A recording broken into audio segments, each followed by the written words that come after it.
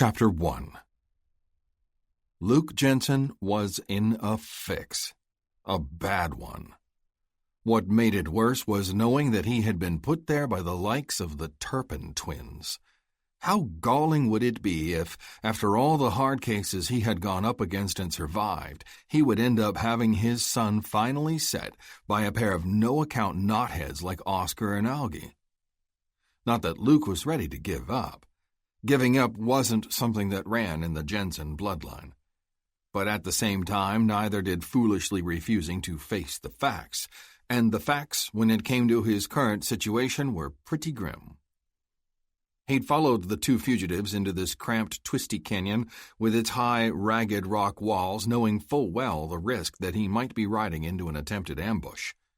But having narrowed the gap between him and the brothers to such a slim margin after being on their trail for more than a week, he was anxious to close in the rest of the way and complete his mission of taking them into custody for the prices on their heads. That was Luke's trade. He was one of the most renowned bounty hunters in the West. Good enough, he reckoned, to pit his skills against the risk of anything the Turpins might try to spring against him. As it turned out, he'd underestimated the craftiness of his prey. The only thing that saved him was that whichever of the brothers had skinned out of his saddle and clambered to a hidden crevice high up on the canyon's north wall miscalculated when it came to firing at a downward angle in his attempt to backshoot the bounty hunter as he passed below. The bullet sliced through the front brim of Luke's hat, harmlessly knocking it from his head and sending it tumbling end over end, rather than splitting the skull it had been resting upon. The fraction of a second Luke had before a second bullet came sizzling in his direction was enough, though just barely, for his lightning reflexes to kick in and once again save him from the bite of hot lead. He pitched to his left out of the saddle and hit the ground rolling, scrambling immediately in amongst some various-sized boulders that littered the base of the canyon's south wall. Luckily, some of these broken, ragged chunks remained large enough that they provided him cover against the continuing rifle fire angling down from the opposite wall. But while Luke was safe for the moment, the same did not prove true for his horse. Without its rider, panicked by the repeated roar of the rifle and the crack-whine of slugs ricocheting wildly off the surrounding rocks, the animal wheeled and tried to bolt away. It barely went a step, however, before the rifleman planted a bullet in its brain. As the unfortunate horse's legs buckled and its heavy body began sinking to the ground, the shooter drilled home a follow-up round for good measure. At least the loyal critter that had served him well over many a hard mile hadn't suffered, Luke told himself, but that didn't necessarily mean he could guarantee the same for the piece of vermin who'd gunned it down. The loss of the horse itself was only part of Luke's concerns. His Winchester was still in the saddle boot, still attached to the fallen animal, where it now lay 20 feet away. And all the while there was the ongoing rifle fire that continued to slap and chip at the boulders behind which Luke remained pinned down. As he hunkered tight to the ground, eyes narrowed and teeth clenched against the gritty dust being kicked up all around, Luke's mind raced. He saw then how it had played out, how one of the brothers had quit his saddle, taking care not to touch the ground and leave a footprint that might have provided Luke some warning, and climbed quickly to a concealed spot up on the sharply sloping, deeply seamed canyon wall. He'd then waited patiently for the pursuing bounty hunter, still following the double set of hoofprints that continued along the canyon floor, to show himself and move into a spot where the ambusher had a clear shot. Luke silently cursed himself for failing to notice that one of the sets of hoofprints must have started appearing more shallowly sunk into the sandy canyon floor after the horse's rider left the saddle. It was oversights like that that got men killed, and the kind of mistake Luke prided himself on never making. Yet he had. And the only reason he didn't end up dead as a result was due to the ambusher not being accurate enough to score the headshot he foolishly tried to pull off, instead of aiming for the larger target of his intended victim's torso. So things could have been better, but they could have been a lot worse. As long as he was alive, he still had a fighting chance. And the brace of Remington 44s strapped around his waist, butts forward for the cross-draw, gave him the means to put up a fight. His ammunition was limited to only the full wheels in each gun and the extra cartridges snugged in the loops of his shell belt, but if he made each round count, they represented a heavy toll for anyone bent on coming at him. The only thing lacking was some kind of opening so he could bring the Remingtons into play. The way he was pinned down, not only was he being given no chance to shoot back, but he hadn't even been able to determine exactly where the rifle fire was coming from. As long as he stayed hugged tight to the boulders currently protecting him, Luke was safe. But he figured it was just a matter of time before the rifleman pouring lead his way would try to shift to a position where he had a better angle and could plant a slug where it would do more damage. It also seemed likely that before too long the other Turpin brother, the one who had continued riding and left the misleading hoofprints for Luke to follow, would double back and join in the ambush. If this second brother took to the high rocks of the canyon wall on the same side where Luke was hunkered, he would have a better vantage point to shoot from, and Luke would find himself in even worse shape. Luke had to make something happen before it came to that. Despite the craftiness they'd displayed so far, Luke reminded himself that the Turpins remained a couple of dim candles in even the densest gloom. He had to try to use that as part of his defense against them. When there was a lull in the shooting, probably while the rifleman was reloading, the bounty hunter called, "Hey, Turpin! You're a holy terror when it comes to blasting horses and rocks. I'm surprised I've never seen that mentioned on any of the wanted posters issued against you." "You just shut up and don't worry about it," came the response. "One more inch and I'd have took your whole head off, instead of just that stupid hat." "Aw, now, don't go running down my hat. It was a perfectly good one until you went and ventilated it with a bullet hole." "Yeah, and I'm going to ventilate your worthless hide, too, before I'm done." Luke went quiet again, his mouth curved in a thin smile. The exchange of words had been enough for him to tell that Augie was the twin he was talking to. Augie had a speech peculiarity he was left with after a knife blade split his lower lip back when he was a youth. It also made sense that Augie would be the brother chosen to do some climbing and hiding up on the canyon wall. Though both he and Oscar had nearly identical facial features, both ugly, the years had packed a number of added pounds onto Oscar, leaving him bloated and ponderous, while Augie remained relatively lean and spry.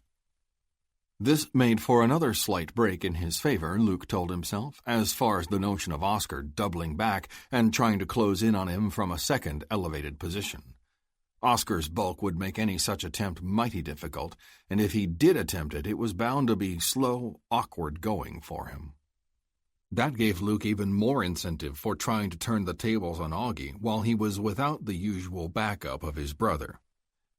Considering the reports he'd heard about Oscar being the brains of the pair, according to most who'd spent any time around them, Luke calculated there might be something there he could use to needle Augie, maybe fluster him some.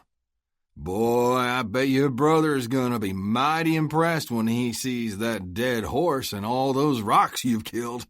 That'll sure make him proud he left you to take care of ambushing me, won't it?" "Shut up!" Augie hollered, his voice quavering with rage. "I've got you pinned down like a bug under a cup, don't I?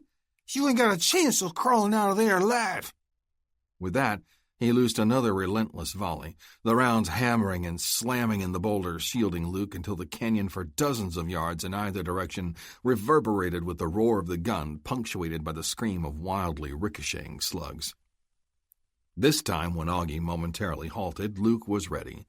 Although he hadn't dared poke his head up to gain an actual sighting, getting Augie to talk had allowed Luke to make a good estimate of where he was positioned. Close enough, at any rate, to throw some return lead and demonstrate he was hardly a hopelessly trapped bug, like Augie said. Gripping one of the Remingtons in his right hand, he shoved up on his left elbow, thrust the Remy out over the crest of his protective boulder, and triggered 4 quick rounds at the spot where he judged Augie to be. He made a short sweep with the gun muzzle as he fired, planting slugs at 2-foot intervals, just above the bottom lip of a horizontal slash on the face of the canyon wall, little more than a dozen feet above its base. The hollowed-out area filled with the spang of bullets and the rattle of flying rock chips. An alarmed curse spat out from the midst of all that, and Luke very briefly saw a flash of orange. the same color as the shirt Augie had been wearing when Luke caught a glimpse of him through field glasses a couple of days earlier. Luke dropped flat behind the boulder again, pressing the smoking Remington tight to his chest. One corner of his mouth quirked slightly upward. He didn't believe he'd been lucky enough to score a serious hit on Augie, but he had the satisfaction of knowing he'd been accurate in placing the bushwhacker's position and had sure made it hot for him. The thing now was to go for a quick follow-up before the dim-witted Augie saw the urgency in shifting to a different spot. As he rapidly thumbed fresh cartridges into the Remington to replace the spent ones, Luke called out, "Hey, Augie! In case you didn't notice, I guess the bug under the cup is a little more lively than you figured, ain't he?" "Even a dying bug sometimes manages a death twitch, but that still don't mean it's got long to live," Augie hollered back, a sneer in his voice. Then he cut loose with the rifle again, raining more lead down on Luke's boulder. As far as Luke could tell, the angle of fire remained the same, meaning Augie figured to use this latest bit of blasting as cover fire in an attempt to move to a new position. Or he was even dumber than Luke thought and was sending a signal that he intended to hold right where he was and wait for Oscar to show up in order to help seal the lid on the man who'd been dogging their trail for so long. Luke drew his second Remington and once more readied himself for a lull in the shooting. If Augie lingered just a little bit longer in the ragged cavity where Luke had caught sight of him, the bounty hunter had an idea for possibly eliminating him in a way that didn't necessarily involve trying to plant a bullet in him or even needing to gain sight of him again. It was a long shot, but no worse than trading fire blindly until he ran out of bullets. In his mind's eye, Luke replayed a vision of the spot where Augie had chosen to conceal himself, the horizontal slash in the rock face of the canyon's north wall. It was apparent this cavity had been created many years ago by a large rock slab, loosened over time by rain and wind, breaking away and toppling down to leave the hollowed-out gap behind.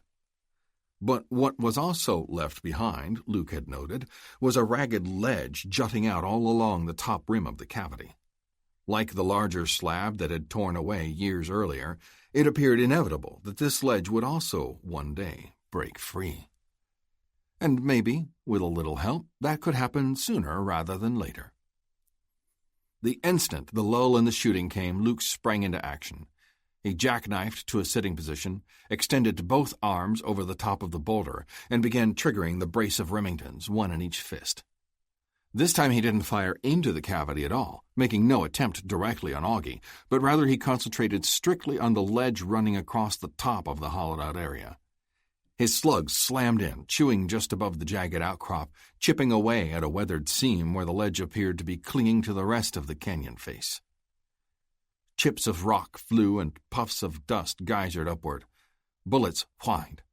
And another kind of whine, coming from a confused and panicked Augie, could also be heard from deep within the cavity.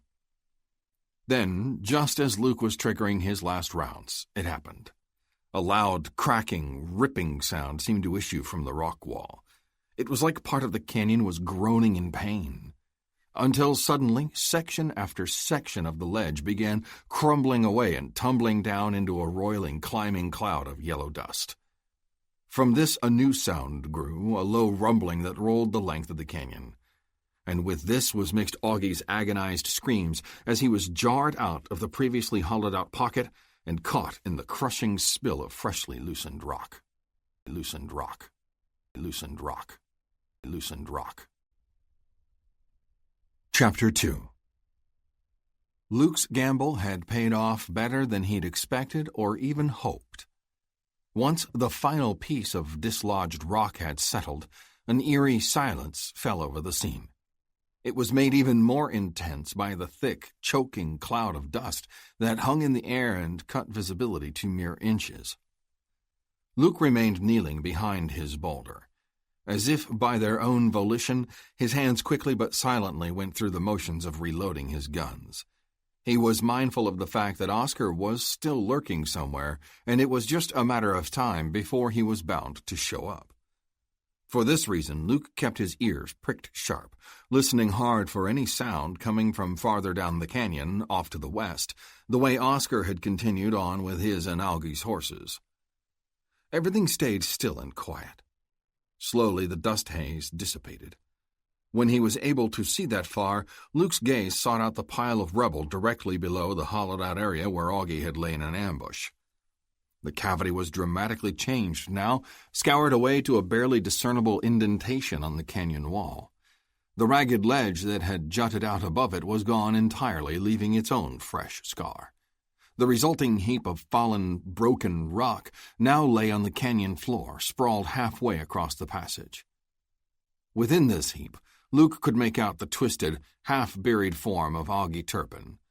One leg thrust out at an impossible angle, one arm, still clad in tattered remnants of the orange shirt, was bent at the elbow in a way no arm was ever meant to bend.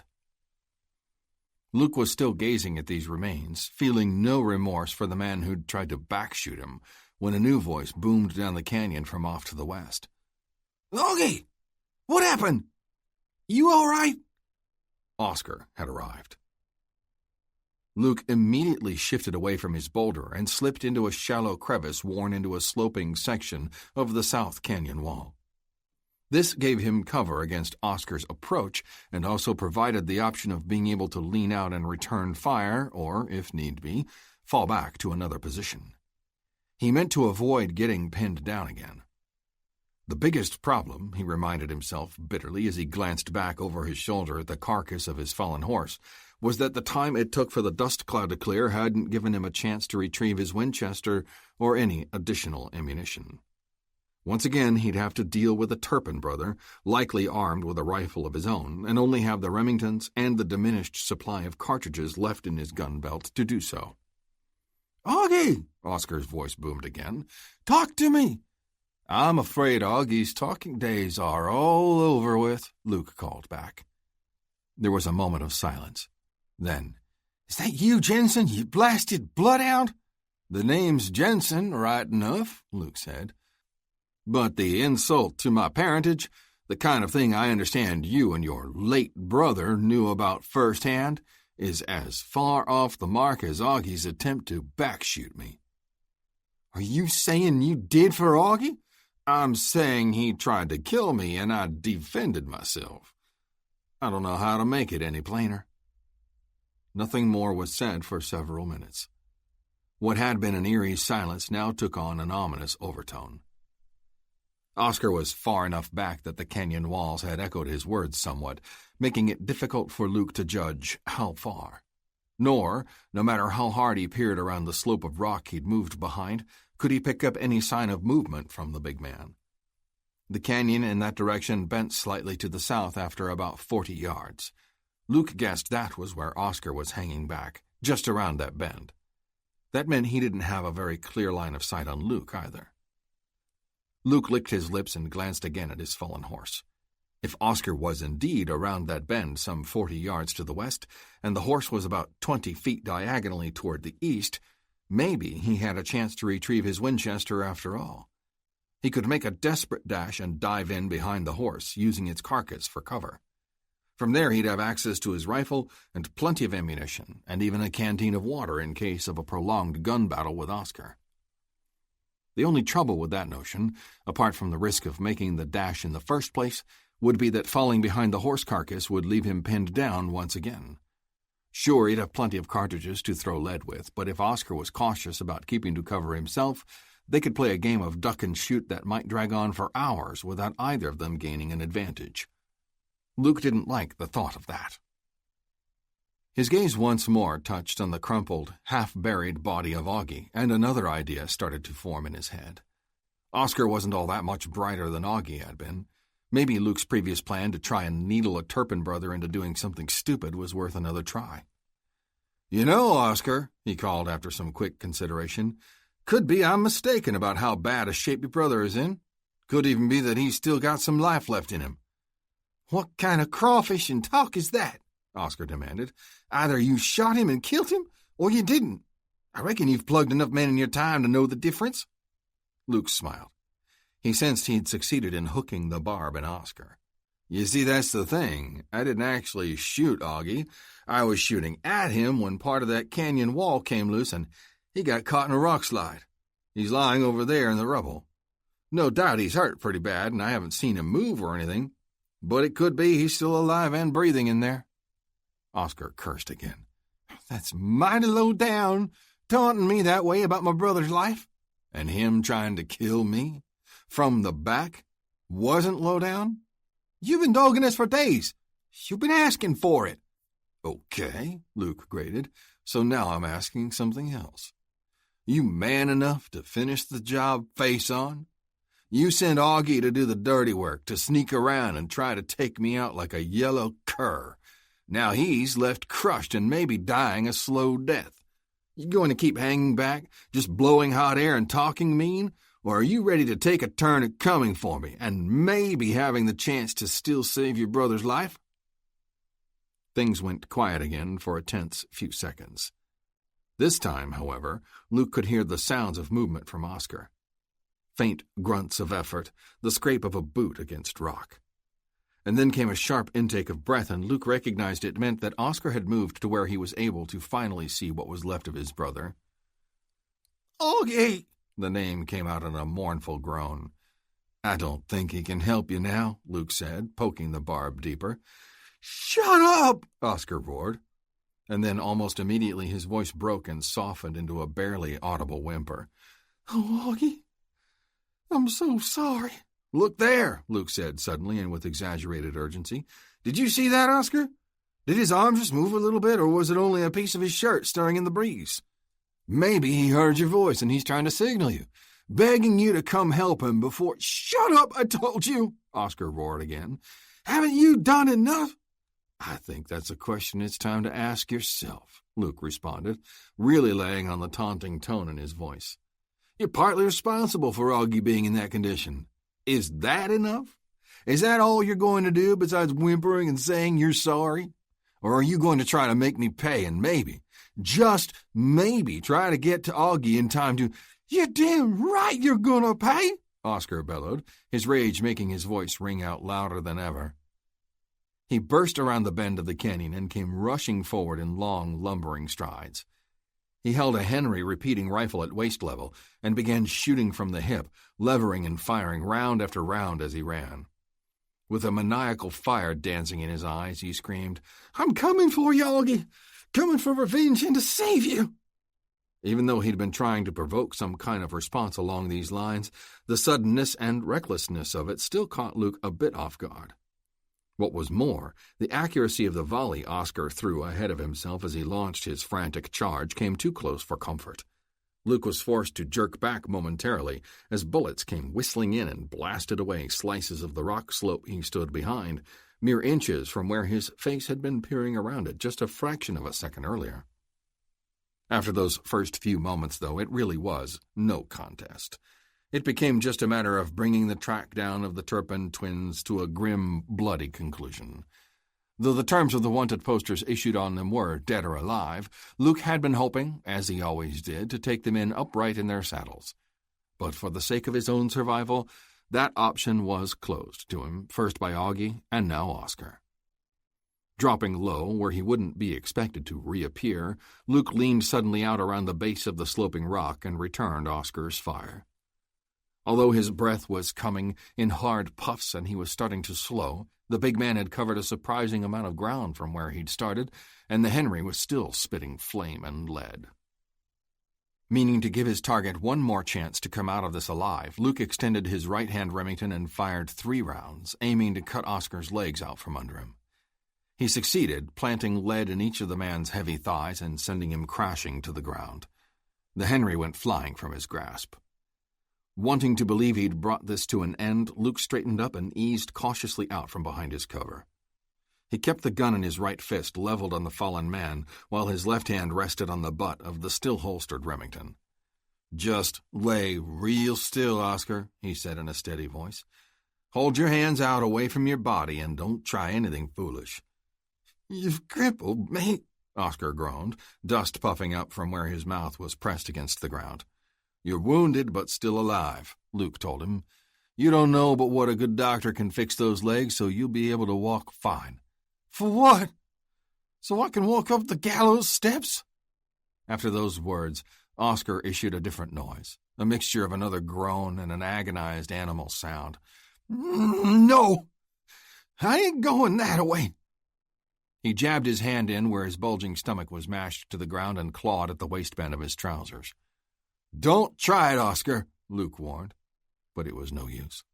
A second later, Oscar's hand pulled free, and this time it was gripping a short-barreled Colt revolver that he tried to swing in Luke's direction. The Remington spoke one more time.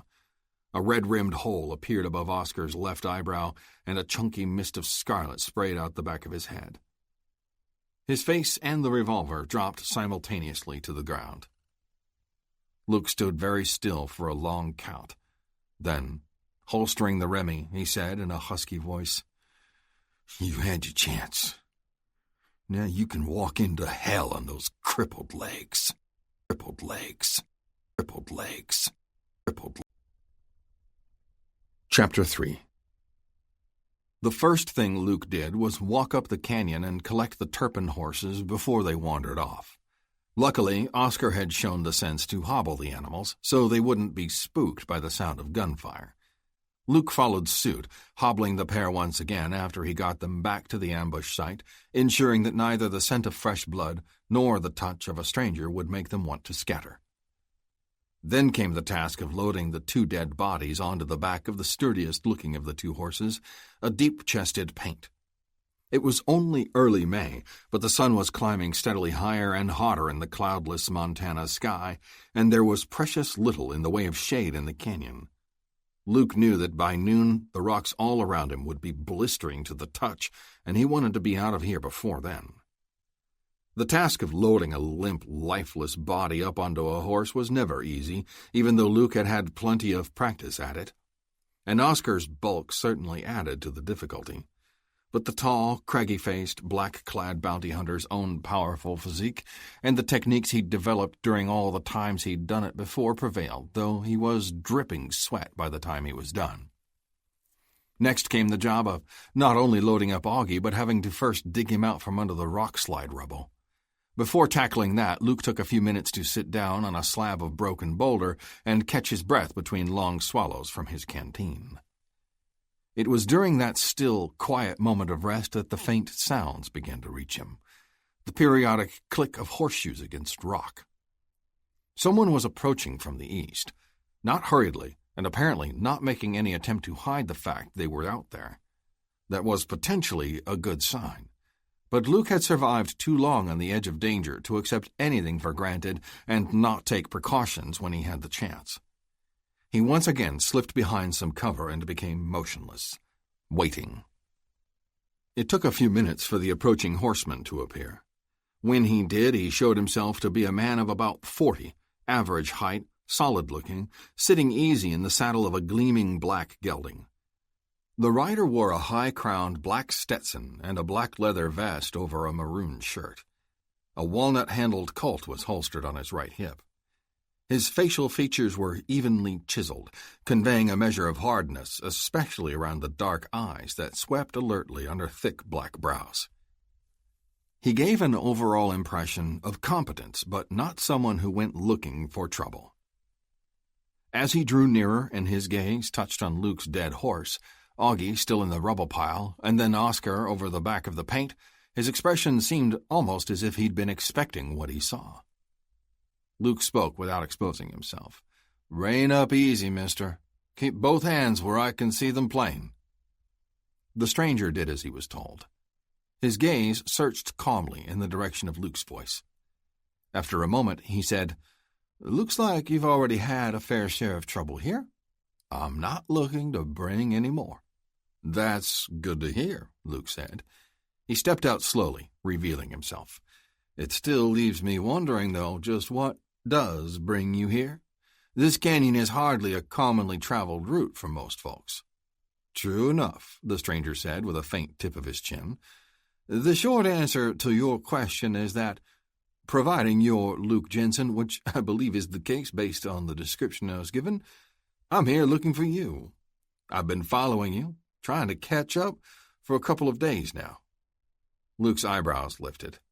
"I'll confess to being Jensen. Now let's hear the rest of it. Who are you, and why have you been trying to catch up with me?" "My name's Patton, Asa Patton. I work for a man named Parker Dixon." The stranger paused, wagged his head. "I can see by your expression that neither of those names mean anything to you. Nor should they, especially mine. But Mr. Dixon is a prominent businessman with holdings throughout much of western Montana. He wants to meet with you and discuss a business proposition. When he learned you were in the area and had passed near Helena as recently as a few days ago, he sent me after you. He asks that you return with me at your earliest convenience and gives assurance that he will compensate you for your time and the trip." Luke cocked his head to one side. "That sounds mighty intriguing, not to mention mighty generous. No offense, but almost too generous. Enough so to make it smell a little fishy. Just what is this business proposition of Dixon's about?" "I can't say," Patton replied, "mainly because I don't know the details. But to be honest, even if I did, I'm pretty sure Mr. Dixon would want me to leave them for him to reveal.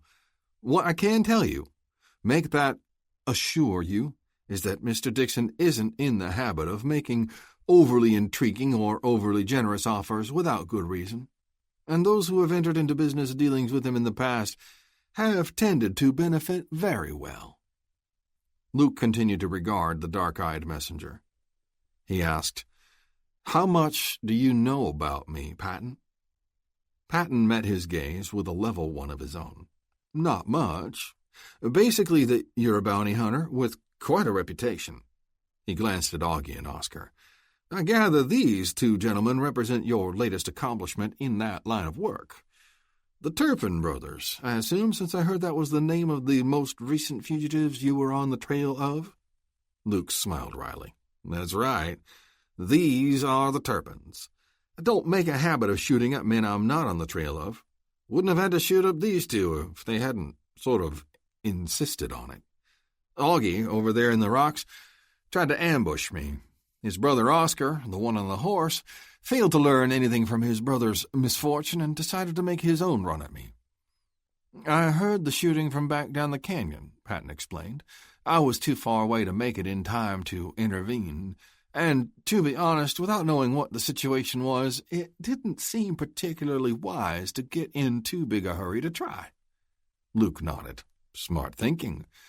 "So," Patton said, "since this matter is concluded, it seems reasonable to assume you are now, between engagements. Is that an accurate statement?" "Close," Luke conceded. "But this matter isn't all the way concluded until these bodies are turned into a proper legal authority who can match them to their wanted posters, and my payment for delivery has been arranged. There's a sheriff in Marysville who's worked with me on that sort of thing in the past. I figured that's where I would head next." "Not all that far from Marysville to Helena, where Mr. Dixon is waiting to meet with you," Patton pointed out. "You're persistent, I'll give you that. So is Parker Dixon." Luke considered. Then he said, "Tell you what, if you're willing to help me dig Augie out from that rock pile, load him up with his brother, ride with me to Marysville, and give me a chance to take care of my business there, then I'll go on with you to Helena to meet your Mr. Dixon. Your Mr. Dixon. Your Mr. Dixon." Chapter 4. Parker Dixon was a tall, lean, square-shouldered individual who looked to be a couple years one side or the other of 50. His bearing was ramrod straight, suggesting former military, though the impression was softened somewhat by the fine tailoring of his suit as well as the silk shirt and crimson string tie complementing it. A single streak of silver, running slightly off-center from the top of his forehead and then up through a sweep of pomaded, precisely barbered hair, provided an added touch of distinction to the carefully cultured image of a successful, wealthy man. But for all that, Luke sensed a certain hardness around the eyes and mouth that suggested here was someone who hadn't always led such a pampered life. Rising from behind a massive desk that dominated his handsomely appointed private office, the headquarters for Dixon Enterprises, a name prominently displayed on the front of the building as well as several others to be found throughout Helena, The man himself managed a brief smile that appeared as if it might be a rare departure from his otherwise stern expression. "Mr. Jensen," he said by way of greeting, "I'm glad you agreed to this meeting." Dixon made no attempt to come around the end of the desk and shake hands. That suited Luke just fine. Although he could draw with either hand, he never liked to willingly place himself in the grip of another and diminish his chances to react in case of trouble. Plus, in this instance, he'd opted against wearing his rather showy brace of Remingtons for the meeting with Dixon and was instead heeled more discreetly with a short-barreled .38 holstered in a shoulder rig under his left arm, covered by the suit jacket he had also donned for the occasion. Luke had made too many enemies over the years, a few of them still on the loose, for him to go completely unarmed in even the most refined setting. "Have a seat. Make yourselves comfortable," Dixon said, gesturing toward a pair of deeply cushioned leather chairs arranged in front of his desk. Luke, along with Asa Patton, who had escorted him into the office, did as instructed. Dixon lowered himself back into his own chair on the other side of the desk. Leaning forward, interlacing his long, blunt-tipped fingers on the desktop before him, Dixon announced, "When it comes to matters of business as well as most other things, I believe in getting right to the point, Mr. Jensen." "Same here," Luke replied. "Good. Then in order to prevent wasting time," Dixon suggested, "why don't you tell me what Mr. Patton has already revealed about the nature of why I sent for you?" A corner of his mouth quirking upward, Luke glanced over at Patton. In the 5 days the two of them had spent together on the trail, part of it to reach Marysville, the rest to proceed on here to Helena, the dark-eyed messenger hadn't spilled a peep more about Dixon's business proposition than he had in that first handful of minutes in that nameless canyon where he showed up after Luke had bested the Turpins. Cutting his gaze back to Dixon, Luke said, "That's easy. Nothing. Your Mr. Patton was firm in his belief that you should give me the details yourself. He said only that it was a matter important to you and one that could prove lucrative to me in the event we ended up doing business together." Dixon gave a satisfied bob of his head. "Very well. The long and the short of it, then, is this. You, sir, have the reputation of being a highly skilled bounty collector, a manhunter, widely considered one of the best in the business. I am plagued by a black-hearted scoundrel, a robber and a killer, who needs to be run to ground. When I require a job done that falls outside my own capabilities, I have a habit of hiring the best I can find to take care of it for me. You fit that description for a matter of this nature, and so, when I heard you had been spotted in the vicinity, I naturally thought to contact you." When Dixon paused, clearly expecting a response, Luke said, "This scoundrel, he have a name?" "Tom Eagle. He's a half-breed Shoshone." "Are there papers on him? Reward dodgers?" "Not that I am aware of, no. One of the problems, you see, is that the area where Tom Eagle is raiding and killing is basically lawless and lacking in men willing to stand up and try to enforce what meager laws do exist." Dixon's mouth curled into a sneer. "Ironically, at one point Tom Eagle was the sheriff, one of the few anywhere for miles, of a small town called Hard Rock. But that was before greed turned him bad, and he became worse than anything he ever faced when he was on the right side of the badge. This lawless place, this town of Hard Rock, where is it exactly?" "To the north and a bit east," Dixon answered. "Hard Rock lies in the valley of a small mountain spur called the Spear Points, an offshoot of the larger Flathead Range that runs not too far to the west." "About 3 days' ride from here," Patton added. "And your interests there?" Luke said to Dixon. The businessman unlaced his fingers and spread his hands. "A mining operation in the Spear Points. Gold. It's producing now, has been for going on 2 years. Not panning out as good as projected, but still manages to show in the black, and my engineers assure me there remains promise for a richer vein to be struck if we just stay with it. In the meantime, I can ill afford for repeated shipments of what we do yield to be stolen by this blasted half-breed. Are your shipments all that he hits? Not strictly. There are reports of him robbing at least one stagecoach, maybe a bank or two, but there isn't a lot else up that way to hit. Dixon scowled fiercely. My gold shipments are his main meat, no two ways about it. Luke leaned back deeper in his chair. His brow furrowed. I'm sorry to hear about your trouble up around Hard Rock, and I appreciate you thinking of me as a possible solution, Mr. Dixon, he said, but I'm afraid it sounds like a job I can't accept. Dixon's scowl intensified, displaying the reaction of someone who wasn't used to being turned down. Why in blazes not? He demanded. I can't believe you're afraid of Tom Eagle as I've described him.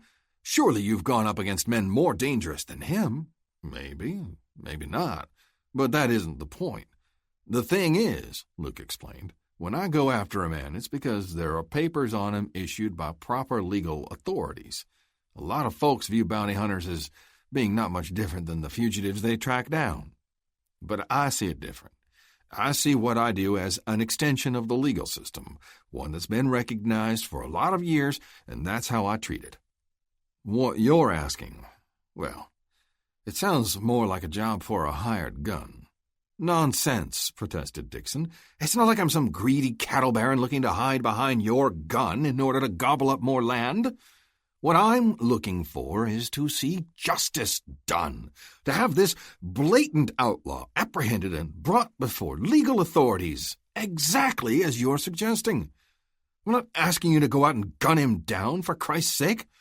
Though I'll admit that seeing him dead would not displease me.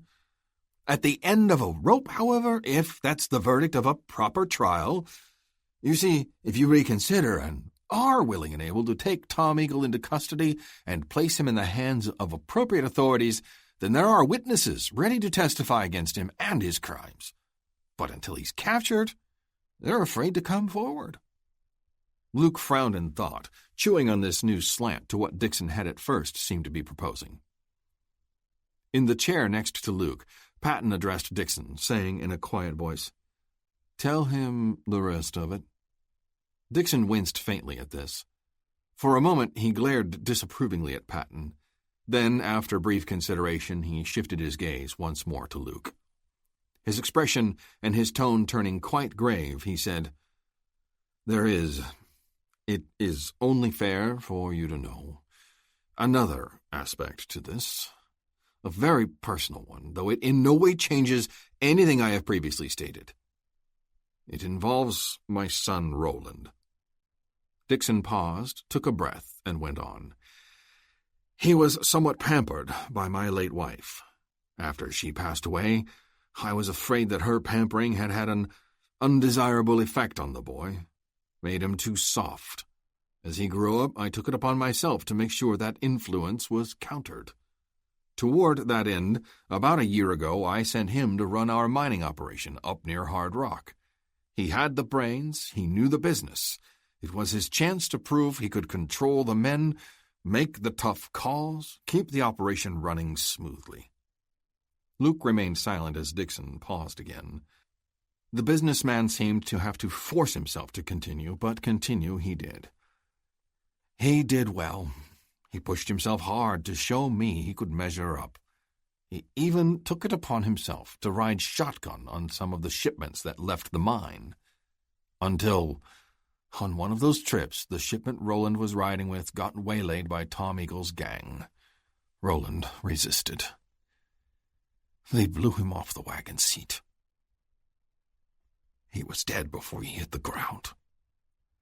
Dixon's voice thickened on those closing words. He went silent for several moments after that.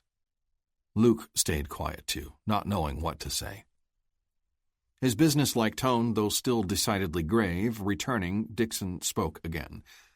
I'm asking you to reconsider my proposal, Mr. Jensen.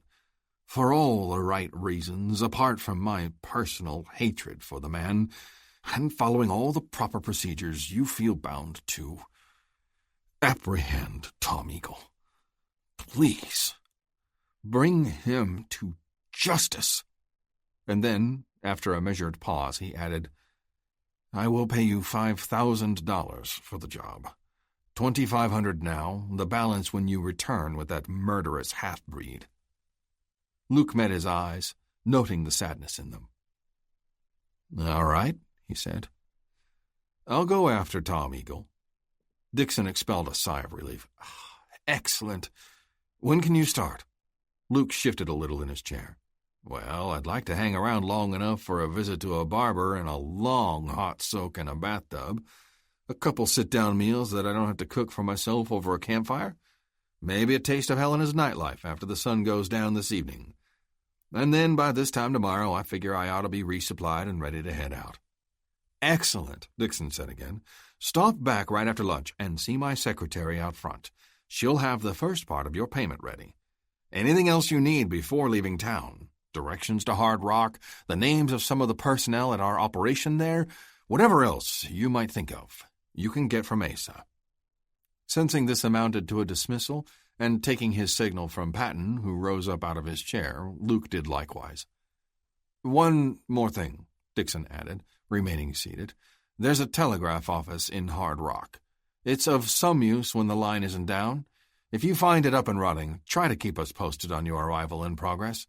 Address all of your transmissions to Asa. He'll see to it I'm kept informed." With that, Dixon began rummaging through some papers on his desk, and it was for certain their dismissal was now complete. Patton turned to depart the office, and Luke followed. Luke followed.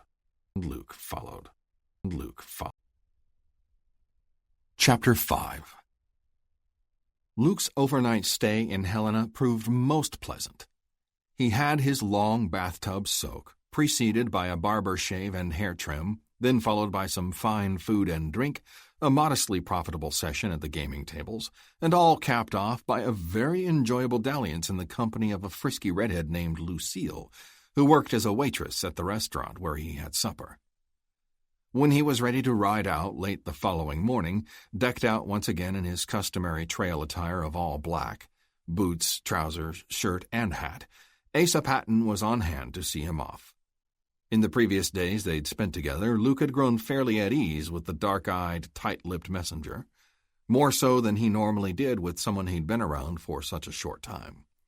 Life had taught Luke to be on guard against people in general, and he tended to stay distant from most he came in contact with. Yet something about Patton had given him cause to relax a bit more than usual. Something else, though, a curiosity, had been building in him to the point where he wasn't ready to ride off without addressing it. "You effectively stonewalled my questions about Dixon for 5 days," Luke said now, as they stood out in front of the livery stable he was preparing to depart from. "But I'm stubborn enough to give it one more shot. This time a question related to yourself as well as Dixon." Patton smiled tolerantly. "You're welcome to try your luck. Ask away." "I can't help wondering," Luke said, "why Dixon didn't assign this job to you. I mean, you've proven yourself capable on the trail, even to the point of tracking me to that remote canyon where the Turpins attempted their ambush. You pack a gun, and my sense, even though I've never seen you in action, is that you're likely quite capable with it. And you already work for Dixon. Why bring in an outsider like me?" Patton's smile stayed in place. "I guess he thinks you're better suited. You heard what he said about always hiring the best. You're the one with the reputation as a manhunter. But a reputation is just the perception of other people. To Dixon, you're a known quantity, one he already clearly thinks highly of. Maybe that's it.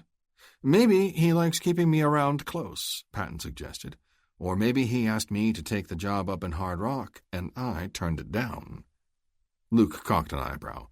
"I get the impression that men who turn down an offer from Dixon don't stick around too long, at least not still in his employ. Maybe he's willing to cut some slack when it comes to Hard Rock." "Why would that be?" Patton's smile widened, became a lopsided grin. "You ever heard the old expression about a place not necessarily being the back end of nowhere, but close enough to see it from there? I've been to a few of those places." "Uh-huh. Well, when you get to Hard Rock, you'll be in another one." "That not only isn't any kind of straight answer to my question," Luke pointed out, but neither is it much in the way of incentive for me being in a hurry to get there." "You don't need incentive from me," Patton told him. "You've already got 5,000 other reasons for making the trip." Luke didn't have a response for that, and Patton, he could see, was once again going to avoid responding to his latest question. It was time to hit the trail. After his previous horse was killed, Luke had decided to stick with the pair he'd inherited from the Turpin twins. The deep-chested paint had proven itself to be sturdy and obedient, first when it came to hauling the brothers' dead bodies as far as Marysville, then as Luke's mount for the remainder of the way to Helena. Based on this, he put his saddle on it again for the trip to Hard Rock. The second animal, a big dun, was somewhat less impressive, but would do all right for a pack horse. With the sun nearly at its peak in a partly cloudy sky, Luke pointed the noses of the two horses north and put Helena behind him. He rode quite a ways before the last of the outlying buildings and pockets of activity, most of it related to mining, fell away, and he found himself alone and passing through empty land. The terrain was hilly, covered by numerous stands of trees and frequent outcroppings of shale or sandstone. Now and then there were relatively flat stretches of prairie grass. A few times Luke spotted wisps of distant chimney smoke and occasional clumps of livestock. Homesteaders trying to make a go of a farm or ranch, he guessed. But he steered clear, having neither the need to know nor enough curiosity to particularly care. And when at one point, from the top of a rise, he spotted a sprinkling of far-off buildings that marked a settlement of some sort, he steered wide of that also. Luke had no intention of stopping anywhere until he got to Hard Rock. His focus was to reach there, conduct his business with Tom Eagle, and make it back to collect the balance of his pay. As significant as the latter was, something about the job still didn't sit quite right with him. He still felt a little too much like a hired gun, despite Dixon's assurances that Tom Eagle would stand trial in a court of law and face sworn witnesses to his crimes before any punishment was meted out. If Tom Eagle was guilty of the charges against him, including murder, then he deserved to pay the ultimate price. But only if that was a properly arrived-at verdict, and Luke meant to make sure it went down that way. As darkness descended, Luke found a good spot for night camp in a clearing atop a grassy knob overlooking a winding creek that provided cold, clear water to slake his horse's thirst. He would top off his canteens and water skins before starting out again tomorrow. A fringe of thick pine growth made both a good windbreak, should the night air turn chill, and also obscured the small fire where Luke cooked some coffee and biscuits. The fine meals he'd enjoyed in Helena yesterday, and the hearty breakfast he'd stuffed himself with early this morning already seemed like a long time ago. But such were the fortunes of this life he'd chosen, Luke reminded himself. And besides, he made a mighty fine pot of coffee, and his trail biscuits were pretty fair, too, so it could have been worse. After he'd eaten, Luke extinguished the flames. The night wasn't going to get that cold, and the sky was clear except for a few stringy clouds trailing across the face of a waning moon. No sense keeping the fire going and taking even the slim chance of it attracting drifters who might be out and about and inclined toward no good. Being careful kept a man alive. Man alive. Man alive. Chapter 6. Luke rode hard for the next 2 days, holding to a steady, miles-eating pace aimed at getting him to Hard Rock as soon as possible. He checked his back trail regularly, especially on the first day, but saw no sign of anybody following him. The weather stayed fair, neither too hot by day nor too chilly at night. A scattering of clouds hung stubbornly in the sky, but never formed into anything threatening rain. As for the land, it gradually grew more rugged. Sharper ridges, steeper slopes, numerous stands of trees yielding to fewer open, grassy stretches. Mountains were perpetually on the horizon, looming higher and denser to the west, with frequent buttes and other rock outcroppings dotting the landscape in all directions. Through it all, Luke got a fine performance out of his horses, especially the big paint. Cool streams were frequent, and Luke made sure to give them plenty of chances to slake their thirst. Good graze was easy to find whenever he was ready to make camp, and after unsaddling and hobbling the animals where they had access to plenty of it for the night, he additionally gave each a generous scoop of grain from the supplies he had packed. In those quiet moments after he'd finished his evening meal, Luke usually stretched out with a final cup of coffee, laced with a splash of bourbon from his saddle flask, and by the campfire light read from one of the books he also made it a point to include in his supplies. Self-educated, always hungry to increase his knowledge and improve his demeanor for settings a bit more refined than the barely tamed frontier where he plied his trade, settings to be found in places like Denver or San Francisco, for example, where he enjoyed spending time when he could, Luke poured through everything from the Bible to Shakespeare to historical accounts to even a few lurid dime novels now and then. It all served to enlighten or entertain, sometimes both, and it transformed those late moments from what might have felt like loneliness to more a welcome solitude. On the third night out from Helena, expecting to arrive in Hard Rock the next day, Luke followed his usual routine after he was done eating, but the book he'd selected to read from for a while, a collection of stories by Washington Irving, was failing to hold his interest. Thoughts about the job at hand, now close to actually beginning, kept rolling through his mind instead. He was anxious to find out more about Tom Eagle, the former sheriff who had gone bad from greed, as Parker Dixon described him. It still troubled Luke a bit that he didn't have a properly issued reward dodger on the man, or hardly anything at all in the way of particulars, except for that provided by Dixon. Going after somebody under such circumstances continued to feel uncomfortably close to acting like a hired gun, especially considering the unusually large payment being offered. What was more, Luke realized he'd be lying to himself if he didn't admit that the $5,000 was largely responsible for him accepting the job in the first place. As a result, he had long since decided that how far he'd proceed would hinge on what he found out once he got to Hard Rock. If the people of the town backed up Dixon's account of things, and some of them indicated they would in fact be willing to testify at a trial of Tom Eagle, then that would seal the deal. Luke would go ahead and try to apprehend the outlaw. However, if he got conflicting reports on the situation, then he'd be riding back to Helena and returning Dixon's advance money minus expenses. For some reason, though, the closer he got to Hard Rock, the stronger an odd sort of hunch grew in Luke that, no matter what he found once he got there, simply turning and riding away might not be so easy. Luke got his first look at the town from the rocky crest of a ridge on the south side of the valley. The cluster of buildings lay toward the east, near the narrow end of the rolling, grassy, teardrop-shaped expanse. To the west, the fat, rounded end of the valley, lay some lumpy gray foothills and then the tall thrust of the Flathead Mountains beyond. To the north, slanting across the top of the valley and then curling down like a tail to partly force the eastern narrowing of the teardrop, ran a line of spiky peaks Luke reckoned were the Spearpoint Mountains. Farther east, past the point of the teardrop, from what he could see, the land appeared to turn considerably more rocky and barren.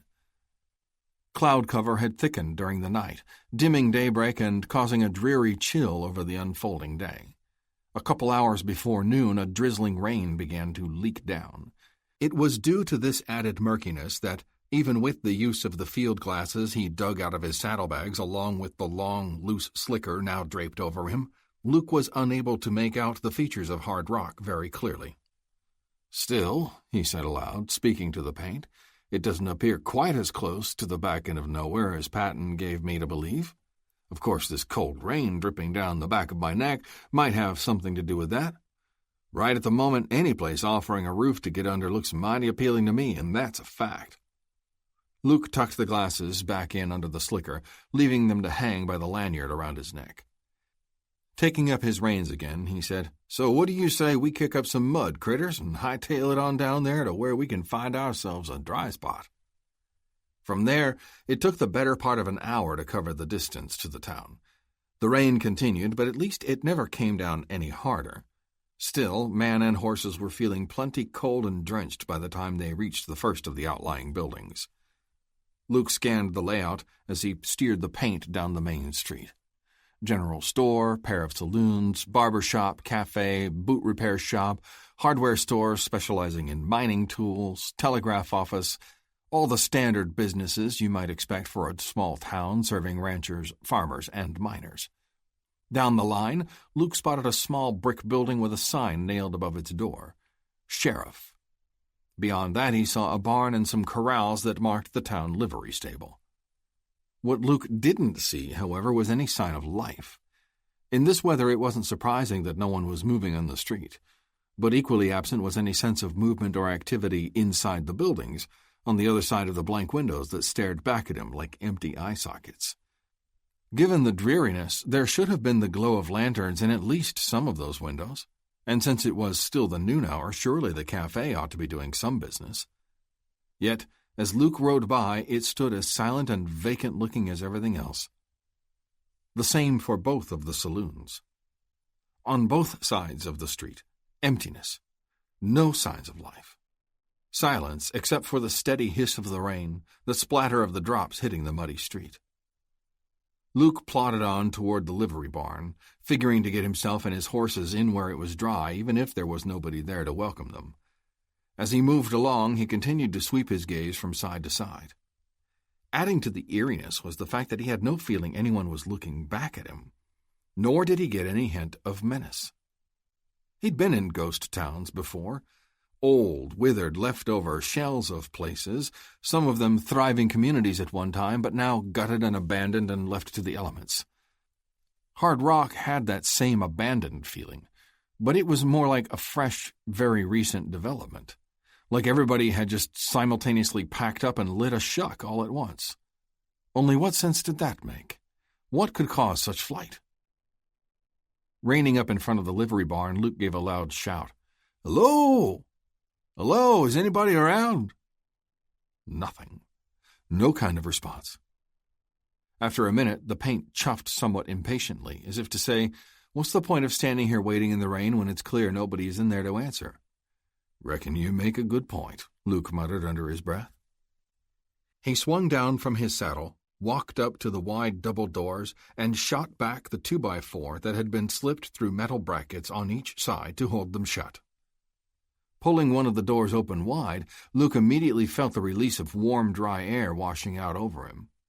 And mixed liberally in this was the familiar smell of horse, not just one or two horses, but several of them.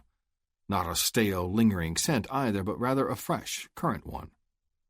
While his nostrils were assessing this, his ears picked up the scuff of hooves and a few curious snorts from deeper inside.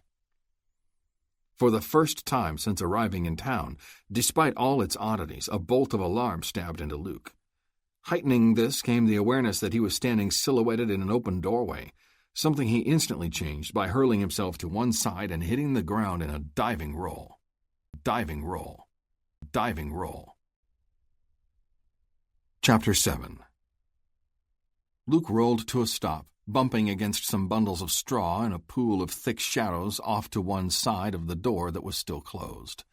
He quickly pushed into a crouch, coming to rest on one knee with both Remingtons gripped in his fists. He froze in that position for several seconds, keeping his breathing shallow, his slitted eyes darting from side to side, exploring as far as he could into the shadowy cavern that was the long, high-ceilinged barn. The sound of more hooves scuffing the floor and a restless chuff here and there reached his ears. The rain continued to patter down outside. No hint of any human presence, inside or out. Luke tried again. "Hey! Hello! Anybody in here? Anybody at all?" More of the same. Nothing. He rose slowly up out of his crouch, took a couple steps forward. He pouched the iron he'd been holding in his right hand, kept his left filled. By now his eyes had adjusted to the gloom inside the barn. He could make out his surroundings pretty well. A long aisle extended straight back, with horse stalls on either side. At the rear was a wide, fenced-off area with a loft overhead. Each of the stalls, 12 in total, 6 on each side, appeared to have a horse in it, and more were milling around in the fenced area at the rear. The fact that none of these animals seemed unduly agitated, like they would be if they'd been without food or water for a long period of time, indicated to Luke they must have recently received proper attention. But from who? And where was that caregiver now? Movement from the doorway snapped his head around, and he saw the paint entering with a tentative step. Its nostrils flared at the scent of the other horses already present. Luke grinned. "Sure, why not? Why should they be in here where it's dry and warm and you two are still stuck out there in the rain, right?" He walked over, took the paint's reins, and led it on in, the dun following on its tether. Near the bundles of straw there stood a hand pump and a wide-mouthed wooden bucket. Luke led his horses over, pumped some fresh water into the bucket, then stood by while they dipped their heads and noisily drank. When they'd had enough, he led them a little farther into the barn and tied them to an upright post, near where the rows of stalls began. They'd grazed recently enough not to have to worry about that for the time being, nor did Luke deem it necessary to strip them of their saddles and gear right away, not until he'd poked around some more to try and find an answer to what was going on in this mysterious place. He pulled his Winchester from its saddle scabbard and then walked back to the doorway. Standing at its edge, exposing only a slice of himself, he gazed out once more through the rain and surveyed the town. Nothing had changed. Still no sign of activity, no hint of anyone being behind the flat, lifeless facades of the buildings that lined the street. From this new perspective, he could see that, behind the structures along the right side of the main drag, lay a cluster of houses that constituted the residential district. Same story there. Dull, dark windows, no lived-in look whatsoever. To the left, near the top of a slight slope, catty-cornered from the jail building, stood a building Luke hadn't noticed when he first approached the livery barn. It was a church, recently whitewashed, sturdy-looking, with straight, clean lines and sharp angles. From the roof peak over the front entrance, a bell tower rose, tall and proud. Luke's interest sharpened. Other than its obvious purpose, there wasn't really anything that different about this building, and yet there was. Somehow it didn't appear quite so uninviting. Plus, Luke asked himself, what was a church? A place of worship, yes, obviously, but often also simply a gathering place, a place where a large section of townsfolk could meet, could come together in order to discuss and make plans for the community as a whole. Could it be that's what was going on now? Was that where everybody was? All gathered in the church for some kind of town meeting? It seemed a little far-fetched, probably just some wishful thinking, Luke told himself, yet it was something that might explain all the emptiness everywhere else. Drawn by that thought, nudged along by the frustration of having no better idea, Luke pushed out of the doorway and started walking toward the church. At the front door he paused, feeling suddenly uncomfortable carrying a rifle and having the Remingtons strapped around his waist. But considering the strangeness of the overall situation, he decided it was of minor consequence. Finding the door unlocked, he worked the latch, pulled it open, and stepped inside. He found himself in a rather cramped foyer directly under the bell tower. A set of wide double doors leading into the church proper were standing open, and through them Luke could see rows of pews on either side of a center aisle leading up to the pulpit. Unfortunately, what he also could see was that the pews and the rest were as empty as every place else he had encountered in Hard Rock so far, save for the horses in the livery barn. A herd there, but no flock here. Luke felt like swearing, but in deference to where he was, he held any epithet in check. Instead, useless though it seemed, he once again raised his voice in a shout. "Hello! Reverend? Anybody?" The same lack of response he was getting used to, but found no less frustrating. Before turning to leave, Luke walked a few steps farther into the church and ran a hand across the back of one of the pews. His fingers disturbed a faint layer of dust. So the church may not have been abandoned for very long, but it had sat empty for days, maybe close to a month. Back out in the foyer, Luke glanced over and noticed a closet-like room to one side. Stepping over and pulling open the door to the little room, he saw a rope extending down through a hole in the ceiling and tied to a metal hook on the room's back wall. The rope that led up to the bell in the tower. On a whim, Luke leaned his Winchester against the doorframe and went into the room. He untied the rope and gave it a light tug until he felt the resistance of the heavy bell above. A roguish smile touched his lips. Instead of going around wasting his breath shouting in all the doorways he came to, why not raise a kind of shout that the whole town could hear? Luke had no explanation for most of what he'd encountered so far, but the presence of the horses in the livery barn and the evidence of their recent care meant that somebody had to be close by. He went to work pulling the rope and setting the church bell to clanging and clamoring for a full minute or more, drowning out the sound of the rain and making the little room and the whole foyer tremble from the reverberations. When he figured he'd made enough noise, Luke retied the rope to its hook, retrieved his rifle, and left the little room. Then, flipping up the collar of his slicker and pulling his hat down a little lower over his eyes, he passed through the foyer and stepped back out into the rain. Whether as a result of the bell or merely because they'd decided it was time to make their presence known anyway, several men were gathering down along the base of the slope when Luke emerged from the church. 3 were directly in front of him, fanned out slightly apart from one another. 2 more were off toward the livery barn, as if they had just emerged from there. In the other direction, off toward the main street area, a full half-dozen more were in evidence. 4 advancing from the nearer buildings, 2 others hanging back, planted in the middle of the street. All wore grim expressions well suited to otherwise hard, rugged features, and all were heavily armed, brandishing their weapons openly. It didn't take a lot of study for Luke to determine that here, very clearly, was not the local merchants' welcome committee. Welcome committee. Welcome committee. Chapter 8. "Just hold it right where you are, mister. Shuck your hardware and stand easy. There won't be no trouble." These words came from the centermost of the 3 men directly in front of Luke. He was a thick-bodied individual with close-set, piggish eyes and a wide, sneering mouth set in a bloated face. He held a long-barreled shotgun, butt resting on one hip, and behind the open folds of his slicker could be seen a set of bandoliers crisscrossing his swollen gut. Luke held the shotgunner's eyes for a long count before sweeping his gaze once more over the others, who seemed to be poised, awaiting his response.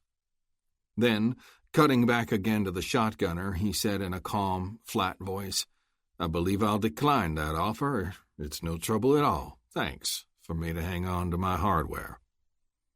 A pair of bristly brows pinched together above the piggish eyes. "You some kind of smart mouth or something? Or are you maybe a little short in the brains department? That was no stinking offer. It was an order. And you best hop to it quick or there damn well is gonna be trouble and plenty of it."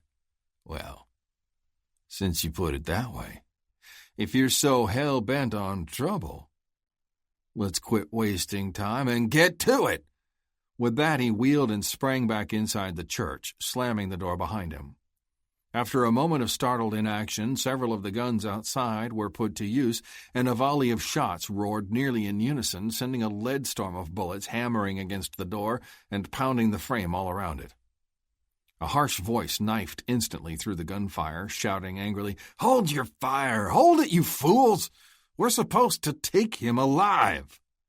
As the shots began to falter, the voice hurled more commands. "Surround that church! If that's where he wants to be, we'll make sure he stays there." But Luke was already in motion, having hesitated barely a second once he'd plunged inside.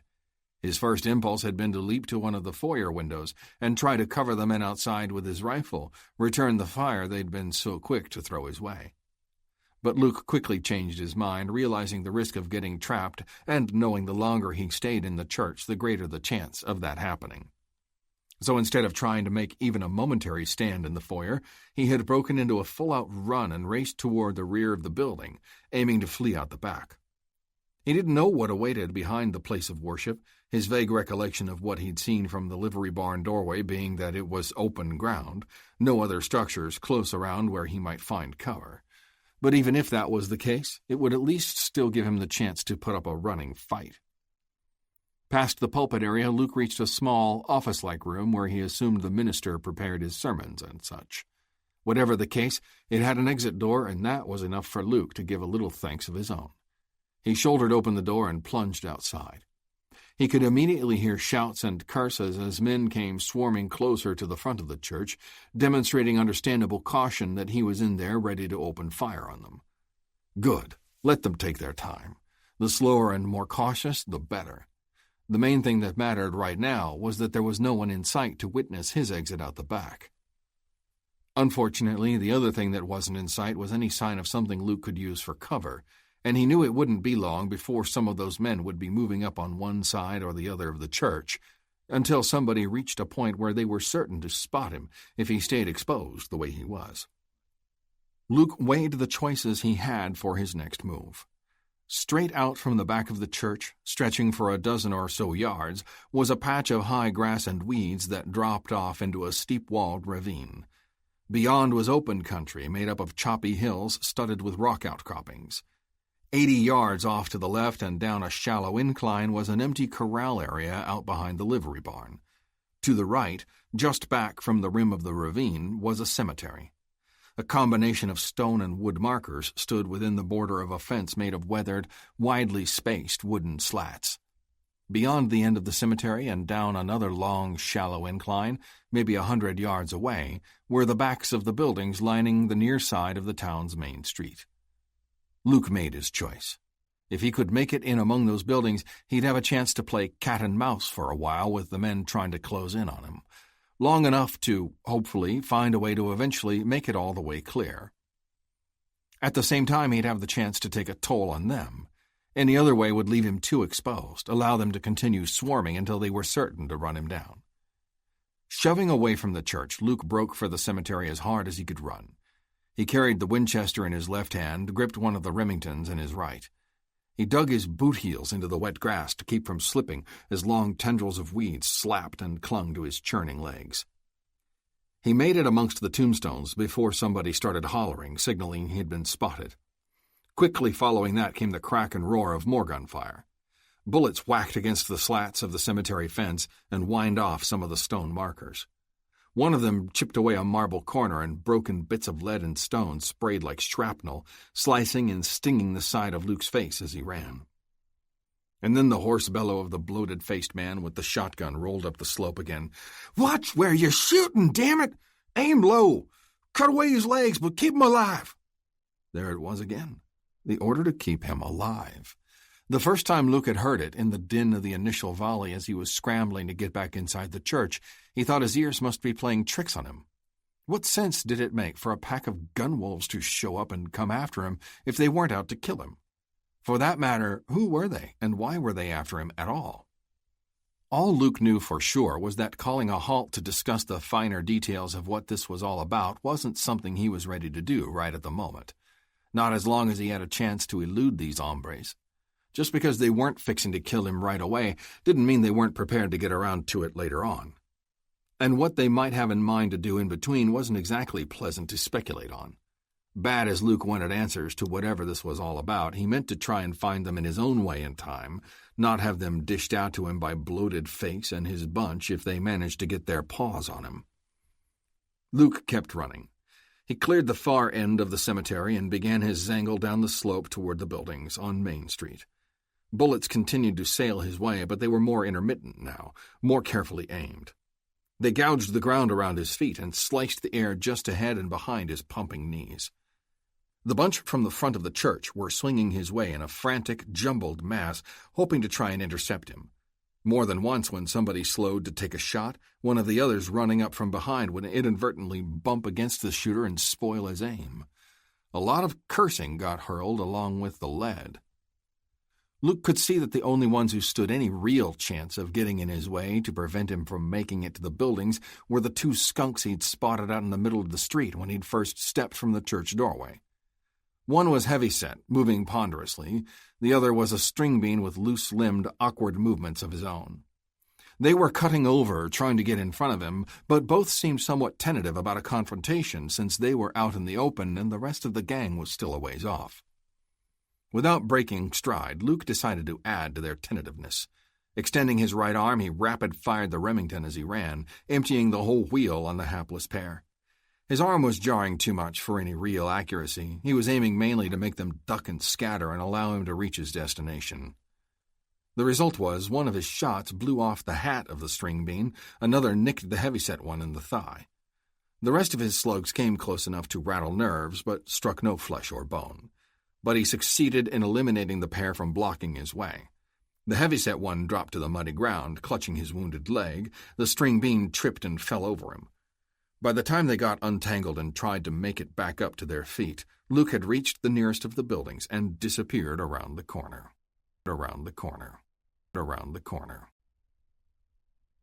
Chapter 9. Luke pressed against the outside of the building, taking a moment to try and catch his breath and also reload the spent Remington. He backhanded away a smear of blood and rainwater from the cut on his cheek. He knew he'd managed to buy himself a few precious minutes. Nobody was going to be in a hurry to come around that corner after him, not any time soon. But that didn't mean that some of them wouldn't go rushing up the street in an attempt to get ahead of him, and sooner or later somebody would have to follow the way he'd gone for the sake of catching him in a crossfire.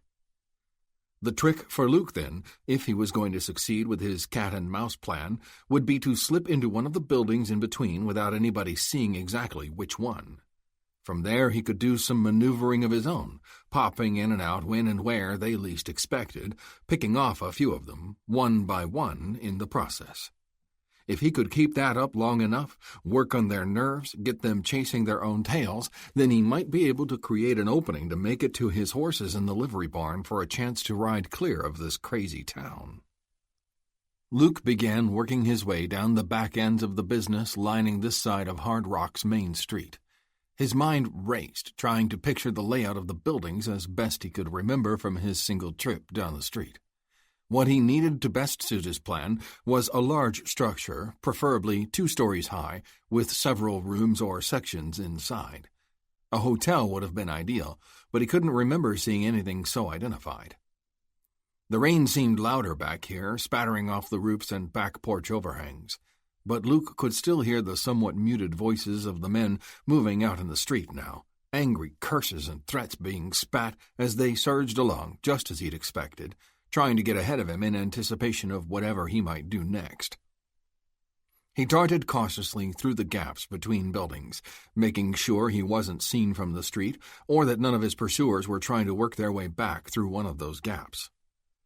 Some empty beer kegs and wooden cases marked as having contained bottles of whiskey stacked out back of one of the buildings Luke came to were welcome indicators of what he'd been hoping for. A saloon.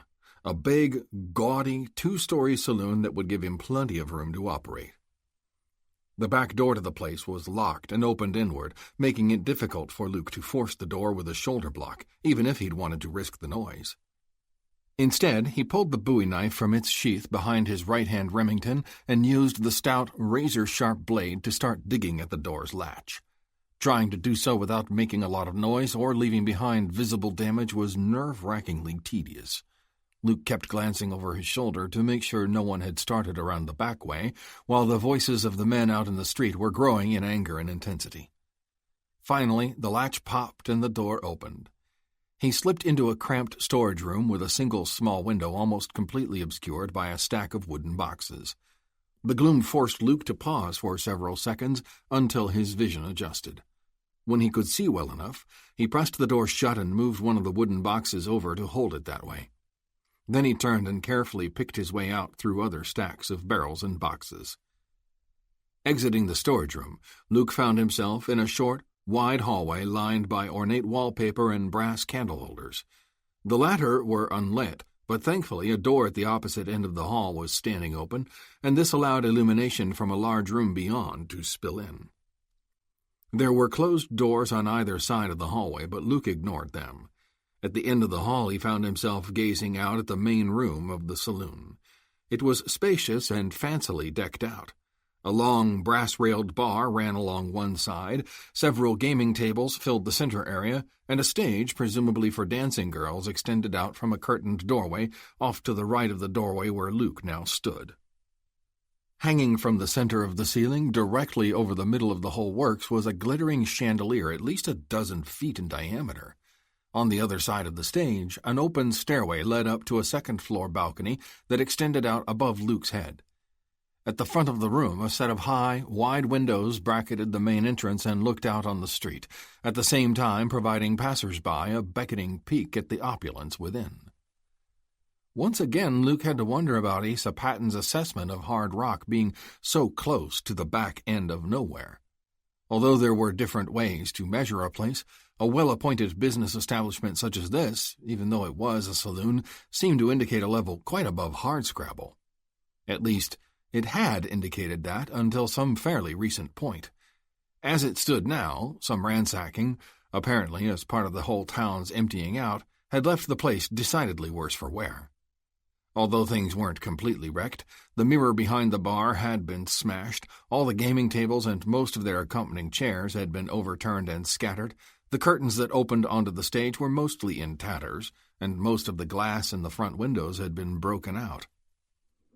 As a curious aside to all that, Luke couldn't help noticing that several bottles of liquor that had lined shelves behind the bar still stood intact. There were gaps. Many were missing altogether, and the mirror that had been in back of them was in shards, but the remaining bottles stood tall and proud like soldiers ready for another battle. Luke shook himself from this bit of musing. He couldn't afford it. What he had to concentrate on now was positioning himself to strike back at the gunman. His gaze swept over to the stairway and then followed it upward to the second floor. He moved forward to get a better look at the layout up there, edging in behind an overturned table to stay hidden from anyone who might happen to glance in through the front windows. A balcony extended a third of the way out over the main floor and the near end of the bar. Narrower sections of it also ran along the two side walls. There were doorways visible behind the railing all the way around, opening, Luke guessed, into some sleeping rooms and also probably rooms for bar girls to entertain customers. This made the upstairs appealing to him for his present circumstance. He'd have a good vantage point both inside and out from up there. He could move from room to room, assuming at least some were adjoining, and still have reasonable escape routes out the front and rear, or even from one of the side windows if necessary, since he wouldn't be that high off the ground. Luke never lacked for confidence that, as long as he had his guns and plenty of ammunition, he always stood a chance of blasting his way out of a tight spot. His mind made up, Luke was ready to head upstairs. But before he did, there was one piece of business he meant to take care of first. Slipping away from the overturned table, he glided around the end of the bar. From a shelf behind it, he reached up and snagged one of the undisturbed bottles of liquor. Earlier, he had taken note of its distinctive label. It was a brand of brandy that he'd taken a liking to during one of his stays in Denver. Since it would likely be a while before Bloated Face or any of his bunch showed their ugly faces here, he might as well spend the time waiting in good company. Good company. Good company. Chapter 10. It took a little over half an hour for them to start closing in on him again. The first indicator was a quick series of movements flickering across the busted-out saloon windows. Next came the clump of boot heels on the boardwalk out front. Luke thought he also might have heard some sounds from downstairs, toward the back, but couldn't be certain. The outer front door was suddenly yanked open and flung wide. Luke tensed, ready with his raised Winchester, but the doorway stayed empty. The now exposed bat wings hung undisturbed, no one yet ready to push on through. Then the familiar voice of Bloated Face called out once again. "We know you're in there, Jensen. We found the Jimmy door and back, and we've searched all the other buildings on both sides of here. You got lucky and bought yourself a little time, but it's over now. Make it easy on yourself and give up before somebody else gets hurt." Luke made no response. He was crouched behind an overturned padded chair at the balcony railing, just off-center above the main room down below. A hallway running back deeper into the upstairs level was just off to his right. Half a dozen rooms branched off from it, in addition to some smaller rooms opening off the narrow walkway that wrapped around the sides. At the far end of the hall behind him, a steep, narrow stairwell led down to the first level. The door at the bottom was locked, and Luke had jammed a straight-backed wooden chair under the knob to help secure it. No one would be coming through that way without some force and without making some racket that would give him warning. The chair he was hiding behind was in keeping with the furnishings of the rest of the upstairs that had been ransacked and tossed about much like the lower barroom. So anyone looking up from down there would not only be unable to see him, but neither would the overturned chair appear as anything unusual to draw their attention. Luke stayed silent and waited. Peering around the edge of the chair seat and down through the balcony railings, he had a clear view of the saloon entrance and three-quarters of the barroom. "Blasted, Jensen! This is getting tiresome," hollered Bloated Face, showing his irritation and impatience. "You must have heard me say our orders are to take you alive, so maybe you think you can afford to be cocky. but nobody said nothing about not roughing you up plenty. So I warn you right now that the more you drag this out and the more you piss me off, the rougher the treatment you're going to get when we do get our hands on you. You best do some thinking about that." Bloated Face went quiet again, waiting, and Luke continued to stay still and silent. Some mutterings from down below, through the broken windows and past the batwings, began to drift up to him. He could make out snippets of agitated conversation. "He's got to be in there. He's pretty slippery. Maybe we missed him somehow in one of the other buildings. Well, just standing here jawing about it ain't gonna flush him, that's for stinking sure." Luke smiled wolfishly. Confusion to the enemy. Where had he heard that saying before? No matter, it was a good one all the same. The more confusion and agitation he could stir up in that pack of varmints out there, the better it was for him. Luke heard the vague creaks and bumps of movement as some of the gang members entered down below at the rear, moving in through the same storeroom. But they were of minor concern to him at this point. They couldn't get at him without using one of the two sets of stairs. He'd easily spot anyone attempting to climb the stairway down in the barroom, and trying to access the inside stairwell would create enough racket to warn him in time to deal with it. His main focus needed to remain on the front entrance, and half a minute later, activity there proved he was correct. To give the devil his due, Bloated Face showed himself to be neither a coward nor a shirker. He pushed through the batwings and led the way in. The shotgun was still gripped in his meaty fists as his piggish eyes whipped anxiously in every direction. 3 other grim-faced gents edged in behind him, fanning out slightly once they were through the doorway. 2 of them brandished rifles. 1 held a drawn pistol. A 5th man, also prominently displaying a handgun, stepped over the sill of the busted-out window to Luke's left and veered off to start making his way behind the bar. Hard as it was, Luke remained stone still, letting the men in the center advance cautiously. He was waiting, hoping intently for them to continue on just like they were, until they reached a certain spot in accordance with some of the other preparations he'd had time to make while he was alone in the empty saloon. And then they were there, positioned almost too good to be true. Luke sighted on his target, held his breath, stroked the Winchester's trigger. The rifle belched flame and lead and a silence-shattering roar. The heavy slug it hurled sizzled across the room and cleanly snapped the length of chain, from which dangled the ornate chandelier in the middle of the ceiling. Down slammed the massive assembly of glass icicles and the outer ring of individual globe lamps, the 12-foot span across its diameter wide enough to cover Bloated Face, and all 3 of the men bunched around him. All were instantly driven to the floor as if swatted flat by a giant palm. As the chandelier came crashing down, the pistolier who was moving up behind the bar remained in the clear. His reaction at seeing his cohorts get so brutally pounded down was cool and professional. He didn't waste any time looking shocked. Instead, he immediately swung his attention to find the source of the shot that dropped the chandelier. His eyes locked right away on the powder haze hanging in the air from Luke's Winchester, and his gun arm was rising just as fast. But Luke was far from inexperienced at the game himself. Even before he saw that his shot struck true and the chandelier was falling, he'd been aware that the man behind the bar would still be in the clear and therefore a potential threat. So while the chandelier was still in the air, he adjusted his aim and swung his sights to the bar area. The pistolier was almost as fast as he was cool-headed, but his accuracy failed to match his speed. He got off a shot, but the bullet sailed half a foot over Luke's head. In the same instant, Luke's rifle roared once more, and once more his shot was true.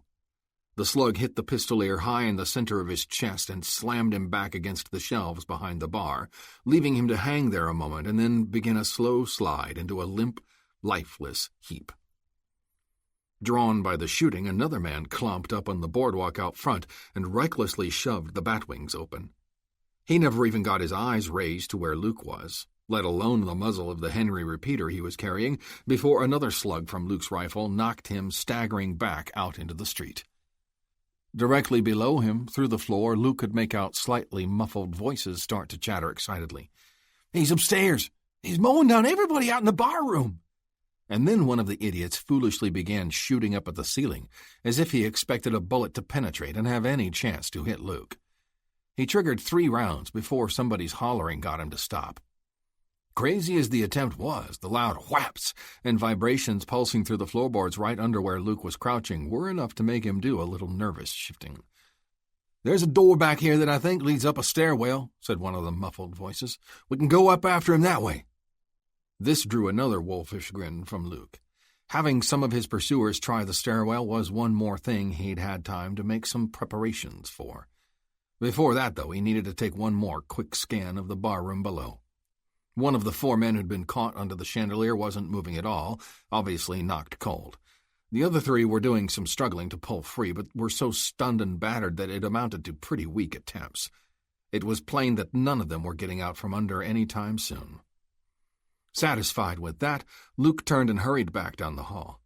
As he moved in long strides, he pulled from a slicker pocket the bottle of brandy he'd brought upstairs with him.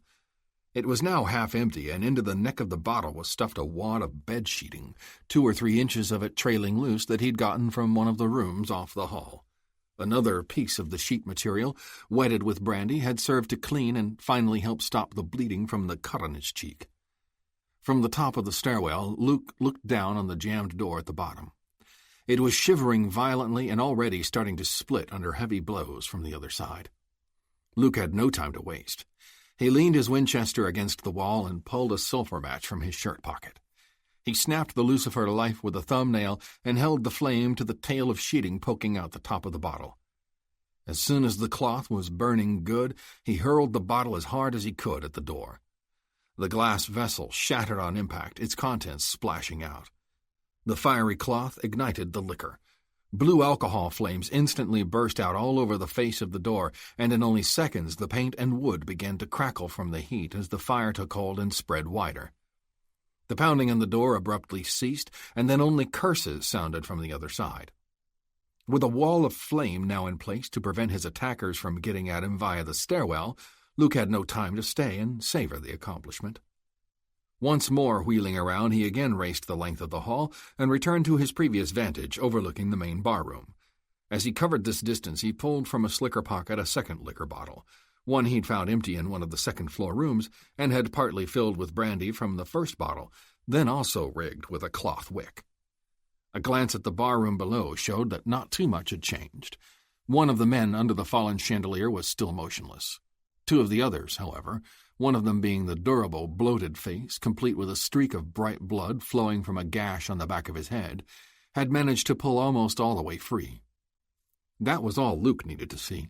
He wasted no time snapping another match to life and igniting the wick on the second bottle. As soon as the cloth was wrapped in flames, he demonstrated he was nearly as accurate with an overhand toss as with a rifle shot.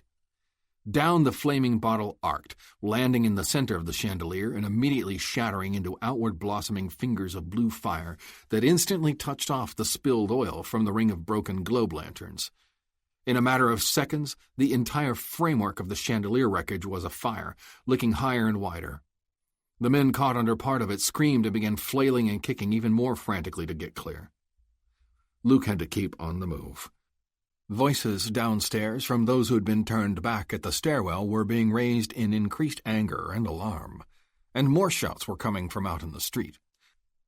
Based on the number of varmints he'd seen when he first stepped out of the church, Luke figured he had at least a half-dozen more to deal with. But the sprawling saloon had served its purpose.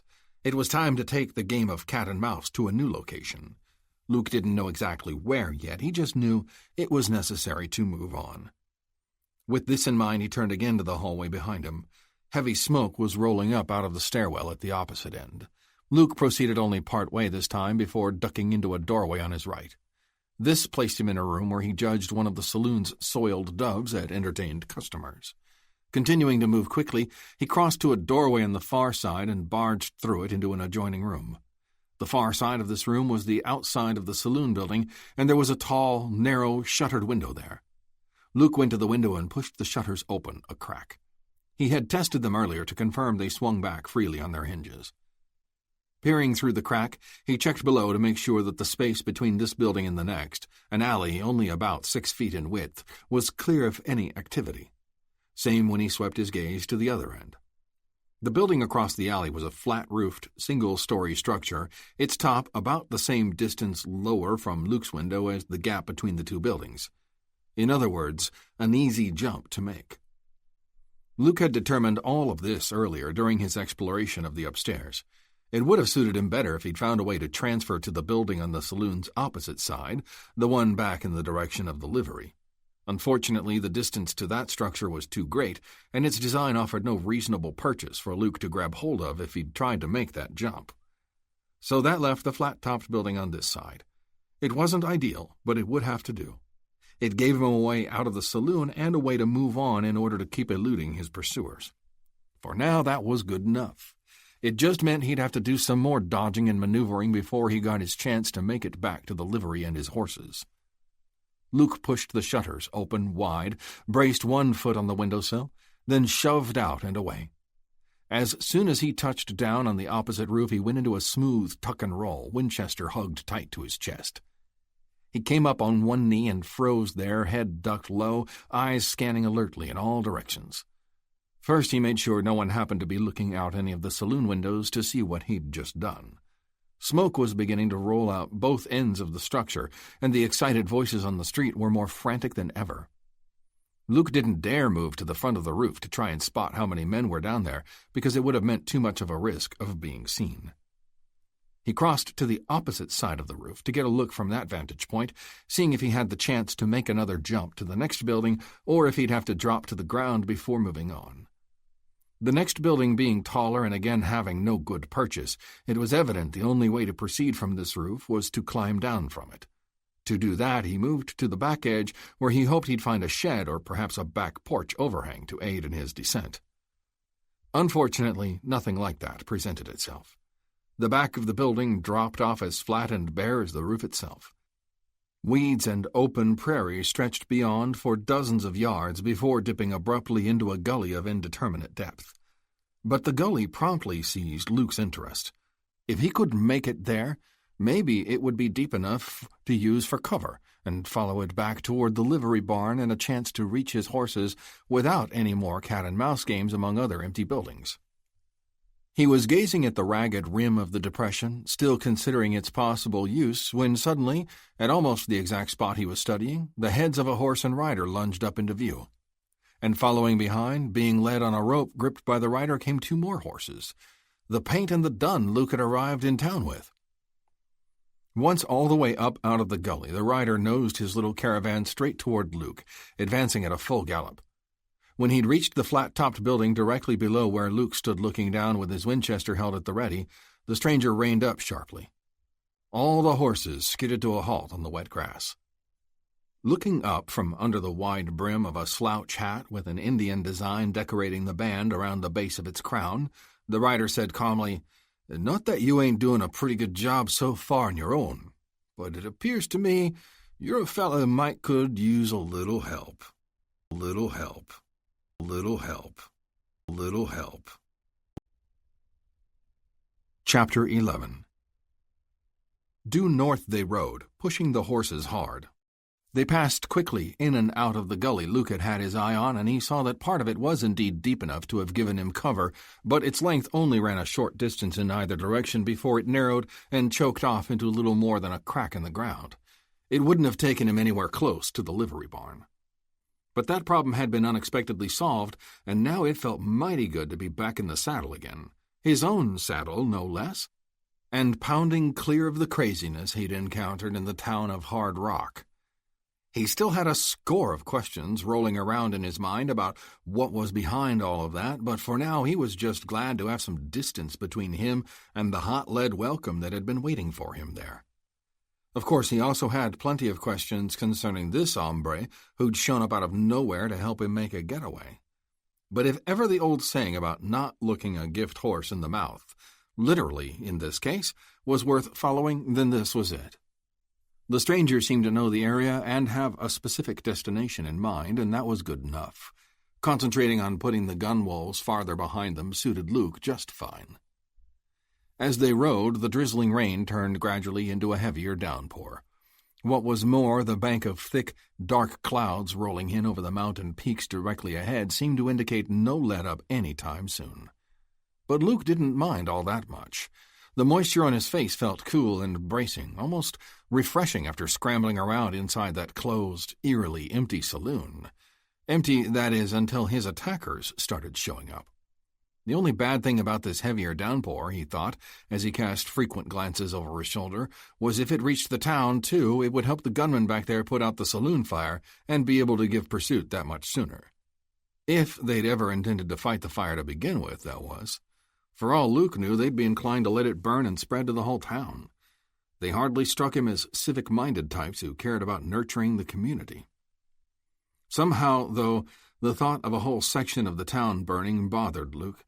It shouldn't be any skin off his nose one way or the other, but it would be a shame, more of those deserted yet still sturdy buildings ending up in ashes, and it would leave him as the one who'd triggered it. But more reflection on the matter, since he was hardly in a position to go back and help beat down the flames, was a waste. He had plenty else to worry about. Before they'd gone much farther, the stranger in the Indian band hat veered suddenly to the right and headed toward an outcropping of tall, ragged rock. Cutting in behind it, he led the way to a dry, sandy-bottomed pocket under the 12-foot-high arc of a natural bridge that connected two halves of the overall formation. Here he reined up and promptly slid from his saddle. "There's some room for the horses over toward the back, where they'll have decent shelter, too," he announced, crowding his mount toward where he'd indicated. "We can slap feed bags on 'em after they've cooled some, and they'll be fine." As Luke dismounted and positioned his own animals, he got his first chance to study the man at any length. He saw that he was of average height, solidly built through the chest and shoulders, roughly 40 years old. He had a lean face, evenly featured, with long coal-black hair showing under the Indian band hat and dark eyes that appeared intelligent and alert. A Colt peacemaker was holstered on his right hip, and a long-bladed bowie knife in an Indian-beaded sheath hung on his left. "You figure on holding up here for a spell?" Luke asked as he swung down out of his own saddle. "A bit. Any objections?" Luke shrugged. "Not particularly. After the way you helped pull me out of that tight spot back there, I reckon I owe you not only my gratitude, but the courtesy of letting you make the call." The stranger grinned. "And I reckon you ain't one to give up calling his own shots very easy. Am I right?" "Not exactly a habit I have, no," Luke agreed. "The thing I got in mind, now that we're in the clear," explained the stranger, "is taking ourselves a breather and using the opportunity to clear the air on some things. I expect we're both busting with questions, and that means we'll each have some answers owed in turn. Ain't that about it?" Luke nodded. "Sums it up pretty good, I'd say. But are you sure we're in the clear?" The stranger pulled a spyglass from his saddlebag. "Reasonably so. I'm aiming to shinny up higher on one of these rocks, though, and have a good look to make certain. But I didn't see no sign of anybody lighting out after us, and I got half a hunch they might not even know yet that you squirted out the back of that saloon. Even if they did figure that much out, and then that you'd made it to horseback, it'd take 'em time to run to the livery in order to saddle up their own mounts and give chase. Comes to that, this rain works in our favor," Luke pointed out. "The way it's coming down now, they'd never be able to track us." The stranger twisted his mouth wryly. "Especially not this bunch. Trust me, you could carry a leaky paint bucket across a clean floor, and they'd have trouble picking up the trail. I've been dodging 'em for near to 3 months now, and they've never come within a quarter-mile of me." Luke wondered about that statement, but figured it was something to be explained when he and the stranger had their palaver. Now wasn't the time to delve any deeper. As if sensing the same thing, the stranger said, "I'm going to go ahead and climb up for my look-see now. Since I've seen you're pretty handy at starting fires, maybe you could scratch together the makings for one while I'm gone. Then, after I'm back and we've tended the horses, we could have our talk over a pot of coffee." "I'll see what I can do," Luke told him. A handful of minutes later, when the stranger came slipping back down from the high rocks, Luke indeed had a crackling fire waiting. He'd found sufficient dry fuel in the form of some thick brush stalks and a few stubborn, twisted scrub trees poking up through cracks in the rocks, and he already had a pot of coffee starting to brew on the edge of the coals. By the time he and the stranger had snugged their horses a bit more securely into the natural shelter and fitted them with feed bags, the coffee was ready. With a steaming cup in hand, the stranger settled back on a hump of wind-smoothed rock and said, "Like I figured, no sign of pursuit. And like you was thinking, this heart of rain also made it to town and is drowning that saloon fire to nothing but a smoking, smoldering husk. So if those gunmen aren't chasing us or fighting the fire, what are they doing? Can't say for sure. Couldn't see much of 'em. They usually hole up in a building across the street from the one you picked to set afire. I expect that's where they've regrouped after you had 'em chasing their tails and shot 'em up some. The stranger squinted at Luke. You did thin their ranks a mite, didn't you? I took out a few, Luke allowed. A couple permanently. 2 or 3 more I nicked up pretty good. The stranger gave a faint nod of approval before saying, I'm guessing they've probably discovered by now you made it out of the saloon somehow. The fact there ain't no activity around the livery barn tells me they got no idea yet that you made it clean out of town, though. What that leaves, as far as what they are up to, is going back to a search of the other empty buildings to try and pin you down again. Luke frowned. All those buildings, the whole town, empty and deserted the way it is. But it doesn't appear to have been that way for very long. What's the story there, anyway? The short answer? A distinct tone of bitterness crept into the stranger's voice. Everybody got driven out. Driven out, or, in the case of a few who resisted too hard, killed. And not just in the town, but all through the whole valley. All this by the same men who came after me? Them and others cut from the same cloth? Luke eyed him more closely. You don't mind my saying you hardly strike me as the unresisting type yourself. The fact you're still hanging around and the way you threw in to help me pretty much backs that up. What's your story? The bitterness was still there in the short laugh the stranger grunted out. Pretty simple, really. I used to be the sheriff hereabouts. The craziness Luke had already encountered in Hard Rock suddenly turned even more loco. You're Tom Eagle? He said. A stab of suspicion cut across Eagle's expression. How is it you know my name? He demanded. The answer to that is pretty simple, too, Luke replied, holding his voice calm and steady, hoping to keep any further reaction from Eagle the same. You're the reason I'm here.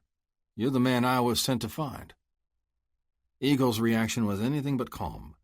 All of a sudden, his Colt was drawn, and Luke found himself staring into its muzzle.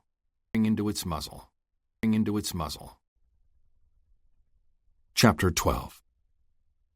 Before I fetched your horses out of the livery barn, Eagle grated, I took a couple minutes to check through what they were carrying. The weapons and handcuffs, the rest of your gear, and the clump of wanted posters you keep real close at hand in one of your saddlebags. It was plain enough you're a bounty hunter. That's right. I don't deny it. My name's Jensen, Luke Jensen, and it's true that bounty hunting is my trade. Then how is it you're here looking for me? Eagle's eyes blazed. There's no bounty on my head. I figured you must have been after somebody in that pack of coyotes who took over the town. I suspect there's a good chance some of them do have papers on them, Luke said. Can't say as I recognized anybody, though. And once the bullets started flying, it wasn't like I had a whole lot of time to match any faces to those dodgers I carry with me. That still leaves the part about you coming after me. You saying you got a dodger that my face matches? Luke shook his head. Nope. As far as I know, none exist. Not yet. That's why I was sent to bring you in. Since you represented the only law anywhere around here until you, the way it was told to me, went bad and turned outlaw, I was hired to bring you within the jurisdiction of proper authorities to the south where charges and papers could be issued against you. I turned outlaw. Eagle's face flushed almost purple with rage. What kind of hogwash is that? It's a filthy lie. It's beginning to register with me, Luke said measuredly, that I've been fed a sizable helping of lies. By who? Who hired you and filled you so full of this garbage about me? Eagle wanted to know. Luke watched his face closely as he said, Man by the name of Parker Dixon. The purple flush had never faded even the slightest from Eagle's face, and it certainly showed no signs of doing so now. When he spoke, it was like the color was infused so deep it was squeezing his voice box, causing his words to come out in a half-strangled growl. That low-down varmint. I should have known it'd be him. Who else? He can't hurt me bad enough by ruining everything and everybody around me. He's got to make sure he ruins me the rest of the way. Luke didn't say anything right away. He drank some of his coffee, gave it a few moments. Eagle's Colt remained trained on him, but the former lawman seemed barely aware he was even holding it. Then Luke said, "From what I saw, Dixon is a wealthy, successful, highly respected man in and around Helena. What makes a man like that interested in reaching all the way up here to, as you put it, ruin everything and everybody, including you?" Eagle's eyes bored into him. "What makes most men go bad? Sometimes a woman, sometimes spite. More often than anything else, though, it comes down to greed. The lust for more power and more money. I wouldn't argue against that, generally speaking," Luke said. "Only, meaning no disrespect to your former town or the surrounding valley, I'm having a little trouble seeing what's here that represents the kind of power and wealth that would turn somebody like Dixon so ruthless in order to gain control over it." "If you were to dig a little deeper into his background," Eagle responded, "I'm betting you'd find that your prominent and respected Mr. Dixon didn't all of a sudden discover a ruthless streak in himself after he laid eyes on Hard Rock. Having a ruthless side is likely how he gained a chunk of his so-called prominence to begin with." Luke thought about Dixon's man, Asa Patton. Even though he'd grown to feel comfortable around him, it was plain that his services for Dixon included being available for gun work from time to time, which made it equally plain that Dixon's business dealings weren't always conducted without some degree of force, or at least the implied threat of force, being involved. "Going back to these new truths that are starting to register with me," said Luke, "let's include me having my eyes open to the fact Parker Dixon may conduct part or all of his business in a manner that isn't exactly polite or gentlemanly. With that established, then, tell me what makes him want to employ such an extreme level of those tactics here in your valley?" "Another simple answer. Gold. Dixon's already got gold, in addition to his other business interests," Luke said. "He has several mines around Helena, plus one up around here somewhere, unless that was another lie." "No, there's a Dixon mine up in the Spear Points. That much is true," Eagle conceded. "The Gold Button, best producing one around, as a matter of fact. I was led to believe it was barely holding its own, not yielding all that much." A trace of a wry smile touched one corner of Eagle's mouth. "Not much by some standards don't mean it ain't still a lot compared to others. And right there is the hinge of this whole thing. Not the amount of gold that's showed up so far, but the gold still waiting in the belly of those mountains to be brung out." "You're going to have to chew that a little finer," Luke growled irritably. "This whole thing is getting fuzzier instead of clearer. Where I fit, where you fit, what it is that Dixon's after. What the blazes is it all about? And it might help me think a little straighter if you'd quit pointing that gun at me." Eagle looked somewhat taken aback. A bit of the high color faded from his face. He glanced down at the gun in his fist as if he'd forgotten it was there, then looked up at Luke and back to the gun again. After a moment's hesitation, he pouched the iron. "I ain't sure why, but my gut tells me you're to be trusted," he said in a subdued voice, "no matter the reasons that brung you here." "What brought me here had to do with a crooked sheriff who'd turned to robbing and killing," Luke told him. "Is that you?" "I already gave you the straight on that. Then you've got no call to worry about me. The one thing that does seem clear is that what each of us has to worry about is back there in that town, the pack of gunnies who've taken over and whoever's behind them and whatever the ultimate goal is. The answer to that is wrapped up in 2 words. Parker Dixon. Him and gold. Okay, 3 words." Luke's jaw muscles clenched. "Since I got no argument in favor of Dixon and a growing list of reasons to doubt him, let's consider that part of it settled, at least for now. So tell me about the other. The gold, you say, is still in the belly of the mountain. The belly of the mountain. The belly of..." Chapter 13. After replacing the pot on the coals, Tom Eagle settled back again and went on. "Right from the first, practically as soon as the Gold Button started operation, Dixon kept sending more engineers to dig and sniff all around the area, poking holes, taking samples, buzzing amongst themselves, but not saying much to anybody on the outside. Finally, right about the time of this past winter's first thaw, they found something. Something big, you could tell by how excited they got." Eagle sipped his coffee. Luke restrained his impatience. "The mother of all mother loads" was the rumor that one of the engineers was supposed to have been overheard to say. Whatever it was enough to bring Dixon himself up here for the first time since the startup of his existing mine. He went out of his way to talk to me personally and say a lot of vague stuff about how this whole valley was sitting on some great changes that could benefit everybody if they were smart enough to go along and not try to stand in the way of progress. Sounds like a thinly veiled threat as much as anything, Luke observed. That's sort of what I thought. Trouble was, I didn't take it serious enough and didn't realize how fast Dixon was going to start making good on it. Not that he came back around himself to do it, Eagle said with a scowl. No, he sent others.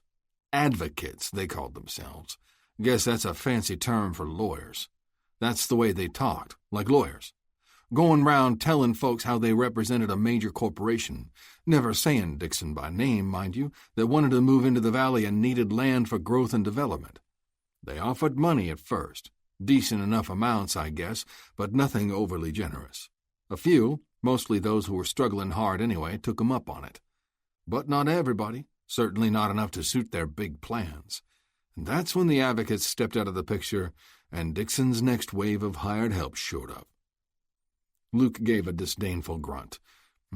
Not too hard to guess that now you're talking about the same friendly gentlemen I had the pleasure of meeting. Them and more just like 'em. That's when the rough stuff started happening. Folks flat out threatened if they didn't pack up and move out. Property damaged and destroyed to help 'em make up their minds. Mysterious fires and explosions at some of the other mines. Cattle run off, some of 'em even slaughtered and left to rot where they fell. Eagle looked forlorn. It got real bad real fast. It was just a matter of time before some shooting started to take place. A handful of good people got hurt, a few even killed. Unfortunately, none of them were Dixon's men. And you weren't able to stop any of it? Eagle shook his head in exasperation. Never any proof. I knew exactly who it was, or at least who was behind it, and so did everybody else. But those who'd received direct threats were too afraid to identify who made them, and the rest of the stuff that happened, the fires and explosions and other kinds of damage, mostly took place at night, so the ones who caused it couldn't be identified, even if somebody had been willing. Besides... Eagle stopped abruptly, letting his voice trail off. Besides what? Luke wanted to know. Another headshake from Eagle, this time firm, dismissive. Never mind. It'd just sound like sour milk, like I was feeling sorry for myself. Luke took a drink of his coffee, then said, You didn't have much in the way of backup, did you? No deputies? Not enough men to ride behind you in a posse? That it? It was what it was, and it is what it is, Eagle replied sternly. None of that likely would have made any difference anyway, except maybe gotten some more innocents killed. The businessmen around town were quiet sorts. Gentle. Clerks, family men, a lot of them getting on in years. Hardly the kind you could rally and throw against Dixon's gun wolves. What about the outlying ranchers and farmers, or some of the independent miners? Those tend to be pretty hardy types. True enough. But when the trouble broke out, they were all being kept busy trying to protect their own interests, expecting them to abandon their individual fights to form a posse or help protect the town or their neighbors. No surprise, that wasn't very appealing. Can't say as I blame 'em. And then they got broken one by one, and the fight got wore out of 'em. So any fighting back ended up all on your shoulders, Luke said, a touch of admiration in his tone. I'm surprised Dixon allowed you to stay alive. Allowed, hell! Eagle snapped back. Next to tapping that big vein of mountain gold, I don't think there's anything in the world Dixon would like better than seeing me dead. Trouble is, his hired guns haven't been up to the job, no matter how hard they've tried. I've spent my whole life in this valley and these mountains. I don't get cornered, and I don't kill easy. A corner of Luke's mouth quirked upward. You've got me convinced. I'm glad things have turned out so I don't have to follow through with my original job of coming here to hunt you down. Coming here to try and hunt me down, Eagle corrected him, a wry smile touching his own mouth. Luke let that ride and simply took another drink of his coffee. Eagle's teasing smile quickly faded and his mouth pulled instead into a grimace. That blasted Dixon. Just 'cause he couldn't kill me one way, that didn't mean he was willing to let up on me. Not by a long shot. What he did instead... No, make that at the same time on account of he started right off just as soon as his thugs showed up in place of those fancy-talking advocates, was to kill my reputation. Luke frowned. Not sure I'm following what you mean. What line did he feed you about me? How I'd turned from sheriff to outlaw, robbing gold shipments, being a murderer, right? Eagle made an imploring gesture with his free hand. "Don't you get it? You weren't the first he dished that out to. Once he set out to take this whole valley and all the gold for himself, he started spreading the false talk about me. Went so far as to stage a couple phony robberies of his own gold shipments, and rigged it so witnesses were willing to say that one of the robbers, even in a mask, sounded and acted like me. Then when folks started getting threatened and roughed up in the rest and I wasn't able to do nothing to stop it, there were some who even wondered out loud if I wasn't in on that too. It was like a poison being spread, and what was getting poisoned was my good name." "Occurs to me," Luke said, "that among the things Dixon told me was a claim that he'd put his own son in charge of the mining operation up here until he got killed in one of those robberies you supposedly pulled." Eagle's jaw dropped.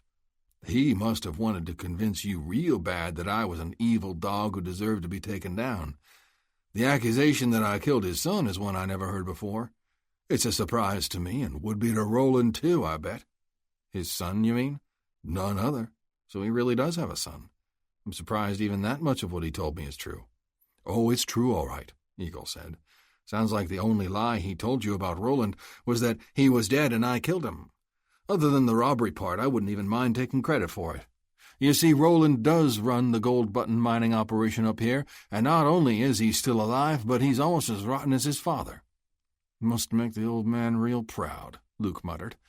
"But never mind the kid for now. My purpose in bringing him up wasn't meant to divert you from the rest of what you were saying." Eagle made a sour face. "Not much left to tell. What it came down to was that, before I could do enough to stop it, Dixon had effectively painted me as crooked. A whole lot of people were quick to believe the lies he planted. Me being a half-breed made it plenty easy for those who never completely trusted me on account of that to begin with. Our town and our little valley being up here in the middle of nowhere didn't help either. Nobody down to the south gave a damn about us when things were going okay. They sure didn't want to hear about our troubles. Not even other lawmen I tried to contact. By the time I was willing to put aside my stupid pride and ask for help, Dixon's lies, and again my mixed blood, I suspect in some cases, resulted in all of them turning a deaf ear. And with Dixon's status and shiny, clean reputation all around Helena, I shouldn't have to tell you how far I got trying to get anybody down that way to listen to the truth about him." Luke regarded him. "So you ended up one man left holding a mighty big bull by the tail. Not often I'd encourage a man to run from a fight, but what was left for you to keep hanging on for? Why didn't you say to hell with it and just ride off while you were still able?" Eagle paused with his coffee cup raised partway to his mouth. He held it like that for a long moment, staring into the cup as if he saw something more than the black liquid inside. Then, lifting his gaze to Luke, he said, "It ain't that simple. I might be the one carrying most of the fight to Dixon's thugs, but I'm not all alone in this." "So who else is there?" Luke asked. "We'll get to that. But first I think it's time for you to take a turn at filling in a bit more from your end." "Such as?" "The big thing I'm wondering," Eagle said, "is why, if Dixon hired you to come here after me, were his men waiting to basically ambush you as soon as you hit town?" "That's a question I've been asking myself ever since the bullets started flying," replied Luke. "I not only don't have the answer, I can't even make a decent guess. It just flat doesn't make any sense. Could it be those half-wits in town mistook you for somebody else?" Luke shook his head. "Wasn't that. One of them, the heavy-set fella with the bloated-looking face. That was Ferris. Hacksaw Ferris. Okay? Ferris, then. The thing is, he called me by name. What was more, he kept ordering his men to take me alive, not shoot to kill." Eagle gave a low whistle. "For not meaning to kill you, they sure were throwing a lot of lead your way. That's why Ferris had to keep reminding them to take it easy. And that only adds to the strangeness of the whole business. Why ambush somebody with orders not to kill? And since they're Dixon's men and seemed to be expecting me as well as knowing who I was, they must have gotten the word from him. Yet if he wanted me captured for some reason, why wait until I was clear up here to do it? He had me totally off guard and right there at his fingertips down in Helena.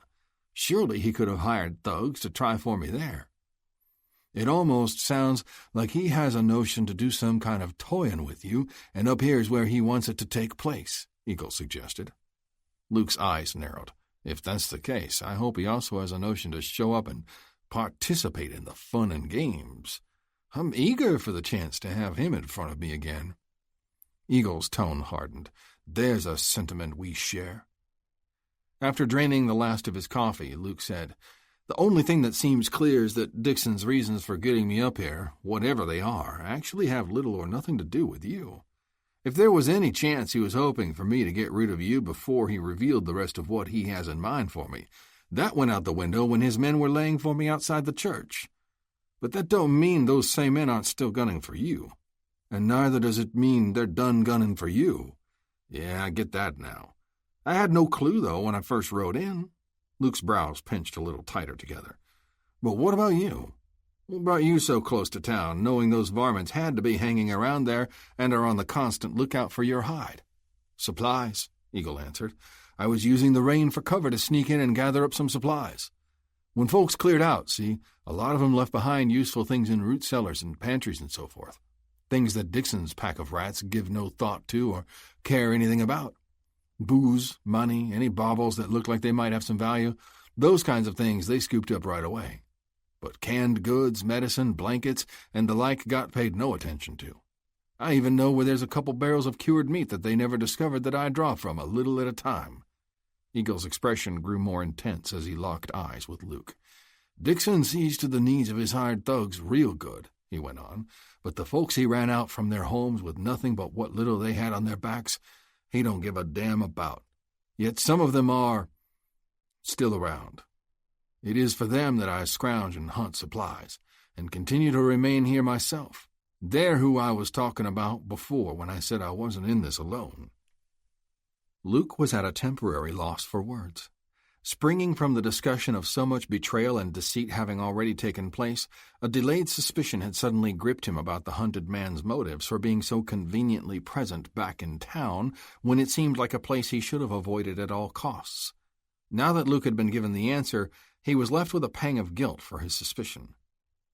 Before he could say anything, Eagle had more to add. "You'll note that your pack horse has a few extra bundles on its back. Those are the result of my foraging. I left my own horse stashed out back and had snuck into the barn to grab one of the gunny's nags for a pack horse when you showed up and conveniently left off your animals. At that point I figured you for just a new recruit to the gang, and I decided your horses would suit me just fine. By the time I got 'em out back, though, and was up in my own saddle once more, you'd made it to the church and commenced that commotion with the bell.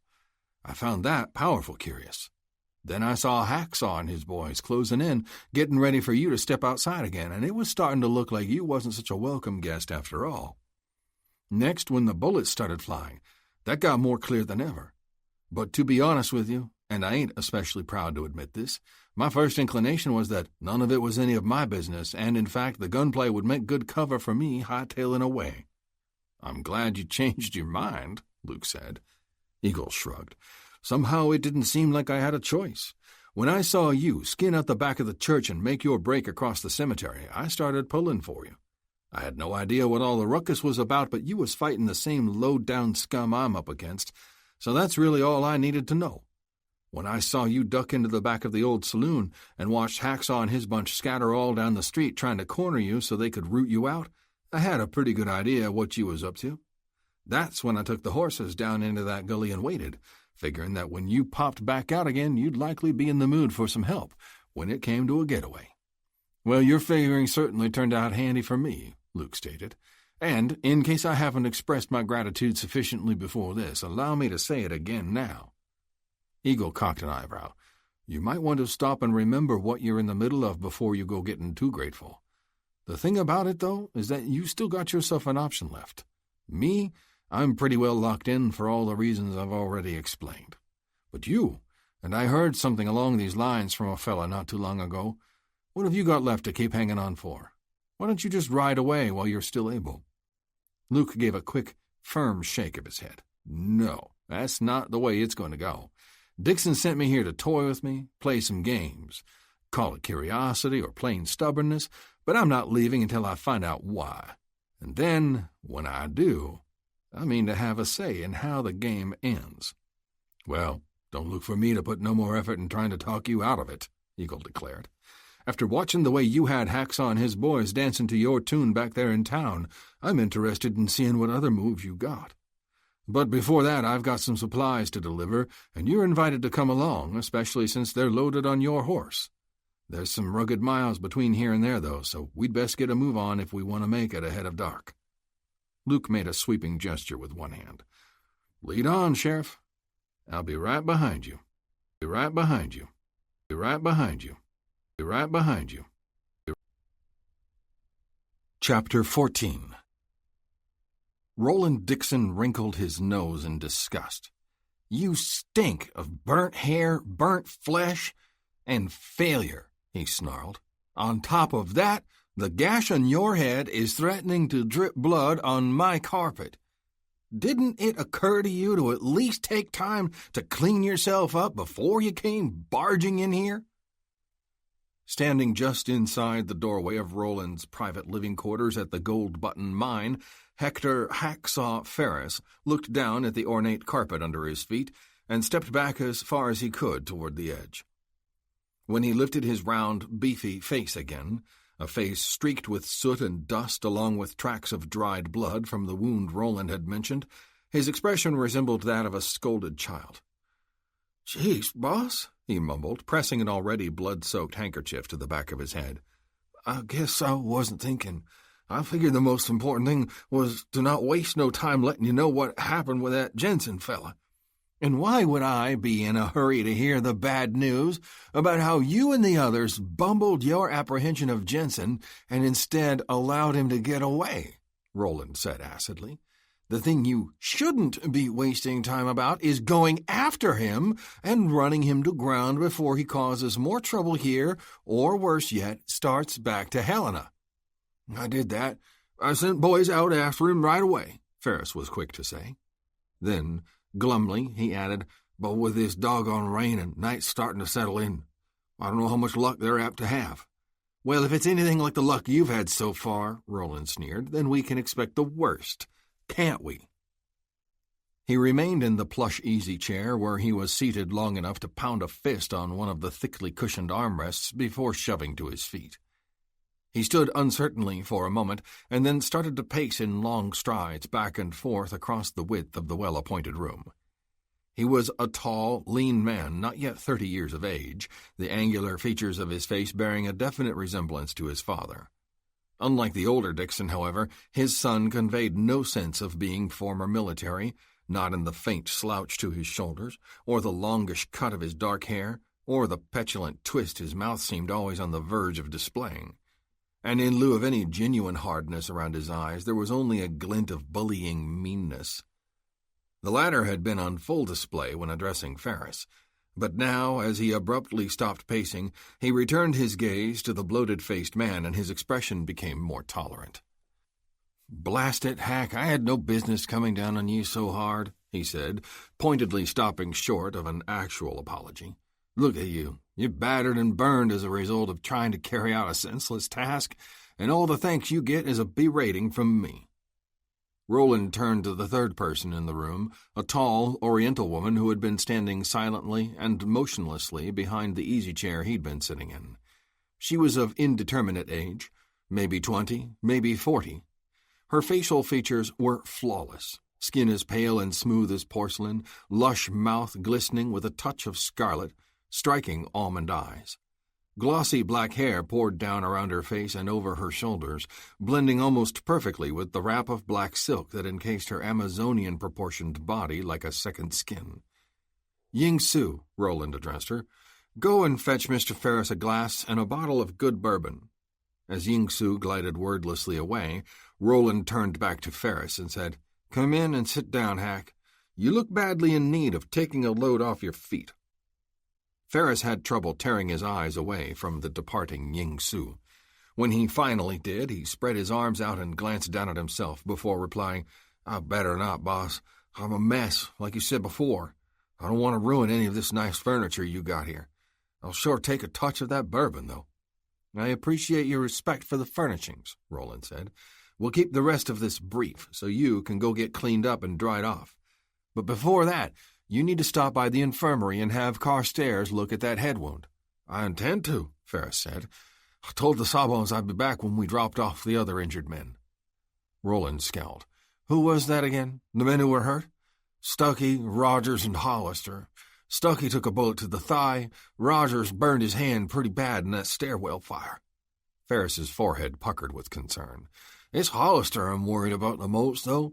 He got knocked loco when that chandelier fell on us, and nobody's had any luck bringing him back around, not even a little bit. He's still laid out cold on one of those cots in the infirmary. Ying Su returned carrying a serving tray upon which rested a glass and a bottle of bourbon. She carried this over and rested it on the ledge of a bookcase built into the wall next to where Ferris stood. Silently, with deft movements but without making eye contact, she uncorked the bottle, poured the glass 3/4 full, and handed it to Ferris. As soon as he took the glass, she backed away and then turned and retreated to a corner of the room where she sank onto a short divan strewn with multicolored pillows. As she sat, she crossed her legs and a slit up the side of her gown parted to reveal a daring expanse of thigh as pale and smooth as her face. This time Ferris had so much trouble tearing his eyes away that he nearly tipped up the glass of whiskey and poured it down the front of his chin. He caught himself at the last second, though, and managed to lift the fiery liquid to his lips instead. After he'd knocked back a healthy swallow, he cut his gaze to Roland and said, "Ain't you having a touch with me, boss?" Roland had watched Ferris's uncontrollable gawking with amusement. He was used to it when any of his employees came within sight of Ying Su. There'd been a time when such drooling behavior had angered him.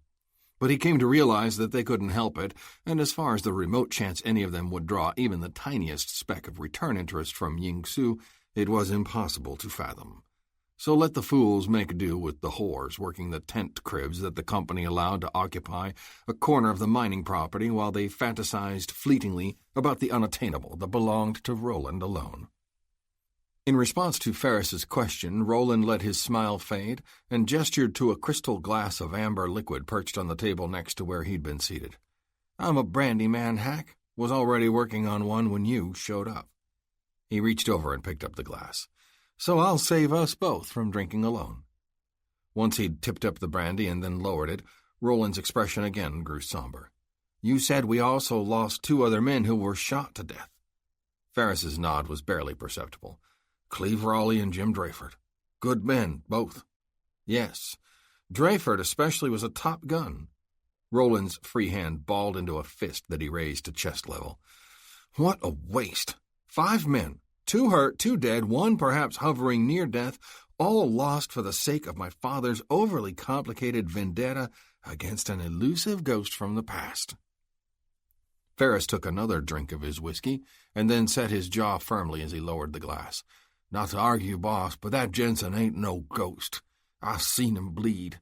But if we'd been allowed to, we damn sure could have made him a ghost. I ain't making excuses, mind you, but trying to take a gun handler like Jensen alive, especially when he's shooting back and shooting to kill, makes for a mighty awkward set of rules to operate by." "You think I don't know that?" Roland snapped. He raised his brandy glass again, but paused, merely glowering into it.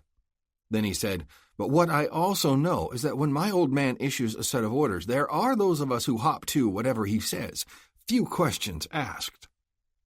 He took his drink, then lowering the glass again, he said to Ferris, "I have little choice in the matter, but you and the others always have the option to draw your pay and ride off. Is that what you want, Hack?" Ferris thrust out his chin defiantly. "Hell no, especially not now, not where this Jensen is concerned. Me and that varmint have a score to settle, for what he did to my boys and what he damn near did to me. I don't know what this vendetta thing that your old man has in mind, but I'm counting on it not being very pleasant for Jensen when all is said and done, and I aim to be around to see how it ends." "If my father has his way," Roland said, "I'm sure you won't be disappointed in the final outcome. But first, Jensen's apprehension needs to be accomplished." "Me and the boys will see to that," Ferris said confidently. Roland arched an eyebrow. "You said you saw him bleed. What did you mean by that?" "Just what I said. There was a cut on his face. Maybe a bullet grazed, a ricochet or some such," Ferris explained. "Whatever it was, I saw blood on his cheek when he went running out of that cemetery. Maybe it will be enough to slow him down, aid in your eventual capture of him. All I know is that slippery skunk may have dodged us once, but he won't again. He may last through the night, but come daylight we'll run him down sure." Ferris bared his teeth menacingly. "I'll sick dog Demarest on him. Dog's the best tracker we got." "He hasn't managed to impress me much in the past, not with his inability to ferret out that troublesome half-breed Tom Eagle," Roland pointed out.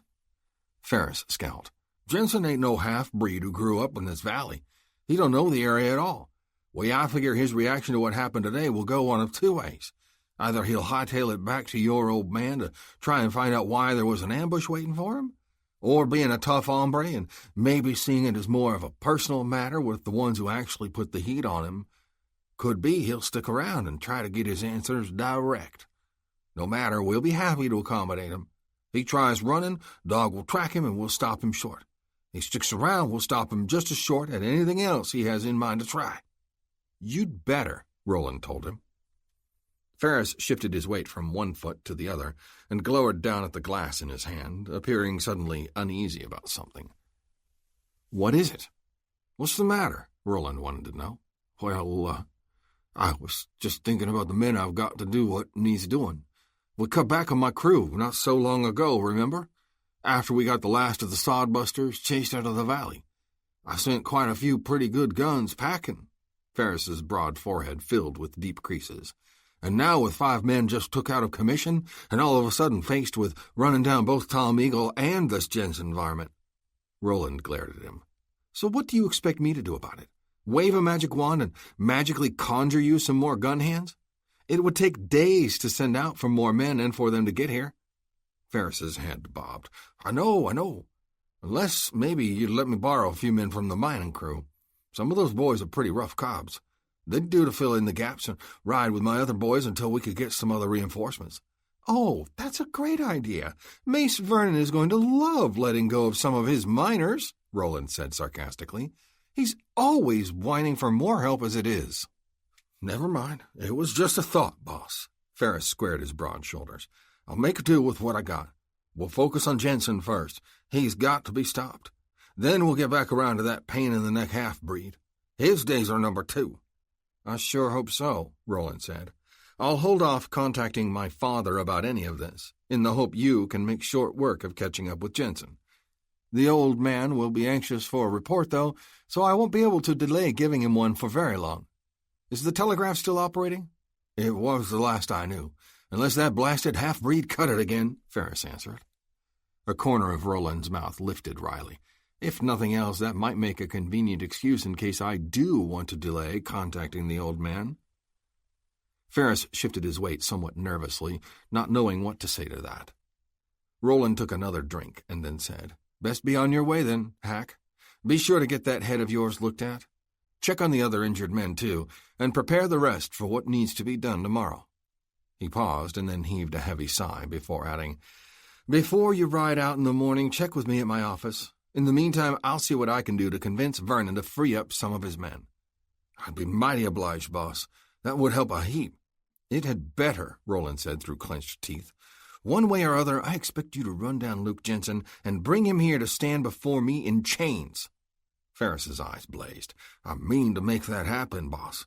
He may not be standing real steady, but I'll have him here." Once Ferris was gone, Roland stood looking at the closed door for several seconds. His expression appeared stern, deep in thought.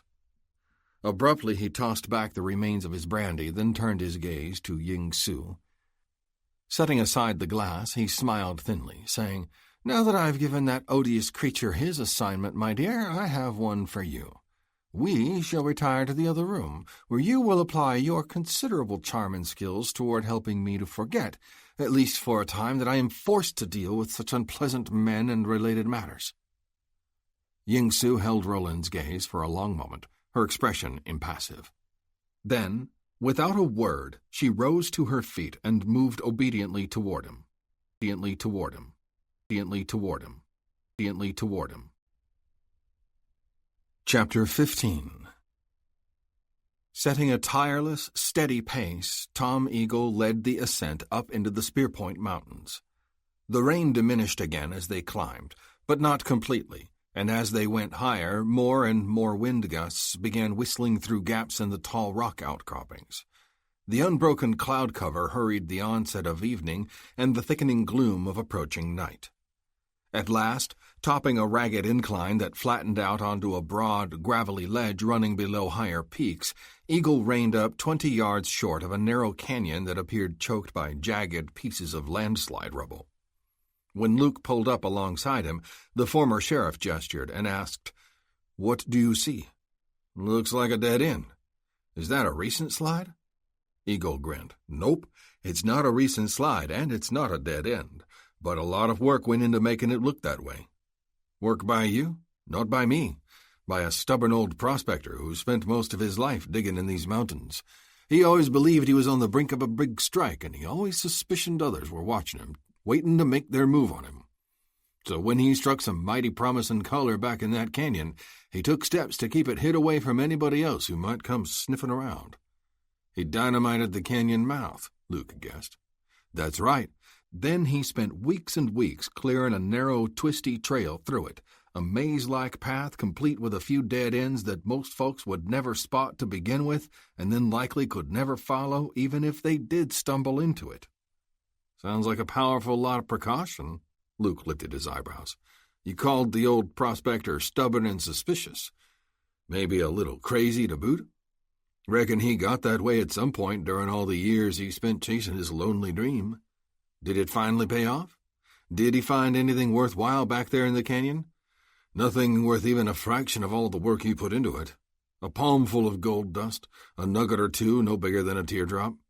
"A sad deal," Eagle summed up, with a genuine trace of the sentiment showing on his face. "So how do you know all of this?" "I happened on him one day where he lay dying, right over yonder," Eagle pointed, "just outside the edge of the boulders. He'd been out hunting for fresh meat as I was. He had what I guess must have been a heart attack. He was trying to crawl back to his dig, back to a mule and an old dog he'd left tied up while he was away. He was worried what would happen to him if he didn't make it back, that nobody'd ever find him and they might not be able to make it out on their own. Because of that," Eagle went on, "because of those critters, the only living things he'd had any regular contact with for years, he wouldn't let me load him on my horse and try to get him back to the doctor in Hard Rock. Not right away. He insisted that first I let him lead me through the maze so we could see to his animals." The grim expression on Eagle's face made it plain enough to Luke what had happened next. "The old prospector never made it back out of that canyon, did he? I buried him in there, just like he would have wanted," Eagle replied. "He never even got the chance to tell me his name, but I put up a decent marker for him anyway. Afterwards, I took the mule back to town and turned it over to the livery proprietor, then took the dog home to my daughter." "You have a daughter?" Luke asked, surprised. Eagle gave him a look. "Yeah, I have a daughter, and a son and a wife. Even a half-breed can have a family, you know. Ain't like I've always been a fugitive on the run from false charges against me. Not so very long ago, remember, I was a respected member of society, until the devil, in the form of Parker Dixon, set his horns to rip it all away from me. In case you still don't get it, my family is the biggest part of why I'm continuing to fight Dixon as hard as I am." "Okay, if I didn't before, I get it now," Luke said. Both men were quiet for a minute, ducking their heads and pulling their hat brims down over their faces as a sudden gust of wind whipped across the ledge, lashing them with cold rain. When the wind gust had passed, Eagle lifted his face and said, "Reckon that was a sign for me to quit spouting ancient history and get us on in where there's some shelter. In case you ain't figured out the rest of it, helping that old prospector all those years back came in mighty handy. The way things have a funny way of turning out sometimes. When Dixon's bunch started driving decent folks away, it gave me a place to bring the handful who was willing to try and stick it out, even if it meant going into hiding for a spell." "Including your family?" "Right at the heart of it," Eagle assured him.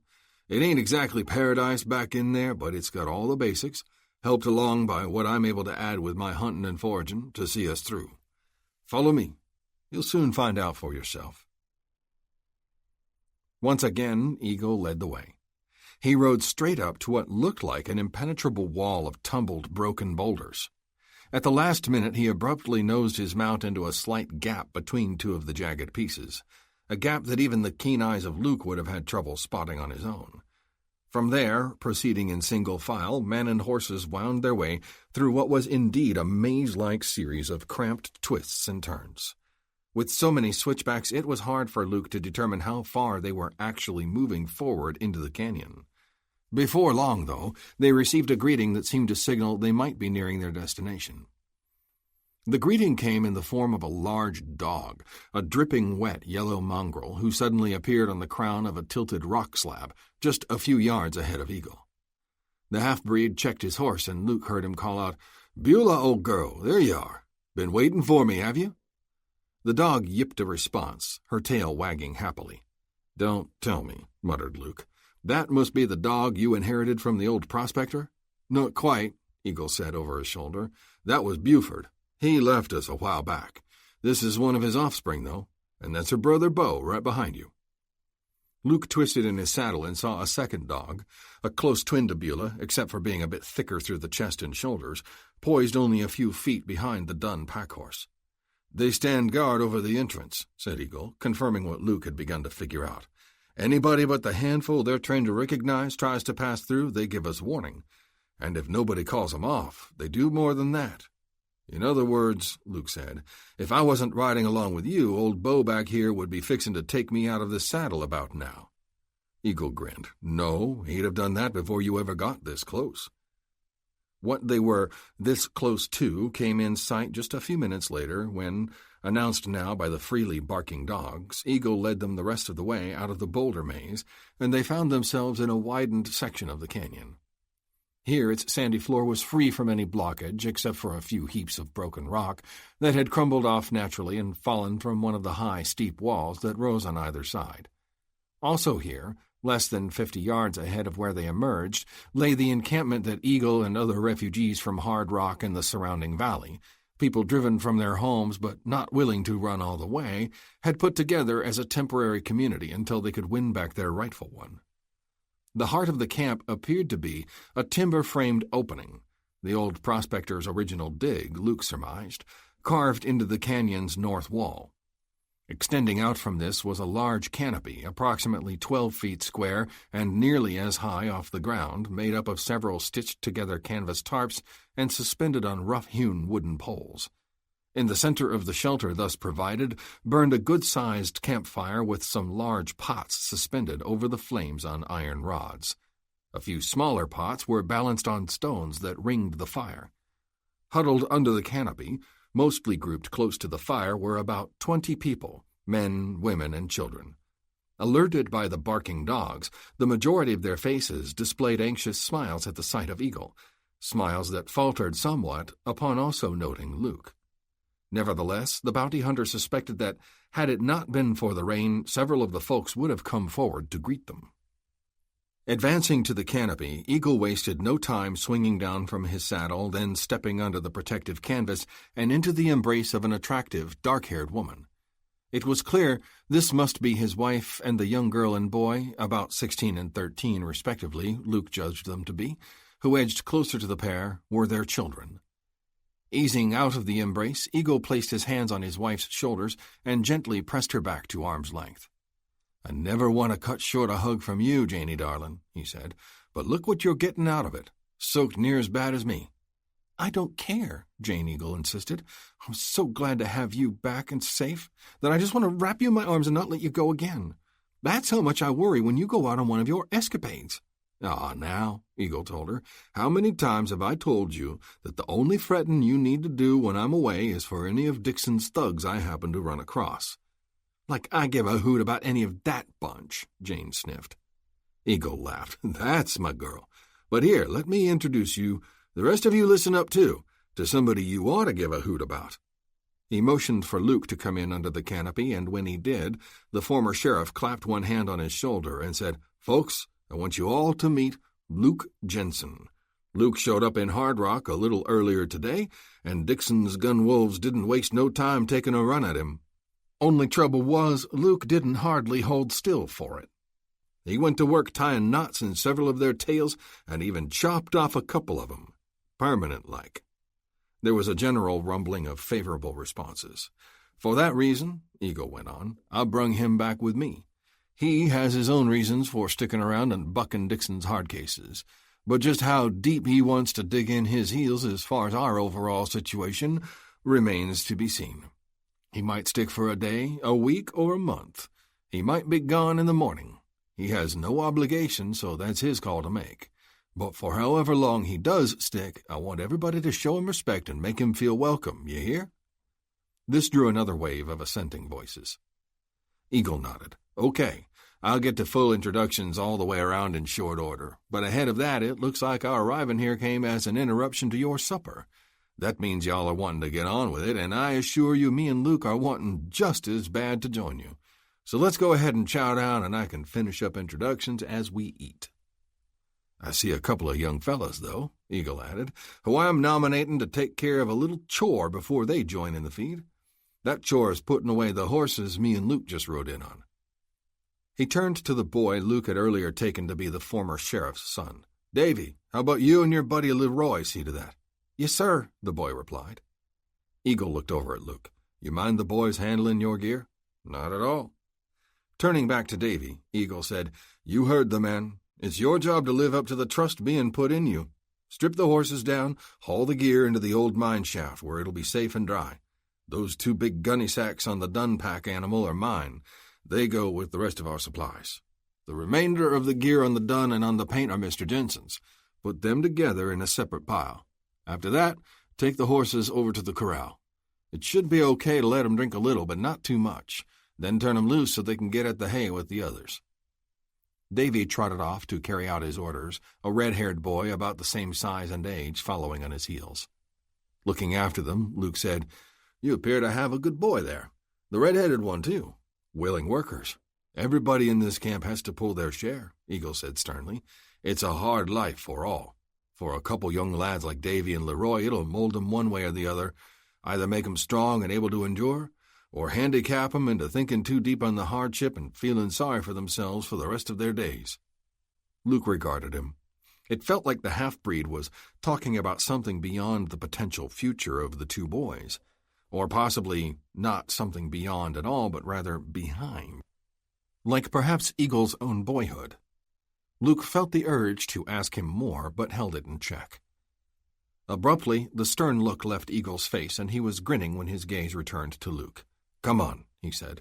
"Those boys can handle the chore of putting away the horses, okay? Let's you and me go tackle the chore of putting away some of the supper that's waiting for us. It's waiting for us. It's waiting for us. It's waiting for us." Chapter 16.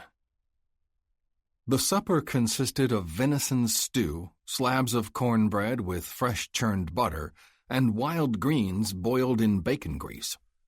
Coffee and hot or cold tea were available to drink.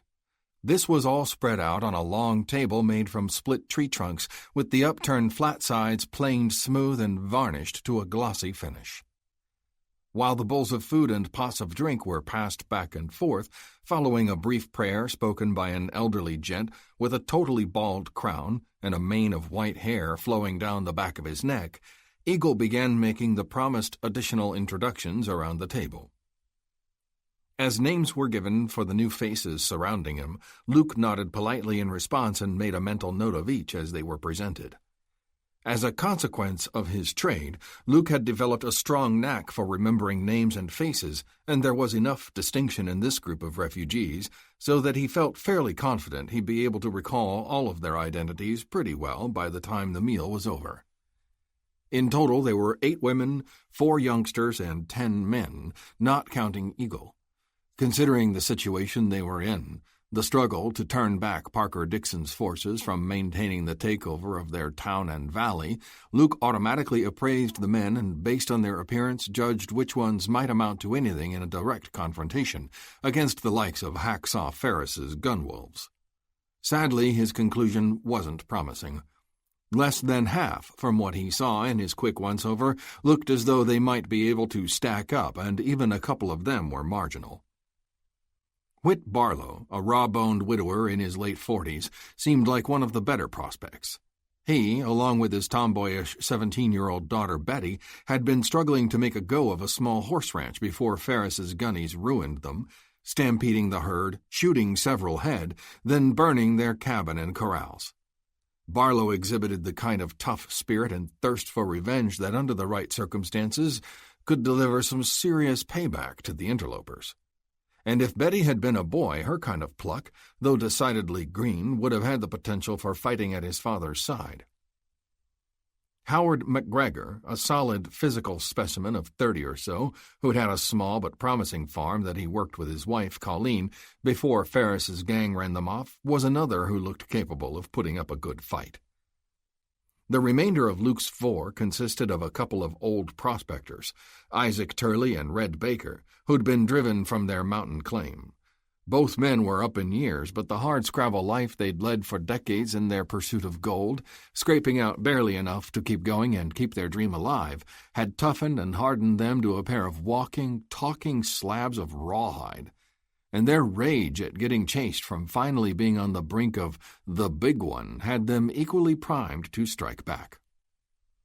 That left Ben Pettigrew, formerly the town's blacksmith, a man competent at his trade and powerfully built from the waist up, but limited by having only one leg, courtesy of a Civil War cannonball. Pettigrew's 18-year-old son Heath might have been a prospect if he'd had his father to fight beside, but lacking that and exhibiting a bit of chip-on-his-shoulder attitude marked him as having limitations. Next came Neil Vickers, the town barber, an amiable and willing gent who suffered from being so overweight that his mobility was restricted to frequently needing to sit and catch his breath. Then there was Dewey Akron, also a victim of the late war, in his case mentally affected by the carnage he'd seen, to the point of becoming a quietly babbling shell who'd previously existed by swamping out saloons for sleeping privileges and a daily plate of beans to go with whatever he could mooch in the way of alcohol to dull the scenes of horror that played inside his head. And finally, two gentlemen whose advanced years made them too slow and frail to contemplate participating in any kind of physical conflict. Jonathan Ray, who had said the pre-meal grace, skilled at boot repair and leather work, and Clarence Copley, a widower who dabbled in cabinet-making. All told, with such a meager assemblage of what Luke would term fighting men at his disposal, Tom Eagle's hope of somehow reclaiming his town and valley seemed like an impossible task. Luke couldn't help recalling the question he'd earlier put to the former sheriff about what was keeping him in the fray. The response Eagle had given then seemed even more admirable in the face of this, yet also more impractical, if not downright hopeless. But at the same time, Luke also couldn't help remind himself neither had he opted to ride away from the trouble he'd found here. What was more, as he took in the welcoming faces of the people around him, people he was now breaking bread with, he realized he was feeling even more drawn into it. Halfway through supper, the rain suddenly stopped. By the time everyone was done eating, the cloud cover that had remained so stubbornly in place all through the day finally began opening up, and sections of clear sky with the faint glimmer of a few early stars were able to peek through. This break in the weather provided the chance for Eagle to draw Luke back out from under the canopy and show him the rest of the encampment's layout. This basically amounted to a row of various-sized tents and rough-hewn lean-tos spread along the North Canyon wall, these being the individual living quarters for the folks Luke had just met. Supper, the main meal of the day, was always taken collectively under the big canopy, which served as a sort of village square for the camp. Meetings and Sunday prayer services were also held there. Other meals, personal and family matters, and sleeping arrangements took place in the separate dwellings. Against the opposite wall of the canyon, a corral and a larger lean-to that constituted a barn had been erected for the animals, a collection made up of 8 horses, not counting Luke's 2, 3 pigs, 3 goats, and a smattering of chickens. Farther down the valley, Eagle pointed out, there was a plentiful water source and some good-sized patches of graze for the horses and goats, to go with the sacks of grain that had been brought in by those owning animals. Eagle also told Luke how the nameless old prospector's original dig, the mine shaft extending into the north wall where supplies and miscellaneous gear were stored, was being gradually expanded by the men of the group in anticipation of winter. "If things haven't been settled by then and there are some of us still hanging on," he explained, "that will give us the shelter we'll need to keep warm and dry in order to survive even the harshest weather. The shaft goes back pretty far now, and if we keep scouring away to deepen and widen it even more, we'll have room to fit all who are willing to stick it out." Then, his somber expression shifting to a sudden grin, he added, "Maybe we'll strike gold in the process and end up being able to buy our valley back from Dixon. Not that I'd be willing to make it so easy on that snake, even if I could." The two men had been stretching their legs as they talked, and by now had reached a corner of the corral quite a ways from the others. Luke stopped and leaned against one of the posts, eyeing his host. "You really prepared to carry on this fight for that long?" he asked. Eagle met his eyes. "I'm prepared to keep going until hell freezes over or until I'm 6 feet in the ground. One or the other." "And your wife and kids? Is it worth the risk to them? What would become of them if you do end up in the ground?" "It's for Jane and the kids that I'm doing this," Eagle insisted. "If I don't make a stand against Dixon, what have I got? I was nothing but another half-breed caught between two worlds before I took the sheriff job that nobody else wanted, and from there made myself and the badge into something that mattered and was respected. Dixon's done his best to not only take all that away from me, but to also ruin my name and my chances for starting over anywhere else. It ain't in me not to fight against letting him get away with that, and when Jane gave me her heart, she understood how I was, and we both understood we would stand together to face whatever trouble came our way." "You're a lucky man to have a woman like that at your side." "I know. What about the others? Are they as committed as you to this fight?" "They share in Dixon having took everything from 'em and leaving 'em with no good options, if that's what you mean. Do they have my same thirst for revenge or as strong a will to fight? I can't say for sure. I believe most of them do. But then, once you get past will, you come down to things like ability and endurance, right?" The question hung in the air for a long moment. Luke knew it was rhetorical. "I saw you all during supper taking stock of the other men in my group," Eagle went on. "What did you conclude?" Now it was Luke's turn to pose a rhetorical question.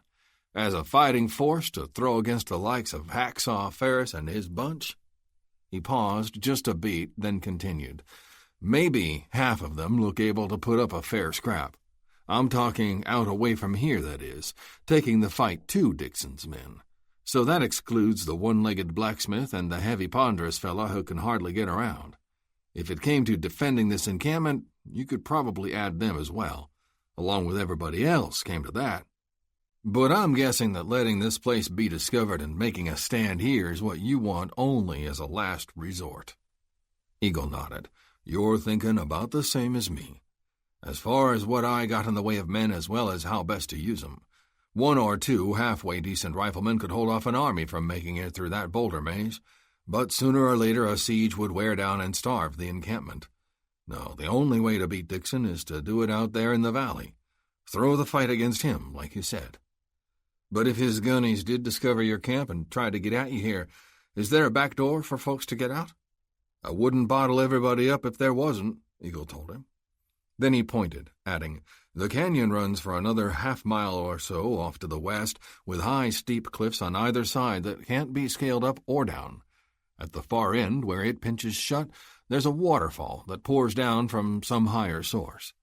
The water continues on in a fast-moving stream that steps the rest of the way down the mountain over 3 or 4 shorter falls until it goes winding off into the valley at the bottom.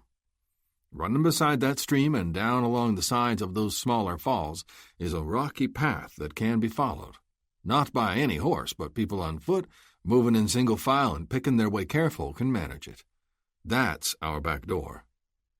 Luke glanced over toward the big canopy where most of the others were still gathered. "Brings us back to what you've got in the way of a force that can ride out to confront Dixon's thugs. I know you've done some supply gathering and harassing, but have any of the others gone with you?" "No, not so far," Eagle admitted. "Up until only a short time ago, we were getting things put together here so as everybody had acceptable living accommodations and there was a reasonable order to things. But I got a couple men, Whit Barlow mainly, and Turley and Baker, that pair of old prospectors, who are itching to get out and do some striking back. Pretty soon, whether I got any kind of plan ready or not, I may not be able to hold 'em back." Luke considered for a minute, and then, his mouth curving into a lopsided grin, he said, "Well, then I reckon we'd better get to work and come up with a plan." Eagle eyed him under an arched brow. You mean that? You dealing yourself in deep enough to ride out with us? I told you. I mean to find out what Dixon's game is where I'm concerned, and then turn it back on him and shove it down his throat. Luke's grin turned cold, his teeth becoming bared like a feral animal's. I might as well have some company while I'm doing that, and at the same time help you find a way to take his plans and come up with a place to shove them, too. Oh, I've got some ideas for that. Believe me, I do, Eagle assured him.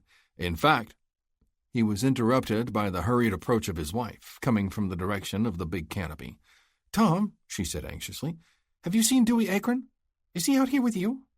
Eagle scowled. No, I haven't seen him since we were eating. What's happened?" "I don't know for sure." Jane's pretty face looked worried.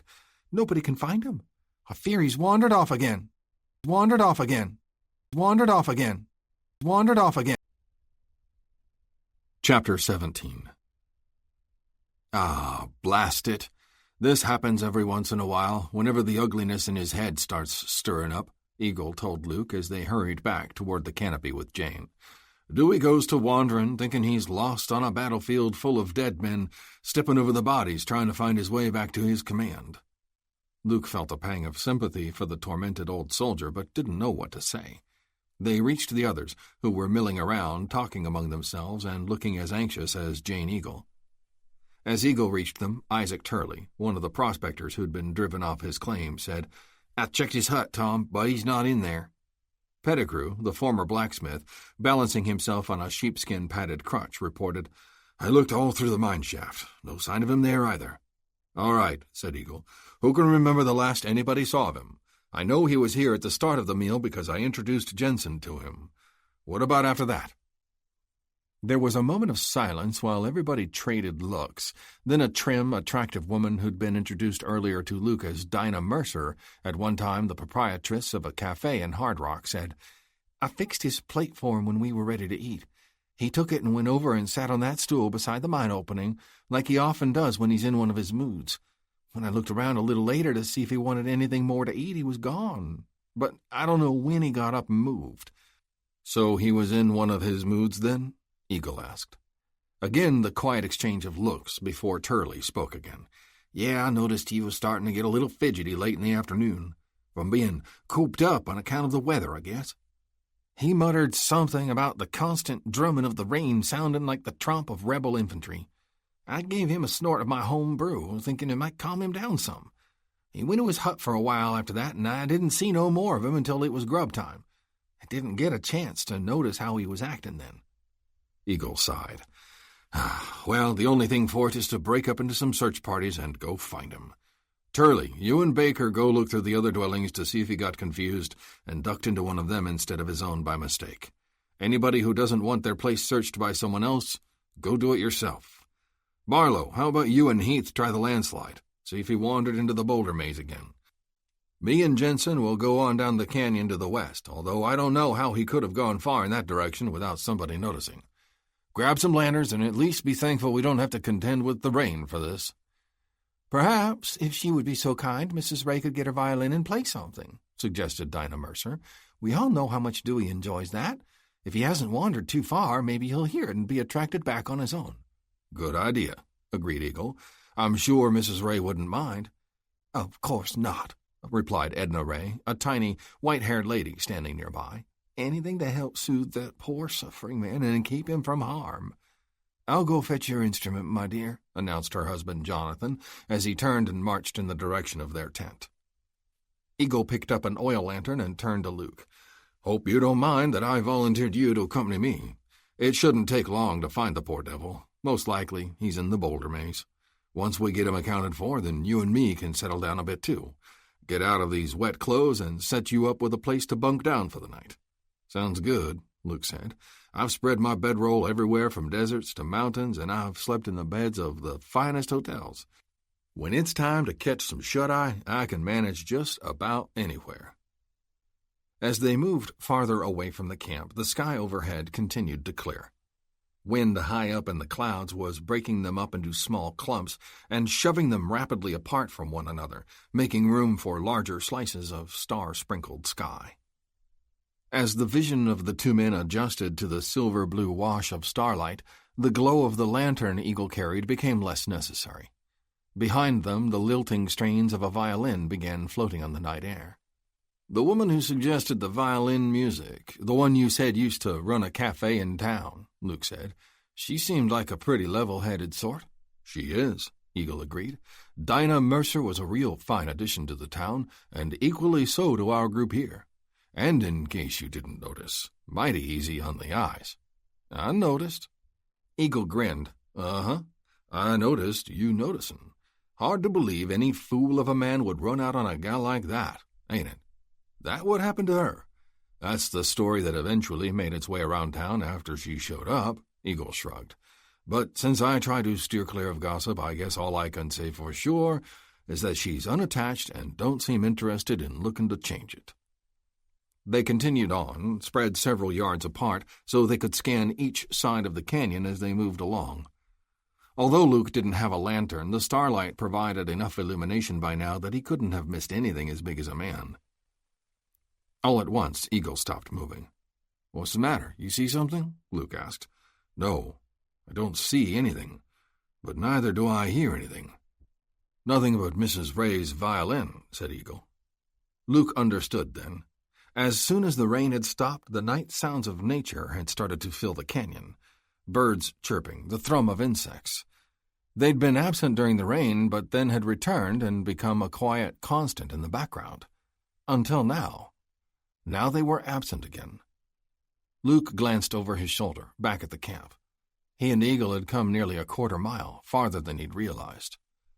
"There's something out here with us, some critter, and I don't mean just Dewey," Eagle said, his voice more hushed than before. "You get bear or cougar up in these mountains?" Luke wanted to know. "Not much in the way of bear, but we've got cougar for sure. And one in particular who's earned himself the name Old Rip. He's been visiting the valley every summer for the past 3 or 4 years. Big son, seems to get bigger each season. I know he's back again this year on account of I ran across his tracks one day last week, and judging by the spread of the paw and how deep it was sunk in the ground, he ain't shrunk any. Maybe 200 pounds by now. You figure he's stalking the camp? No, not that I saw any sign of.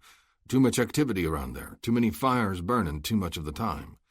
Anyway, old Rip's got easier pickings down in the valley with all the livestock that got run off and left behind, left roaming free. If that's him ahead of us, I'd guess he was caved up somewhere higher during the rain and is on the prowl now to get down and find himself some of that stock to feed on. Only thing to divert him would be if he caught wind of something closer before then. Something like Dewey, if he wandered this far." "I didn't bring my rifle with me," Luke said. "Neither did I," replied Eagle. "I didn't even think to strap my gun belt back on after I shucked it when I sat down to supper." "I've got my Remingtons," Luke told him. "Always," he added mentally. Eagle edged over, narrowing the distance between them. "Ain't nobody hailed from back at the camp that they found Dewey yet, meaning the blamed fool might actually have come this direction after all. So I need to keep looking. How about you loan me one of your pistols and you go back and get a rifle?" "I'll loan you one of my pistols," Luke said, lifting his left-hand Remington from its holster and holding it out. "But we'll both stay here and keep looking." Eagle took the gun, saying, "You're as blamed stubborn as me. No need to be insulting." They continued forward again, closer together now. All of a sudden, Luke found himself wishing that the starlight he'd thought so plentiful a little while ago was a whole lot brighter. Eagle raised his voice and called ahead, "Dewey! Dewey Akron! This is Sheriff Tom Eagle. Are you out here somewhere?" From a pool of thick shadows off high to the right came the deep, half-growl, half-hiss of a big hunting cat. Eagle swore. "That's old Rip. He's warning us off. He wouldn't do that unless he's got his prey all staked out and ready to pounce." From the edge of the same shadow pool came a weak, slightly quavering voice. "Sheriff Eagle, there's a red patrol just over their eyes. Keep it down or you'll have 'em right on top of—" The agonized shriek that cut off the rest of Dewey's words was simultaneously mixed with the snarl and rumbling roar of the cougar, followed by the sounds of bodies tumbling to the ground and then thrashing wildly about. "Dewey!" Eagle shouted as he broke into a run. Luke was racing right beside him. Both men veered toward the pool of deep shadows out of which the sounds of the struggle were issuing. As they drew closer, murky forms became discernible. The huge cougar, eyes blazing like white-hot coals, on top of the flailing man, mauling him, trying to drag him away. "Throw the lantern," Luke shouted. "Aim it as close as you can to give us some light." Eagle didn't hesitate to do as instructed. The lantern arced end over end through the air and hit the ground mere inches behind the digging hind paws of the big cat. Glass shattered and a blossom of instantly ignited coal oil flared out, spreading onto the stubbled grass that grew across this end of the canyon floor. Old Rip roared and mauled more frantically than ever, refusing to let go of that which he had claimed for his own. Whether from the fire licking around his legs or from the attacking cougar, or both, Dewey was shrieking in concert. With his arm extended, the borrowed Remington gripped steady in his fist, Eagle said, "I still can't get a clear shot, not without the risk of hitting Dewey." Luke was locked in a similar pose and frozen by the same dilemma. But he didn't stay frozen for very long. Shifting the Remington from his right hand to his left, he hurled himself forward. At the same time, he reached back with his temporarily emptied hand and filled it anew, wrapping it around the bone handle of the 10-inch Bowie knife that rode in a sheath just behind the holster on that side. He jerked the Bowie free and swung it ahead of himself as he ran. Reaching the struggling forms on the edge of the burning grass, Luke launched himself over the flames in a flying tackle, twisting his upper body so that his left shoulder slammed into the ribs of the attacking cougar. The impact drove old Rip off the screaming, flailing Dewey and sent him rolling and twisting away. Luke's momentum carried him with the cat, his face pressed hard against its fetid fur, his knife slashing wildly, blindly, as he himself kicked and twisted to try and keep clear of the slashing talons of the hind legs. This new entanglement of man and beast tumbled to the ground unavoidably wrapped together.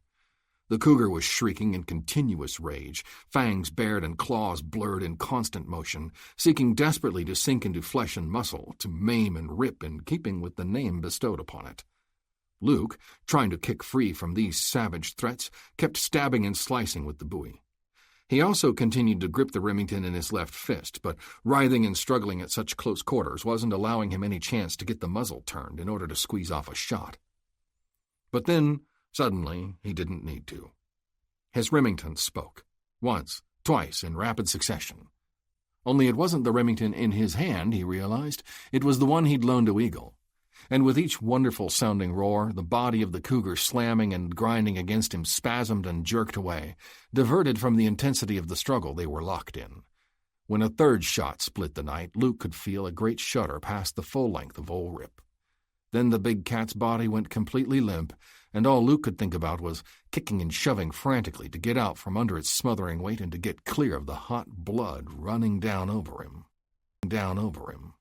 Down over him. Down over him. Chapter 18.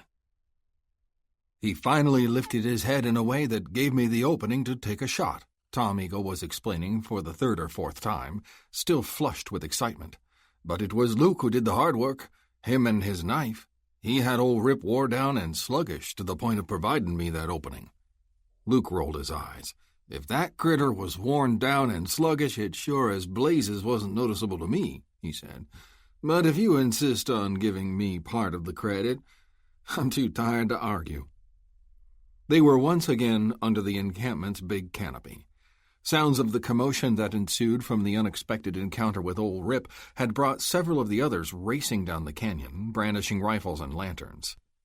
The big cat had been dispatched by the time they got there, but their assistance with the injuries to Luke and Dewey was most welcome. Luke, though battered and scraped from head to toe, was able to stand and walk on his own. Dewey, however, had been torn up considerably worse. For him, Betty Barlow had gone running back to fetch forth a blanket that they loaded the mauled man on and used like a stretcher to get him returned to the camp. Dewey was now sprawled on the split log table with Jonathan and Edna Ray giving care to his numerous gashes and bites. The Rays made an efficient team.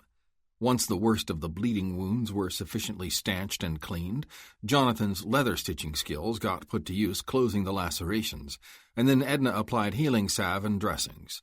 Copious amounts of whiskey poured down the patient's gullet dulled his pain as much as possible, but it also increased his state of delusion. He kept rambling about Rebs boiling over the rise, and to him the shrieks made by old Rip during his attack had been the infamous rebel yell that chilled and left haunting memories ingrained in many a Yankee veteran of the late war. While Mr. and Mrs. Ray were taking care of Dewey, Luke was being tended to by Dinah Mercer.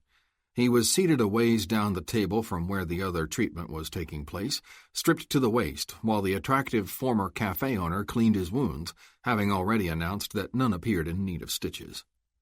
A handful of others were clustered around, holding lanterns high to provide illumination for the work being done, looking on anxiously and listening to hear more about what had happened. Tom Eagle was prominent in their midst, proving more than willing to fill in the details. "Wading into old Rip with nothing but a knife? That ranks right up there with one of the nerviest displays I ever heard tell of," stated Whit Barlow, one of those gathered close. He paused, then cocked one eyebrow slyly before adding, "Comes to a display of good sense, though, Jensen. On that front, I can't say as I'd rate it quite so high." Everybody had a good chuckle over that, including Luke. "Friend, I couldn't agree with you more," he told Barlow. Their laughter was cut short by an elongated groan of pain, partly physical, partly mental, issued by Dewey Akron. Glancing in his direction, Tom Eagle said, "Well, I'll tell you one person who for certain don't care what anybody calls what Luke did. Nervy or lacking good sense, either way you can bet that Dewey is plenty grateful for it." "Maybe so," Luke allowed, "but don't shortchange yourself in the process, Sheriff. After all, it was your pistol shots that had the final say on old Rip, and saved Dewey and me, both from getting torn apart worse than we did." "Expressing your gratitude is a commendable thing," remarked Dinah Mercer as she leaned close to tighten one of Luke's bandages into place, "so long as you remember that the sheriff didn't keep you entirely from damage.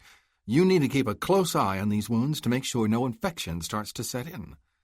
Luke's too tough to worry about a piddly little thing like that," Eagle scoffed. "More like if old Rip had managed to slip away and run off back up into the hills, then maybe he would have been the one needing to worry about infection from chomping into Luke." This got another smattering of laughter, but Dinah's expression remained quite serious as her eyes gazed directly into Luke's, their faces only a few inches apart. "The possibility of infection is no joking matter," she said. "That applies not only to what the cougar did to you, but also to those other cuts on your face from some kind of earlier encounter." Luke involuntarily touched the areas she was referring to, the pitting to his cheek that was the result of tombstone and bullet shrapnel striking him when he'd made his escape dash through the church cemetery. "These," he said, frowning. "I got the bleeding stopped on these several hours ago." "I can see that. I can also see that the bleeding may have stopped, but some of the fragments that caused it are still embedded in the flesh. It appears some are bits of stone, but others, unless I'm mistaken, are bits of lead from a bullet slug. Did you realize that?" "I'm aware of how it happened," Luke answered, "and yeah, a fragmented bullet could be part of it." Dinah's gaze remained steady. "Then I expect you're also aware of the dangers of lead poisoning?" "Hey, come on, Dinah," said Eagle, taking a more serious interest in the exchange. "You're getting a little carried away, ain't you? This fella just survived a tussle with a mountain lion, for crying out loud. You think a few scratches on his cheek pose some kind of serious worry for him?" Jane Eagle, moving up beside her husband, said, "Dinah knows what she's doing, and what she's saying only makes sense. If there's even the slightest risk of infection from those cuts, why not treat it?" "I've got some tweezers in my tent that I could fetch for digging out that lead," said Dinah. "Getting it out of there and then treating the wound with some salve would be the safest way." Luke winced. "Digging chunks of lead out of my face might be a safe idea to you, but you'll excuse me if I say it doesn't sound particularly pleasant to me." Dinah arched the smooth line of one eyebrow. "A valiant cougar wrestler like you concerned about me doing a little probing with a pair of tweezers? Come now, Mr. Jensen, think of your reputation." "I tried speaking up for you, pal, but," said Eagle, casting a wary glance over at his wife, "but I think we're both losing ground here. Probably be best for you to go ahead and get that took care of. You've still got to skin out of those wet duds, too, and I need to arrange some kind of sleeping quarters for you. I can see to that while Dinah finishes fixing you up." Luke let out a resigned sigh. He said to Dinah, "All right, looks like you win. Go fetch your digging tools and let's get it over with. It's not like I've got to worry about you spoiling my good looks." Dinah smiled. "I'll do my best not to scar you up too hideously. But for the best results, how about you come with me to my tent? The lighting will be better there, and I've got everything I'll need in addition to the tweezers." She glanced up at Eagle. "Maybe the sheriff could have someone bring you a clean, dry shirt after he lays out the rest of your gear?" "Sure, I'll do that," Eagle agreed. To Luke, Dinah said, "You can also bring along this other shirt we took off you. I'll have a look at it for possible mending, but from what I saw, I'm afraid it may be too badly ripped to save." "I appreciate all of this attention, ma'am, but you really don't have to go to so much trouble," Luke told her. "And you didn't have to go to the trouble you did to help save Dewey, which was far more extreme than anything I'm offering." "Yet you did," Dinah replied. "People helping each other in times of need is what gives us hope to continue on. It's really that simple and ought not to be considered anything particularly special." Luke regarded her. She was indeed an attractive woman. Middle 30s, average height, trimly built with high, firm breasts pushing against the front of the crisp white blouse she wore. A face more bold and handsome rather than delicately beautiful. Full lips and deep, rich brown eyes all surrounded by a swirl of wheat blonde hair. "That's a real nice sentiment," he said to her. "You'll have to pardon me for not having had much exposure to that sort of outlook. The kind of owl hoots I spend too much time around see other folks, especially in time of need, as being that much weaker and more vulnerable for the plucking." "So is that why you do what you do? Hunt down owl hoots, as you call them, in order to stop them from preying on others?" Luke didn't respond right away. Then, "I'd be less than truthful if I denied that the money I collect for bringing in fugitives is mostly why I do what I do. But I'd like to believe that in the process I'm also doing some good in a broader sense." "Of course you are," Dinah insisted. "The removal of dangerous men and the threat they pose to good, honest people, no matter your motives, can only be viewed as something worthwhile." The corner of Luke's mouth lifted in a wry smile. "You wouldn't have to travel very far to get an argument on that, ma'am. A lot of folks see bounty hunters like me as little more than hired guns operating on a thin edge of the law and being not too far removed from those they track down." Dinah gave a dismissive sniff. "I've heard such talk. Not about you, but bounty hunters in general. I have a stubborn habit, however, of not letting the viewpoints of others make up my mind for me. You see, I have traveled far enough to know that people, even decent, well-meaning ones, can sometimes be petty and narrow-minded." Another loud groan from Dewey caused everyone's attention to once more swing in that direction. After the tormented man settled back down again, it suddenly dawned on both Luke and Dinah that their conversation had become focused largely to the exclusion of the others around them.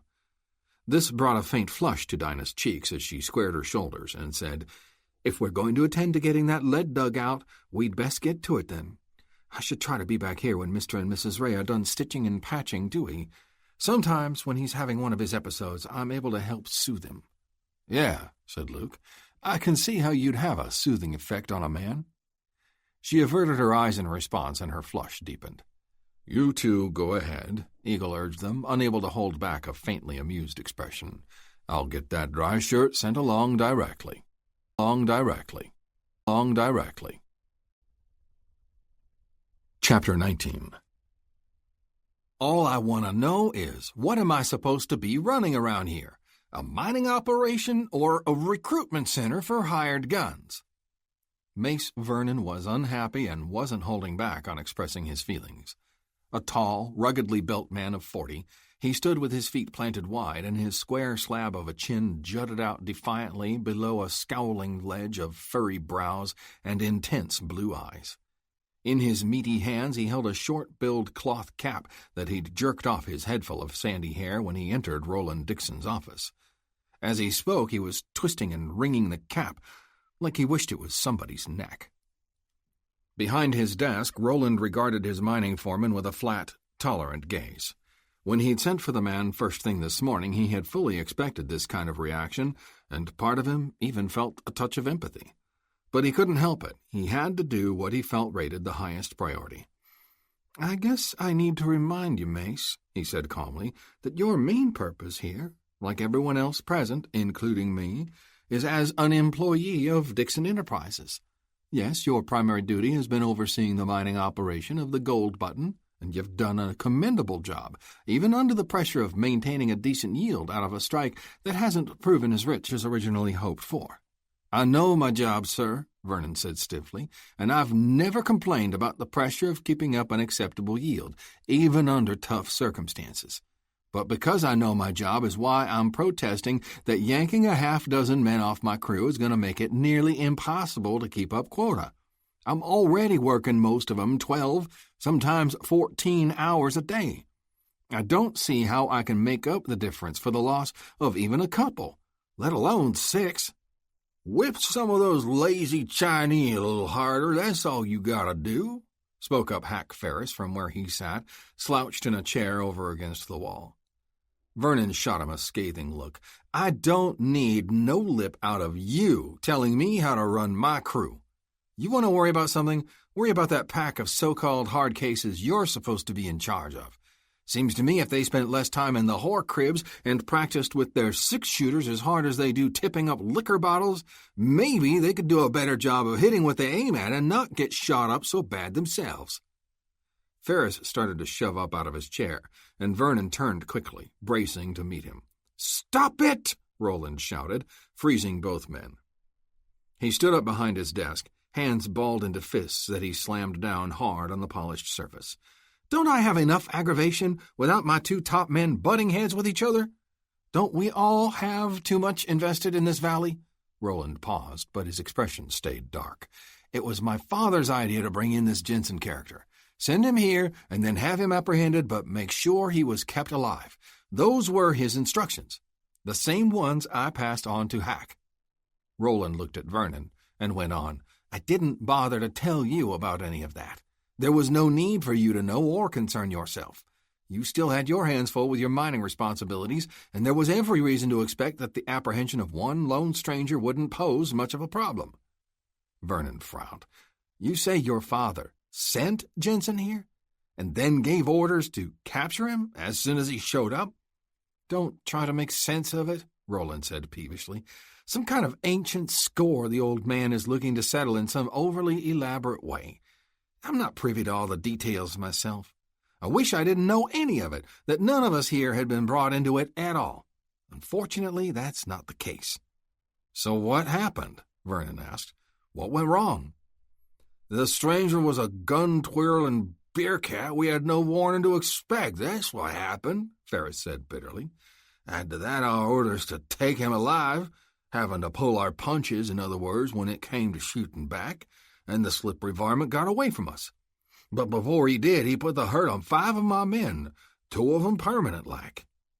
The gun boss jabbed a thumb toward the lumpy bandage covering the back of his head, adding, "And he nearly cooked my goose, too." Vernon's mouth pulled into a tight line. He hesitated a moment, then said, "You got my regrets on the injuries and for losing some of your men. What I said before—" "That's better," Roland was quick to interject. "You two don't have to like each other, but I need you to get along, or at least not fight against one another. You understand? If we make it through this current rough patch, we have every right to find ourselves on the brink of a very sweet opportunity. Once all the modern equipment starts rolling in and those new shafts hit that sweet mother lode we're assured is there waiting, then everything in this formerly remote corner of nowhere is going to change, and change big. If my father's plan for making over the valley and the town the way he envisions it starts to pan out, and I wouldn't bet against the old pirate, we'll be right there on the ground floor of it all. Shoot, I'm counting on being mayor of the new town. I'll put you 2 fellows on my city council and set you up in prime businesses, whatever line you want." Ferris's eyebrows lifted. "I want a saloon with dancing girls. Man, wouldn't that be the life?" Vernon remained silent, not being so quick to get caught up in the fantasies Roland was painting. Returning to the realities of the present, a somber-faced Roland said, "But first we gotta finish clearing away these problems standing in our way.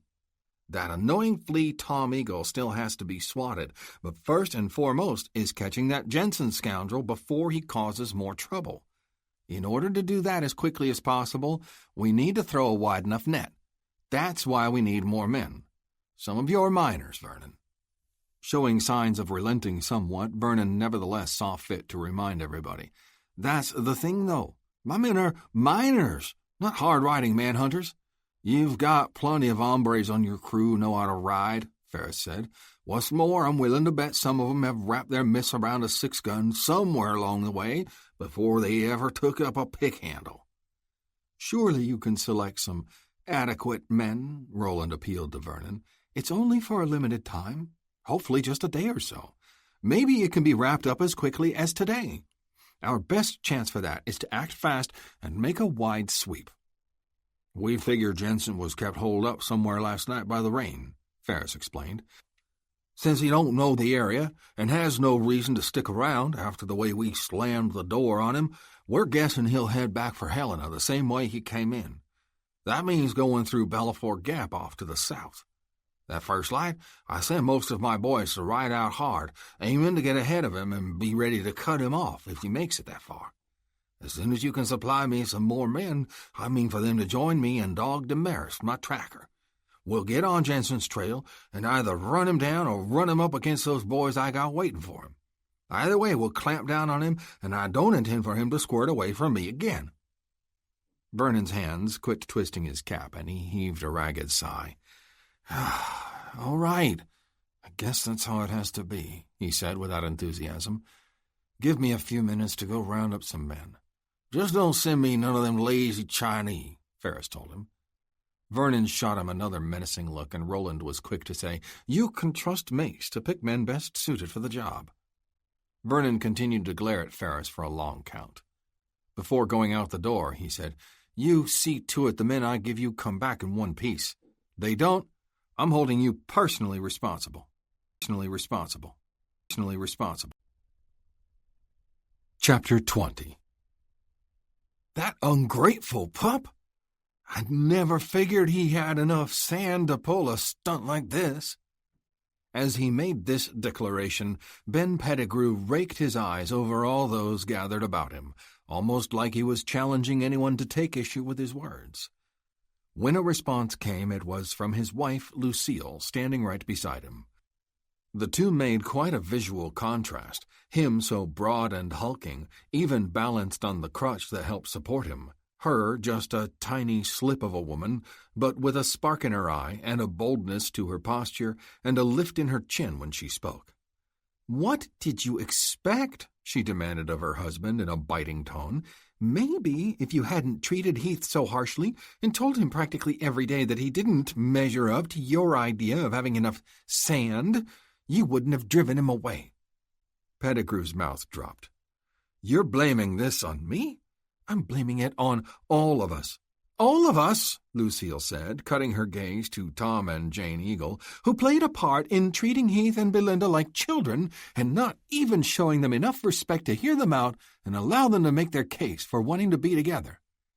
"We understood well enough their feelings for one another, Lucille," Jane Eagle replied earnestly. "My goodness, none of us are so cold or ancient we don't remember feeling that way ourselves. Why then? Why were we so determined to discourage them, to keep them apart?" Lucille wanted to know. Jane said, "I don't agree that we brushed them off like children, but the fact is, my Belinda, even now, is only 16. And how old were you, Jane, when you and Tom married?" Jane faltered at giving a reply. "I already know the answer. 17, same as me, and I'll bet most of the other married or formerly married women here weren't a lot older." Lucille looked around. "Am I wrong?" The encampment had woken that morning to the realization that two of its members, Heath Pettigrew and Belinda Eagle, had run off together during the night. Heath had left nothing in the way of an explanation. Belinda, on the other hand, had left a rather lengthy note pinned to her pillow and addressed to her mother. The crumpled slip of paper was even now clutched in Jane's hand.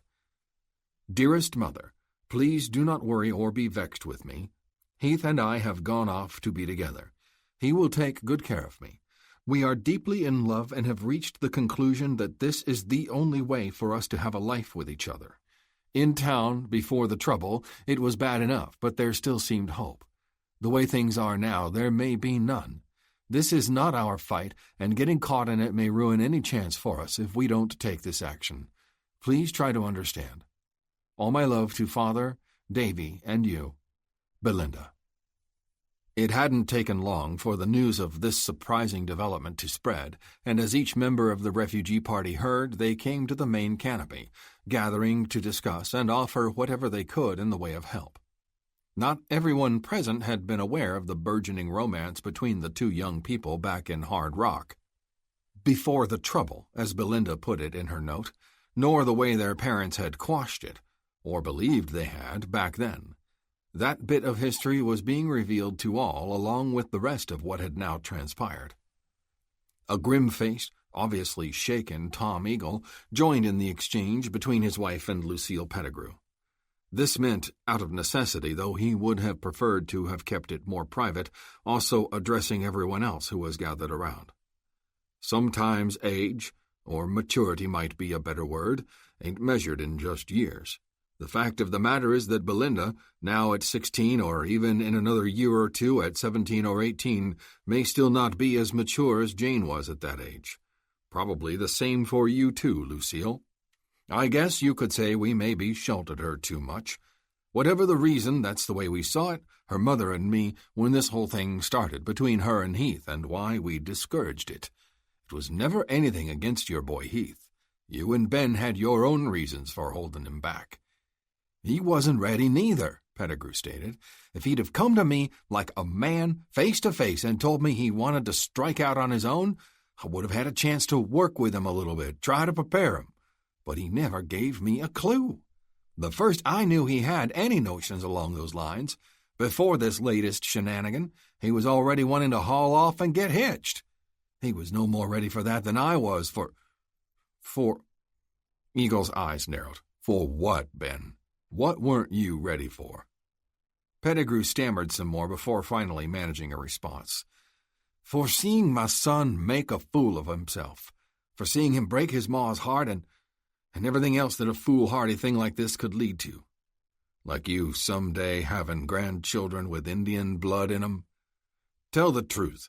Ain't that been your biggest objection to Heath and Belinda all along? Eagle demanded. You got no call to say that, Tom, Pettigrew protested. I was always square with you, always showed you the respect you earned and deserved as sheriff. Yeah, you put on a real good act whenever I was around, Eagle said. But what about some of the things you said behind my back about me and Indians in general? I don't even have to hear about 'em to know. I've been around people like you all my life, and I already knew. I could smell it on you right from the first, the way you really felt about me being a half-breed. You think you were the only one who thought about potential grandkids? You think I wanted any grandchild of mine growing up around your kind of hate? Stop it, the both of you, Lucille said sharply. This isn't the time to let yourselves be distracted by that kind of bitterness. Lucille's right, Jane was quick to add. If you two had all that resentment bottled up in you, you should have found a way to work it out long before this. Now is not the time. Luke chose that moment to speak up from where he'd been standing quietly on the periphery of the gathering. I know I'm a newcomer to all this, an outsider, he said in a level tone as he stepped forward, and I don't know anything about the history between the two youngsters or the hard feelings that obviously have been brewing between their fathers. But what the mothers are saying is exactly right. None of that matters right now. The thing that does is the fact that Heath and Belinda may have placed themselves in danger, and we should be concentrating on what to do about it. The faces of Jane and Lucille immediately pinched with anxiety. Now, wait a minute, Jensen, said Whit Barlow. I know they're not my kids, so it's easier for me to be a little calmer. But aren't you laying it on a little strong with this danger talk? The parents are upset enough. No need to make it worse. What's the big danger? It's summer, the weather is agreeable, they took a decent amount of provisions with them, and they are nearly full-grown. I suggest the best thing is to let them get this running-off notion out of their heads, and they'll come to their senses quick enough. The rest of today, probably tonight, maybe a stretch of the next day. By tomorrow evening, I'm betting they'll be showing up right back here on their own. Before anyone else could say anything, it was Barlow's tomboyish daughter Betty who responded, saying in a strong, clear voice, You're wrong, Pa. You're wrong, Pa. You're wrong, Pa. Chapter 21. Having caused all eyes to swing in her direction, Betty Barlow stood her ground and spoke the rest of what she had to say, directing her own gaze to the two sets of affected parents. "And so are the rest of you. Wrong in the way you're thinking. You're still seeing Belinda and Heath as just a couple of kids, children caught up in a romantic fantasy. You haven't learned anything because you haven't taken time to really listen to them, to what they want, to believe how truly in love they are. Belinda kept telling me how trapped they felt, how they didn't see any—" Jane interrupted the girl. "Belinda talked to you about this? She told you they were going to run away together? She told me they were thinking about it, how they didn't see no other way. But I never had no idea they'd made up their minds for sure, or that it was going to be last night." "Did she say where they planned to go?" Betty shook her head. "No, she never talked about that." Tom Eagle turned to his son. "How about you, Davy? Did your sister say anything to you about any of this?" The boy shook his head earnestly. I knew she was still mooning over Heath, but that's all. I never had no idea they were planning to run off. Honest, Pa." Lucille Pettigrew stepped closer to Luke and gazed up at him with a deeply concerned expression. "What did you mean before when you said we should worry about them being in danger?" Luke looked down at her for a second before lifting his eyes and once more sweeping his gaze across the others. "I'd think it should be obvious to all of you. Who's prowling that whole valley out there and doing so now with an extra dose of anger because of the toll I took on them yesterday?" "Hack Ferris and his boys, Dixon's thugs," Eagle said. Luke nodded. "They'll be mainly on the lookout for me, but that certainly won't stop them from pouncing if they should happen to catch sight of those youngsters. Wouldn't you say?" Eagle grimaced. "Yeah, they'd pounce for sure." Several of the women onlookers gave sharp intakes of breath. "You must go after our children, then, immediately," implored Jane. "We can't risk Heath and our daughter falling into the hands of those devils." "I spoke wrong before. What you're saying is on the mark, Jensen, and I'm a fool for not thinking of it sooner," declared a scowling Whit Barlow. Turning to Eagle, he added, "I'd be proud to ride with you, Tom. Say the word and I can be saddled up in 2 shakes." "Same for me," said Howard McGregor, the stocky, dour-faced farmer who'd had his crops burned and was run off his land. "I'll have to borrow a horse, but I'd sure welcome the chance to ride out against those burning, thieving scoundrels." Suddenly, everybody seemed to be yammering excitedly all at once, urging, offering advice, volunteering, asking questions, until Tom Eagle was forced to raise his arms and issue a shrill whistle to quiet things down. "Everybody take it easy. Give me a chance to think. I know you all mean well and you all want to help in your own way, but we need to calm down and take a minute to put together some kind of plan before we go charging out like nothing more than an unruly mob." "You want my advice?" said Luke, standing beside him. "I'd keep it to a small, fast-moving force, not more than 3 or 4 men." Eagle arched a brow. "You think that's enough?" "The more men we ride out with, the more apt we'd be to get spotted ourselves," Luke pointed out. "And the last thing we want on this particular outing is to end up trading lead with Ferris or any of his coyotes. Even if we took every available man, we couldn't match them gun for gun. What's more, if we got caught up in a shootout, that would keep us from looking for the kids, meaning they'd still be at risk for falling into bad hands." "I see what you mean," Eagle grated. "A small handful of us riding fast and alert would have the best chance of catching up with the kids and then keeping all of us away from Ferris's bunch until we can make it back here." "Jensen keeps on making good sense," said Barlow. He added, "That is, as long as I'm still included in riding out with you." "And me. I mean to go along, too." Thrusting the tip of his crutch hard into the ground, Ben Pettigrew pushed his single leg into a long step forward. Then, replanting the crutch, he squared his broad shoulders and stood steadfast against the uncertain looks brought about by his declaration. "I know," he said, addressing Eagle directly. "I'm a one-legged gimp who can't mount a horse without the help of a tree stump or fence rail or some such. But once in the saddle, I can stay there. And if it comes to it, I'm as good or better a shot than anybody here except you or Jensen.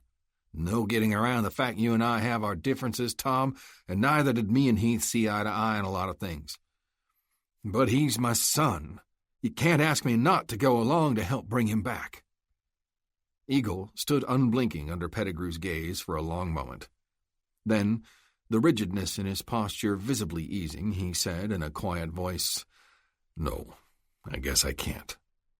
Pettigrew's wife placed a hand on one of her husband's thick forearms. "Are you sure, Ben?" His brows pinching together, the blacksmith replied, "Don't you think it's about time I started doing better by the boy? Yeah, Lucille, I'm sure I need to do this." Eagle cut his eyes to McGregor. "Don't ever think I ain't grateful for your offer to ride with us, Howard. But as I guess you heard, it seems like a smart idea for us to keep our number trimmed down this time out. I hope you understand." McGregor pressed his lips together and gave a faint nod. "Whatever you think is best, Tom. For what it's worth, it eases my mind considerable to know you'll be keeping an eye on things here. And once we get things settled with these doggone kids, I promise we'll soon be heading back out on another sweep, this time directly against Dixon's gun wolves. Comes to that, I'll make sure you're a part of it." McGregor's tightly pressed lips curved up ever so slightly at the corners. "You can bet I'll be holding you to that." "And you can double down on betting me and Red will be wanting in on some of that action, too," barked Isaac Turley, one of the leathery old prospectors who happened to be standing nearby. "We sure will be," Red Baker, his partner, added for emphasis. Isaac was tall and pinch-faced, with a shock of snow-white hair that was always spilling down over his forehead, and an equally white walrus mustache that he kept surprisingly well trimmed, in contrast to his slouch hat, run-down boots, and worn-out, overly patched shirt and trousers. Red was half a head shorter and, though of equal age, still had a head full of the rust-colored hair that had earned him his nickname, despite the never cleanly shaven whiskers bristling on his jawline being spiked with silver. His attire was just as worn and patched as his partner's, except he displayed a fondness for bright-colored patches that never came close to matching the garment they were sewn over. "This is a real nice camp we've put together here," Isaac said. "Far more comfortable living than me and Red are used to, as a matter of fact. And that there is a problem, you see." "It is," said Eagle, immediately regretting he'd given Isaac a reason to talk some more. "You bet. Comfortable living is the worst thing for old-timers like me and Red," Isaac said firmly. "Laying around all comfortable like is how a body's joints start stiffening up and their muscles turn flabby. And that's when old age moves in and grabs hold and refuses to let go. Then pretty quick you got nothing but a codger who ain't worth spit except for barely hobbling around." "That's a fact. That's how it happens," Red echoed agreeably. Isaac picked up again, saying, "And that's exactly what ain't gonna happen to Red and me. We're men of action, used to hard living and hard work. If we ain't careful, the high living and good eats pouring over us in this camp is gonna plumb rob us of our youth. We can't let that happen." "No, we can't," said Red. Pinning Eagle with an intense stare, Isaac said, "That's why we need the same promise out of you that you just gave McGregor, Sheriff. You gotta say you'll be sure to take us along the next time you ride out on some kind of escapade." "We'll stay behind this time and help McGregor keep an eye on things around here," said Red. "But if and you make us wait too much longer, we might all of a sudden stiffen up and be too blamed hobbled to do you any good if and you did need us." Barely managing to keep a straight face, Eagle made the two old-timers a promise. "You got it, fellas. The next time anybody rides out on any kind of escapade, I'll be sure to see to it that you two are included. I don't want to have no part of robbing you of your youth." Red wagged a cautionary finger. "That's smart thinking on your part. You want us in tip-top form. You get that, you'll be mighty glad to have us to call on. Us to call on. Us to call on." Chapter 22. "Off to the left of us. That's east, right?" "Uh-huh. I don't think I've ever been out this way. All the land in that direction is so bare and, well, kind of ugly. Nothing but jagged rocky hills and dry, twisted gullies. Barely any grass and only a few prickly-looking bushes. I wouldn't want to live there. It looks downright depressing. That's why they call it the Badlands, and why nobody does live there. We're not going through it, are we? Not if I can help it. But we're kind of in it now, the way we're going. Moving along the edge of it, I mean. That's the idea. Our way is south, but I'm skirting the edge of the Badlands because of all the rocky ground. It don't hardly pick up any tracks, see, in case anybody tries following us. You're so clever. You think of everything, don't you?" Heath Pettigrew's chest swelled under the words of praise. Praise wasn't something he'd heard very much of in his 18 years of life. He liked it. It sounded good, felt good, almost as good as Belinda Eagle's arms wrapped around him. And having the words come from her, the girl he loved, made it all the better. "I hope I've thought of everything," he said in response. "I'm sure trying. I want to think of everything from here on out that will help us avoid problems and make our life together as good as it can be." "Just being together will make our life good? Finally and forever," Belinda exclaimed. At 16, she was an exceptionally pretty girl on the brink of womanhood. She was somewhat on the short side, not quite 4 inches over 5 feet, trim and well-proportioned, though a bit bustier than most girls her age, or even her own mother, for that matter. Her most distinguishing features were her large, liquid dark eyes and her long, silky black hair that reached all the way to the small of her back. "I like hearing you say that just us being together would be enough to make you happy," Heath responded. "But I want to give you a lot more than that. I want you to be happy, but I also want you to have nice clothes and nice things about you. I know it will take a while, but one day I mean to shower you in fineries like nobody in Hard Rock ever imagined." 2 years older than Belinda, Heath stood just a whisker under 6 feet, taller than his father but leaner in build. Still, he was square-shouldered and packed with sinewy muscle gained from helping out in the blacksmith shop. He had his father's curly brown hair and heavy brow, which added to the brooding expression he often wore, but the latter was reasonably offset by the pale, intelligent eyes he'd gotten from his mother. They rode on for a ways without further conversation, doubled up on a tall, heavy-chested bay that Heath held to a steady but moderate pace.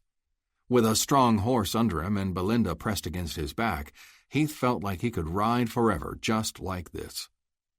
The climbing sun and a cloudless sky beating against the side of his face from the east, a faint breeze brushing past his shoulder from the northwest, and nothing but open, rolling country ahead angling away from the Badlands for as far as he could see. "Do you think they will?" Belinda asked abruptly, her breath warm on the back of his neck. Belinda had a sometimes maddening habit of suddenly blurting out a comment or question that was perfectly in tune with a thought passing through her mind, but on a subject that might be minutes or hours or even days removed from any prior discussion of the matter.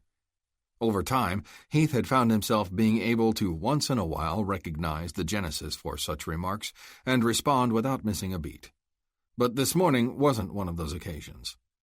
So he had to ask, "Do I think who will do what? Do you think someone from the camp will come after us? Try to track the way we're going?" Heath twisted his mouth sourly. "I've been wondering about that myself. If it was only up to just my old man, I don't expect he'd bother. He's been telling me for most as long as I can remember how worthless I am, what a big disappointment.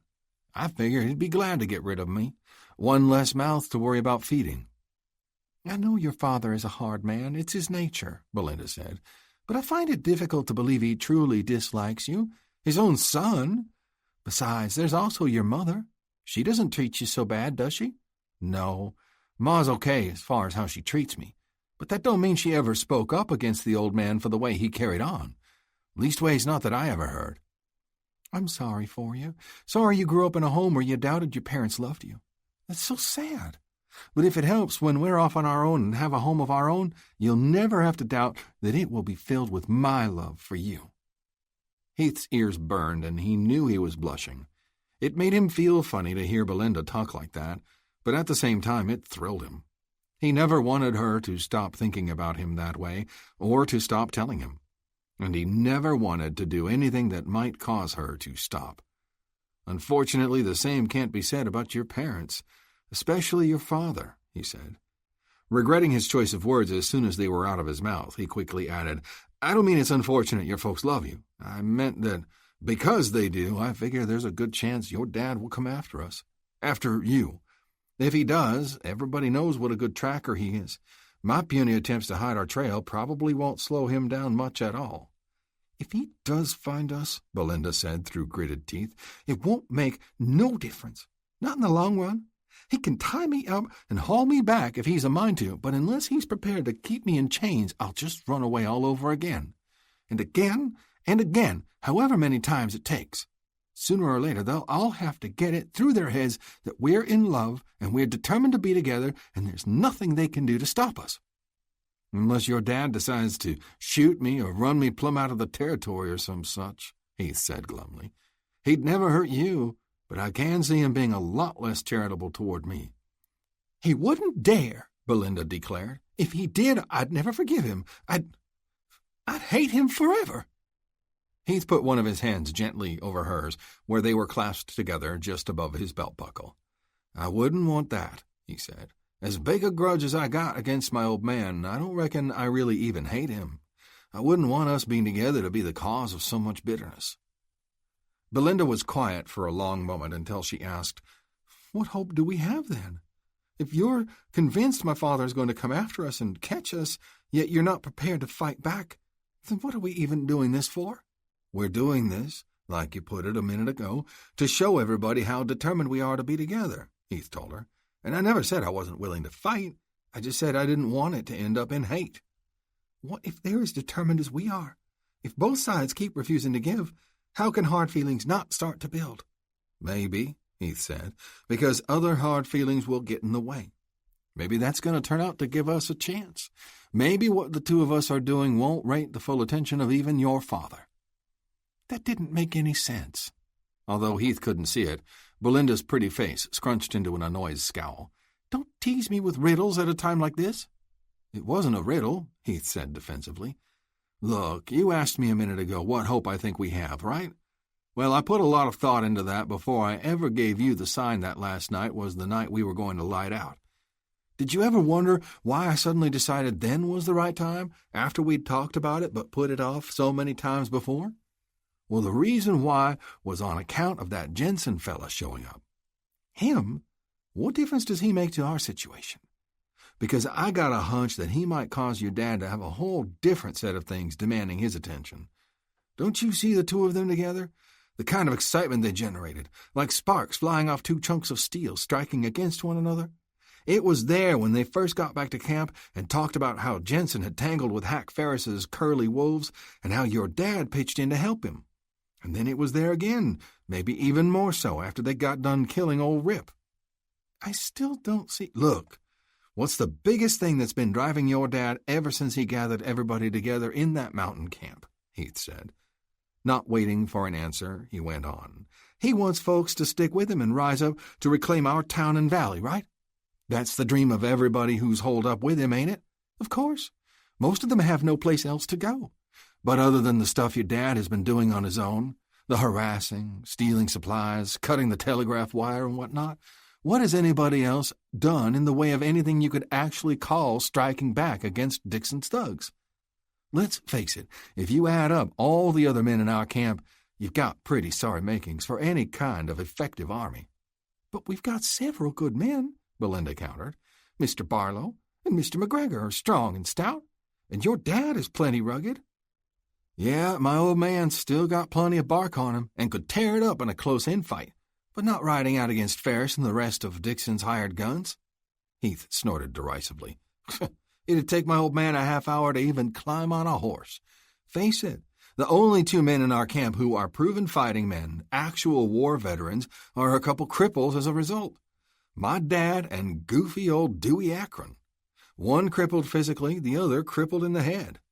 That's mean.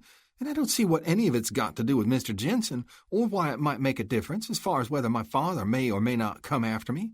Because, Heath said, Jensen gives your dad exactly what he's been lacking, at least the start of a fighting force against Ferris and the others. But how much difference can one man make? Plenty from what he's shown so far. Your dad claimed he left 4 or 5 of Ferris's thugs laying in the dirt back in Hard Rock. And then he went after old Rip last night with nothing more than a knife. Besides, it ain't just what he can do himself. It's what he can help stir inside the other men, including your father. My father doesn't need anybody to stir anything in him. He's been carrying this fight against Dixon practically all on his own since the very beginning, Belinda pointed out. And that's exactly the point I'm trying to make, said Heath. Now that he's got an equally strong man to stand beside him and help prod along the others, I'm thinking he's bound to be mighty anxious to finally hit back against Dixon's gun toughs, especially now when they're smarting from tangling with Jensen the first time. Strike while the iron is hot, as the old saying goes. Which brings me to the point of thinking that your dad might not be as quick to come chasing after us as he would be if he didn't have to balance it against leaving that iron to cool down. After all, by taking off like we did, we're not only showing how much we want to be together, but we're also abandoning the dream and the cause of all the others. The cause, like you said a minute ago, nobody has put more into than your dad, and everything he's had to do practically alone up until now. Belinda was quiet for several moments before she said, "Do you really think he might see it that way? That my father would put the fight against Dixon ahead of coming after us?" "I can't say for sure. I'm just telling you what went into my thinking." Now it was Heath who went quiet for a spell, before speaking again. "You almost sound like you'd be disappointed if your father didn't track us down." "That's not how you feel, is it?" Belinda's arms tightened around him, and she was quick with reassurance. "No, of course not." She paused a moment and then added in a quieter voice, almost as if to herself, "That's not it at all. It's not it at all. It's not it at all. It's not it." Chapter 23. "I'd like it a whole lot better," Pink Eye Scarns was lamenting, "if we could just shoot him. I mean, looky here, we got practically the perfect setup. We split ourselves into the rocks off on either side, wait for him to ride out there in the middle of the gap, then hit him with a crossfire. It'd all be over, slick as pie." "Maybe killing a man ain't supposed to go as slick as pie. You ever consider that?" drawled Clarence Horn, from where he stood leaning leisurely against a smooth slab of rock off to one side of Pink Eye. Pink Eye scowled. "What you mean by that? You saying I ain't got the right to think about a piece of business the way I want? That I can only look at it the way I'm supposed to? Who has the say over what men in our line of work should feel or think about what we do? You all of a sudden get bit by the religion bug or something, Horn? You, a hired gun who's planted more men than you got whiskers on your chin?" The abnormality that perpetually tinted the irises of both of Pink Eye's eyes the color that earned him his nickname was prone to deepening nearly to full red when he got annoyed or angry. A trace of this change was in evidence now as he fired off the retort to Horn. A runt all his life, suffering a diminutive size in addition to pushed-in facial features, dominated by flat, flaring, pig-like nostrils and bulging eyes that displayed their odd color to the point of practically begging to be commented on, Pink Eye had grown up the brunt of endless ridicule. Only after he picked up a gun for the first time and discovered he was pretty handy with one did he find the means to retaliate against all the teasing and unkind remarks he'd had to endure up to that point. And retaliate he did, often at the most minuscule thing he took to be disrespectful or disparaging, such as the offhand bit of musing from Horn, as if it were some kind of personal challenge to Pink Eye's way of looking at things. Horn was a grizzled old veteran who'd seen Pink Eye huff and puff over little or nothing too many times to respond seriously to his latest display of raised hackles. At 50, with his easy Texas drawl and mild seen-it-all-before eyes, Horn still had a trace of lightning left in his draw, even though the rest of him moved slow and somewhat wearily, never wasting a single motion. He'd killed a score or more men in his time, and though more likely loomed in his future, he seemed in no particular hurry for it. On that subject now, in response to Pink Eye's chuffing, Horn said, "Yeah, I've planted my share of men. More than my share. So maybe that don't give me the right to say how anybody else ought to feel about it. But I can speak for my own feelings, and it ain't got nothing to do with religion neither. What it does have to do with is, well, balance. Weighing one thing against another. And by that I mean that snuffing out the life of a man, a human being, shouldn't be taken as lightly as swatting a mosquito or plinking the head off a rattler. That's all I was saying. Do you see what I mean?" Pink Eye continued to scowl at him, only gradually it turned into more a look of confusion than annoyance. "No, I don't," he said dully, "but never mind. You not making sense fits right in with the rest of what we're in the middle of here. It's no wonder none of us are thinking or talking straight. How can we on account of this take-him-alive bull? What kind of crazy business is that, anyway? You know good and well those Dixons ain't going to all this trouble to catch Jensen just so they can chew the fat with him over brandy and cigars. He must have done something to really piss him off royal, so they get some kind of special payback in mind. Which means he's gonna end up dead anyway, so why not just get it over with? That's what I'd like to know. Well then, said Paul Grimsby, the third man hunkered in the nest of boulders with Pink Eye and Horn, maybe when we get back to Hard Rock with this Jensen varmint, you can march right up to Roland Dixon and demand some answers to all those things you're fretting about. Better yet, maybe his old man will be coming round for a visit, and you can corner both of them together and find out everything you want to know. How would that be? Pink Eye's mouth sagged open. What are you saying? Yeah, like I'm apt to pull a fool stunt like that. That would take the crazy cake for sure. Grimsby regarded him. He was a solid 6-footer, about 40, with a weathered face bracketed by thick sideburns gone prematurely white. Penetrating blue eyes under a ledge of brows, still stark black, gave him a stern, no-nonsense air. Why not? He demanded now in a tone that fit his appearance. You could be the spokesman for the whole lot of us. I know quite a few of the boys have got some of those same questions. To hell with that notion. Pink Eye shook his head vigorously. I ain't gonna brace no Dixons with no bunch of questions on why they want something done a certain way. Why not? Grimsby said again. You got all these questions, and you just got done spouting 'em out, along with saying how crazy the Dixons are. I think they might appreciate hearing all the things wrong with their ideas and what good ones you got to improve them. Pink Eye shrank back a half step from Grimsby, like he'd suddenly learned the man was carrying a disease. This is some kind of joke, right? I ain't got no ideas about improving nothing. That ain't for me to say. Why not, Pink Eye? What you mean, why not? 'Cause it ain't my job, that's why. All I am is a hired gun. Grimsby set his teeth on edge and glared at the little man, cowering away from him. That's right. All you are is a hired gun, he grated. That means you do what you're told in order to earn your pay. You do what you're told, and you keep your yap shut while you're doing it. Leastways, that's how it goes when you're working for me. And since Hack put me in charge of this little shindig until he shows up, that's what it amounts to. You working for me. The heat in Grimsby's eyes intensified.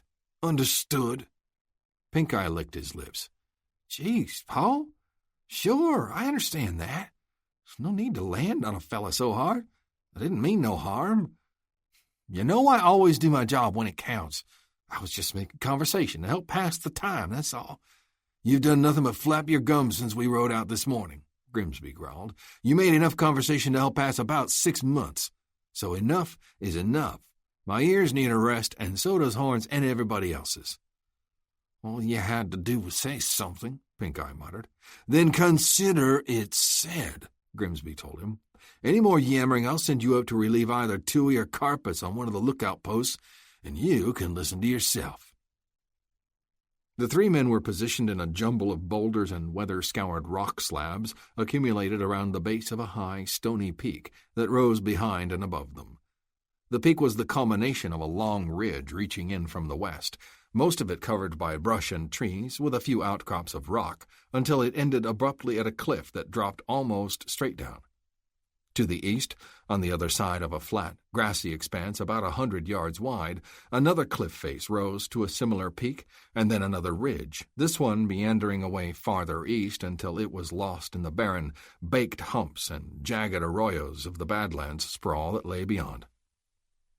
The flat north-south stretch between these peaks, or shoulders as some called them, was known as Balfour Pass. Depending which way one was headed, this could be considered either the gateway to or the exit from the Hard Rock Valley. For the purpose that brought Grimsby and the others here this morning, they were viewing it as the exit on the road to Helena, the road they anticipated Luke Jensen to be taking in his flight from the harsh reception he received upon his arrival yesterday. If and when he showed up, it was their assignment, as issued by Hacksaw Ferris, to stop him.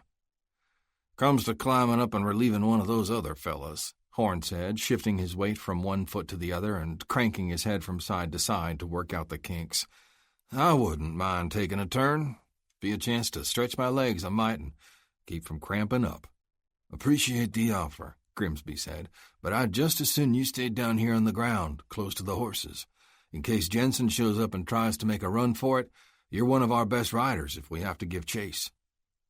The horses for the three men, as well as for Alvin Toohey and Rimrock Carpus, the lookouts Grimsby had stationed up high on each of the shoulders bordering the pass, were hobbled nearby but out of sight, deep in some underbrush that grew back around a corner of cliff. Shrugging in response to Grimsby's rationale, Horn said, "Okay, if that's how you want it." "With any luck, if Jensen does make an appearance," Grimsby explained further, "Hack and Dog and those other boys they're bringing will be tight on his tail, and we'll be able to squeeze him between us.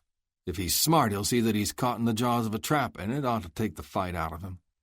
Pink Eye couldn't hold back. "Yeah, but think how much easier and surer it could be if not for that take him alive baloney. Then we could use my idea of—" He caught himself in time before he said too much and clapped his mouth shut tight to hold back any more words.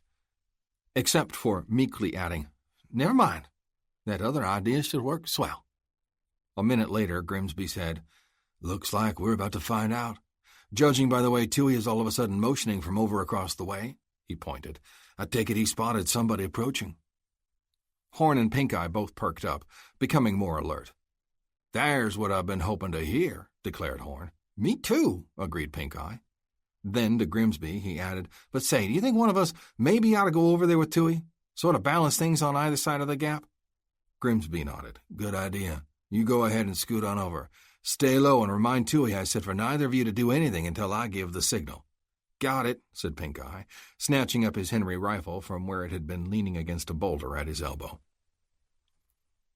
"We've covered a good distance, better even than I thought," said Heath Pettigrew. He jutted his chin, indicating somewhere up ahead. "Looky there. See those shoulders of high ground up yonder, and that opening between them? That's what folks call Balfour Gap. We get through that, we're well away from home and on the main road to Helena, and anywhere else we decide to go." Belinda rested her chin on his shoulder and gazed ahead at where he'd indicated. "I've heard folks talk about Balfour Gap before," she said. "I sure had it pictured different, though. I thought it would be, I don't know, bigger, more impressive somehow."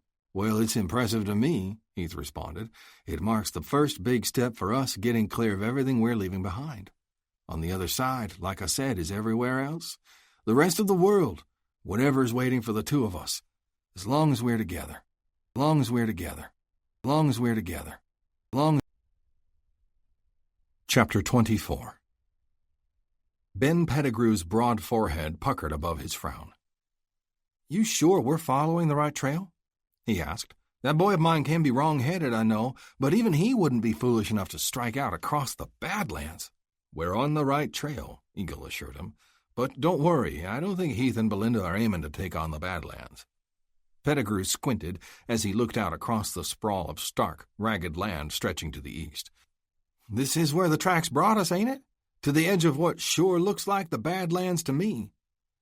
The two men, along with Whit Barlow, indeed sat their horses at a point on the narrow end of the valley where the richer, grassier land that spread wide to the west and north, below the northern curve of the spear points, pinched down and gave way to the rocky, sun-blasted wasteland Pettigrew was squinting at.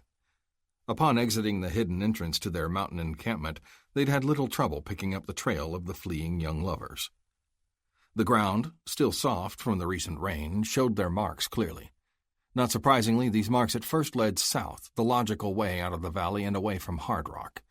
Also not surprisingly, after only a short ways, the trail began curving to the east, making a loop around the abandoned town. To the west and north lay the Gold Button Mine, and it would be logical for the couple to reason that going that way would mean greater risk of running into Hack Ferris's thugs, or some other of Dixon's men traveling back and forth between the mine and the town they now claimed. For that reason, the loop to the east made good sense. But when the trail veered off more sharply and ended up disappearing into the rocky, broken ground of the Badlands, that gave the trackers some pause to wonder. "You're right, as far as you're saying," Eagle allowed. Then, peering past Pettigrew, he added, "But being on the edge of rough country is hardly the same as heading out across it." "What's the point, then?" Barlow wanted to know.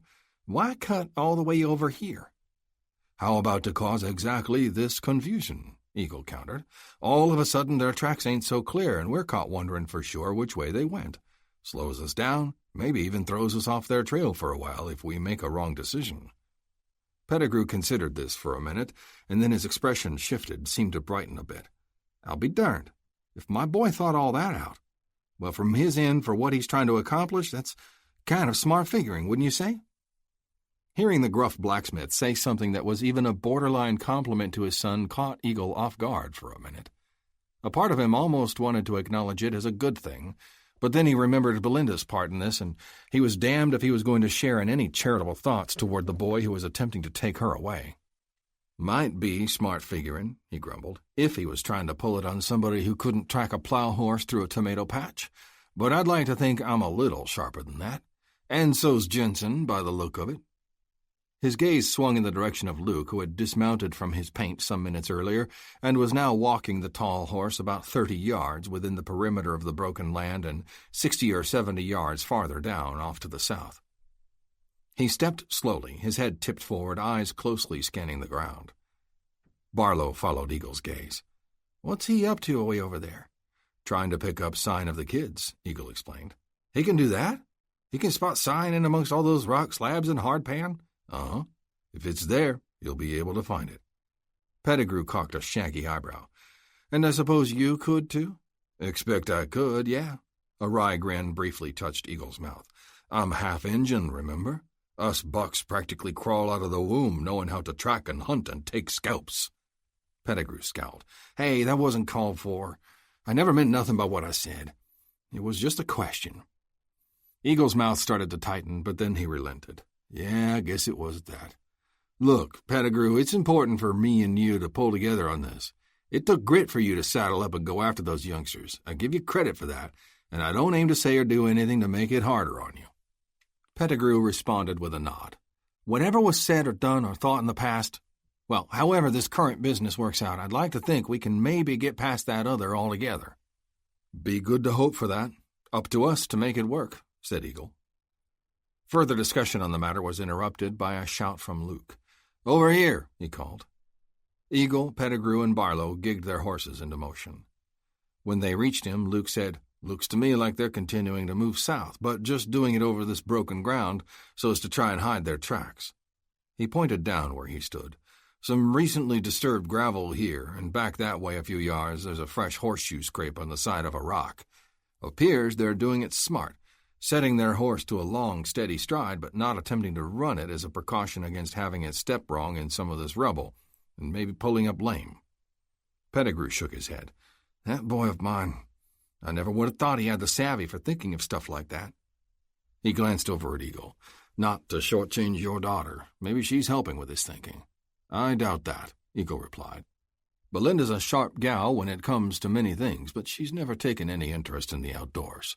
I'd say these steps they're taking are all owed to Heath." Pettigrew twisted his mouth sourly. "Hell of a thing, ain't it? The first time I'm feeling kind of proud of my son, and it has to come in the middle of a shenanigan like this." The other three men exchanged glances, not knowing quite what to say to that. "The thing is," Luke said, "we know they're still moving south, and, judging by the freshness of this disturbed gravel, I'd say they're no more than 3 hours ahead of us. If that's the case, if we know the direction they're going and we figure they're slowed down some by choosing to travel over this rough ground," said Barlow, "can't we just move back out onto the grass and ride parallel to them? That way on better ground we could push our horses harder and catch up that much quicker." "That might work," Luke agreed, "as long as they didn't decide to shift direction at some point. If we don't stick to actually following their trail, we might miss that." "But what other direction are they going to go?" Pettigrew asked. "We've already ruled out them trying to cross the Badlands. And if they all of a sudden swing west, they're going to run smack into the Flathead Mountains. The only thing that leaves, short of turning around and going back home, is to continue on south, don't it?" "Be nice to think they'd do that, turn around and go home," Eagle said somewhat wistfully. "But I can't see that happening. Leastways, not yet. They've got their minds made up, and they're plowing ahead real determined-like. Take a lot more time or miles, I think, for them to get discouraged enough to turn back." "So that goes right back to them sticking with south and us being able to count on it. Certainly as far as Balfour Gap," said Barlow. "Getting off the main trail to Helena might be open to them after that, but I can't think of anything that'd make sense before then. And if we ride hard and they keep picking their way over rough ground trying to fool us, we surely ought to be able to beat them to the gap." "What's this Balfour Gap?" Luke wanted to know. "Basically, it marks the southern edge of our valley," Eagle explained. "It's where the Badlands reach in the farthest on one side before they start to taper off altogether, and where some long fingers of heavily forested ridges and hills stretch out from the flatheads off to the west. The Gap, as the name says, is an opening in between that has become heavily used as part of the main route for freighting ore and travel in general. You must have come through it on your way here." Luke nodded, vaguely remembering an area that fit the description. "Like Barlow says, then, it seems pretty likely that's where Belinda and Heath are headed."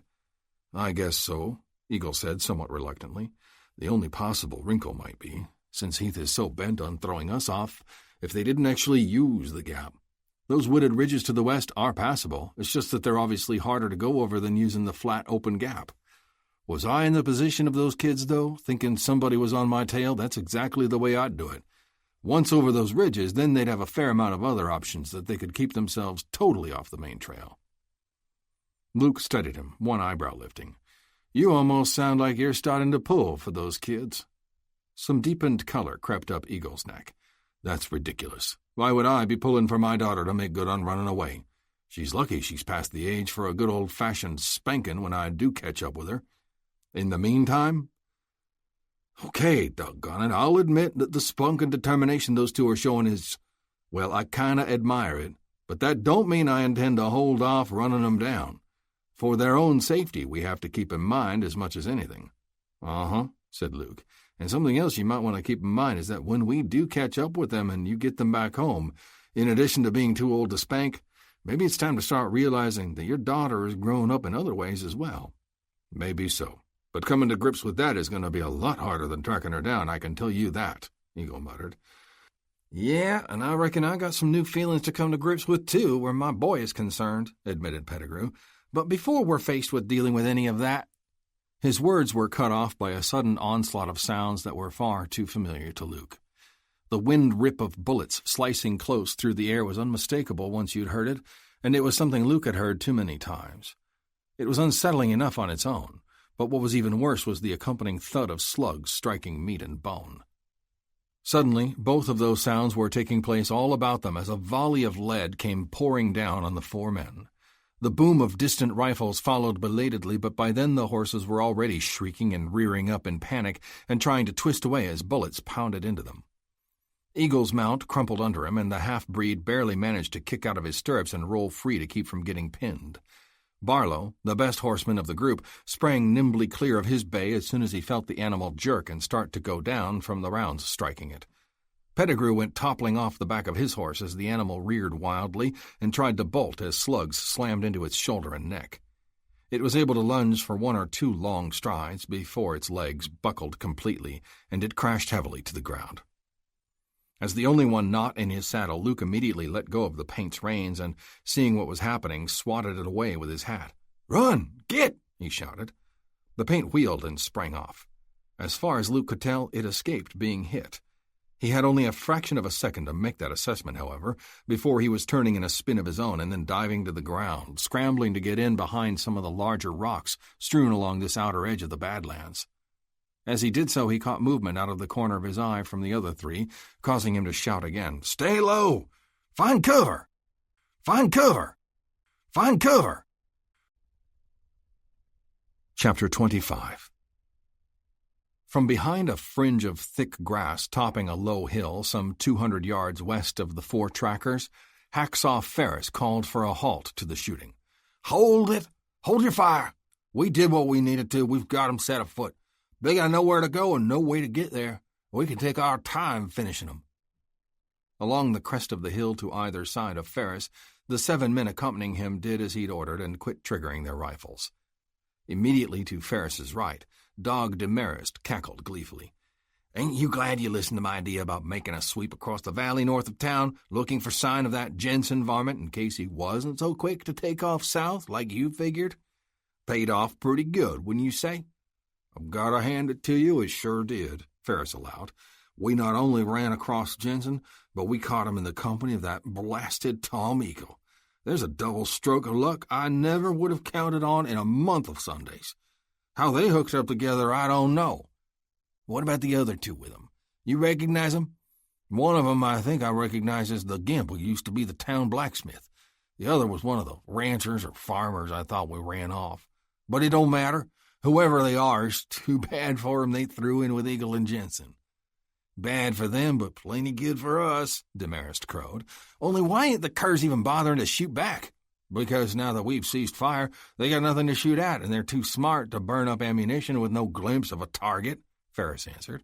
Make sure everybody keeps their head down, though, because I'm sure they're itching to take a shot if they do get a target. Stretched out on his belly beside Ferris, Demarest was a long, lean individual dressed in a buckskin shirt and striped pants tucked into high boots. The planes of his narrow face all angled forward in a kind of wedge that ended on an oversized hook nose with a small slash of a mouth below it and beady eyes set too close on either side. Underneath his weak, backward-sloping chin in the center of his scrawny neck was a lump of Adam's apple almost as big as his nose. To the other side of Ferris, one of the commandeered miners, a man in a black and red plaid cap, said, I think I also caught a piece of one of the men, the husky one who fell backward off his horse when the animal was taking its own bullets. Just as long as nobody hit the hombre in black. I told you all how we got to take him alive, Ferris was quick to caution. And then, after a moment's consideration, he added, Come to think of it, it would suit me right down to the ground if we could take that breed alive, too. After all the aggravation he's caused and the way he's made us look foolish over these past couple months, I got some personal reasons for wanting to have a little fun with that buck before he dies. Just snuffing his wick out with a bullet would be too quick and easy on him. Demarest cackled again. Putting an Injun through some torment before you do him in. I like the sound of that. Everybody knows how plenty of good white men was put through hell by red devils like him before they was finally allowed to die. That's ancient history. I've been doing this strictly for myself, Ferris said through gritted teeth. But before we get to counting our chickens, let's remember we still got some mopping up to do. Both Jensen and Eagle have proved themselves pretty slick in the past, and I don't aim to let either of them slip through my fingers again. What you got in mind? Demarest wanted to know. Without answering him, Ferris turned to the man in the plaid cap. Nils, who would you say is the best rider in this bunch of fellas Mace Vernon lent to me? That's easy. Old Tucker right here next to me. He used to be a bronc stomper all down through Wyoming and Nebraska. Ferris craned his neck and called to Tucker, a grizzled, gray-whiskered old gent in a slouch hat. Tucker, you know how to find Balfour Gap? Reckon I do, yeah, came the answer. Good. I want you to slide back to where we left our horses, grab a good one, and hightail it as hard as you can ride to the gap. You'll find some more of my men waiting there. One of 'em's named Paul Grimsby, good-sized fellow with bushy white sideburns. I know Grimsby. Tell him we got both Tom Eagle and Luke Jensen pinned down, and I want all the guns I can get to help flush them out and make sure nobody squirts away from us. You got that? Easy enough. Hop to it, then. Pound out there as hard as you can and bring 'em back here on the double. Tucker snapped a quick nod and slipped away wordlessly. When he was gone, Demarest said, Is that it? We gonna just wait here until Grimsby and the others show up? Not quite, answered Ferris. He turned again to the plaid-capped man on the other side of him. Nils, how good a shot are you? Above average, I'd say, came the reply. I grew up in the Wisconsin jack pines, shooting squirrels with my grandpa's old muzzleloader. These newer repeating rifles, his eyes flicked momentarily to the Winchester in his hands, are more accurate and give you more rounds to throw. Fella'd have to be pretty poor not to bring down what he set a beat on with one of these. Who's another good shot from the other men with us? Nils looked thoughtful for a moment. Don't exactly know about everybody. Shooting isn't something we usually have need or time for back at the Gold Button. But young Smiley Buchner, down there on the end, I do know that he goes out for fresh meat every now and then and never comes back with an empty game sack. Ferris called down the line and summoned Buchner. He came slipping along the rear of the other men, showing himself to be a 20-year-old of average build, with lank, straw-colored hair, pock-marked cheeks from childhood measles, and a very earnest expression. When he dropped into place so that he, Ferris, Demarest, and Nils were grouped close together, making sure to keep back from the crest of the hill, Ferris explained what he had in mind. We got those trouble-making rascals pinned down good, he said.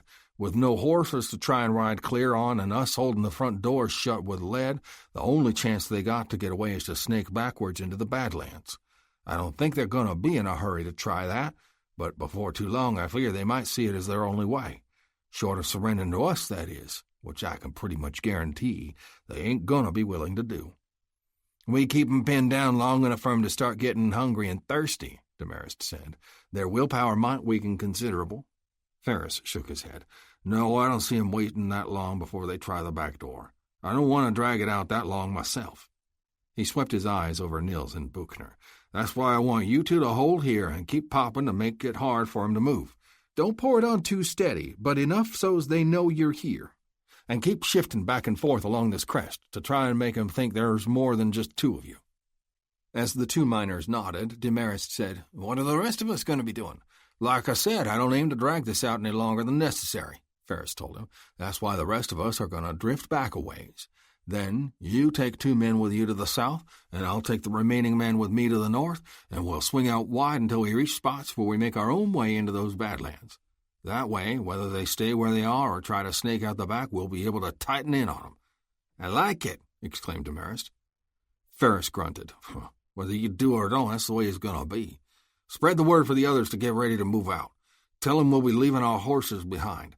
The clop of a horse's hooves and all those rocks would announce us about like a marching band. Gather up any extra cartridges you can so we can be sure to leave these 2 boys with plenty. But before you do that, hold on a minute. I'm going to call out to them Jaspers, give them a chance to surrender. I know they won't, but I want to let them know who and what they're up against. Let it work on their minds as the morning ticks on. Make 'em think we're fixing to just wait 'em out. While the others eyed him, Ferris hitched up a little closer to the crest and hollered out, Hey down there! Jensen! Eagle! I don't know how you two managed to hook up, but if you thought it was going to bring either of you any luck, it sort of backfired, didn't it? I want to thank you, though, for being so obliging to me. Instead of having to chase down the 2 of you separate, I got you both bottled up as tidy as can be. There was a slight pause before Tom Eagle's voice called back. Is that you, Hacksaw? You know good and well it is, Breed. It was just a matter of time before your sneaky hit-and-run games backfired on you, just like all the other stupid engines. Nothing's over till it's over, you blowhard bag of guts, Eagle sneered. You say you got us bottled up? Why don't you come on down and have a sip of our bottle, see how the taste suits you? Ferris gave a nasty snort. I'll be down in due time, don't you worry. I'm going to let you and the others simmer for a while as all those bare rocks you're nestled in start to heat up. With your horses dead or gone and a dozen guns trained on your little hidey-holes, just hoping for an obliging head to pop up, you sure ain't going nowhere. Unless, that is, you're willing to show some smarts for a change and do this the easy way. Toss out your guns, step forward with your hands raised, and it can all be over painless-like. Yeah, painless except for the bullets waiting for us. Aw, Breed, you got no imagination, Ferris clucked. I wouldn't ask these fine fellas to gun you down in cold blood and have that on their consciences for the rest of their days. For you especially, I look forward to a little time, just the 2 of us.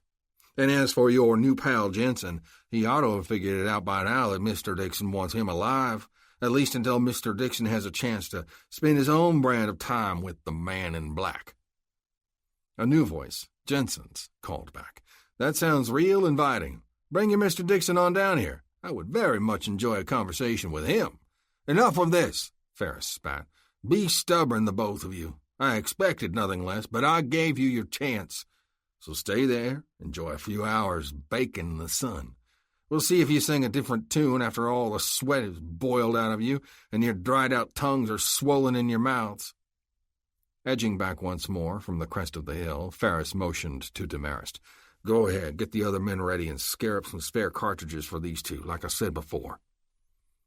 As Demarest peeled off to do as bidden, Ferris again focused on Nils and Buchner.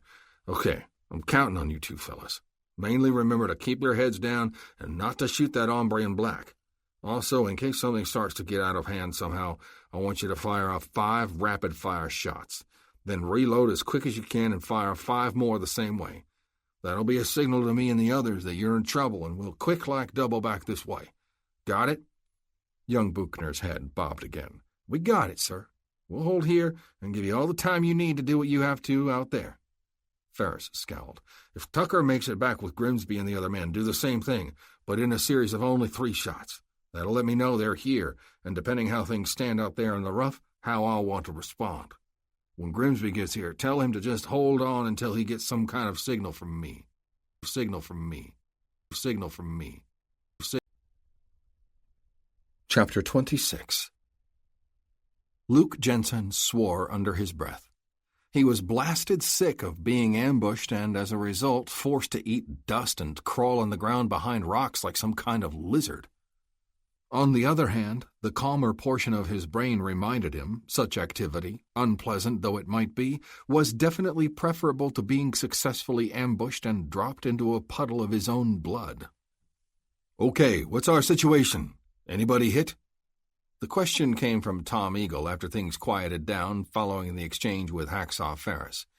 Instead of scrambling to the rocks, Tom had rolled in tight behind the carcass of his fallen horse. "I'm okay, just scraped up a bit," answered Luke.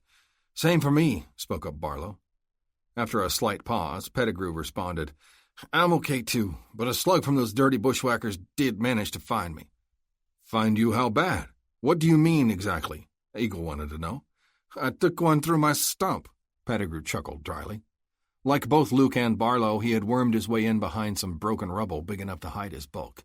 "I'd call that lucky, wouldn't you? The dumb buzzards planted one in the part of me that was already half-wrecked instead of taking out something that mattered. Went through the meaty part on the backside of my thigh. Not even bleeding very much." "Find something to tie around it if you can," said Eagle. "It's important to get it plugged. Even losing a slow dribble of blood will start to take a toll on you before long." Pettigrew chuckled again. "Thanks for the concern. I already survived losing half of this doggone thing. I think I know it's kind of important to take care of what's left. But speaking of something to be concerned about, how did Ferris and those other polecats know where to find us anyway?"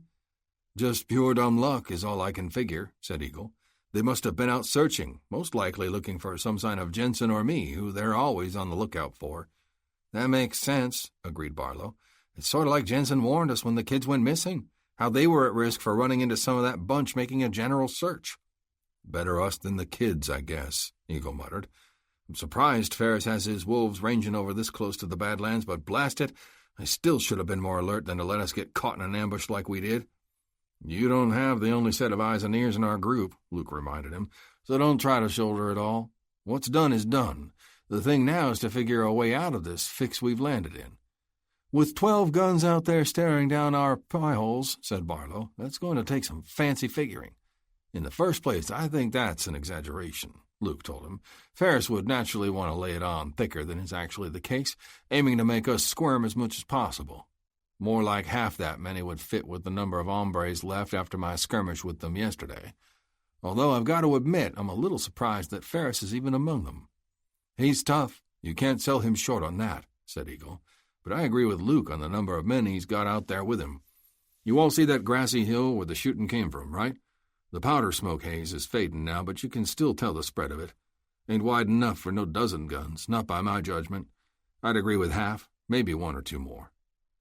"So only 6 or 8 guns trained on us.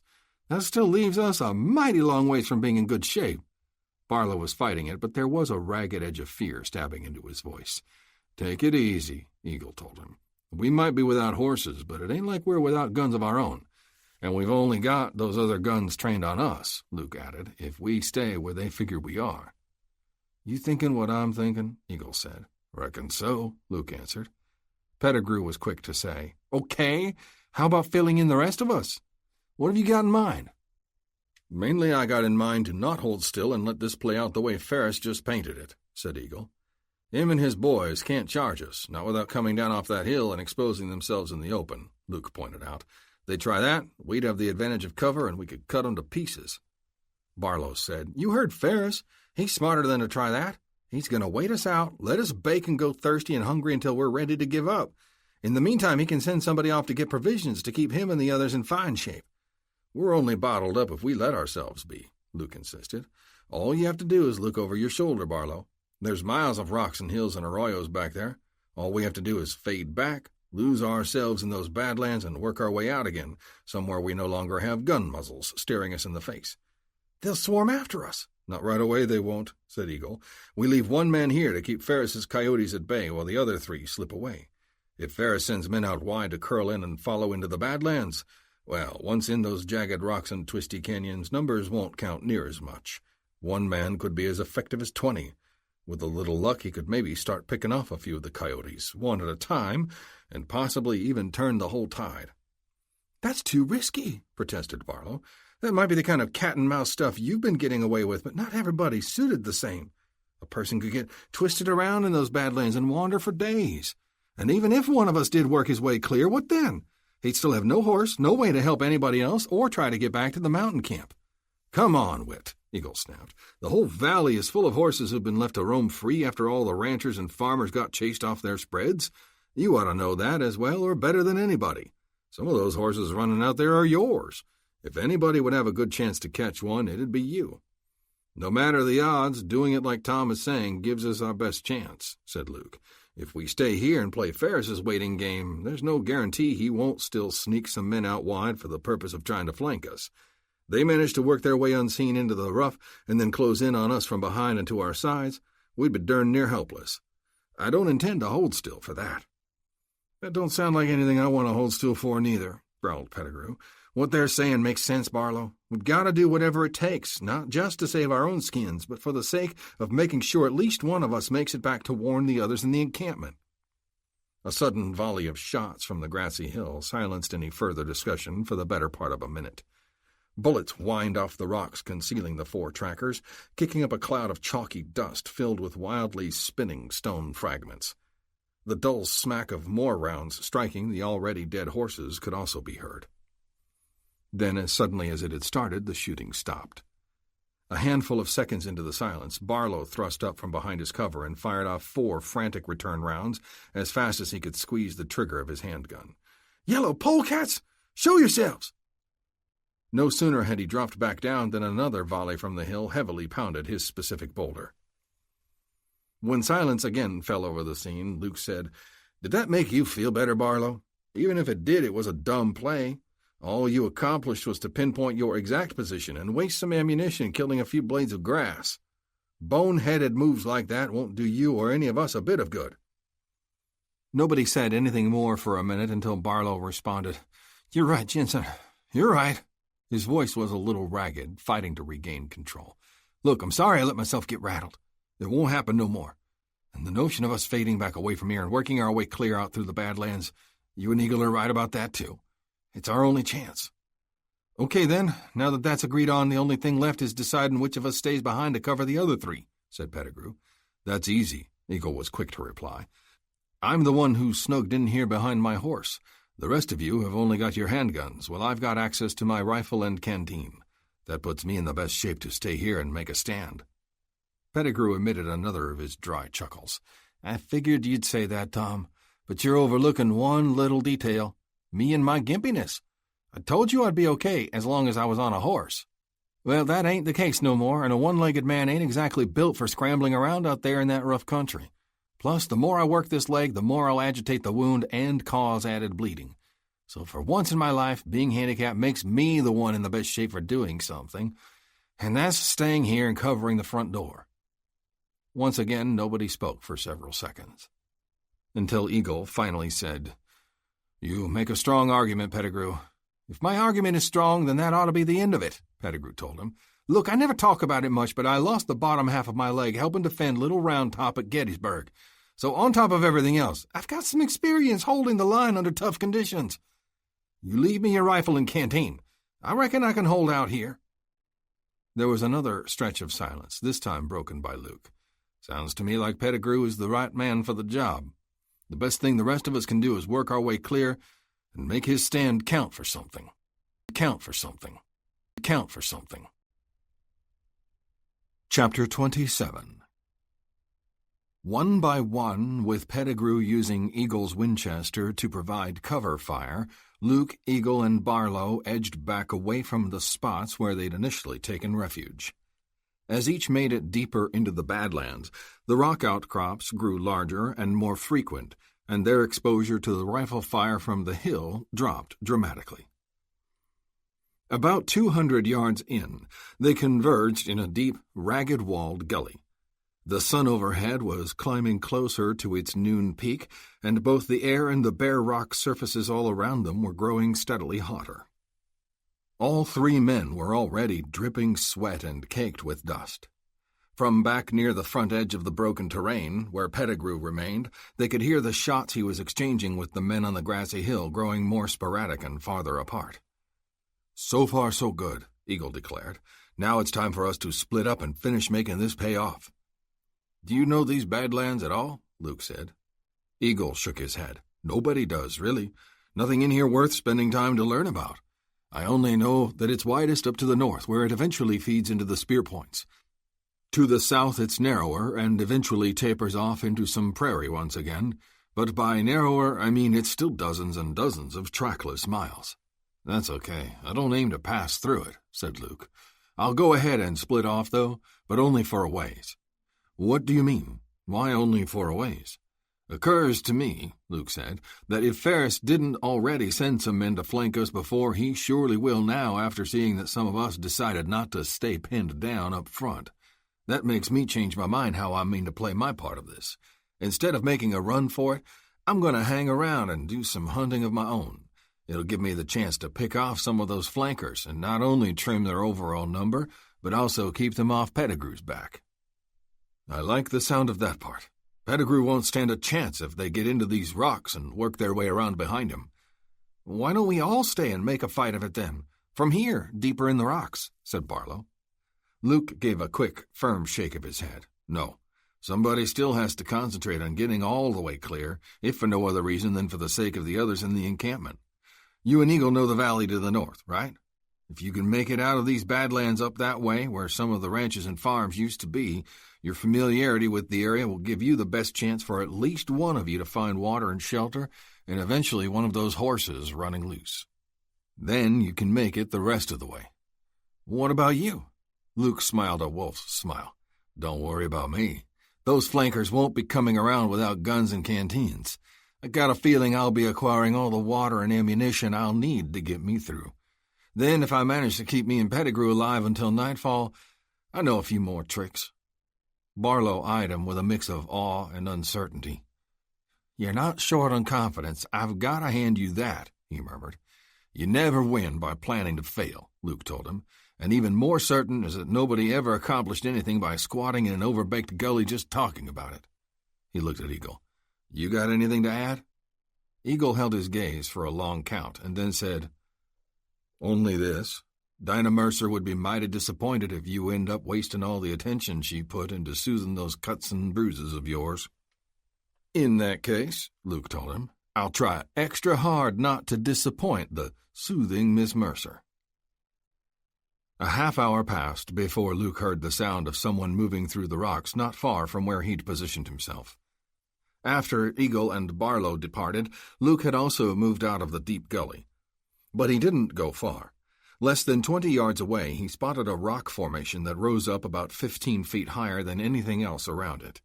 He calculated its height and shape. That of a giant lopsided mushroom would suit him well as a lookout point from which he could watch for the approach of the men he suspected Ferris would be sending. Once atop the outcrop, he found the surface there to be worn relatively smooth by the elements. Dropping to his belly and pushing close to the edge of the highest point, he was able to look out and down and see a good distance in all directions. He was almost able to see Pettigrew where he remained hunkered, continuing to trade sporadic shots with the ambushers on the hill beyond. While he couldn't actually catch sight of the blacksmith, he spotted periodic puffs of powder smoke rise up when Pettigrew took his shots. For a brief time, Luke had been able to track the withdrawal of Eagle and Barlow, but they quickly disappeared into the sea of sun-blasted humps and ragged cuts that stretched for miles to the north. In one sense, this was a relief, seeing how easily they could lose themselves in the rugged terrain, but at the same time it served to remind him how easy it also would be for Ferris's men to keep themselves concealed if they came slipping around like he expected. That was why the sound, the soft rattle of pebbles being dislodged by something brushing too hard against a rock face, was so welcome. It gave him at least a rough idea where to focus. Although the unevenness and twists of the rocky surroundings had a way of sometimes distorting the exact source of a noise, it nevertheless provided a general direction. In this case, it was off to Luke's left. Turning slowly, Cautiously, so as not to give anything away with his own movement, Luke shifted around in order to be facing more toward where he'd heard the sound.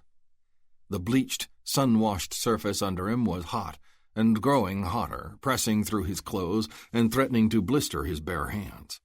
But he willed himself to ignore the pain, to concentrate on matters more serious, matters upon which hinged life or death. More minutes ticked by. Silence again now, except for an occasional exchange of distant shots between Pettigrew and the ambushers on the hill. Luke was listening so hard, so intently, that he picked up the faint sigh of a breeze that he otherwise never would have noticed. "Ouch!" This exclamation from a man encountering some sudden discomfort as he slipped through the rugged terrain was involuntary and little more than the sound of a deep breath. But Luke was focused so sharply that it rang out loud and clear to him. What was more, he felt confident in being able to pinpoint with reasonable accuracy where the words had come from. His gaze settled on the same narrow, deep gully in which he, Eagle, and Barlow had briefly spent time earlier. The gully snaked crookedly below his present elevated position, and while he and the others had occupied it more to the west, whoever was down there now, the man who'd issued the short curse, was more to the east, deeper into the full Badlands. It made sense that he could have entered the cut farther back and then decided to use its deep cover to advance toward where Pettigrew was shooting. Everything was quiet again now. While he had yet to catch a glimpse of the skulker, Luke felt sure he was just a short ways back behind one of the sharp twists of the gully. He could imagine that, cursing himself for having been unable to hold back the sudden exclamation, the individual who'd made it was frozen very still, listening and hoping intently that his mistake hadn't drawn undue attention. He would allow some time to pass to make sure, and then, if he heard nothing as a result, he would advance again. And when he did, Luke would be watching and waiting. Watching and waiting. Watching and waiting. Chapter 28. Poised, ready for the man in the gully to resume his advance, Luke's attention was suddenly split by a new noise from a new location. The clatter of a falling stone, this time even louder and more distinct than the initial rattle of a few pebbles, reached his ear. Turning his head, he caught a glimpse of a man in a yellow shirt and a short-billed black cap ducking in behind a tall, cone-shaped rock. This individual was no more than a dozen yards off, perhaps even closer than the still unseen skulker down in the gully to the south. Luke bared his teeth in a bitter grin. All at once he had a wealth of would-be flankers to deal with. Not that he was complaining. He had 2 Remingtons, each with a full wheel. Luke slowly, silently drew the 44s and held one ready in each hand. His only concern was that, by opening up on the first skulker who clearly showed himself, he would be revealing his position to the remaining one. Luke swung his gaze back to the gully. He wondered if the hombre down there had heard the falling stone that signaled the nearness of his cohort. If he did, he'd likely stay frozen in place that much longer, waiting to see what came next. On the other hand, it seemed certain that the man behind the tall rock cone had no reason yet to be aware of anyone else being close by. If he was betting on the situation, Luke mused, odds would seem to favor the man behind the rock cone being the one to first reveal himself further. No sooner had this thought crossed the black-clad bounty hunter's mind than both men edged into sight almost simultaneously. Now he was faced with the dilemma he had only pondered before, which man to shoot first and which one to give a chance at firing on him in response. Both were brandishing Winchester repeating rifles, and each looked equally grim and willing to pull the trigger. Luke's solution was to rest his right-hand Remington on the rock surface before him and reach back for the bowie knife sheathed on his hip behind the now empty holster on that side. Generally speaking, bowie knives were not crafted or balanced for throwing. They were heavy, durable, wickedly bladed weapons made for in-close slashing and stabbing and gut-splitting. But he had taken time during long periods on the trail to refine and rebalance it a bit and put in a good deal of practice toward additionally making it a reliable throwing weapon. The man down in the gully was to Luke's left. The man making his way around the rock cone was slightly to his right. Although he could shoot just as well with either hand, Luke had discovered that his knife-throwing accuracy was considerably better with his right hand. He got the proper grip on the bowie, snugged the Remington in his left fist, flicked his eyes one final time to each of the approaching men, mentally fixing their positions. Then he shoved up and went to work. The buoy streaked down with a short whistling sound that ended in a meaty thunk as the blade sank to the hilt in the chest of the man in the gully. His knees buckled and he fell to the ground. Twisting smoothly at the waist, Luke extended his left-hand Remington and triggered 2 rapid-fire rounds, both of which found their target, the man by the rock cone, hitting him 6 inches below his gaping mouth and punching 2 red-rimmed holes high in his chest that slammed him hard against the rock face and left him sliding slowly down. The dull echo of Luke's 2 shots rolled across the baked, barren landscape, and that should have been it, at least for the moment. But it wasn't.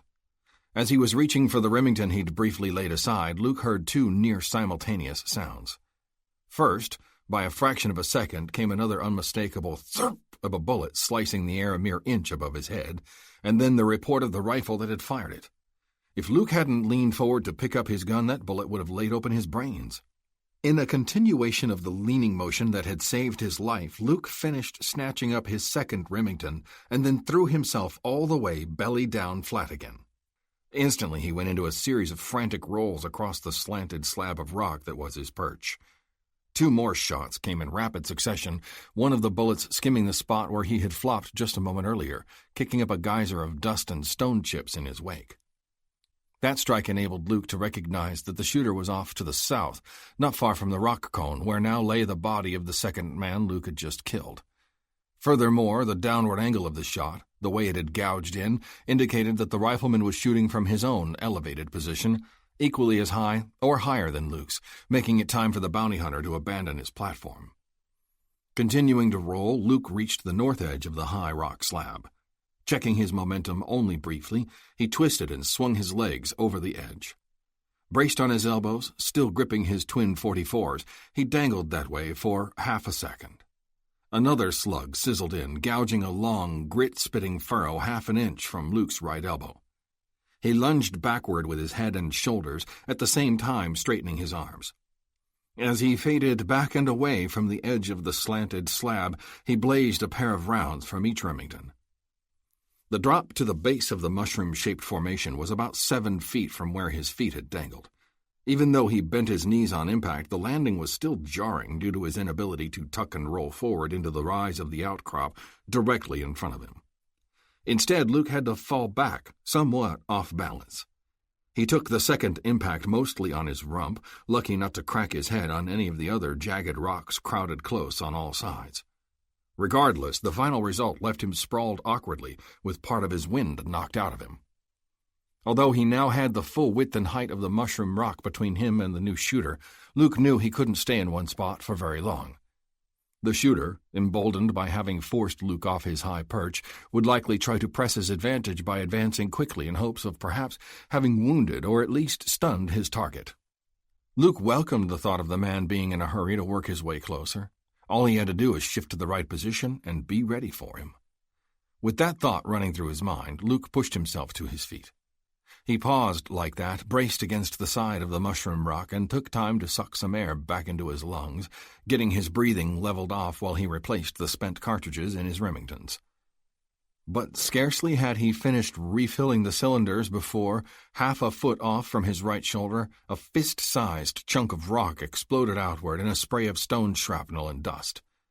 With the crack of the rifle shot that had sent the bullet ringing in his ears, Luke once more threw himself to the ground and squirmed in tight behind a line of ragged, moderate-sized boulders. Surprisingly, no more shots followed immediately on the heels of the first. Instead, after a tense pause, a voice called out. A voice that had become too blasted familiar to Luke, that of Hacksaw Ferris. "Jensen, for an hombre who's supposed to be hell on wheels, you sure spent a lot of time crawling on your belly like a worm." Luke hesitated a moment before replying. Then, deciding he had nothing to lose since his position was already revealed, he called back, "You ought to know about belly crawling, you ambushing snake. Look who's calling names. I seem to recollect that there's a name for somebody who tries sliding out the back door and leaving all his pards in a tight spot the way you seem to be doing. A name and a color. Yellow." Good, Luke thought. Let him think I'm making a run for it on my own and none of the others are involved. "You think I care about your opinion of me?" he grated insolently. Ferris snickered. Something you should care about is that the shot I just took could have blown out a chunk of your skull just as easy as it did a piece of the rock you were standing beside. What I recognize, Luke countered, is that there's a big difference between throwing lead and throwing it accurately. You and your boys have been trying for me for 2 days now, and you haven't hit anything yet. In the meantime, how many of yours have I cut down? Now a tremor of rage crept into Ferris's voice. You know we got orders to take you alive. Wasn't for that, you'd have been ventilated like a piece of Swiss cheese long before this. Sensing he was getting under the hired thug's skin, Luke kept digging. That sounds to me like just a lame excuse for not being able to get the job done. By the way, if you want a current count on how things tally up for one side versus the other, chalk up 2 more for me. On second thought, make that tally mark with permanent ink, because that's how I took him out.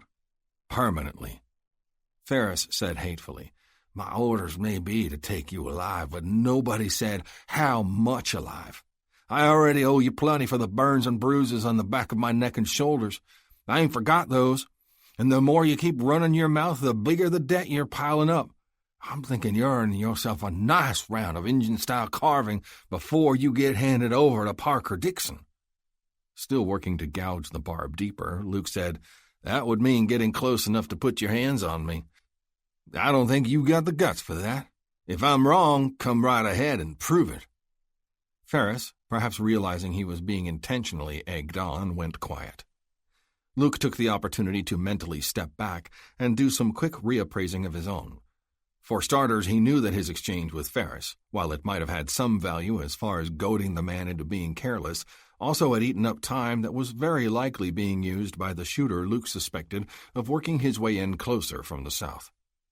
Abruptly, Ferris called out again, confirming Luke's thought. Demarest? Dog! You still out there somewhere?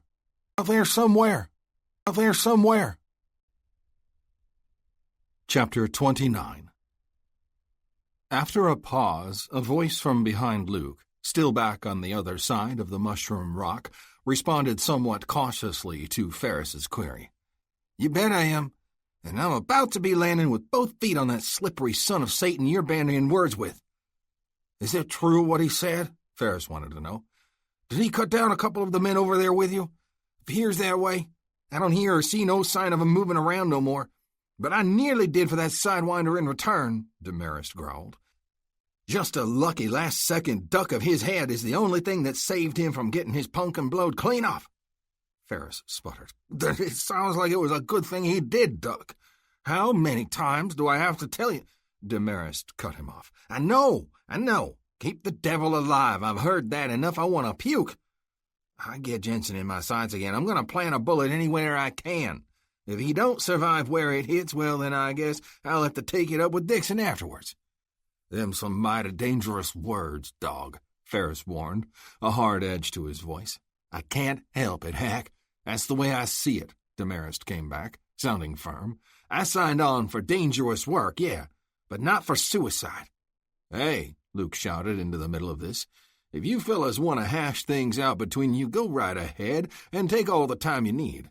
But me, I got places to go and things to do, so if you don't mind, I'll just be on my way and you two can jabber all you want. You ain't gonna be on your way to nowhere, snarled Ferris. Not less than it's at the end of my gun. If you was half as smart as you pretend to be, you'd see that you're all out of chances. If I had a nickel for every time some cheap, hired gun like you has told me I was out of chances, Luke said with a taunting laugh, I'd have enough money to buy and sell your Parker Dixon about 10 times over. But you don't, do you? Ferris sneered back. I'll admit you're pretty good. If it was just me and Dog putting the squeeze on you, maybe you would have a chance. But you're forgetting how many of us cheap, hired guns there are. Yeah, you got lucky and cut down a couple of Dog's men, but he's got plenty more spread out over there with him, and I got even more backing me over here. Tell him, Dog. Ain't that right? Apparently, Demarest was caught off guard by the sudden question, but he recovered quickly and managed to stammer, Yeah, that's right, Hack. My boys are primed to swarm this varmint as soon as you give the word. They're itching to get some payback for their pards he gunned down." Luke had to chuckle at these pitifully obvious histrionics meant to make him think he had a force of men closing in on him from either side. Instead, it convinced him of just the opposite. He believed now that Demarest had no more men with him after losing the 2 who'd gotten killed. On top of that, Luke was willing to bet that Ferris probably had only 1 or 2 with him. Armed with this conviction, placing a bet was exactly what Luke was fixing to do. Betting his hide that, under the guns of only Demarest and Ferris, he could get away with bolting to some new cover and eventually work his way to a new position. "What do you say, Jensen?" Ferris called out. "You can hear how it is. Why not make it easy on yourself? You do that, I'll even give a break to Eagle and those others who are crawling around somewhere out there in those rocks with you. I'll settle for riding away with you and give the rest of 'em a pass for today. Not to say I won't be coming after 'em again some other time, especially if Eagle keeps stirring up trouble. But for today, I'll settle for just you." "Whew, that's such a generous offer, it plumb takes my breath away," Luke said sarcastically. "Only trouble is, I wouldn't trust the word of a lying, bushwhacking polecat like you if you told me the sky was blue." His voice quavering with rage, Ferris responded, "All right, here's my word on something I guarantee you can trust. I'm going to make you pay for that smart mouth of yours, and before I turn you over to Parker Dixon, you're going to be the sorriest sack of misery anybody could ever imagine. And I'm going to lend a hand in making sure of that," Demarest crowed gleefully. Having the 2 thugs caught up and trying to outdo each other with menacing threats, Luke decided, gave him as good a chance as he was likely to get. All during the exchanges over the past several minutes, his eyes had been ceaselessly scanning his surroundings, both immediate and at various distances. Scanning and calculating, weighing the odds for success in reaching a position that would make him better off. Somewhat ironically, his gaze kept returning to the deep, ragged gully that twisted erratically through this whole area, the same slash in the earth where, in a spot off to the west, he and the others had first reconnoitered, and where the flanker with Luke's bowie knife in him now lay dead to the east. Although it wouldn't do as a permanent position to try and hold, especially if a rifleman gained an elevated spot on either side, the best thing the gully's narrow depth offered was a means for Luke, in a crouched-over run and thus virtually out of sight, to follow its twisting route until he could get clear from being pinched directly between Ferris and Demarest. No matter what, Luke couldn't afford to remain where he was. His cover was too limited. If he didn't move, it was just a matter of time before either Ferris or Demarest, or both, made it to where they could draw an unobstructed bead on him. With his mind made up and his stalkers busy spouting words aimed at trying to scare him into surrender rather than triggering lead to force the issue, Luke shoved to his feet and sprang forward. He leaped over the line of low boulders and hit the ground on the other side, heels digging hard, propelling him on. Rifles immediately cracked from off to the north and then the south, bullets sizzling in low, aiming to cut his legs out from under him. Geysers of dirt and dust erupted as the slugs hammered the ground. Luke zigged a half-yard to his left and then zagged back right, always hurtling forward toward the gully. When he was 3 feet away, he threw himself into another dive, landing on his chest and forearms and whipping his legs around so that his feet went over the edge first. The rest of him followed, and he toppled into the deep cut. Luckily, the bottom was strewn with mostly gravel and sand, no chunks of jagged rock, so his landing was not particularly graceful, but also not harmful. Gathering his legs under him again, Luke settled into a low crouch, a Remington still gripped in each fist.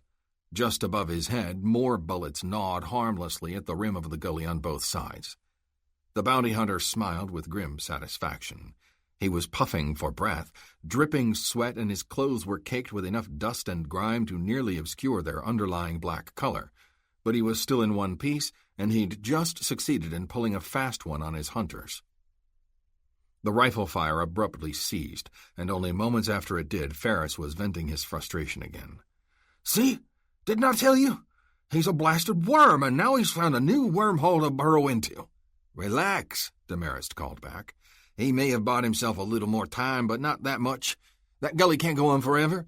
If he tries following it west, he'll run right back into fire from our boys on the hill. He crawls east, we'll be waiting for him to pop his head up, and it'll be all over." "If you don't have anybody out there who can shoot any better," Luke called out, going right back to his taunting ways, "I could spend the rest of the day popping up and down like a jack-in-the-box, and the only worry I'd have would be from my legs getting tired." Now it was Demarest's frustration that erupted. "You see there, Hack? You hear him? He knows we ain't supposed to shoot to kill, and he's mocking us over it. That's the final straw, I tell you. No more. Get him in my sights again, I'll be aiming to put him down permanent-like, and to hell with Parker Dixon. And you too, if you're too stubborn to see the foolishness that's going to end up getting the lot of us killed." When Ferris replied, it was like the words were scraped over some of the surrounding jagged rocks. "I'm gonna pretend I didn't hear that, dog, but I'm warning you for the last time to quit talking like that." With the tension between the two men hanging heavy over the scene, things went very quiet. But in that stretch of tense silence, Luke was planning, taking advantage of the temporary lack of focus on him. 15 yards up the gully to the west, the direction Demarest was convinced Luke would never go, the gnarled gray spine of an ancient salt bush that must have sprung up at some past time when the gully held moisture still clung stubbornly to one side. It gave Luke an idea. It was an old trick, but old tricks get to be that way by enduring and still working from time to time. He was willing to gamble that this might be one of those times. Staying low, Luke holstered his guns and began moving along the bottom of the twisty gully. Upon reaching the dead old saltbrush remains, Luke quickly unbuttoned his shirt and stripped it off. The sun was hot on his bare back, but it felt good to peel away the sodden garment. Wrapping the shirt around his hands so his palms were protected from the rough stalk of the bush, he slowly tugged out and down until he snapped away a section of the growth about 3 feet long, with some smaller branches flaring out up and down its length. His two hunters were still jawing at each other, with Demarest saying, "It's a hell of a thing for you to threaten me that way, Hack, after all we've been through together." "It ain't how I want it," Ferris replied, "but I'm the one who'll be called to account by the Dixons if their orders ain't followed. I got a right to think of my own hide, too, don't I?" "And what about the hides of the good boys who've already been cut down by this skunk, and those who might be next in line if we keep messing around with a killer?" Demarest demanded. Ferris didn't have an answer for that right away, and things went quiet again. Staying low, making short, quick movements, Luke unwrapped the shirt from his hands and draped it over the length of a saltbush stalk. He buttoned 2 of the shirt's buttons to hold it in place. Next, he removed his hat and hung it on the top spike of the stalk. Twisting around so that he was facing south, he was ready. Based on the exchange of words with Ferris, Luke believed he had Demarest's position pretty closely fixed. He was the closer of the two, off to the south and at a somewhat elevated spot. These factors, combined with Demarest's insistence he was ready to shoot to kill the next chance he got, were what made Luke choose him to try this ploy on. With the shirt and hat-decorated saltbush stalk gripped in his left hand, held carefully below the rim of the gully, Luke reached out and wrapped his right hand around an apple-sized chunk of rock. Reaching up, he flipped the piece of rock out to where it clattered nicely amongst some other rocks just beyond the edge of the gully. A second later, he shoved the decoy stalk, held at arm's length up where it could be plainly seen. "There he is!" Demarest bellowed. An instant after that, his rifle barked. As soon as he felt the shiver of a bullet's impact run through the stalk and down to his left hand, Luke thrust his legs straight. Rising, he drew his right-hand Remington in a fast, smooth motion, swinging his arm up and over the rim of the gully. There was Demarest, fully exposed from the waist up, behind an egg-shaped boulder 20 yards away. His rifle was extended, and he was just triggering a second round into the decoy when Luke centered the muzzle of his .44 on him and squeezed his own trigger. Demarest's face disappeared in a red splash, and he toppled backward, the rifle slipping from his dead fingers and dropping down over the face of the boulder. Face of the boulder. Face of the boulder. Face of the... Chapter 30. Luke dropped back down onto the gully floor as a pair of shots rang out from the north. One of them nicked a shoulder of the decoy as he yanked it down, the other gouged into the gully rim to one side. "Little late joining the party there, weren't you, Ferris?" Luke jeered. "Or could it be you hesitated just enough on purpose to allow me to take care of your insubordinate man for you? That's a dirty lie, Ferris bellowed. I rode with Dog Damaris near 10 years. I considered him a friend and practically my right arm. And now you've blowed his face off. If he wouldn't have stuck his nose in my business, he'd still have his face. You might want to think about that, Luke told him, as he began unbuttoning his shirt and removing it from the saltbush stalk. You're gonna pay, blast you. Pay in blood. Ferris, don't you get tired of hearing your own feeble threats? Luke prodded, especially with your army melting around you like snow in July? With Parker Dixon's money footing the bill, an army can be built back up soon enough, Ferris argued. And given what you've done on top of how bad he wanted you in the first place, you can't fight back hard enough or run away far enough to escape what he'll send after you. In case you haven't noticed, I'm not doing any running. All I want is for Dixon himself to show up and reveal his intentions for me in person. Before Ferris could reply, the shooting to the west, from the hill where the ambush had begun, seemed to take on a kind of urgency. A series of evenly spaced shots were triggered, 5 of them. Then, after a slight pause, 5 more in the same steady cadence. Luke paused in the act of putting his shirt back on and listened intently. Spaced precisely like they'd been, the shots indicated some kind of signal, he decided. The fact that all other shooting from the hill then ceased and Ferris, too, went completely silent, convinced him all the more.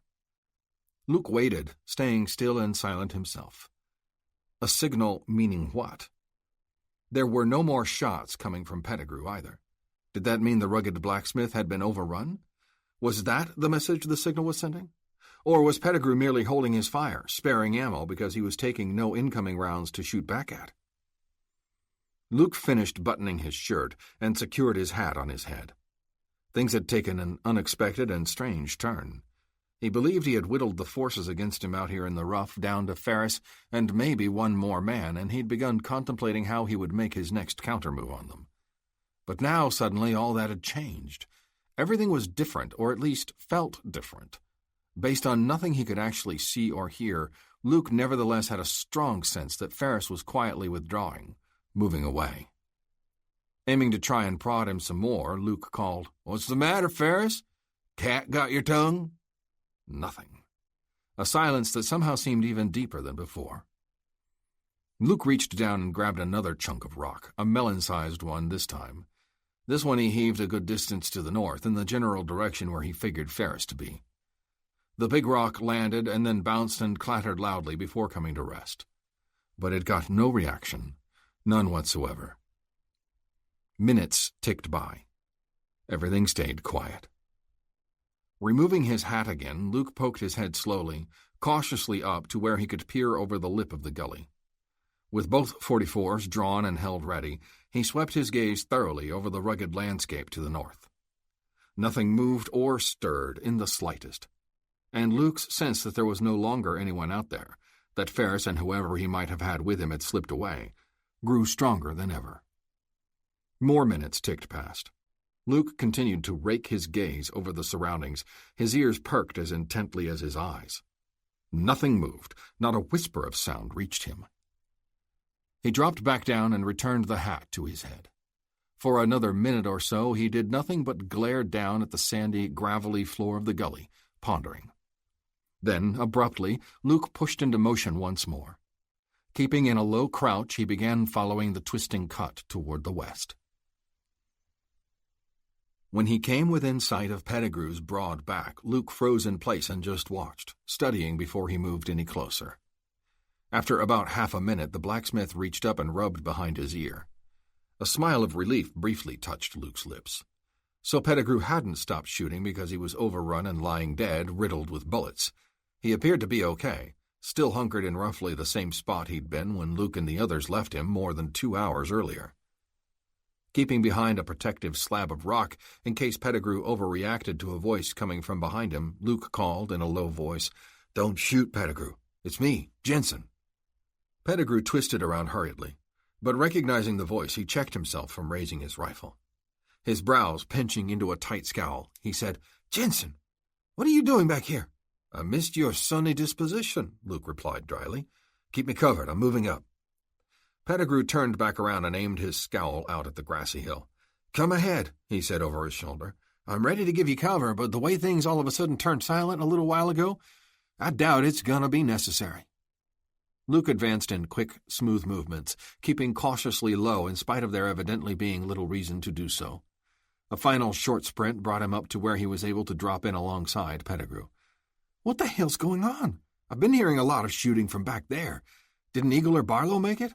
"On the contrary, I have every reason to believe they got out fine," Luke told him. "They broke north, the quickest way to try and make it back to the encampment. The shooting you heard was all concentrated on me. I stayed behind to run interference and thin the herd some." "Thin the herd?" "Head off the men, including Ferris himself, who were attempting a flanking maneuver," Luke explained. "I saw to it that 3 of them failed." "Ferris one of them?" "Unfortunately not." "Too bad." "Tell me about it," Luke muttered. "I had things narrowed down to Ferris and maybe one other man when that odd pattern of shots sounded from up on the hill. It was clearly a signal of some kind. Whatever it meant, it was enough to make Ferris suddenly withdraw from the skirmish we had going. My guess is that he must have circled around and back up to the other side of that hill." "Could be," Pettigrew allowed. "I didn't see no sign of anybody coming or going, but there's sure something different than before going on over there.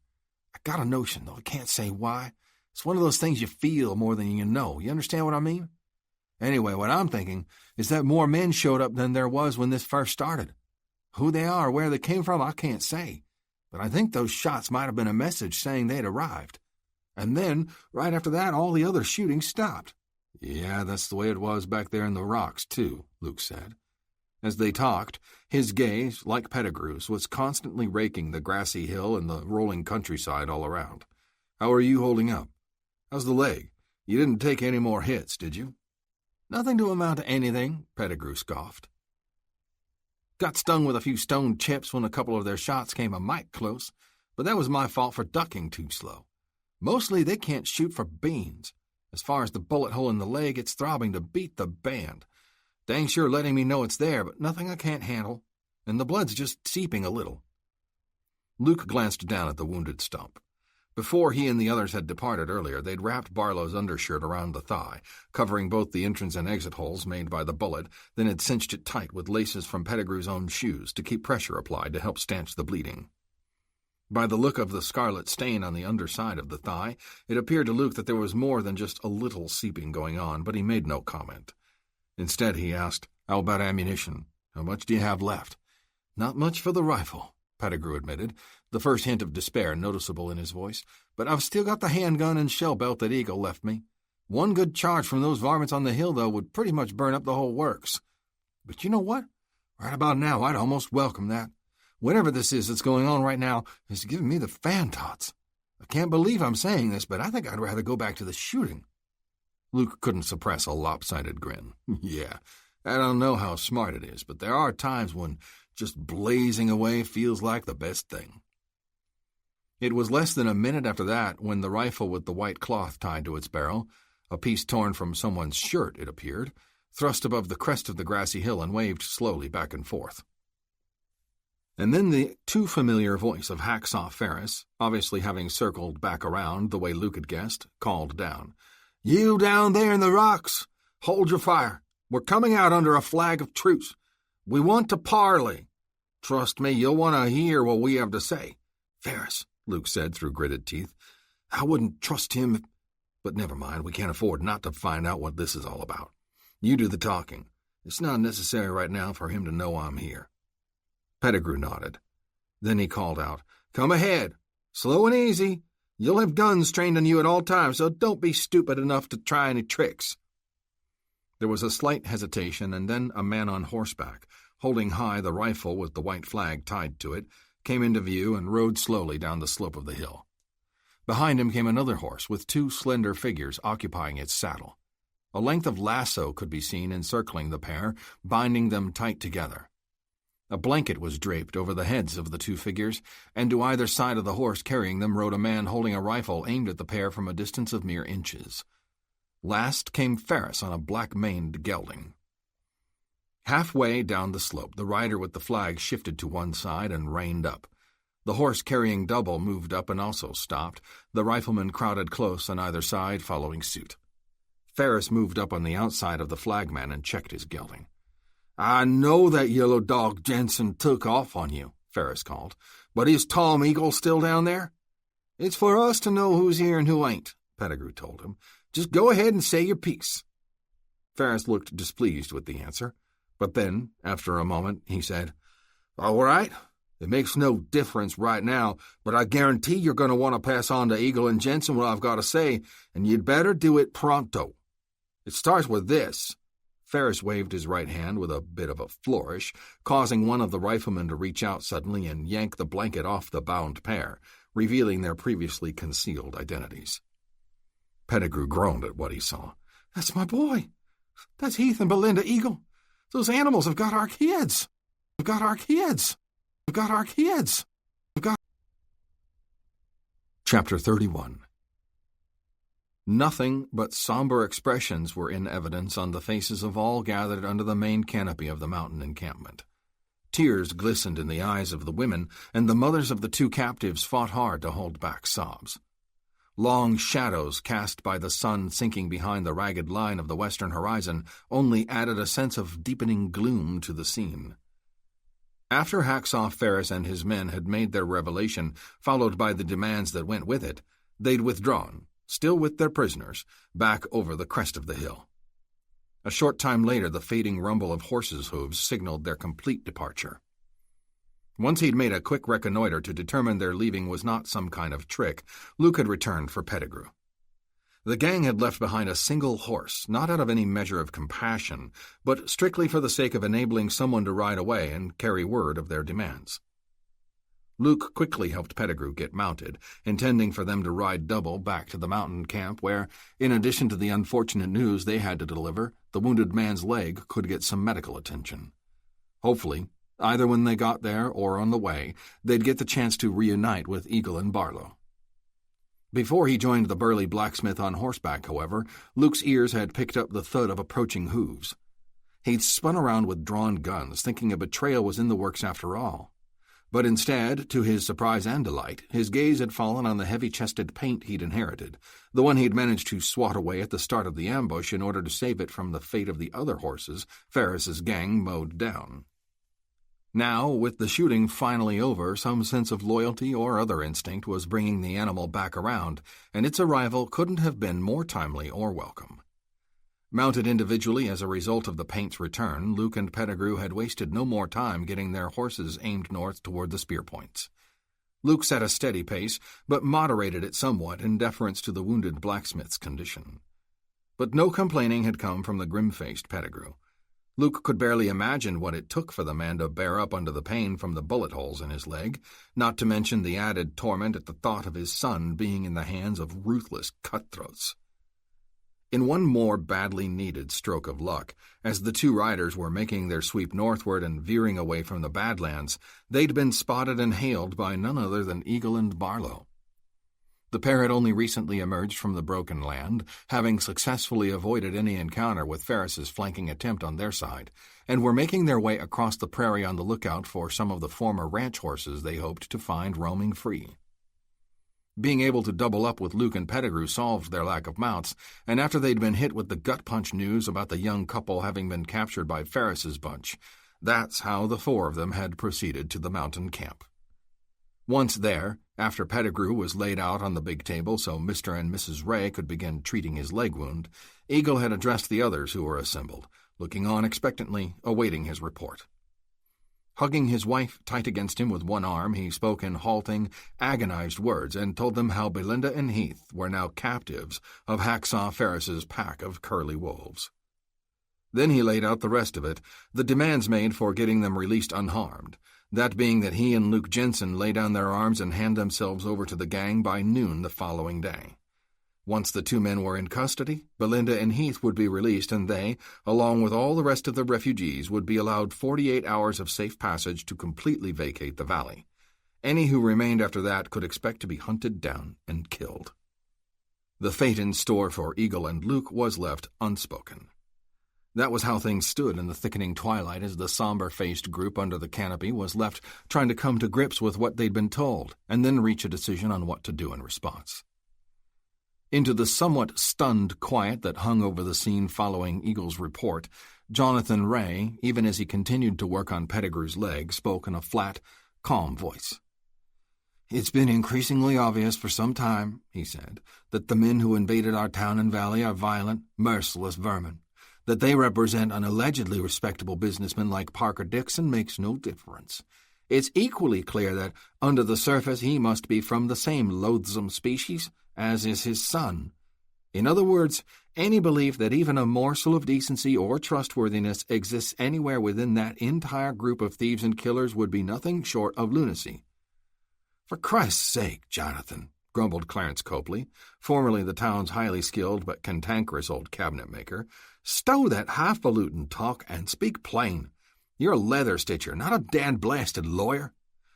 "What my Jonathan is saying, quite plainly enough, if you ask me," said Edna Ray, working beside her husband, "is that anyone who thinks those villains can be trusted to uphold any deal they claim to make is a fool." Copley tossed up his hands in a frustrated gesture. "Anybody with half a brain knows that. Why didn't you just say it that way, Jonathan?" Mary Hobart, the widowed mother of Davy Eagle's young friend Leroy, looked stricken. "Wait a minute. Am I hearing right? Are some of you actually suggesting that we not negotiate with those men? They have the children. That's a fact, a terrible one, that we can't ignore." Still wrapped in the embrace of her husband's arm, Jane Eagle said in a somewhat dulled tone, "Trust me, Mary, no one is ignoring that fact. But the other hard, painful fact is that meeting the demands of the men holding them is no guarantee Belinda and Heath will be released. In fact, if there is any guarantee, it is just the opposite." "What's more," said Neil Vickers, the badly overweight former barber who'd long had deep but unspoken feelings for Mary Hobart, "if Tom and Mr. Jensen willingly gave themselves up and the gang proves untrustworthy, then everyone will be worse off. Without those two, our chances to defend ourselves and survive would be greatly diminished." "But what about the promise of safe passage if we cooperate?" Mary wailed. "That's an even bigger lie than the claim they'd release the kids," said Tom Eagle, speaking for the first time since concluding his report on Ferris's demand. His voice containing an uncharacteristically harsh edge, he added, "If Parker Dixon wants to continue having his way, he can no longer afford for any of us to live." "But hold on," said Howard McGregor, frowning. "Dixon has let families leave safely in the past."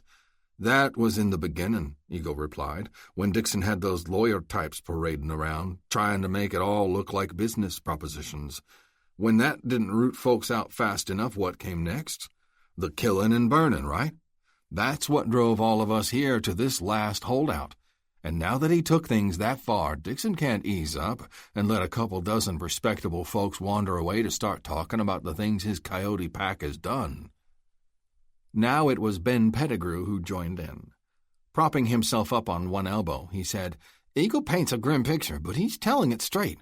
I got a first-hand taste of those snakes, and I can tell you they're as cold and heartless as exactly that, a nest of snakes.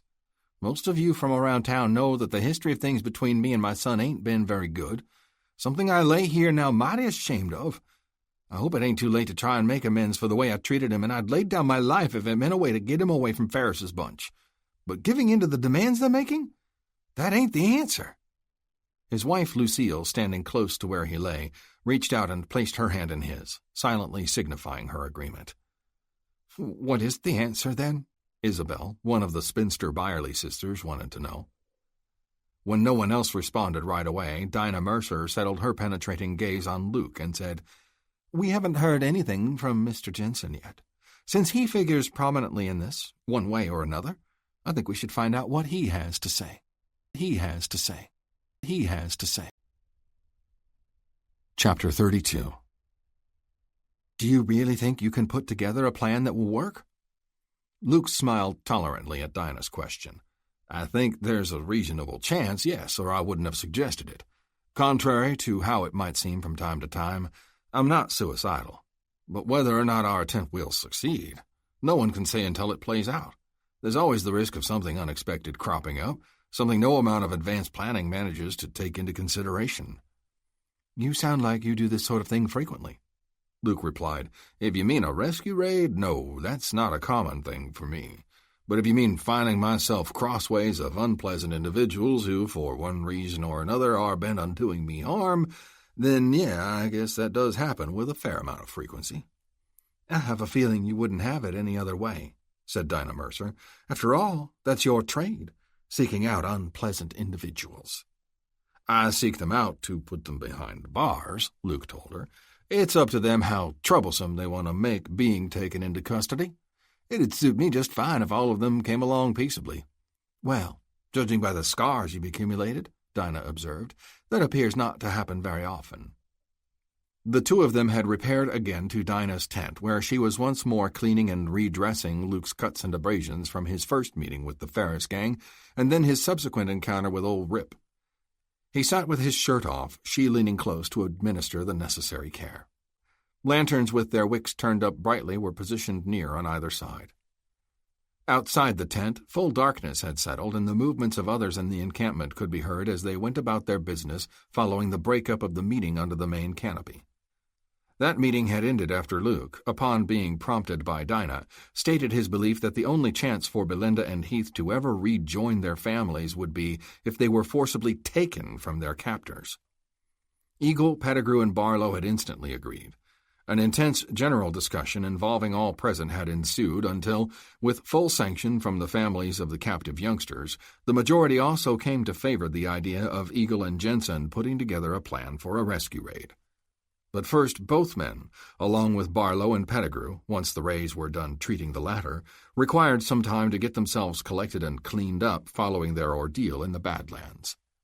They arranged to get together again an hour before midnight in order to finalize preparations. In response to Dinah's comment about the scars decorating his torso and, to a somewhat lesser extent, his face, Luke said, "In certain European societies, a scar is considered a badge of honor. It marks the character of a man." Leaning still closer to apply a fresh dab of salve to Luke's shrapnel-pitted cheek, and with the trace of an impish glint showing in her deep brown eyes, Dinah replied, "That being the case, I guess you'd be considered quite the honorable character in those circles." Luke was increasingly aware of her nearness. The fresh, soapy, all-over woman scent of her filled his nostrils, overriding even the tang of the salve she was applying.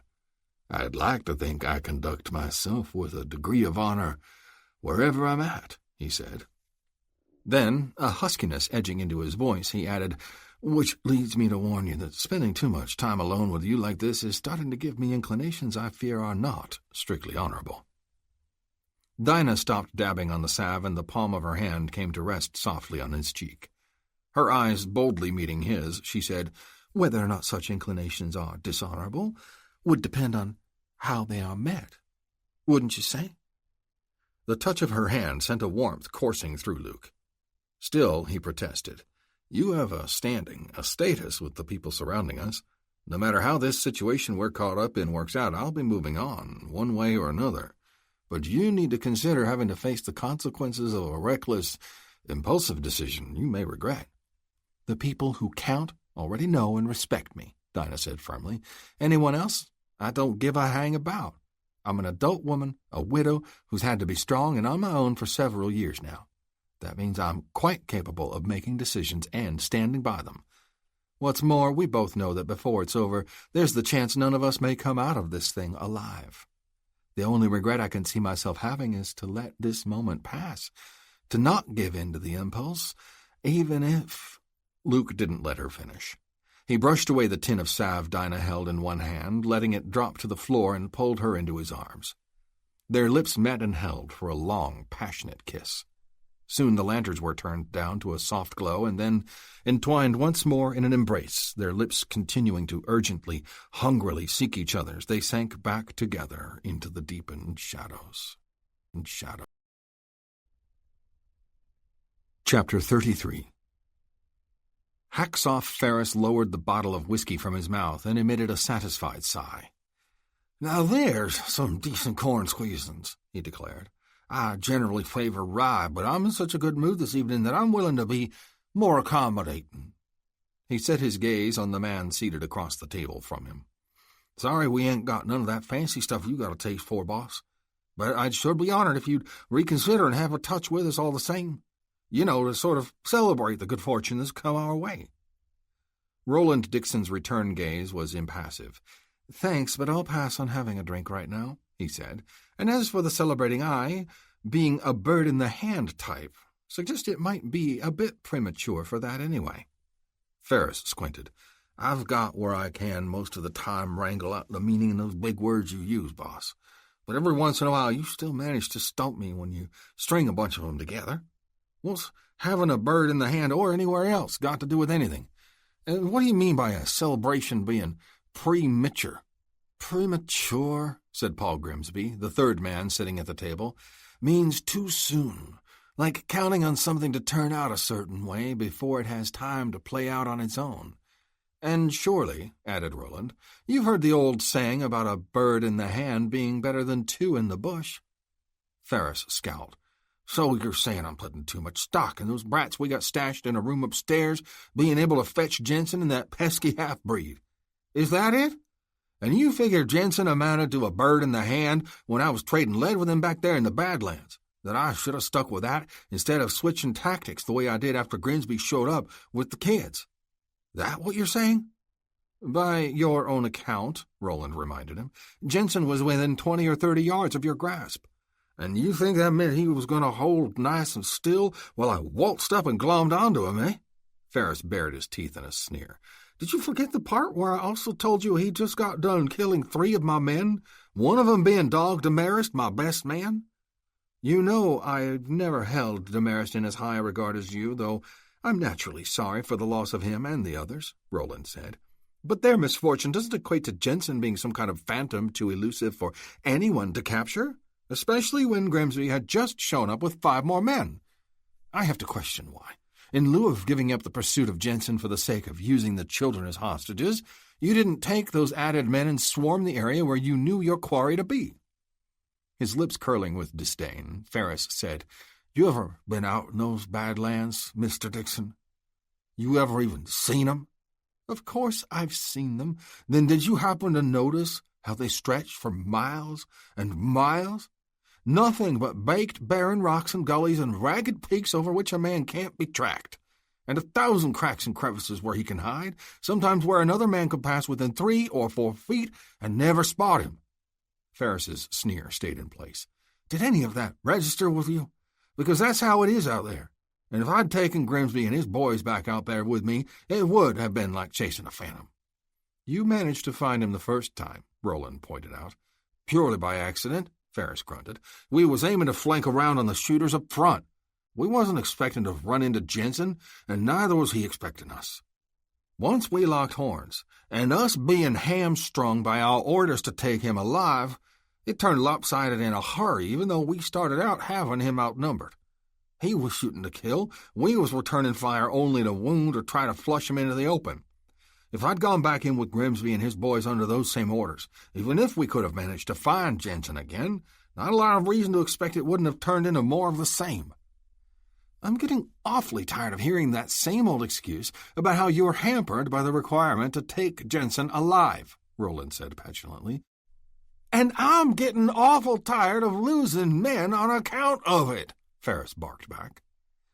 This increasingly heated exchange was taking place in what had, until a couple months earlier, been the main room of the Elkhorn Saloon in downtown Hard Rock.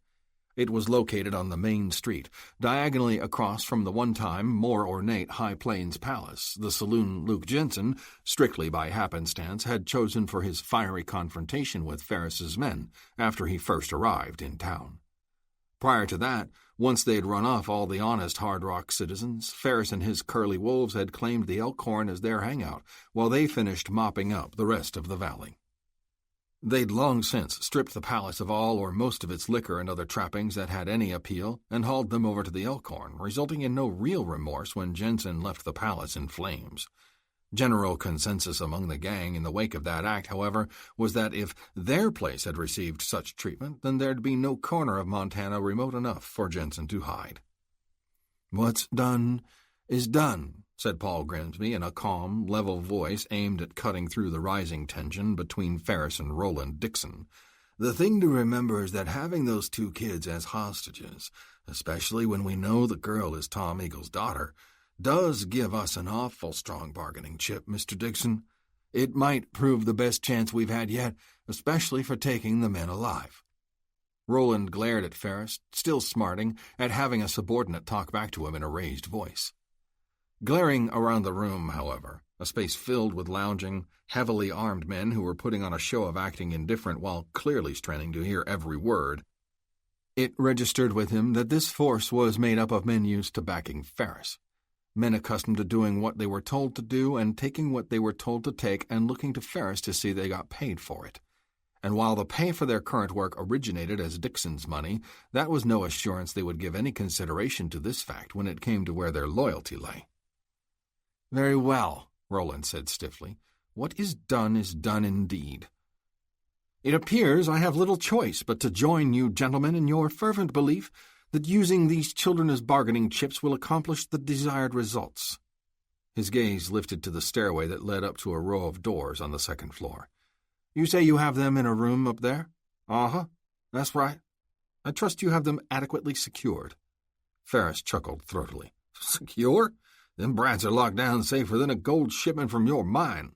One of the regular ones, I mean, not one of the ones we phonied up to look like it got robbed by Tom Eagle." Then he chuckled some more. Roland pushed back from the table and stood up. "Very well," he said again. "I need to get back to my quarters at the Gold Button. I'll return here in time for the exchange tomorrow. Noon, correct? That's the way we set it up." "Let's hope all goes according to plan," Roland said. Then, offhandedly, he added, "especially so the capture of Jensen can be completed by the time my father arrives later in the day." This drew a startled reaction from both Ferris and Grimsby, both men jerking suddenly upright in their chairs. "What's that?" Ferris demanded. "You saying your old man is going to be here tomorrow?" Roland made little attempt to hide the smugness he felt for having so obviously rattled the gang leader who'd been displaying a belligerent streak just moments earlier. Much as he personally loathed his father, Roland nevertheless marveled at, and didn't hesitate to use, when it suited his purpose, the power conveyed by the mere mention of his name. "Oh," the younger Dixon said now, his attempt at an innocent tone fully transparent, "I guess in all the excitement upon hearing about your hostages and all, I was distracted from mentioning that development before. Be that as it may, as soon as the telegraph line was once again repaired earlier today, I received notice that Father was on his way. It seems he left Helena not long after sending Jensen, apparently displaying some premature confidence of his own that the man would be promptly apprehended on his arrival here." "Didn't you notify him otherwise?" asked Grimsby. "I just told you the telegraph line was down," Roland replied. "How about after it got to working again? Did you send word about all the trouble we ran into with that devil?" Ferris wanted to know. Roland spread his hands. "How could I? Father was already on the trail. Where would I send any such notification in hopes of it reaching him?" He paused, continuing to adopt the innocent veneer. "But luckily it turns out to be a moot point, right?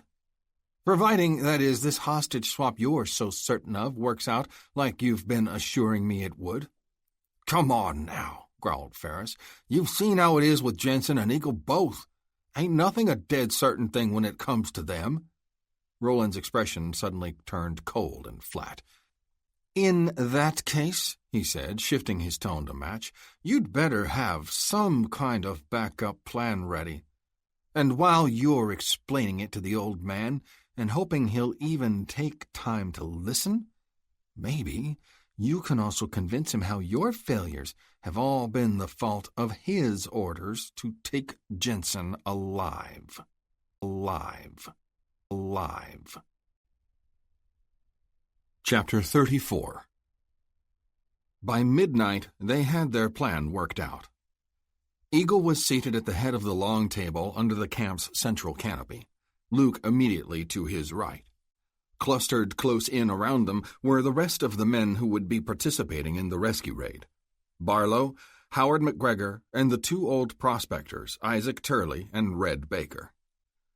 Also present was an ashen-faced Ben Pettigrew, whose input toward the planning was more than welcome, though he was in no shape to be riding out with the others this time.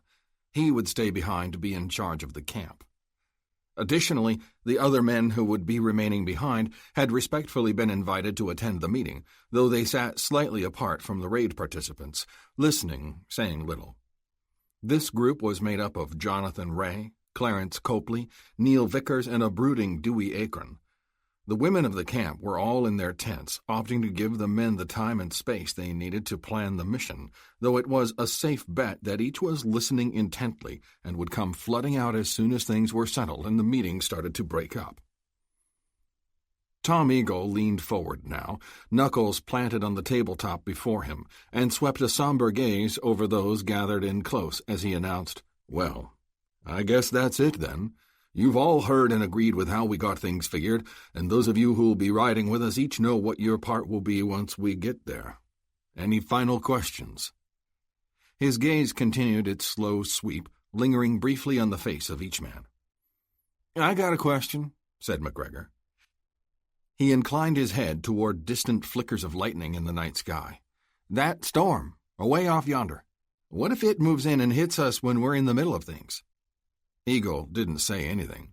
Barlow, his mouth curving into a lopsided grin, answered for him, saying, "Well, Howard, then I reckon what'll happen is that we'll all get a little wet."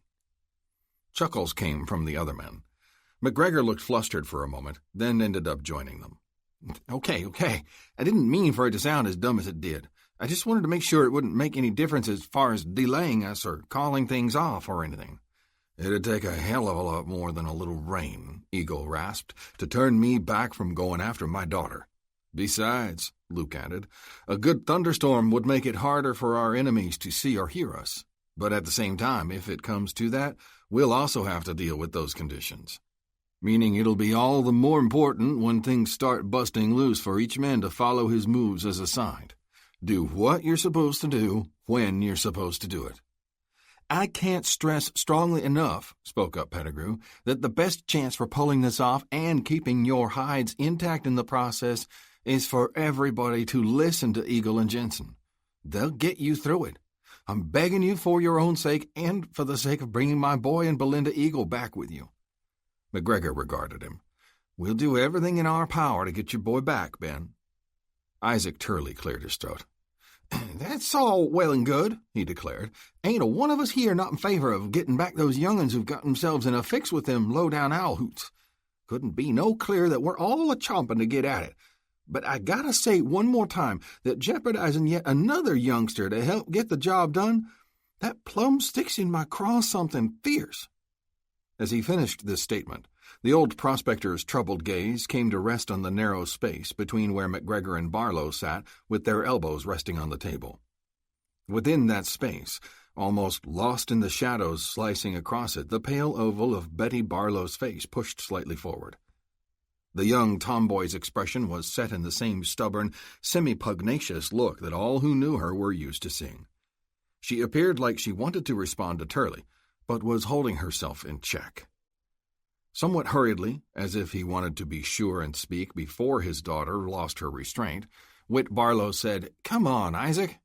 We've already gone through this. I appreciate your concern for my daughter, but doggone it, I'd be the first to try and hold her back if I didn't believe she could do us some good and we could keep her safe." Not holding back any longer, though in a polite, tolerant tone, Betty herself said, "Thanks for worrying about me, Mr. Turley. But everybody knows I can ride as good or better than anyone in the valley, and I can shoot good, too, if need be." "Now, don't start that," her father was again quick to say. "You're coming along to help with the horses, not get involved in any shooting." "I'm just saying I'd be willing and able if it came to that," the girl said stubbornly. "You nearly worked your tail off putting our horse herd together, Pa, and I worked and rode beside you as hard as anybody half again my size, man or boy. I understand that riding out to save Belinda and Heath is our main goal tonight, and I understand, too, what my role is. But if I get the chance to sink a slug in one of those low-life skunks who busted up our herd and caused us to lose our ranch, it's gonna be mighty hard for me not to pull the trigger." Luke smiled faintly in spite of himself, admiring the girl's spunk. "Nobody will begrudge you a pot shot if the opportunity presents itself," he told her. "Just make sure your trigger urge don't get in the way of doing your main job of taking care of our horses." Betty gave a sharp nod. "I say it won't, it won't." Luke cut his gaze to the reluctant old prospector. That goes for you too, Turley. The girl's in. It's already been decided. If you're going to keep fretting about her, then that means your full concentration won't be where it belongs.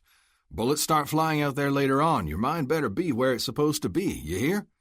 You don't need to worry about me, mister, Turley grunted. Comes lead-slinging time, both my mind and aim will be straight. All right, then. Anybody else got anything? Eagle said, showing signs of impatience. That was enough to cause McGregor to hesitate before he went ahead and said, Yeah, I got a question. You're putting a lot of faith in the Elkhorn Saloon as the place where they'll be holding those kids. What if we hit town and they're not there? The Elkhorn is the only place that makes sense. Them naming the main street out front as the spot where they want to make the trade for Jensen and me makes it all the more certain, Eagle said confidently. But what if, leastways for tonight, they take the kids somewhere else, like maybe up to the Gold Button mine? Eagle shook his head. Hack Ferris's thinking ain't that complicated. Be too much trouble to haul the kids all the way up to the mine and then back down again tomorrow for the trade. Besides, I can't see young Dixon allowing any part of the dirty dealings right in his front yard. He's kept the Gold Button strictly a mining operation for the most part, not letting the nastiness taking place throughout the rest of the valley reach in. Don't see no reason for him to change now. The former sheriff set his jaw firmly. No, I'm convinced the Elkhorn is where we'll find the kids. Ferris and his boys have taken it over, made it their hangout for weeks now. It's where they'll feel the most confident, and because of that, where I'm betting we got a chance to find them relaxed and least expecting us. That's good enough for me, said Luke. And if we should find something different, we'll just have to adapt. Eagle's impatience showed again. If we're gonna do this, we need to get a move on.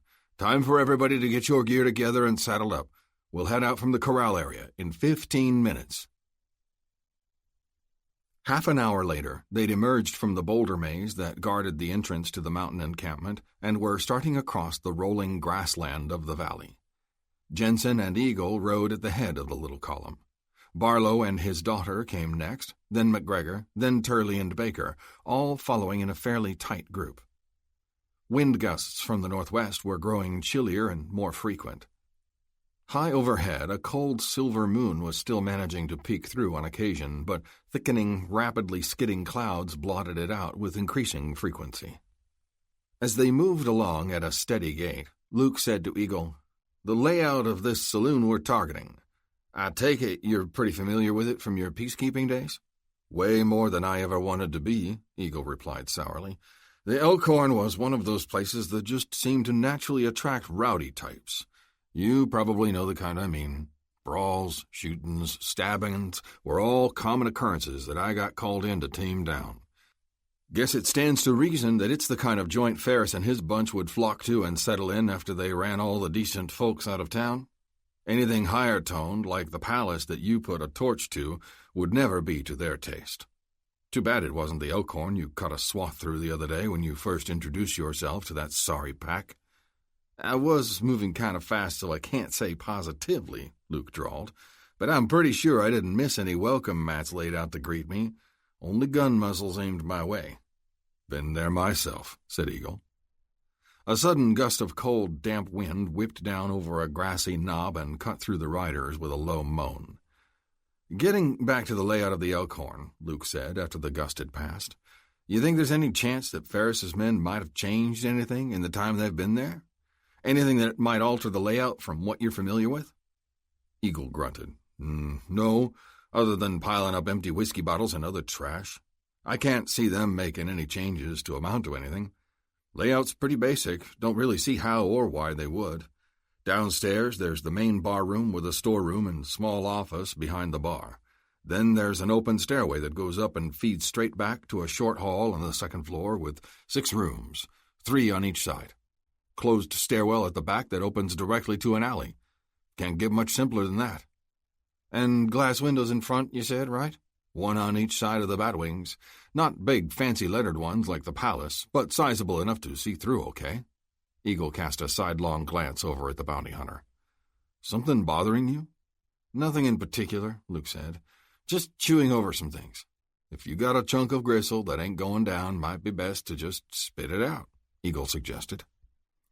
Luke gave it a moment, then said, Okay, It makes sense for them to have the kids at the Elkhorn, just like you said, but not having a better idea exactly where in the building they're being held is gnawing at me some.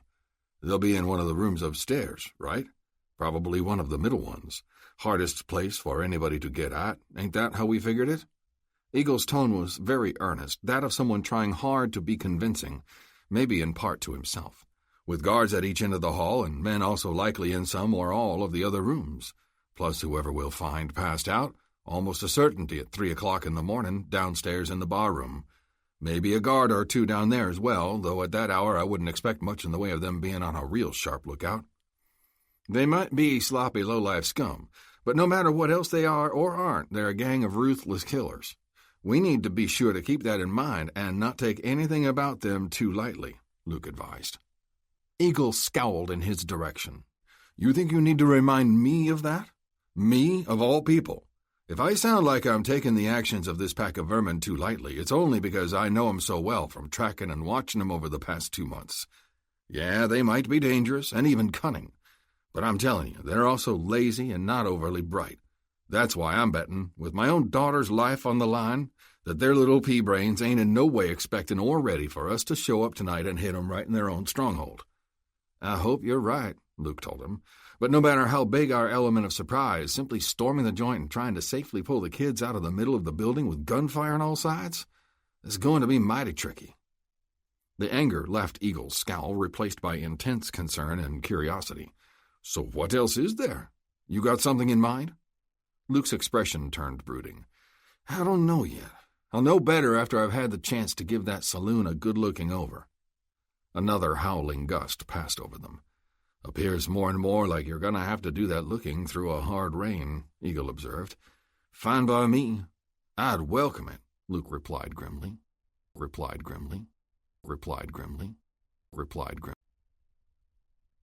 Chapter 35.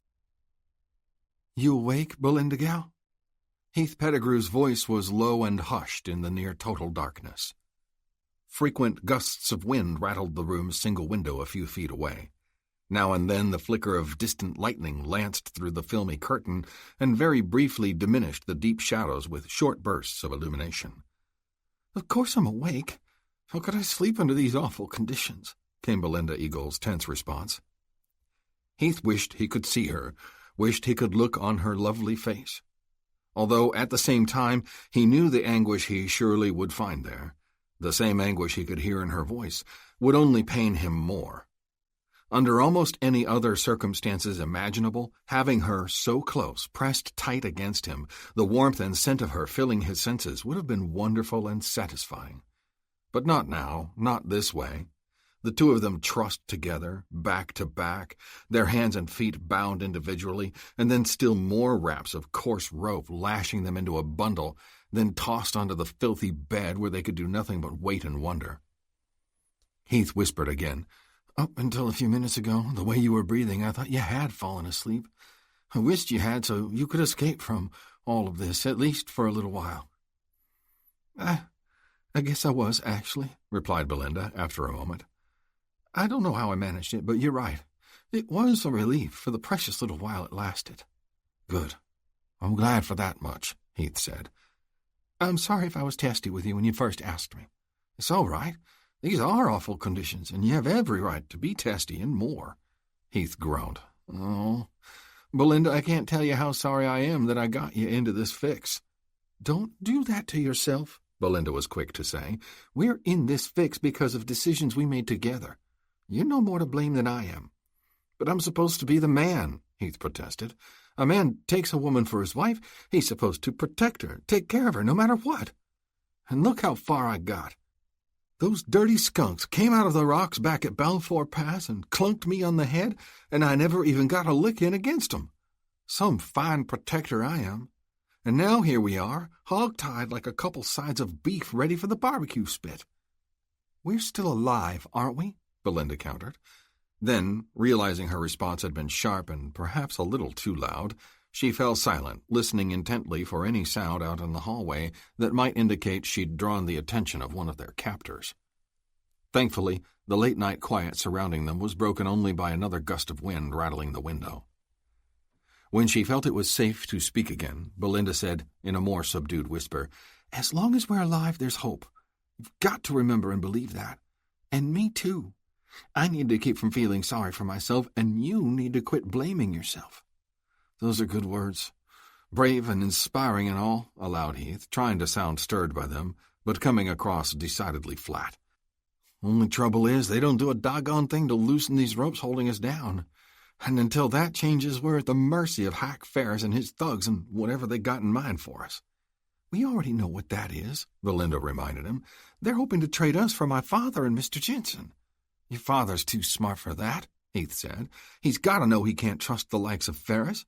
Still, his love for you might be enough for him to go ahead and take the risk in order to save you." Belinda said, "That's hardly a comforting thought, that my father might be trading his life for mine. It's like I was saying before, about a man doing whatever it takes to protect the women in his life," Heath replied. "That goes for daughters as well as wives. And it goes for a man protecting others in his life, too," Belinda said pointedly. "What do you mean?" "You know darn well what I mean. That voice down in the rocks when Ferris was making his demands on the trade for us, that was your father, Heath, and you darn well know it." Heath didn't answer right away. Then, "It sounded like him, but I'm having trouble wrapping my head around it. Him climbing on a horse, coming all that way for us, even after we did what we did. For you," Belinda corrected, "for his son, no matter what you'd done." Heath was quiet again until he said, "It's hard to picture him doing that. I don't quite know what to think, but I'm glad he made it through that ambush okay." "So am I," Belinda said. "I can't lie, I want desperately to be saved somehow. I want both of us to be safe and still have the future together we dreamed about. But no matter what, I don't want those things to come at the cost of anybody else's life." Heath ached with wanting to hold her, to comfort her. But all he could do was say, "I hear you, gal. But I'm sorry to say it ain't in our hands how any of that turns out." Paul Grimsby finished closing and latching the outside door of the Elkhorn Saloon's front entrance, blocking the wind howling increasingly stronger out in the street and halting the irritating way it was causing the batwings to slap back and forth. "There," he announced, turning back to the main barroom of the establishment.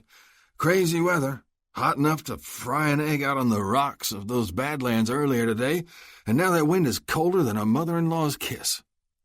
Sprawled back in a chair pulled up to a table in the middle of the room, Hacksaw Ferris grunted around a lopsided grin. "What would you know about a mother-in-law's kiss, cold or otherwise, you backdoor rascal? In order to have a mother-in-law, you'd first have to have a bride. And what gal would ever marry the likes of you?" "You'd be surprised," Grimsby replied as he sauntered back to hitch up his own chair at the table. "Been many a filly over the years who was ready to fluff up a bed, hang lace curtains, and go to setting up housekeeping with yours truly if I'd have popped the question. Ha! Long as you keep mixing local weed with your liquor, I reckon you're apt to go right on having such far-fetched dreams," Ferris said, reaching for a half-full whiskey bottle in front of him. From it, he poured generous slugs of amber liquid into a nearby pair of glasses, then placed the bottle upright again. "Stick to who hit John all by his lonesome, maybe with some beer now and then. You'll keep a lot clearer head. Once your skull quits pounding the next morning, that is." "Sound advice, no doubt," allowed Grimsby. "If I had a nickel for every time I heard it, I'd be a very wealthy man." He took a sip of his whiskey and then lowered it, chuckling. "And if I had another nickel for every time I failed to follow it, I'd be even wealthier." Both men guffawed dutifully at the admission. The half-drained bottle of whiskey standing between them was obviously not the first they had shared this night. The clock on the wall behind the bar showed a few minutes past 2. All around Ferris and Grimsby, amidst a generous array of empty whiskey bottles, other members of their gang were sprawled in corners, on benches, one fellow atop the pool table, each enjoying some well-oiled slumber in the wake of the celebrating they had decided was warranted. The ragged sound of their snoring rivaled the low rumble of the slowly approaching thunder outside. "Speaking of pounding skulls," Ferris said, his gaze sweeping over the scene, "it looks like there's going to be quite a contest come morning as far as who's going to be suffering the worst one. But they better be quick about shaking off the effects and have themselves in shape for the big trade tomorrow, or I'll be doing me some skull-busting that'll make their hangovers seem like cases of the sniffles. They'll come out of it okay. They always do, said Grimsby. Looking forward to that trade. Being able to hand over the Jensen hombre and that pain-in-the-ass Tom Eagle, putting them right in the hands of the he-bull Parker Dixon himself, that's what gave him good cause to celebrate. And us too, Hack, no matter snot-nosed Roland's pukey little remarks about being premature. I know that, Ferris grumbled. Roland can go stand in a corner for all I care.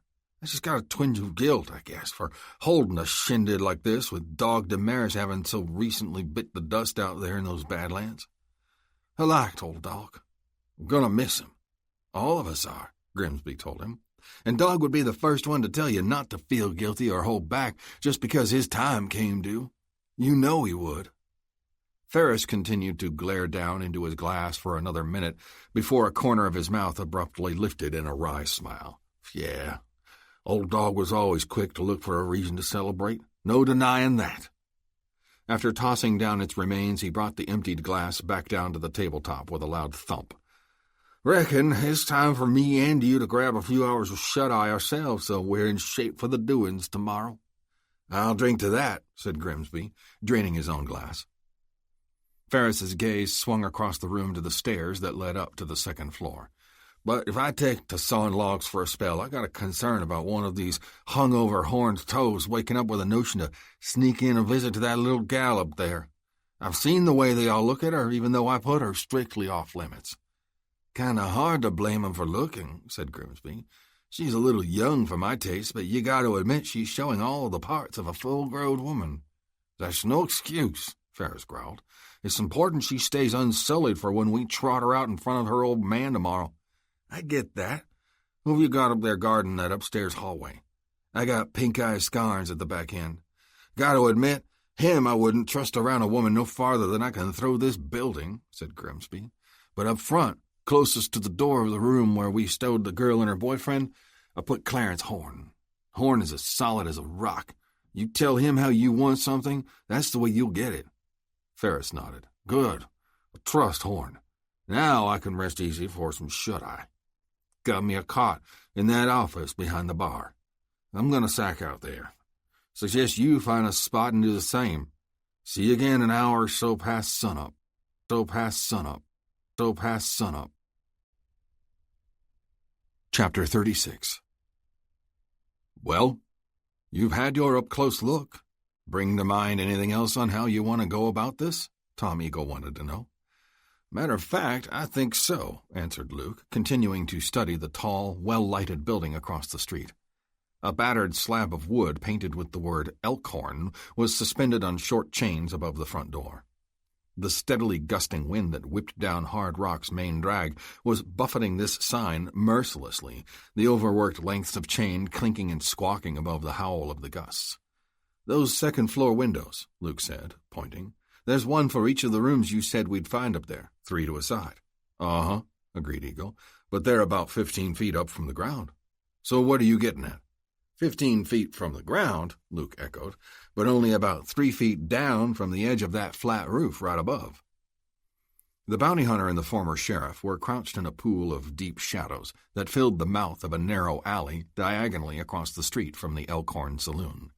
The others were strung out behind them, keeping still and quiet. Though no rain was falling yet, the sky overhead was roiling with purple-black clouds out of which regularly issued pitchforks of brilliant lightning and ominous rumbles of thunder. If a couple of men made it to that roof, Luke continued, they could drop ropes over the side and have pretty easy access to any of those rooms, in particular, in case I'm not making myself clear, the middle one on each side. Since we're likely to find the youngsters in one of those rooms, that would put one of us right in there with them and another just across the hall. Just bust through those windows, you mean? That would be the quickest way. Eagle frowned. You think the storm will be loud enough to hide the noise of that? Not counting on the storm, Luke replied. I've got in mind a bigger distraction, one that would panic those holed-up rats, especially any of the ones caught upstairs. Something they wouldn't immediately recognize as an attempt to get the kids, and therefore something that would delay the start of any shooting. Whoever ended up in the room with Belinda and Heath could use that delay to get them to the window and down to the ground using the same rope dropped from the roof earlier.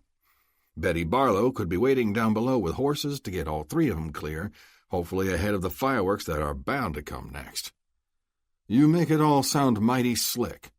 A flutter of lightning showed Eagle's eyes regarding Luke intently. I think I got a hunch what's coming, but go ahead and tell me.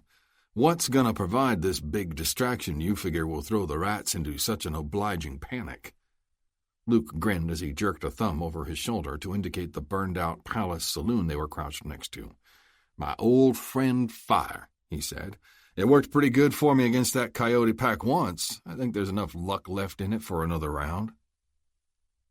20 minutes later, the rescuers had regrouped in a grove of trees 24 yards behind the Elkhorn saloon. Stabs of lightning cast everything in stuttering bursts of illumination as wind whipped branches wildly back and forth above the heads of the group. 3 horses tied to the trunks of the trees skittered and chuffed nervously. Turley and Baker and the rest of the horses were not here. Those horses were tied at the back of the alley that ran alongside the palace. The old prospectors had taken up positions out front of the Elkhorn, in shadows just back from each corner of the saloon. Armed with double-barreled shotguns, they were primed to shred the front windows with 12-gauge loads and then follow them in with intent to sweep clean the whole barroom.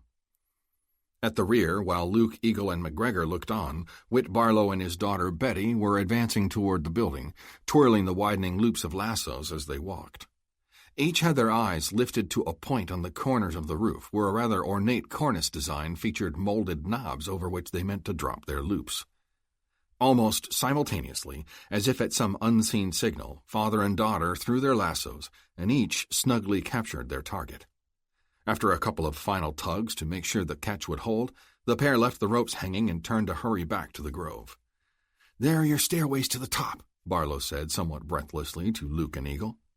Luke nodded. "The lightning flashes will enable you to see well enough to track our progress. Once we get the ropes reattached somewhere, you'll spot us dropping them down over the sides at the center windows. As soon as you see that, make your move on the real stairway, the one inside." "I jimmied the lock on that back door, so you'll have no trouble getting through it," Eagle said, sweeping his gaze over Barlow and McGregor. "Once inside, there's a small landing at the bottom of a steep stairwell. You won't have much room, so you'll need to be careful not to make too much noise with your equipment. I suspect there'll be a guard in the hall at the top of the stairs." The equipment he referred to sat on the grass at the men's feet, a gallon jug of kerosene and 2 open pails filled with bits of kindling wood and straw. "The next tricky part will be, once you've got flames licking up the walls real good, to squeeze past 'em and make it part way up the stairs so you're ready for when the exciting part kicks in." "Relieved to hear that," McGregor said sarcastically. "I was afraid I was going to get bored waiting on those stairs with nothing to do but keep the pesky flames swatted off my backside." "The wind and thunder that will help cover any sounds we make on the roof or those back stairs," Luke said, "is going to work against us when it comes to hearing the ruckus that'll break out as soon as somebody realizes there's a fire. So we'll have to listen close in order to use that as the key for our next moves. That's when Eagle and I will go down and in through the windows. You two," indicating Barlow and McGregor, "are bound to be sighted when those hall guards come to the stairwell to investigate the fire. You'll have to shoot your way up from there, and the sound of your gunfire will signal Turley and Baker to go to work from the street. Watch for Eagle and me to join you in the hallway as soon as the kids are down, then the 4 of us will make our way out the front." "You make that trip out the front sound mighty easy," remarked Barlow. "It's not likely to be any more intense than in that hallway. The 2 old-timers will be covering us from the street, and their shotguns ought to have the way partly cleared by the time we start down to the barroom," Luke reminded him. Then his gaze shifted to Betty. "And as soon as you spot Belinda and Heath being lowered from one of the windows, you bring the horses up in order to get them, and yourself, away from here. No matter what you hear behind you, don't slow down or stop. Ride as hard as you can straight back to camp and wait for us there."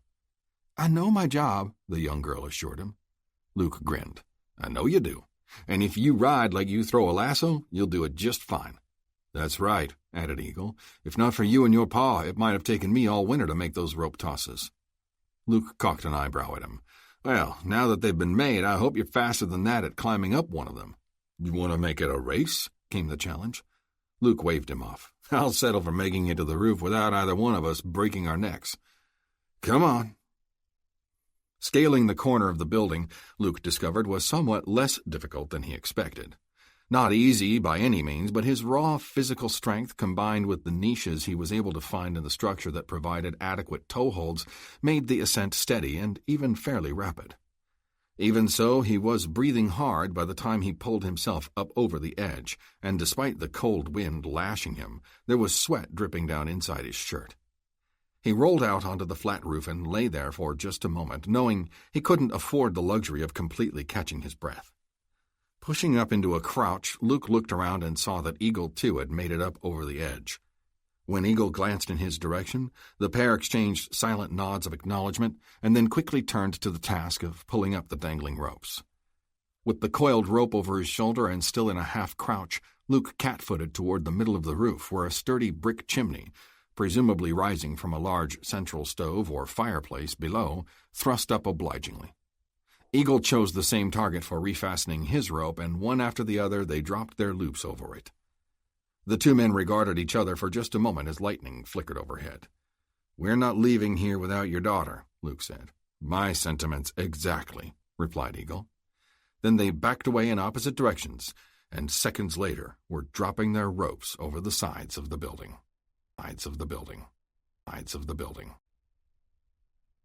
Chapter 37. Luke knelt at the edge of the roof, just back from the ornate cornice. His mind raced. He wished he didn't have this lag time, the waiting for Barlow and McGregor to set their fire. Time in which to think, to question the changes he'd made to the original plan. All the shooting that was bound to ensue, with the kids in the heart of the building and therefore right in the middle of it, had seemed far too risky. What they had underway now was definitely less so, if the timing was right and if each individual component clicked the way it was supposed to. Luke listened intently, hoping hard to hear the first shout of alarm, willing the flames that would produce such a response to spread rapidly. It seemed to be taking Barlow and McGregor a long time. Luke realized he was gripping the rope so hard that his right hand was starting to cramp around it. He switched to his left and shook the right, loosening it, flexing the fingers to work out the stiffness. Then, finally, he heard it. Faintly at first, muted by the howling wind and the intervening layers of roof and ceiling and walls. A frantic voice, words unintelligible. Then louder, accompanied by the thump of running feet and fists pounding on doors. And then the words that told it all. "Fire! Fire!" Luke lunged from his kneeling position. He dropped momentarily onto his rump, swinging his legs over the side. Then, twisting his body so that he was facing inward toward the building, he pushed back over the edge and began lowering himself hand over hand down the rope. His feet kicked away from the structure in short hops as he dropped down. When he was level with the window, he kicked away a little harder and shifted his body, pendulum-like, so that he was centered on the rectangular opening.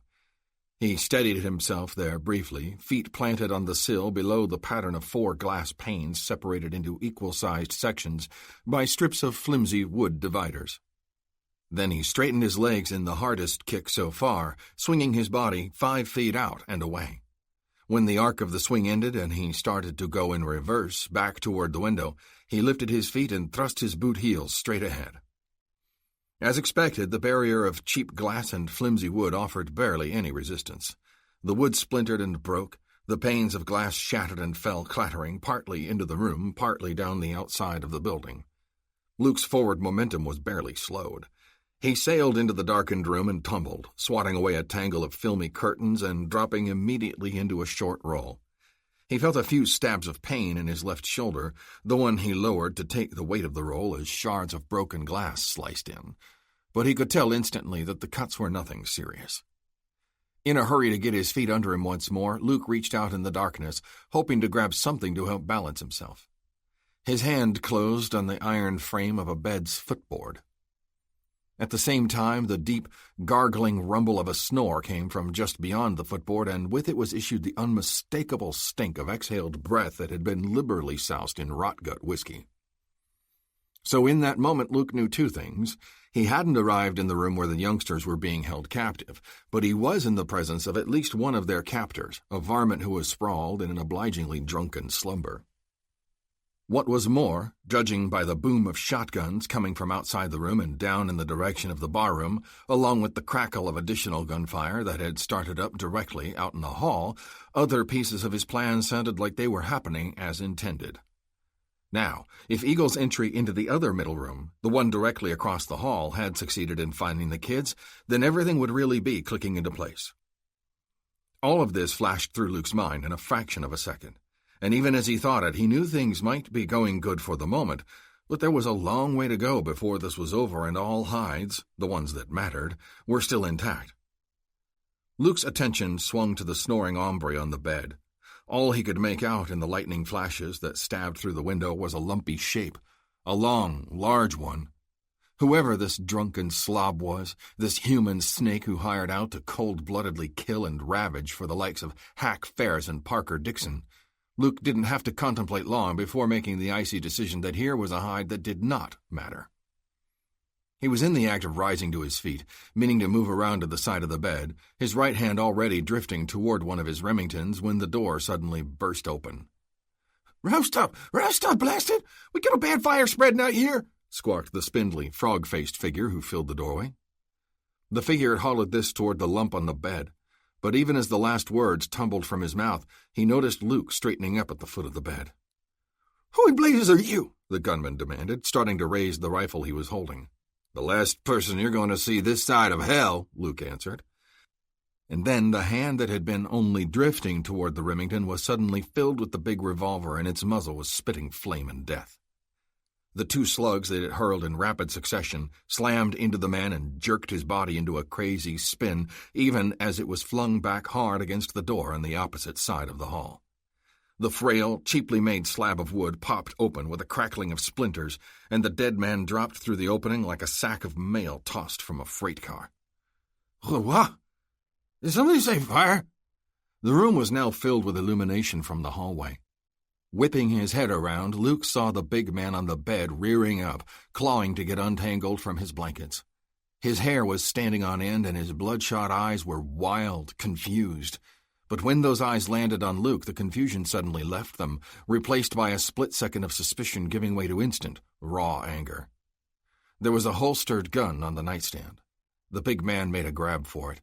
Turning only slightly from his stance in the doorway, Luke drew his left-hand Remington and, reaching almost casually across his body, triggered a single round that snapped the big man's head back and caused his upper body to follow in a heavy flop that left him once more prone and motionless, with outflung arms dangling limply over the sides of the mattress. Outside the room, in addition to the shots Luke had just added, the sound of gunfire was crashing and roaring from all directions, high and low. Acrid black smoke from the stairwell fire rolled forward, curling down from the hallway ceiling. Mingled in it were layers of powder smoke from the numerous blazing weapons. But through the noise and smoke, courtesy of his room's door standing ajar and the one across the way likewise knocked open and blocked that way by the first gunman's body, Luke saw a heartening sight. Tom Eagle, frantically cutting away ropes that had been binding his daughter and Heath Pettigrew.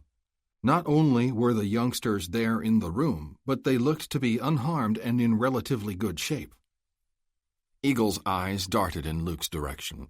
Seeing the bounty hunter was okay and there was no immediate threat at hand, he quickly returned his focus to the task of pulling away the now loosened ropes his knife had sliced through. Both Belinda and Heath were also helping, struggling and yanking to free themselves the rest of the way. Chapter 38. Bullets continued to sizzle back and forth the length of the hall, and the intermittent roar of shotguns exchanging fire with pistols and rifles downstairs assailed Luke's ears as well. Luke dropped to one knee, placing his head at an unexpected level, and made some quick peeks around the doorframe on either side, assessing the situation out in the hall. It wasn't particularly good, but it could have been worse. Barlow and McGregor were in doorways toward the rear, leaning out at intervals to trade lead with 3 owl hoots at the front of the hall.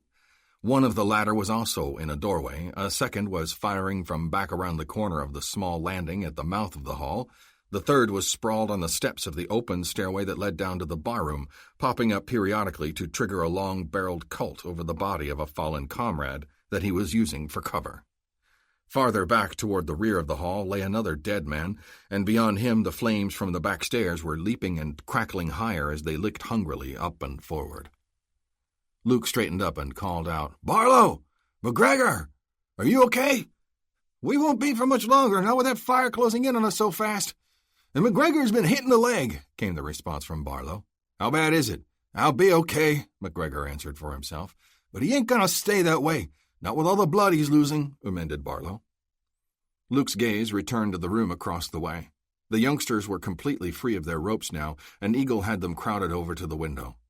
Heath was already out over the sill, hanging on the rope with one hand while reaching to assist Belinda with the other.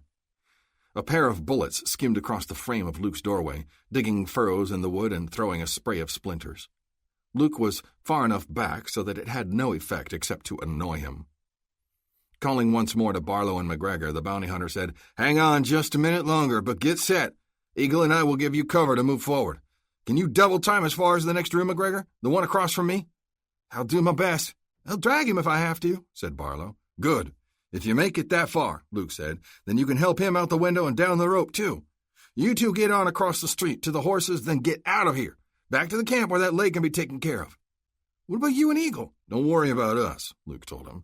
"We've still got Turley and Baker covering us from the front, and we've still got some rats to finish exterminating down in that barroom." In the room opposite his, Luke could see that Belinda and Heath were both out the window and had dropped from sight. Eagle leaned out, gazing down on their descent for a moment, then he spun and came rushing up to the doorway. Luke called over to him. "You hear what I just said?" Eagle nodded. "Enough." Luke's eyes bored into him. "You with me?" Eagle's gaze came back, just as intense. "All the way." At that exact moment, the flaming back stairwell gave way, collapsing in a prolonged rumble that shook the whole building as it belched a spark-infused cloud of boiling, choking black smoke. The cloud billowed upward and forward, rolling the length of the hallway and creating a smokescreen that couldn't have been better timed. "Now!" Luke hollered to Barlow and McGregor. Without taking time to see if his command was obeyed, Luke leaned out of his doorway and with both arms extended and a .44 fisted at the end of each. As fast as he could cock and squeeze the triggers, he began pouring lead toward the three hombres at the front of the hall.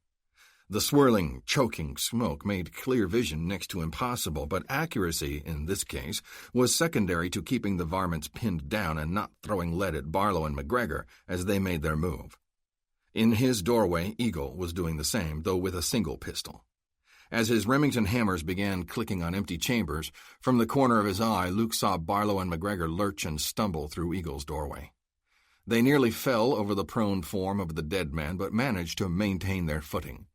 And then, with Barlow half supporting, half dragging his companion, they stumbled toward the window.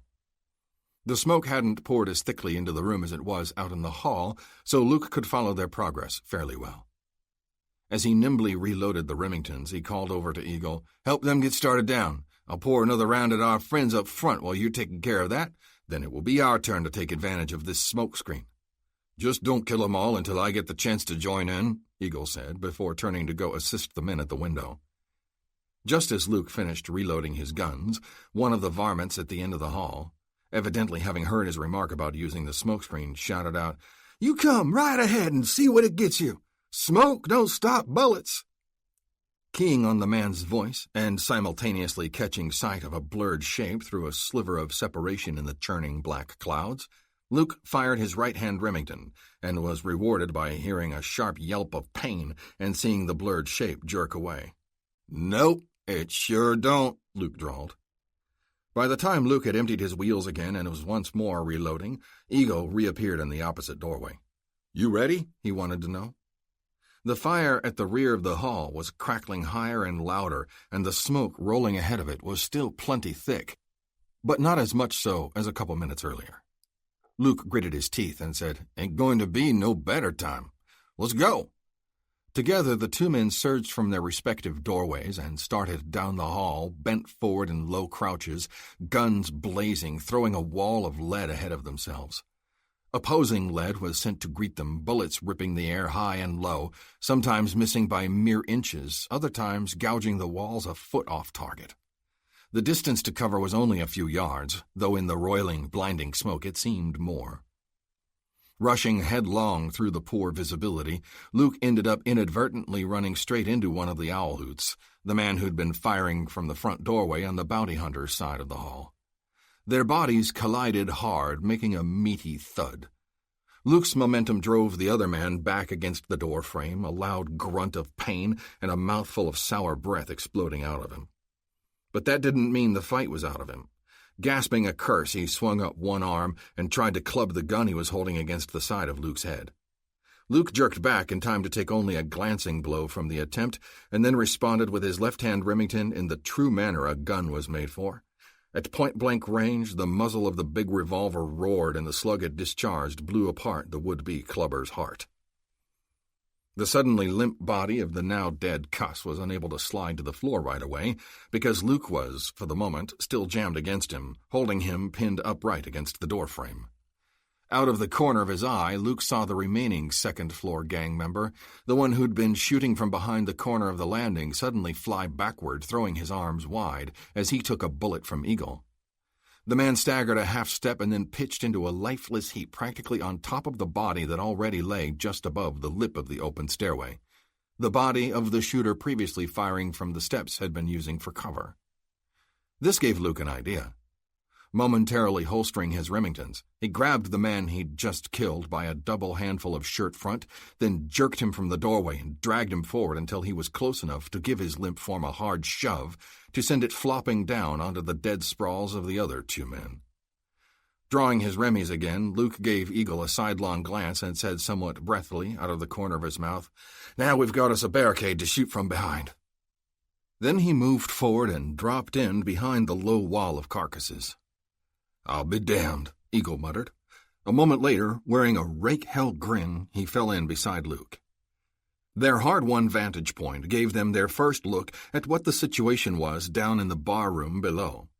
The smoke rolling out from the hallway was drifting down, mingling with a haze of powder smoke already present in the air down there, but the larger, higher-ceilinged room was able to absorb much of it and leave details only slightly murky, at least for the moment. The glass of the front windows bordering the batwing doors had long since been blasted into non-existence, and Turley and Baker were still at work on the outside, throwing intermittent shotgun blasts through each gaping opening.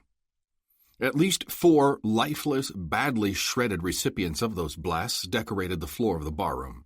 5 other gang members appeared still alive, 2 returning fire from behind the bar, 1 from behind the pool table, and 2 others from behind overturned round-topped card tables whose splintered, pellet-pocked surfaces indicated they were barely providing adequate cover.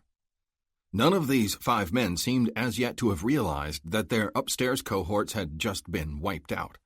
Even worse for them would be when they realized that their current positions, which provided cover against the shotgunners outside the windows, gave them virtually no protection from the 2 men now poised above them at the top of the stairway. "This is going to be like shooting fish in a barrel," Eagle growled in a low whisper, "and the first bloated carp I mean to bag is Hack Ferris squatting there behind the bar." "There's only one problem with that," Luke said. Eagle scowled. "What do you mean? You're not getting cold feet on me, are you?" "We're sitting on the brink of exterminating this whole nest of rats, the very words I heard you use just a few minutes ago." "Yeah, and that would be a huge step toward solving your trouble. I understand that, and I'll go along if it's the only way," Luke allowed, "but if there's any chance, I'd sure like to take Ferris alive, at least long enough to try and find out what's behind this whole business about Dixon setting me up the way he did."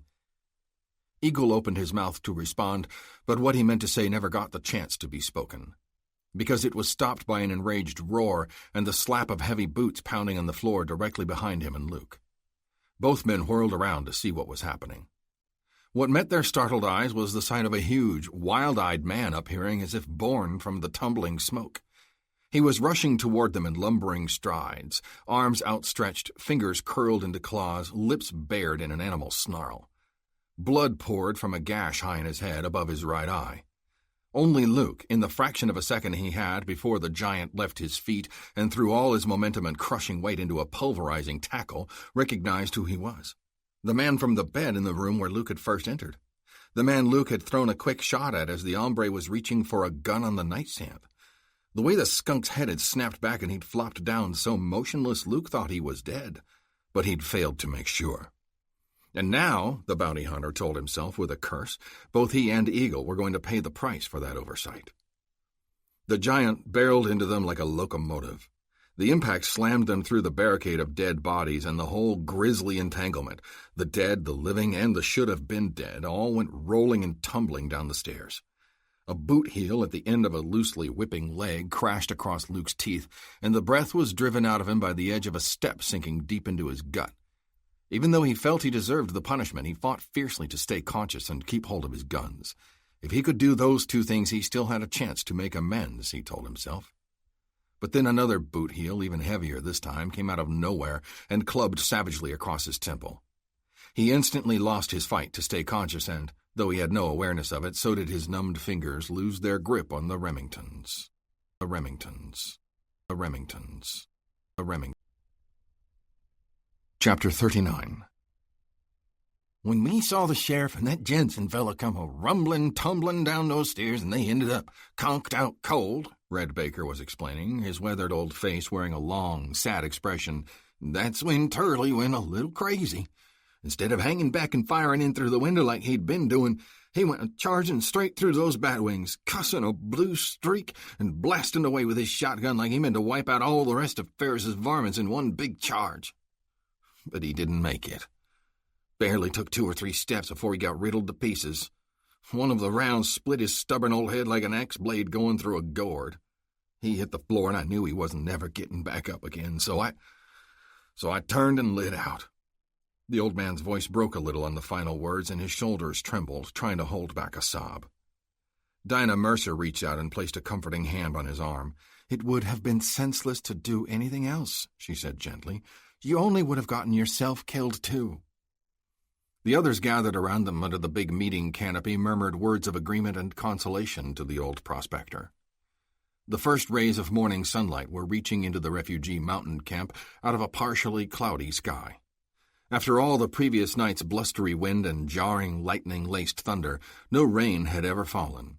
And with the first hint of dawn, the wind had abruptly died, and the thick cloud cover had begun to break apart in time for intermittent slices of blue sky and sunlight to start poking through. A chill remained in the air, however, a chill deepened by the news Baker had brought with him when he showed up in camp, alone, shortly after first light.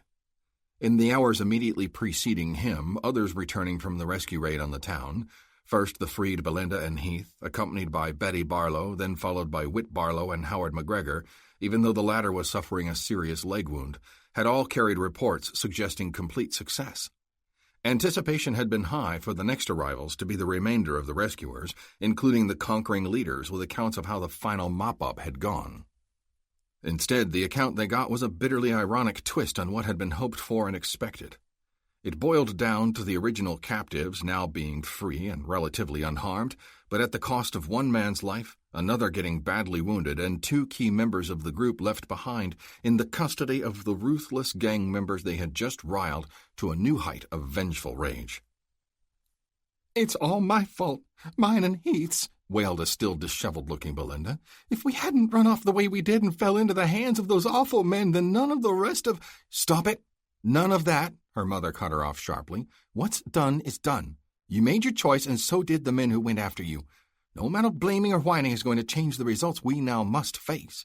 But as long as your father is still alive, then I refuse to give up hope that all is lost." "That's a brave outlook, Jane, and I go along with it, up to a point," Barlow was quick to say. Then, his gaze locking on Baker, he added, "But a lot hinges on the part about Sheriff Tom and Jensen still being alive. Are you sure that's the case, Red?" A trapped animal look fell over Baker for a moment, until, his mouth pulling into a tight, determined line, he replied, "That's the way as best I know it.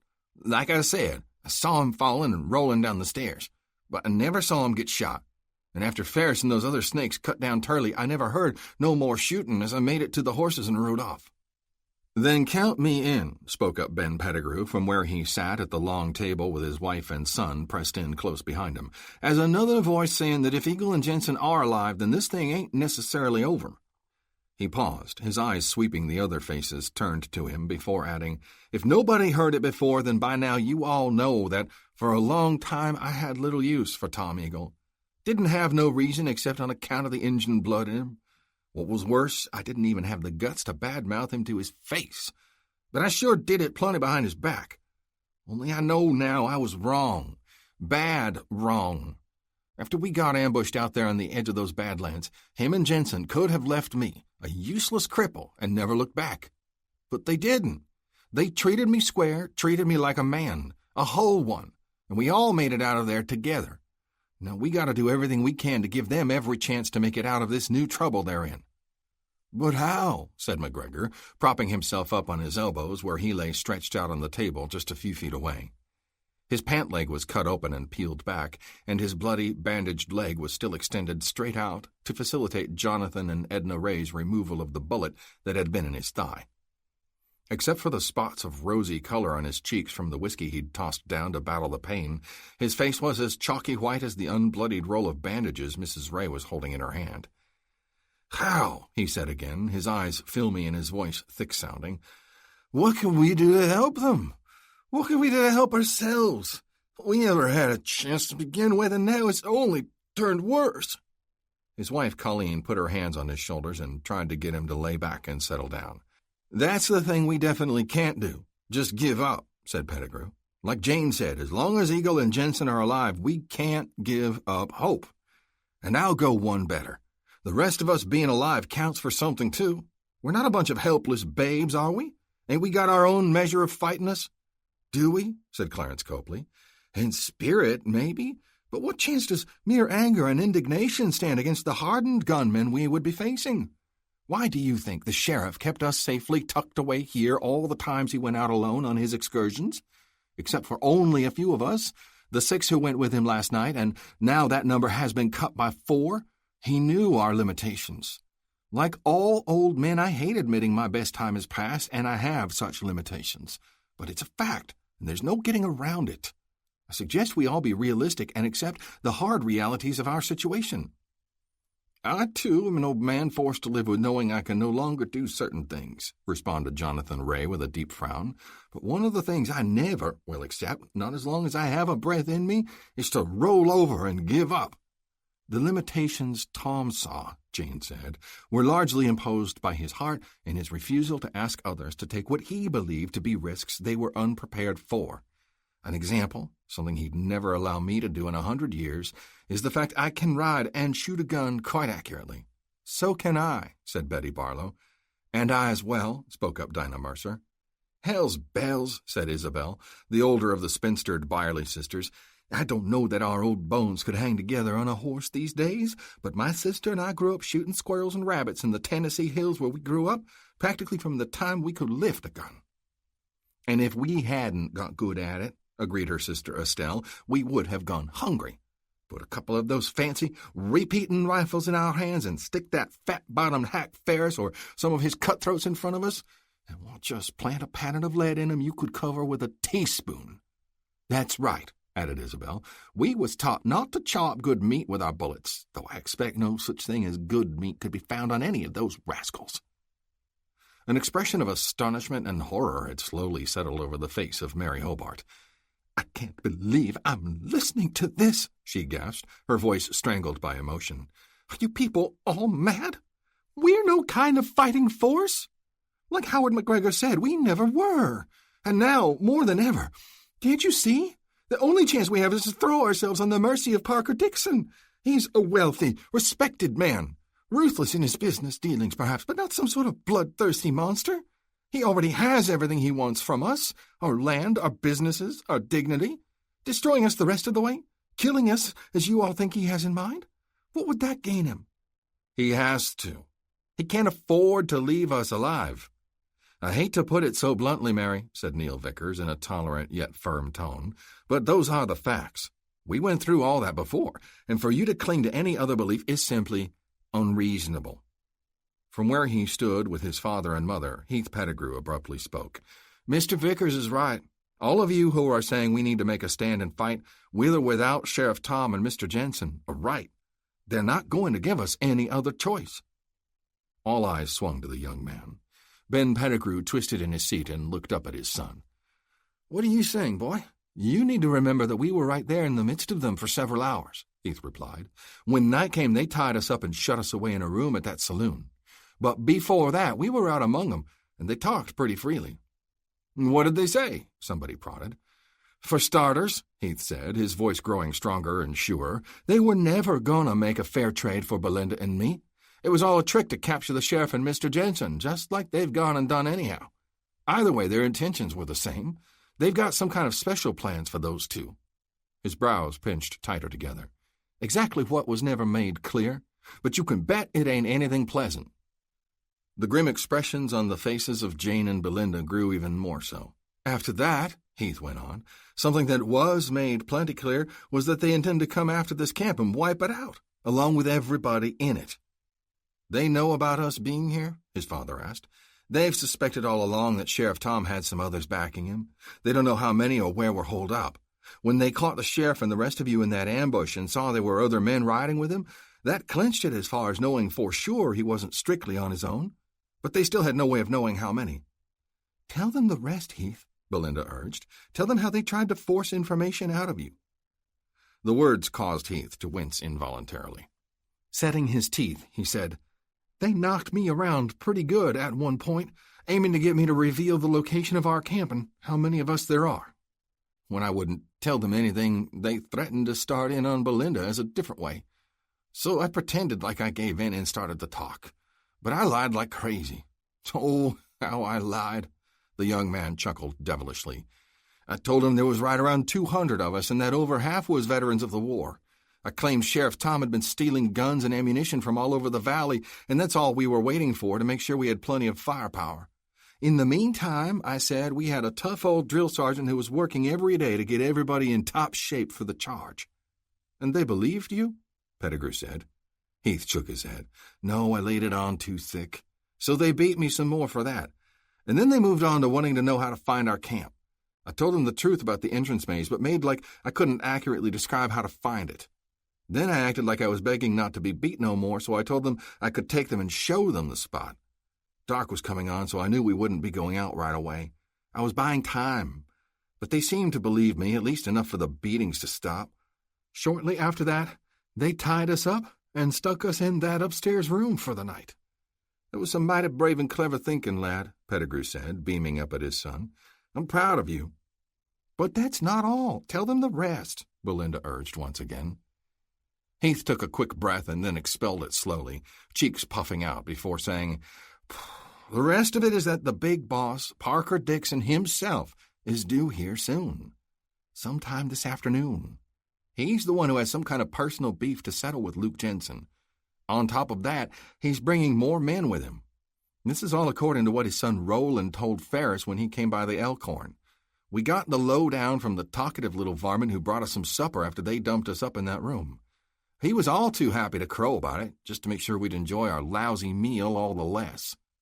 Steel-tough gunnies was his favorite term for the new men Dixon was bringing, men whose job, after the business with Jensen is taken care of, will be, like I said before, to concentrate on finding and destroying this camp, and all of us in it."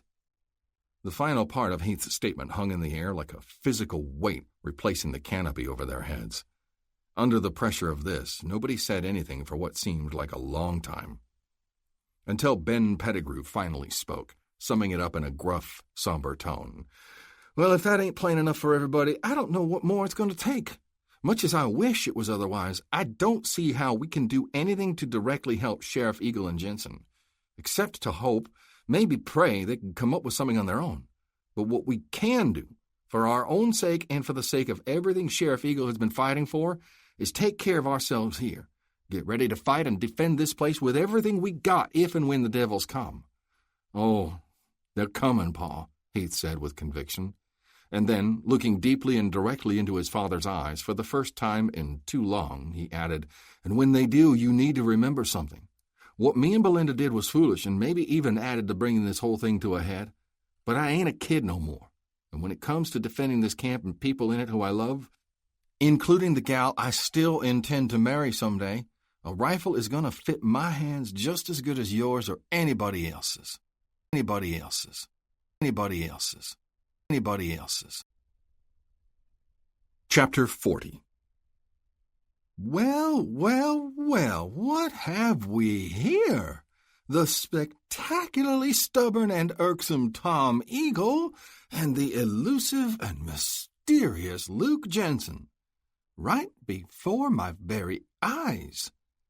Roland Dixon stood with feet planted wide apart, hands clasped behind his back, and regarded the men he was addressing with smug superiority. I can't deny harboring a good deal of ill will toward you two gentlemen, in keeping with an equal amount you no doubt feel toward me. But I must admit to a genuine appreciation for you so obligingly taking actions that resulted in your early deliverance to me here, rather than necessitating another visit to that repulsive town of Hard Rock to view your apprehension there later at noon. How about you let us oblige you even more, Eagle replied through clenched teeth, by taking that appreciation and choking on it. The stocky hombre standing directly behind Eagle wasted no time viciously slamming the butt of a Henry repeating rifle across the former sheriff's kidneys. A loud grunt of pain exploded out of Eagle as his head pulled back and his knees buckled, but he stayed on his feet. Beside the stricken man, Luke lunged reflexively, but his restraints prevented him from doing anything more than making a choppy half-step forward. Like Eagle, his wrists were tied behind his back, legs shackled at the ankles, and a leather thong was looped around each of their necks. The man on the other end of Luke's thong was none other than a grinning, nastily chuckling Hacksaw Ferris. "Whoa up there, hero," Ferris barked. "Where do you think you're going?" "Easy," Roland was quick to admonish. "You know the orders regarding that one. You've complained about them enough. And by the look of him, and the other one as well, you've already pushed the limit of their treatment quite sufficiently." Both Luke and Eagle were stripped to the waist, and a generous pattern of welts and bruises marked their torsos, along with more of the same on their faces. "That ain't a fraction of what the dirty scum deserve," snarled Ferris. "Look at the rest of what's standing before you." He swung his free arm, indicating the 5 men gathered around him and the captives. They were indeed a sorry-looking lot, having just ridden hard from town out to the Gold Button mining operation. The morning sun, less than 2 hours risen and glaring through the last of the dissipating clouds left over from last night's empty bluster, shone down on a battered, bleary-eyed, bedraggled bunch with sagging shoulders yet grim, flinty-eyed faces. "This is all the men I got left, including the extra miners you lent me," Ferris went on. "The condition they're in and the loss of all the others is almost entirely due to these 2 lead-slinging varmints. And you say they've been treated sufficiently?" Roland's smug supremacy withered under the demanding question and the hard stares of the men backing Ferris. "Here now," he cleared his throat, "I certainly understand the thirst for revenge that you and the other men have for the damage these 2 have inflicted on your comrades. After all, the men who've been lost were comrades of mine, too, in a manner of speaking." A towering man with streaks of dried blood running down his face and holding a blood-stained bar rag to his forehead stepped forward and said in a booming voice, "I didn't see you at the Elkhorn when these dogs were smothering it with fire and lead. Look at what that gun-hawk Jensen did to my head. A half-inch lower my skull would have been popped open like a Mexican piñata." "Naturally, I sympathize for your injury," Roland was quick to assure him. "We have a fine doctor here at the mine who will care for you." "That's big Olaf," Ferris said with obvious pride. "If he hadn't survived that bullet creased to his head when Jensen thought he'd killed him, probably none of us would be here now to tell about it. It was Olaf who landed on Eagle and Jensen like an avalanche just when they got behind me and Grimsby and the handful of us left in the barroom, aiming to bushwhack us and wipe us out the rest of the way." "I share your gratitude for Olaf. Certainly he deserves to be rewarded," Roland said. "That's what I meant when I said I consider all of you my comrades as well. As employees of Dixon Enterprises, you see. That also means I feel your loss and share in wanting just punishment." "Let us take care of it, then," somebody shouted. "All we need is a tall tree and a couple of strong ropes," someone else added. It was Ferris who quickly quelled this talk, chopping the air with his hand and raising his voice above the others. "Knock it off! We already covered that back in town. I explained to you how it was, how Mr. Brolin here takes orders same as everybody else down the line. It's his father who's making the demands and calling the shots on this Jensen hombre. meaning Mr. Roland has to go along, just like the rest of us." He turned plaintively to Roland. "I need you to tell him that's so, boss. Tell him how your old man is due here soon, and when he shows up, he's bound to have some plans for Jensen that will square this whole thing and help get even for Dog and all the others. After everything we've been through, it's important they hear that from you." "Of course," Roland said, the gang leader's pleading tone making him feel somewhat back in control. He swept his gaze over the men regarding him half angrily, half anxiously. "Of course my father has some severe punishment in mind for Jensen. I don't know exactly what, but I do know he's harbored a hatred for the man a long time. And that's enough for me to be able to assure you that whenever he meets out, you will find satisfactory." "What about Eagle?" a voice demanded. Roland bared his teeth in a cold smile. "Oh, I'm sure my father will not overlook our former sheriff. He's fully aware what a nuisance Eagle has made of himself these past months. And whatever he has in store for Jensen, well, I'm confident there will be enough for Eagle to share in it as well." "There you have it," declared Ferris. "These curs are going to pay and pay hard, and we'll all have a front row seat for enjoying it." There was a general grumbling of satisfaction from the men. And then, right on the heels of that, came another extended sound, the sudden murmur of numerous voices. The display taking place out front of Roland's private cabin, it turned out, had drawn the attention of several miners, a crew just finished with breakfast and ready to begin their shift down in the bowels of the Gold Button dig, who were filing out of the mess hall 50 or so yards away. This crew, one of several that worked a cycle of staggered shifts, appeared to be made up almost entirely of Chinese workers. Their expressions were guarded, impassive, yet their interest was obvious by the murmur of curiosity that rippled through them, and the way their faces stayed turned to stare even as the movement of their feet dragged with a reluctance to carry them away. Roland took quick notice of this attention, and his reaction showed he wasn't pleased by it. "Here, now, what are you slackers staring at?" he demanded. "You filled your bellies at the company trough, now off with you to work." "You're right about that," Ferris was quick to chime in. Turning to glare at the Chinese workers, he inadvertently jerked on the thong around Luke's neck and caused the leather to dig into already raw flesh. "I won't have no lazy, slant-eyed heathens gawking at me. You heard what the boss man said. Off with you, and be quick about it." The door of the mess hall opened and Mace Vernon emerged. Behind him stepped a second man, another Caucasian, a dour-faced individual near 50, with thinning, gray-streaked hair and a pair of round spectacles perched on the end of a long, narrow nose. Vernon paused, first glancing at the line of workers strung out before him, then turning his gaze to Ferris. The scowl on his face seemed to indicate he had heard the gang leader's harsh words. "What seems to be the problem here?" he wanted to know. "You're the one with the problem," Ferris responded. "You got yourself a string of Chinese so-called workers there who seem to be more interested in stopping to gawk at something that's none of their business instead of moving their lazy asses on to what is supposed to be their business." "You got a problem with any of my men," Vernon grated. "You speak to me about it. You don't raise your voice to them. Better yet, keep your opinions to yourself and your yap shut altogether where me or my men are concerned." Vernon swung his attention back to the workers, focusing on one in particular up near the head of the line. "Chang Ha," he addressed him. "Move the men along. Report to Henderson down in shaft number 6. That's where you'll be working today." Chang Ha nodded acknowledgement, and then, in Chinese, spoke sharply to the other men and motioned for them to get a move on. They fell in behind him and strode away briskly toward the Gold Button's main vertical shaft and the pulley system for the transport cage that lowered and raised workers, as well as brought up the loads of ore from the tunnels below. As the workers marched away, the second man who had come out of the mess hall with Vernon made no effort to mask his own interest in the group gathered before Roland's cabin. Frowning deeply, he advanced toward the group. Vernon followed, although with notably less eagerness. "What have we here?" muttered the man in glasses as he drew nearer. And then, a moment later, he exclaimed, "It's Sheriff Eagle!" Managing to stand a little straighter and turn the grimace he'd been wearing ever since the rifle butt blew to his kidneys into a lopsided grin, Eagle greeted him with, "Hiya, Doc. How's the pill-pushing business? Pushing business. Pushing business." Chapter 41. Dr. Henry Carstairs drew to within a couple feet of Eagle, surveying his wounds and the way he was bound, then turned and aimed a fierce scowl at Roland, demanding, "What is the meaning of this inhumane treatment?" "Looks to me," Roland replied, "like the meaning is clear. We've captured a pair of dangerous hombres and are keeping them restrained so they can cause no further damage.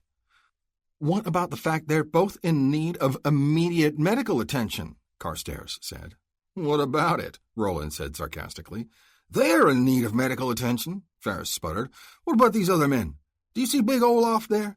And are you forgetting, Doc, that I got burns and bruises on the back of my neck you ain't checked on for days?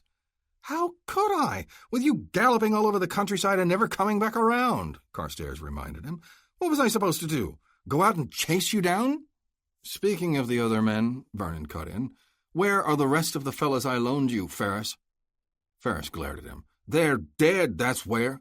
Thanks to these two varmints, the good doctor is so concerned about medically treating. Now, just a minute, Vernon exploded. His eyes whipped back and forth between Ferris and Roland. What are things turning into around here? Some kind of bloodbath? A war? I loaned you a half-dozen good men only a day ago, and now you're telling me they've all been gunned down?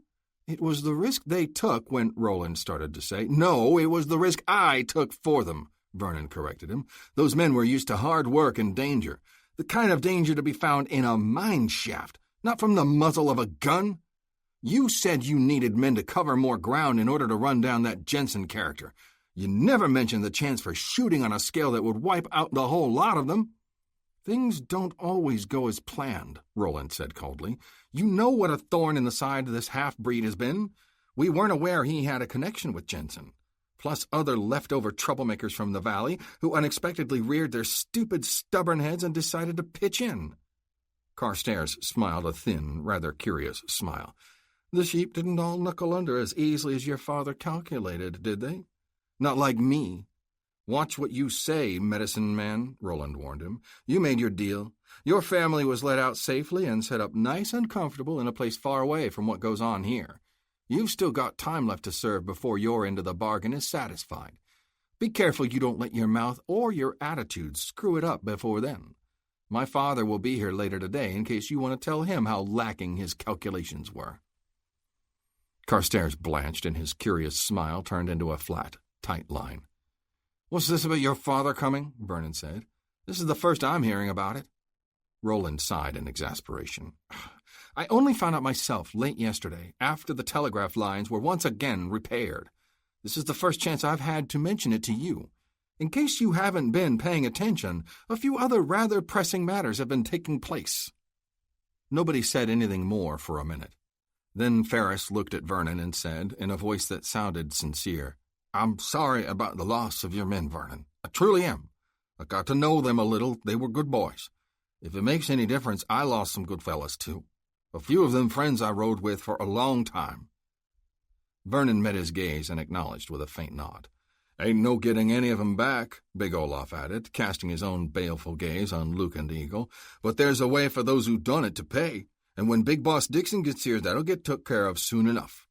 Indeed it will, said Roland, his tone returning to a more in-command one. But before then there are steps to be taken. Mr. Vernon, I believe you have a mining operation to see to. Dr. Carstairs, as you so astutely observed, you have some patients in need of medical attention. If you repair to the infirmary, Mr. Ferris will bring his men over shortly. Carstairs' eyes went to Luke and Eagle. What about them? Roland shook his head. I see no need to tax your skills unnecessarily. They'll keep well enough until my father gets here. Then he can decide what treatment is warranted. Carstairs didn't move for a minute. Then, with effort, he turned away. Whatever you say. Vernon fell in step beside him, and they walked off together. As they did so, Ferris asked, What do you want to do with these two skunks, boss? You got some kind of shed or something we can lock 'em in until your old man gets here? Roland's expression hardened. How did things work out the last time you had a pair of prisoners locked away? In a room where you assured me they were quite secure, remember? Ferris squinted and shuffled his feet uneasily. Well, yeah. Yeah, but no buts, Roland said sharply. He thrust out one arm and pointed at a telegraph pole that stood 10 yards off from one corner of his cabin. It rose up from bare ground, and nothing else was anywhere near it. I want them chained to that pole, completely in plain sight. I want 2 men with rifles standing watch over them at all times. The watchman can sit in the shade of that wagon across the way.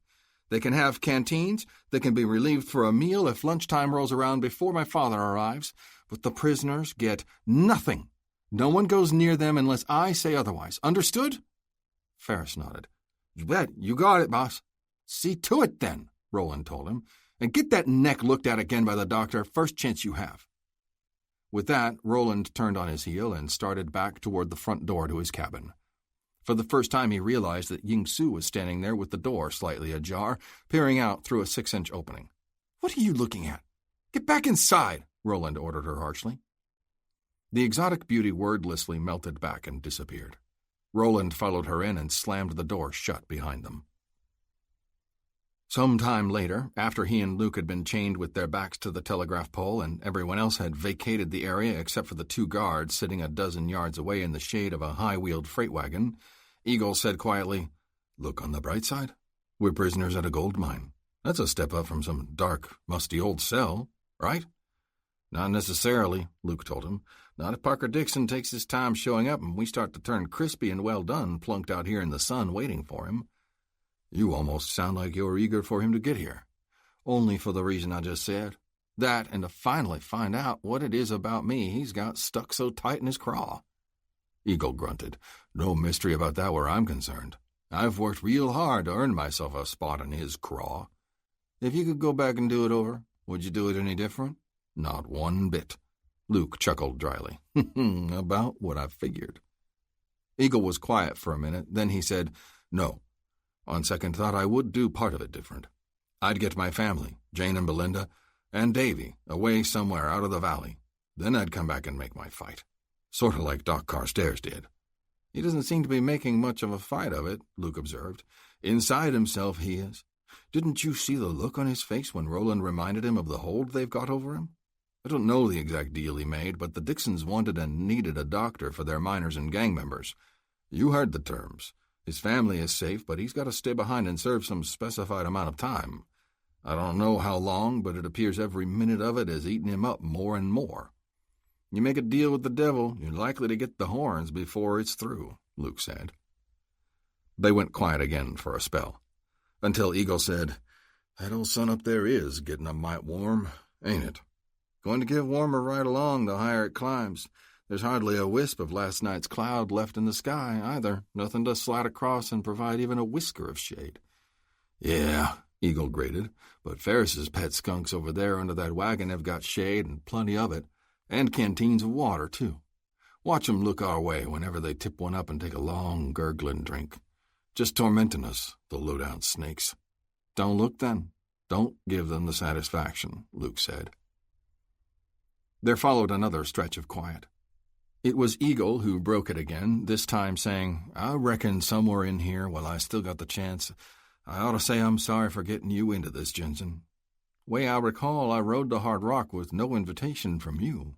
In the beginning, maybe, but I'm talking about here, now. You likely wouldn't be in this particular fix if you hadn't agreed to stick with me and my people for a while and then ended up on that raid to get back my daughter and young Heath, which we succeeded at," Luke reminded him. "And in the process, if I'd shot and killed Big Olaf the way I should have instead of just thinking I did, then you might also say we likely wouldn't be in this particular fix. So blame at this point doesn't matter. The only thing we can do is deal with it the best we can. You got an idea on how to do that?" "Not a one. I don't suppose you got any kind of weapon hid away on you either?" "Nope. They plucked me good and thorough while I was unconscious."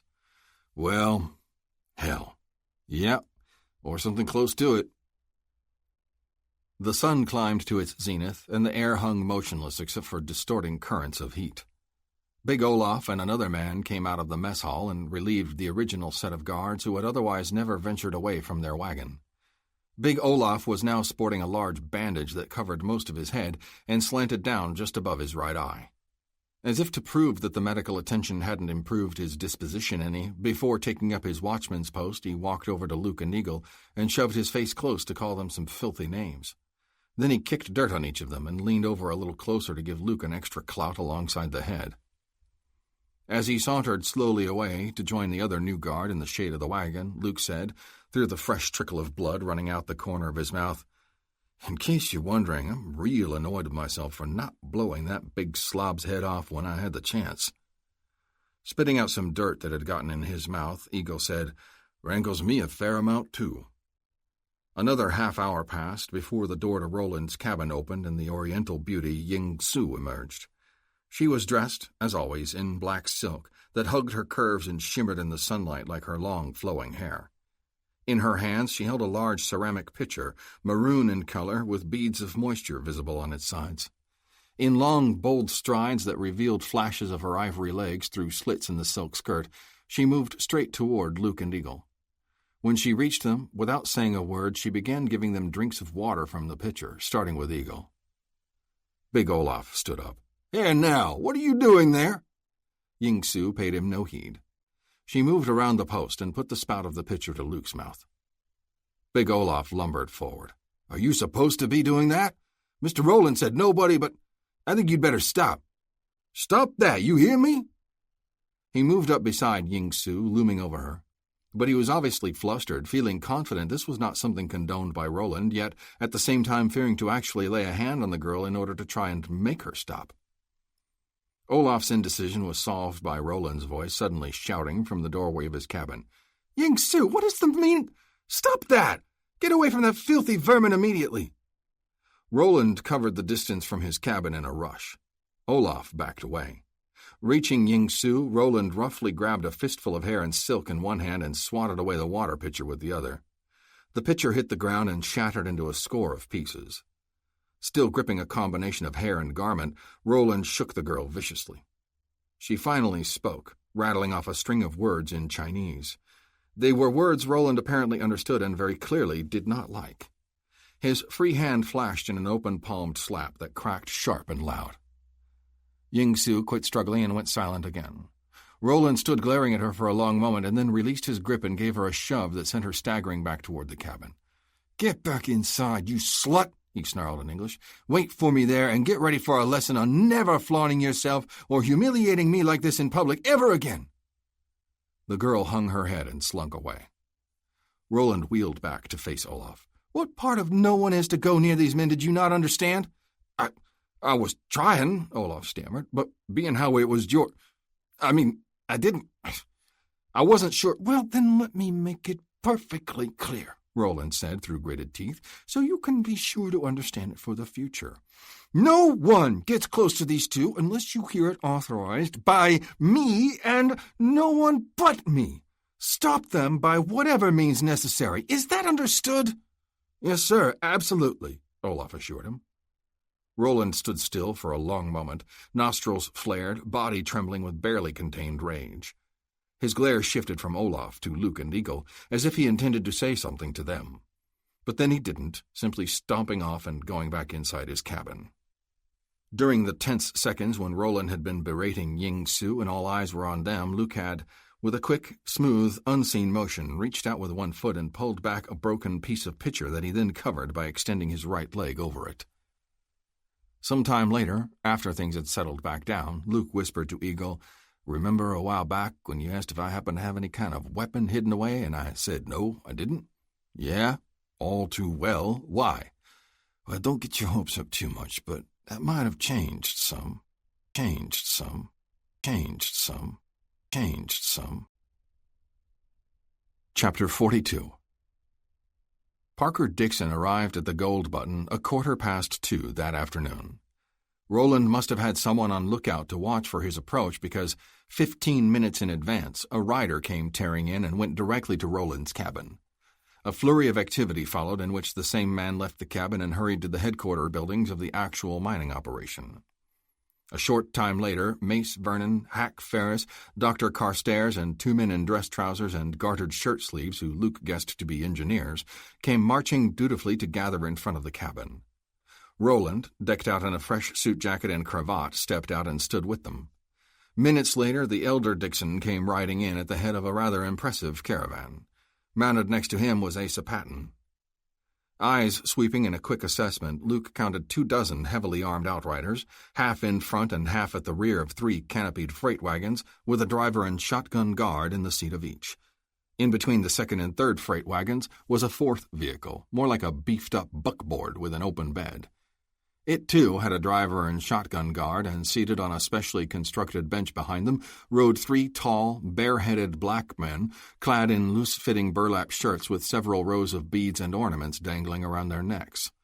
And behind them, secured to the wagon bed with heavy ropes as thick as a man's wrist, were 2 steel cages draped in thick sheets of canvas that obscured whatever was inside. Dixon reined his horse to a halt in front of his son and the men standing with him.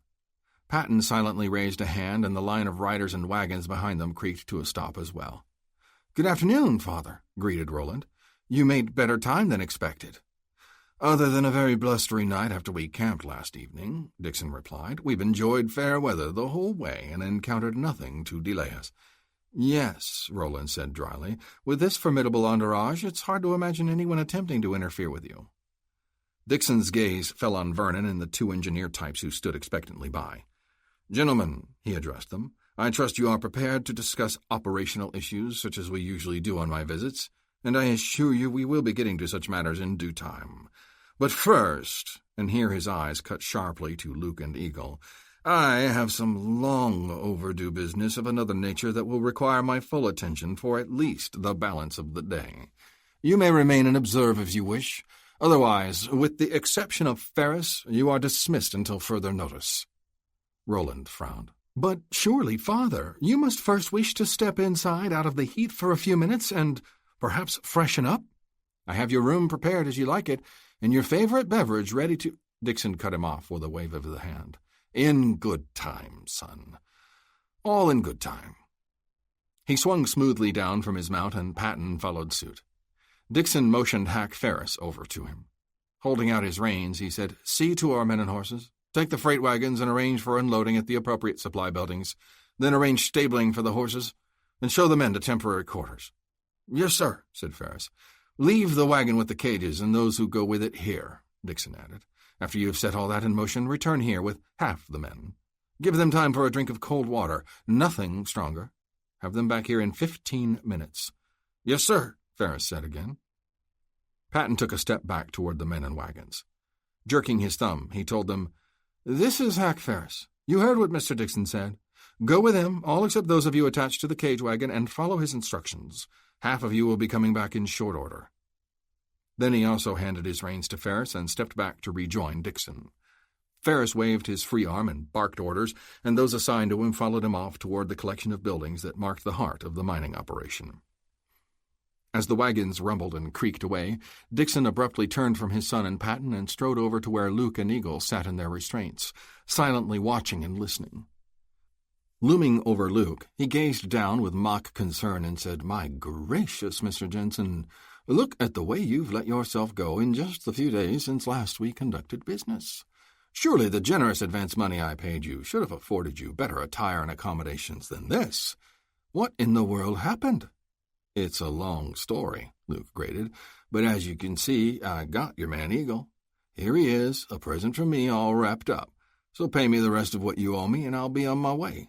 And this time I'll promise to try and spend the money more wisely." Dixon showed his teeth in a cold smile. "Very amusing. Did you hear that, Eagle? Your apparent new partner just sold you out. What have you got to say about that? You think it might be that pesky half-breed blood working against you again? The way you just can't seem to get anybody to side with you, no matter what?" "At least that gives me an excuse," Eagle responded. "You, if you didn't have money to buy people, your loyal followers, even your own son would sooner side with a diseased rat than the likes of you." Olaf, who had moved up from the wagon with the other guard posted there, took a menacing step toward Eagle. Dixon held up a hand, stopping him. "Let him talk. He has such a short time left to pretend he is any longer of consequence.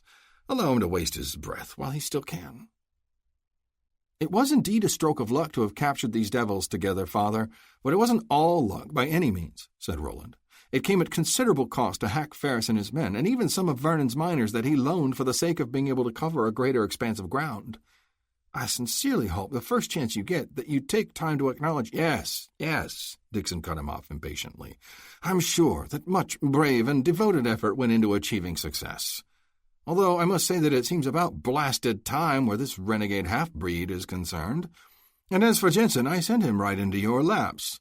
How difficult could that have been? All I can say, sir, Roland replied in a strained voice, is that it turned out to be considerably more so than expected. Never mind that. Dixon made a dismissive sweep of his hand. The fact they are captured, and together, is what counts. The timing couldn't be better. And that fact, above all else, gives me great pleasure and satisfaction. You can fill me in on incidental details during and after the hunt.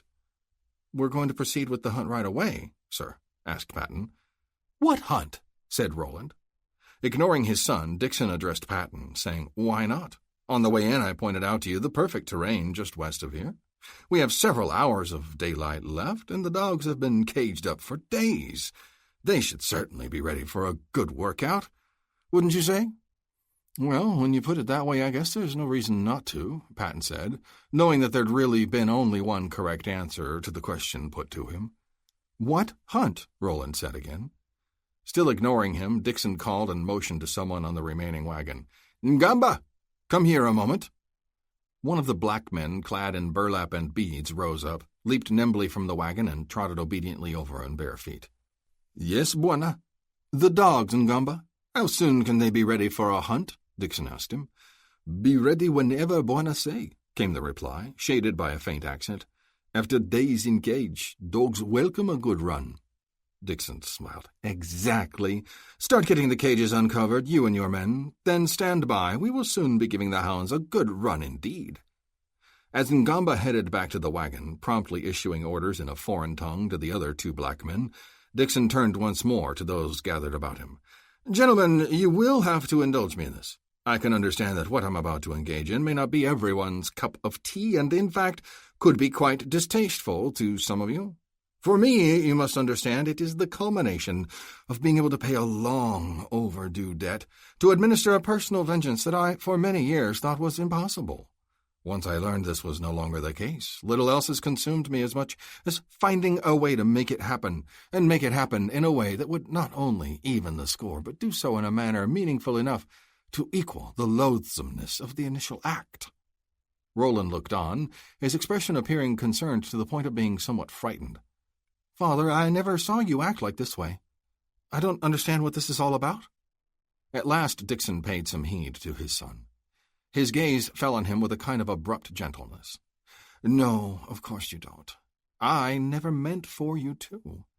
I never wanted you to know the rage and the aching unanswered thirst for revenge that I endured for so long, especially when I felt so impotent to do anything about it. But now that's all changed. It is time for you to know. You must. It is right here before you. And you will be part of the culmination, the realization of my revenge, and you will understand the depth of family honor that must be upheld and, when necessary, done so with blood.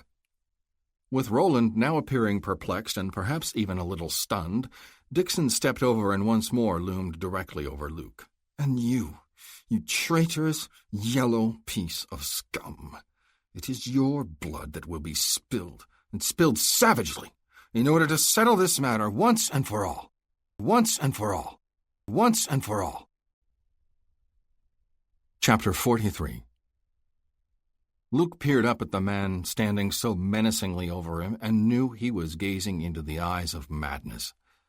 Mister, he grated, if talk was going to get the job done, then I might be feeling worried, because you sure know how to sling words. But so far none of them have wounded me in the slightest, and for all that you've babbled on about, I don't have any idea what you're talking about. Oh, you will?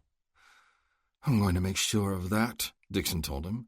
This whole exercise would lack impact if no one knew or understood what was behind it.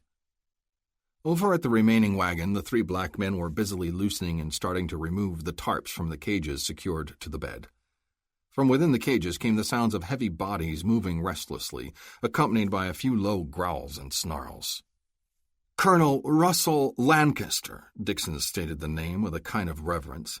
Do you admit knowing someone by that name? Don't repeat it. I don't want to hear it spoken on your cur's tongue. We both know the answer to my question, and given that, you should begin to realize what this is all about. Luke knew the name Russell Lancaster, knew it all too well. His acquaintance with the man went back many years. but the incidents connected to their brief association were as fresh and indelible in Luke's mind as any he'd ever experienced. They were, in fact, life-altering incidents that had set Luke on the path to the man he was and the life he led today. "Russell," Dixon went on, raising his voice for the purpose of informing the others listening and looking on, "was my older brother, technically my half-brother, but no siblings ever had a closer bond. His father, whose surname Russell kept, died shortly after he was born. When our mother remarried, I was the next issue, only 2 years later. Russell was special in the eyes of everyone, but none more so than me, his little brother. And in turn he welcomed me, tagging after him from the moment I could take my first steps. He was marked for great things in his future. Everyone could see it. Politics, law, business, industry, whatever he set his mind to, it was a certainty he would excel and succeed at the highest level. And I would have been perfectly proud and content to stand always in his shadow." Dixon paused for a moment, his voice tightening with emotion, his eyes taking on an intensity that seemed to burn right through Luke and see something far beyond.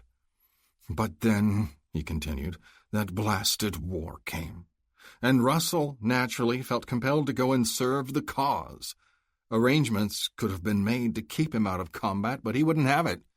In no time at all, he was a colonel. Everyone was proud, even in our fear for him.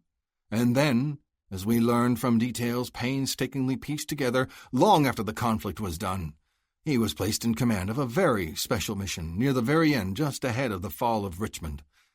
A last-ditch effort to save the Confederacy by smuggling all the gold out of the city and delivering it to still fighting forces for the sake of purchasing food and supplies in hopes to sustain." "Father," said Roland, "you never spoke of any of this." "It was too painful." "And pointless," Dixon murmured distantly. "Most painful of all, as we learned from the information we were eventually able to gather, was the fact that Russell did not fail in his mission at the hands of the enemy. No. It was his own command, his own hand-picked squad of men that caused his demise. Traitorous wretches who not only turned on him and killed him, but then stole the gold that sealed the fall of the Confederacy." Dixon's eyes came back into focus, a focus of pure hate boring once more straight into Luke. And leading that murderous pack of filth was none other than this thing. I refuse to call him a man here before me. Luke Jensen, brave and renowned bounty hunter. All lies. In truth, after for years going by an alias to hide his name and guilt, I now reveal him to you as nothing but a cowardly, conniving, backstabbing murderer and thief of the lowest order. Luke could feel the eyes of the other men shift from Dixon to him, most of them instantly filled with a measure of loathing. He knew that mere words weren't likely to change any minds, especially not Dixon's, but with his own life as well as Eagle's clearly on the line, he had to at least try.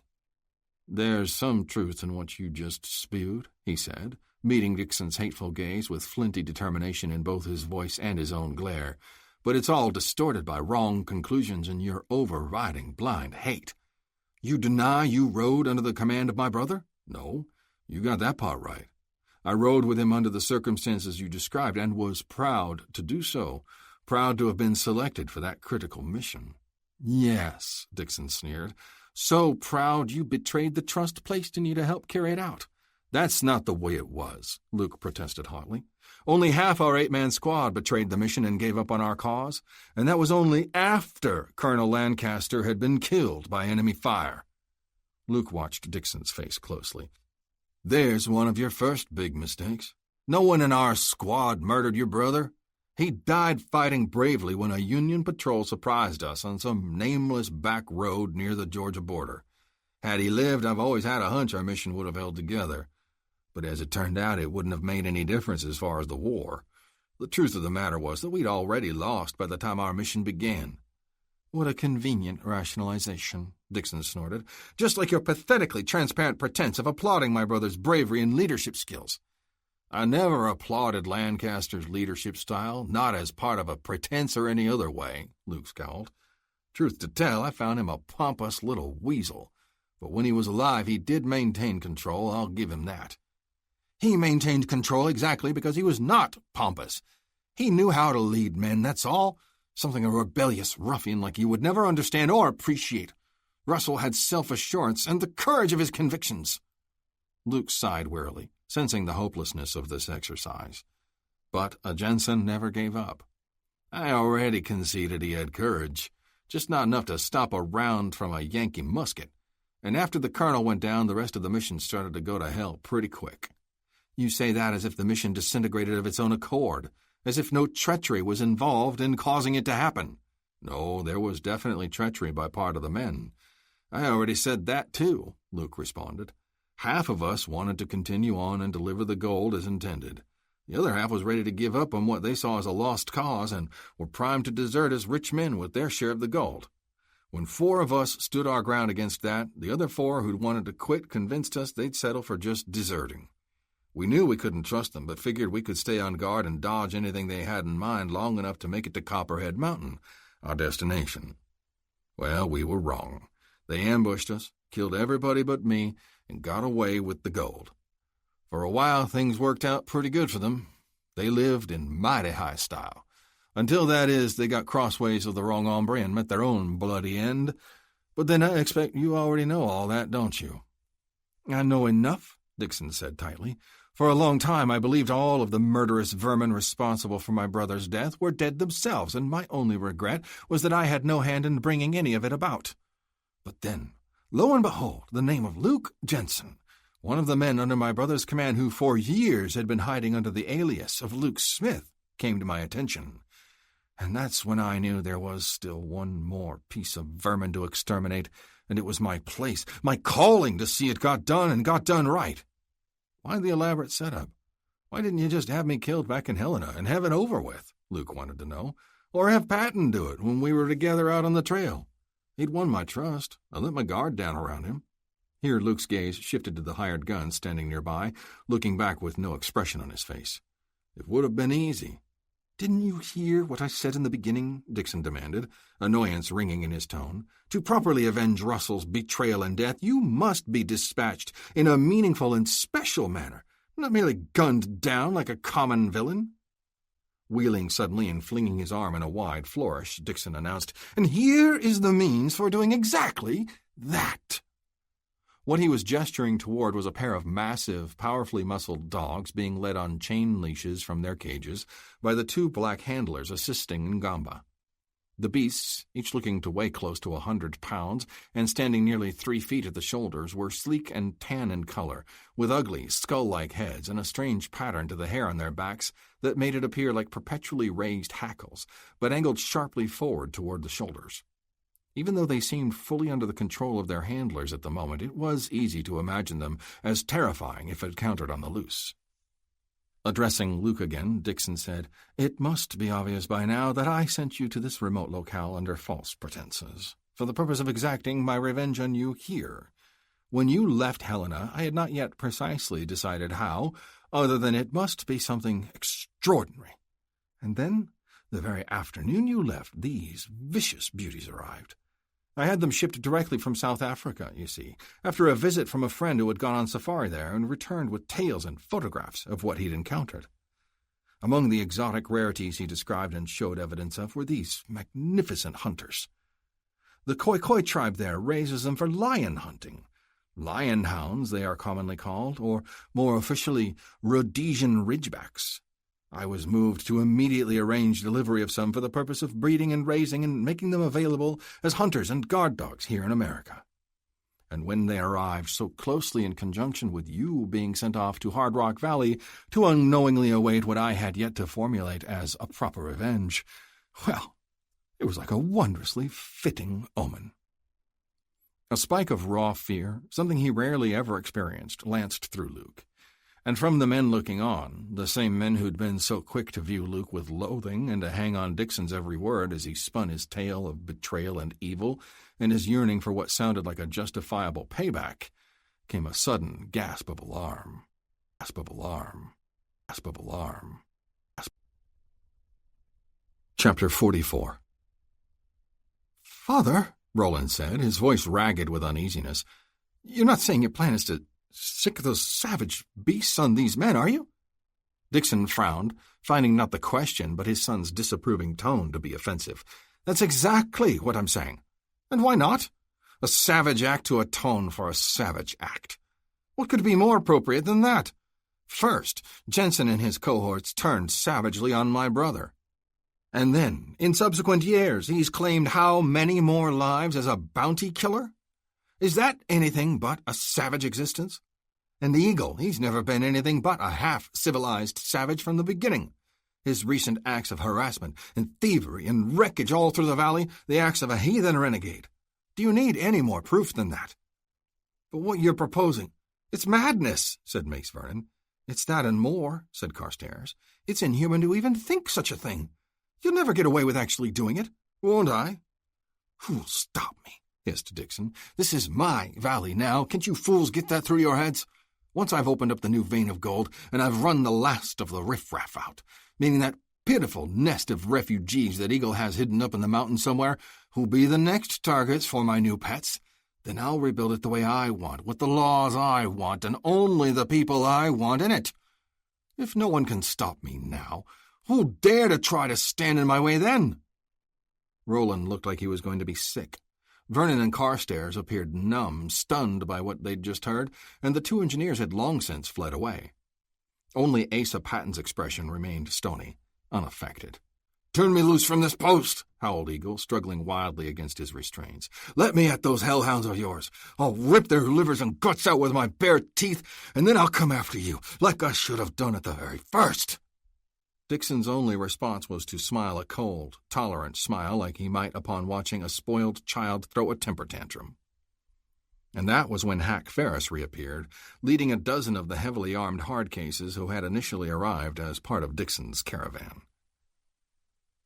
Directing his question to Ferris, who was one of the men now standing close around him, Dixon said, "How much sunlight do you figure is left?"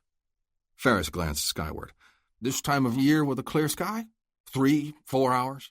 Then some pretty good half-light for a spell past that." Dixon looked over at Ngamba. "Is that enough time for the dogs, if we allow their quarry a half-hour head start?" Like Patton, the gruesome business under discussion elicited no outward reaction out of the black man. He said, "Plenty time, buena. Dogs no need long." Dixon smiled. "Excellent. Tell your men to keep the dogs easy for just a while longer." Then he turned to Patton, standing at his left elbow. "Go ahead and prepare the quarry, as we discussed." While Dixon's orders were being carried out, Ferris edged away a few steps and went to stand next to Roland, who had remained apart from the others. The younger Dixon's face was still set in the sour, uncertain way of someone teetering on the verge of vomiting, and its color had a vaguely greenish tint. Ferris, for all his normal gruffness and tough outer demeanor, looked a bit queasy himself. They were now all assembled on the edge of the Badlands, several miles from the Gold Button. Shortly after Ferris had returned, as assigned with half of the newly arrived gun toughs, they had ridden hard from the mining operation to this spot. Neither Mace Vernon nor Dr. Carstairs nor any of Ferris's own remaining gang members came with them. Having missed Dixon's lengthy but no less startling revelation on what he planned for Luke and Eagle, Ferris had only heard it during the ride here, and it wasn't sitting entirely well with him either. "I gotta tell you, boss," he said now, speaking in a low voice to Roland, "this thing we're about to do, it's got a kind of raw edge to it that bites deeper than anything I ever been part of before. Deeper than anything I ever dreamed of getting mixed up in." "I know," Roland whispered hoarsely. "I've long been aware that my father could be extremely ruthless, but this... I never imagined there was a part of him that was capable of something like this." Ferris gazed out across the endless expanse of bare, ragged rocks and jagged cliffs falling away into twisting arroyos, baking in the mid-afternoon rays of a white-hot sun. Gradually his gaze drifted back and came to rest, briefly, on the leashed lion-hounds where they rested calmly on their haunches beside their handlers, loose-fitting black hoods covering their heads. An involuntary shudder passed through Ferris. Then his eyes shifted to where Luke and Eagle were being jerked around and talked to by Patton. "Those two," he said, "I had me a big hate built up for them, and I was looking forward to 'em getting some real hard treatment before your old man let us finally set their sons. None of that's necessarily changed, but geez, what's about to happen to 'em instead of anything I ever pictured? Don't say anything. Just hold your tongue," Roland warned him. "There's nothing we can do for them. Trying, even saying the slightest wrong thing, could only make grief for yourself." It's real simple, Patton was explaining. You'll be stripped of everything but your breeches. No shirts, no boots, no weapons. Your wrists will stay bound, but the shackles will be removed from your ankles. That's the good news.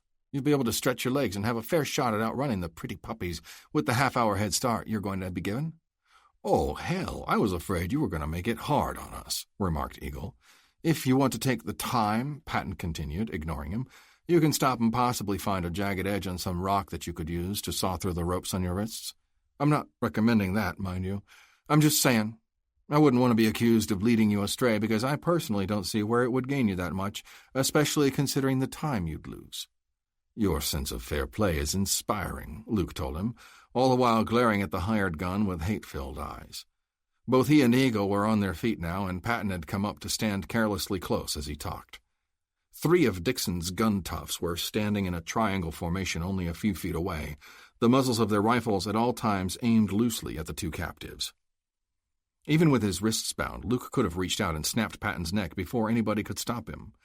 Plus, he couldn't help thinking, maybe the bullets that would then find him would be preferable to the dogs. But the never-give-up survivor ingrained in his core held him in check, reminding him that maybe the dogs weren't necessarily the sure thing everybody was counting on. One final thing, Patton said, holding up a set of handcuffs with a 4-foot chain between them, is this little item, the ends of which will be clasped to one wrist on each of you. It's to keep you rascals from trying to split up and force the dogs to do likewise, thinking you might have a better chance with one dog at a time rather than both at once.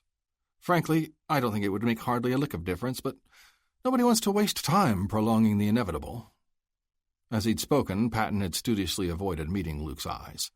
Now he suddenly lifted his gaze and smiled crookedly. I know exactly what's going through your mind, Jensen. You're thinking you could grab me and rip out my throat before any of these fine fellows with rifles had the chance to cut you down. Am I right? Those ain't his thoughts alone, injected Eagle. Patton didn't break eye contact with Luke. So why don't you? Ever since you figured out Dixon, and me, by association, had played you for a sucker, you've been beating yourself up for not spotting it sooner and killing me when you had the chance. So why not try it now? Why not go for that one small piece of satisfaction? Because you're not worth it, Luke said through gritted teeth. Oh? Really? If it was Dixon standing there, it might be different. He'd be dead in a heartbeat. His last. And yours? Like I said, if it was him, it might be different. The certainty of getting rid of Dixon might be worth it. You're just a cog in the wheel. But an important enough one to have successfully played you and helped get you here. It's too bad, Patton said, his crooked smile widening, because I kind of liked you, and I sensed the feeling was somewhat mutual. At a different time and place, we might even have been friends. Or, if we'd still faced off as enemies, at least it would have been under more straight-up circumstances. Like you care. Patton blinked. Actually, I kind of do. Can't say I favor going about things the way we are, but it's part of the job I'm getting paid to do. Keep that in mind, Luke said, his voice now a barely audible rasp. You might still get your chance to try and earn it straight up. Earn it straight up. Earn it straight up. Chapter 45. The hunt was on. Luke and Eagle were off and running, beginning their half-hour head start across the barren, blistering sea of jagged, punishing terrain, chained together and barefoot, in advance of the relentless hounds soon to be sent in pursuit. They set a steady, controlled pace, one they could maintain for a long time, as far as their wind and physical stamina went. The real decider on how fast the dogs would catch up would be how much the 2 men's exposed feet could endure from the slashing, burning landscape. Barely had they gotten out of sight from Dixon and the rest who were counting down the time before loosing the ridgebacks and joining in the chase, before Luke signaled a halt. Already, Eagle protested. This is prime time for us to be making distance. I know, but this is going to help, Luke assured him. Reach in the hip pocket of my pants, pull out what you find there. Careful, it's sharp. Looking somewhat doubtful, Eagle did as instructed. When he withdrew the shard of pottery from Ying-Su's broken pitcher, his expression failed to brighten very much. This is the weapon you were bragging about back before Dixon showed up? It took me more than an hour to work that up under the back of my leg and into my pocket without being spotted. Test the edges and tell me if it doesn't beat a jagged rock for cutting these ropes in our wrists. Eagle lightly touched the ball of his thumb to an edge of the shard, which was basically a curved wedge about 2 inches long, a little over half that at its widest, and a half-inch thick. Yeah, almost as good as a razor. Luke held out his bound wrists. Okay, get to shaving with it then. In little more than a minute, both men were free of their bonds. Briskly rubbing his chafed wrists, Eagle said, "Man, that feels good. I don't know how much it'll help us in the long run, but it definitely feels better." He held up his left wrist with the handcuff and chain dangling from it. "Now if we could do the same with this blasted thing." "Can't have everything," Luke told him, "but there's one more improvement we can make, an even bigger one, if you follow my lead." As he spoke, Luke had been unbuckling his belt and pulling it out of the waist loops in his pants. When it was free, he held it up before Eagle. "Do the same with yours. Next, we're each going to cut 2-foot-long strips out of our belts and then use the ropes we just took off our wrists and tie the strips of belt leathers to the bottoms of our feet. It will give us a good, tough layer of protection. It might slow our speed some, but it will more than make up for it by how much farther it takes us without our feet getting shredded. It's an old Indian trick I learned." Eagle's eyebrows lifted. "An old Injun trick? But I'm the half-breed here." A corner of Luke's mouth quirked up as he began cutting the first strip from his belt. "Must be from the wrong tribe." They were on the move again. With their wrists unbound, they could pump their arms as they ran, and it made the whole physical act smoother, more natural, less exerting. The chain linking them between handcuffs continued to be mostly a minor annoyance.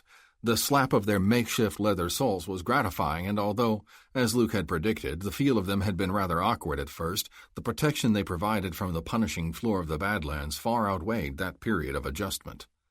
Luke had lost any sense of how much time had passed since they'd started out. He tried not to dwell on it.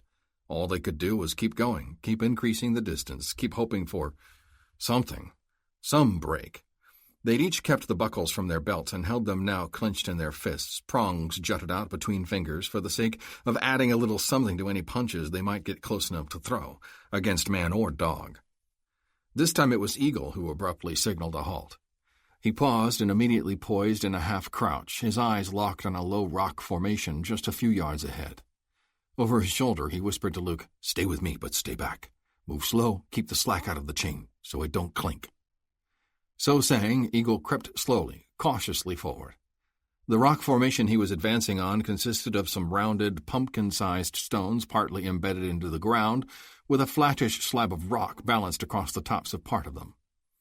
Because he was ambidextrous, Luke had accepted his end of the chain being handcuffed to his right wrist, leaving his left hand free, so that Eagle could have his dominant right hand free. It was this hand that the former sheriff held extended out ahead of himself now, thumb and fingers curled loosely, claw-like. The belt buckle he'd been clenching there earlier he'd temporarily transferred to his left hand. Luke hung back, watching closely, curiously, keeping the handcuff chain taut. He couldn't figure out what Eagle was up to, but he trusted the man well enough to count on it being something meaningful, something worth taking this amount of time for. Suddenly, Eagle's clawed hand shot forward. With a deft twist of his wrist at the last possible instant, he flipped the flat rock off balance and forward, and drove it down hard between the rounded stones. Something in that formerly shaded pocket thrashed and struggled wildly, kicking up plumes of dust and at the same time issuing one of the most dreaded sounds known to man, the tail buzz of a diamond-back rattler. Eagle kept slamming the edge of the flat rock down and then leaning on it, grinding the snake into the hard stone pocket. He didn't stop grinding until the snake was still and its rattler silent. Tossing the rock slab aside, Eagle turned and dropped back into a sitting position on the smoother rocks. He was breathing hard and dripping sweat. "I saw that rock formation, and I just knew, this time of day, there was bound to be a fat old rattler in there, catching himself some shade." Luke looked at him, his forehead puckering. "Okay, you obviously were right, but what was the point? You got something against rattlesnakes getting themselves some shade?" "The point?" Eagle stood up, leaned over and reached into the stone pocket with his free hand. A moment later he lifted out the dead snake and held it up. It was long and indeed fat. Slamming it back down to the ground and nudging with his foot until it was spread out between him and Luke, he squatted down next to it and picked up a chunk of broken rock about 8 inches in diameter. "The point," he said as he started pounding on the fat part of the snake with the rock, rupturing the outer skin and exposing the reptile's insides, "is to get at the innards of this devil's spawn and rub 'em all over our feet and legs. Unless those African trail sniffers are different than any other four-legged critter I ever heard tell of, the scent of this stinky old rattler is going to make 'em want to steer as wide as they can and have nothing to do with trying to follow it. Luke dropped to his knees beside the snake carcass and reached for a rock of his own. You really think it will work? If it don't, we can always say it should have, replied Eagle, as he began pulling out handfuls of snake guts and smearing them on his feet and ankles. It's an old Injun trick I heard tell of once. From the rattlesnake tribe, I think it was. Parker Dixon snapped shut his jewel-encrusted pocket watch and then shoved it, at the end of its gold chain, back into his vest. It's nearly time. Tell your boys to get ready, Ngamba, he said to the tall African standing next to him. Ngamba snapped a quick nod and trotted off toward the dog handlers. To Asa Patton, standing next to him on the other side, Dixon said, Tell the other men to get ready to mount up. Also, bring my horse forward. Of course, said Patton. He started to turn away, then paused. You realize, sir, that riders on horseback aren't going to be able to travel through that rough country nearly as fast as those dogs. Of course I realize that, Dixon replied, mopping sweat from his face with a brilliant white handkerchief. But Ngamba and the handlers who will be on foot can keep up with the dogs remarkably well. They run like gazelles, and they in turn will keep us signaled on how the hunt is progressing. We won't be that far behind. And when they catch up with Eagle and Jensen ahead of us? Dixon smiled. Don't worry, they know what to do. The dogs will keep their quarry treed, I guess you could say, for want of a better word, until I get there. Trust me, I've made it very clear that I don't want the final punishment delivered before I am on hand to see it. Patton's mouth suppressed what might have been a grimace. Right, I'll tell the men to get ready to mount up. Across the way, the dog handlers had removed the hoods from the ridgebacks and unsnapped their leashes. The dogs remained sitting on their haunches, but began to whimper expectantly, sensing what was soon to come. The handlers threw to the ground in front of them the boots that had been taken from Luke and Eagle. The dogs sniffed and nudged these with minimal interest at first, but then each of the handlers took from the waistbands of the loincloths they wore under their burlap shirts a pair of hollowed-out cane tubes about 1.5 feet long. These they began slowly striking together in a rhythmic pattern. Clack, clack, clack, clack, clack, clack. As they continued this, the dogs began gnawing and then taking the boots in their teeth and shaking them with increasing aggression. Roland stepped up beside his father. Frowning, he said, What are they doing? They're stirring up the dogs, Dixon replied, an almost mesmerized gleam in his eyes as they followed the procedure. They're preparing them for the hunt, working them into a frenzy and locking them onto the quarry they'll be sent after. I watched them do this in a workout session before we left Helena. It was a fascinating thing to see. I can only imagine what it will be like when performed for real. Roland backed away again, staring at his father like he was someone he had never seen before. As they continued to run, Luke began leading them more to the south and gradually angling back toward the front edge of the Badlands. You're acting like you got someplace particular in mind, chuffed Eagle beside him. You ain't figuring to work back out to the prairie, are you? No, nothing like that, Luke replied, but I do have an idea. Just keep watching the sky up ahead. Ain't what's ahead I'm worried about, it's what's behind. Not long after Eagle said that, they heard for the first time the distant bang of the dogs being sent after them. Just keep watching the sky, Luke said again. What are we looking for? Eagle wanted to know. Buzzards, came the answer between slaps of running feet. Buzzards? Ain't that about the last thing we want to see? We don't catch a break, we're gonna soon enough be seeing 'em circling straight over our heads. Over our heads. Over our heads. Chapter 46. What the hell's going on here? Why the slowdown? Dixon demanded, reining up his horse and scowling fiercely at the scene before him. He and the other horsemen had unexpectedly caught up with the dogs and their handlers. The latter were scrambling frantically back and forth, banging their cane sticks together loudly and shouting at the dogs as the animals circled and shied away, making guttural, moaning sounds. Ngamba came over to Dixon, frowning, appearing perplexed and somewhat worried. Strange juju, Bwana, he said. The dogs no more want to make a chase. Well, they'd better learn to like it, Dixon roared. What kind of juju nonsense has gotten into them? I didn't spend all the money and make all the shipping arrangements I did to bring those mongrels over here, not to mention you and those worthless stick-beaters, just to watch them mince around in circles. Somebody had better figure out a way to get them back on the hunt again, or I'll turn the worthless curs into the most expensive barbecue ever served at the nearest Indian reservation. "Here's the problem," announced Patton, who had dismounted and was walking the ground the dogs kept skittering away from. With the barrel of his rifle, he poked down at the ground and then lifted up part of the mutilated rattlesnake skin.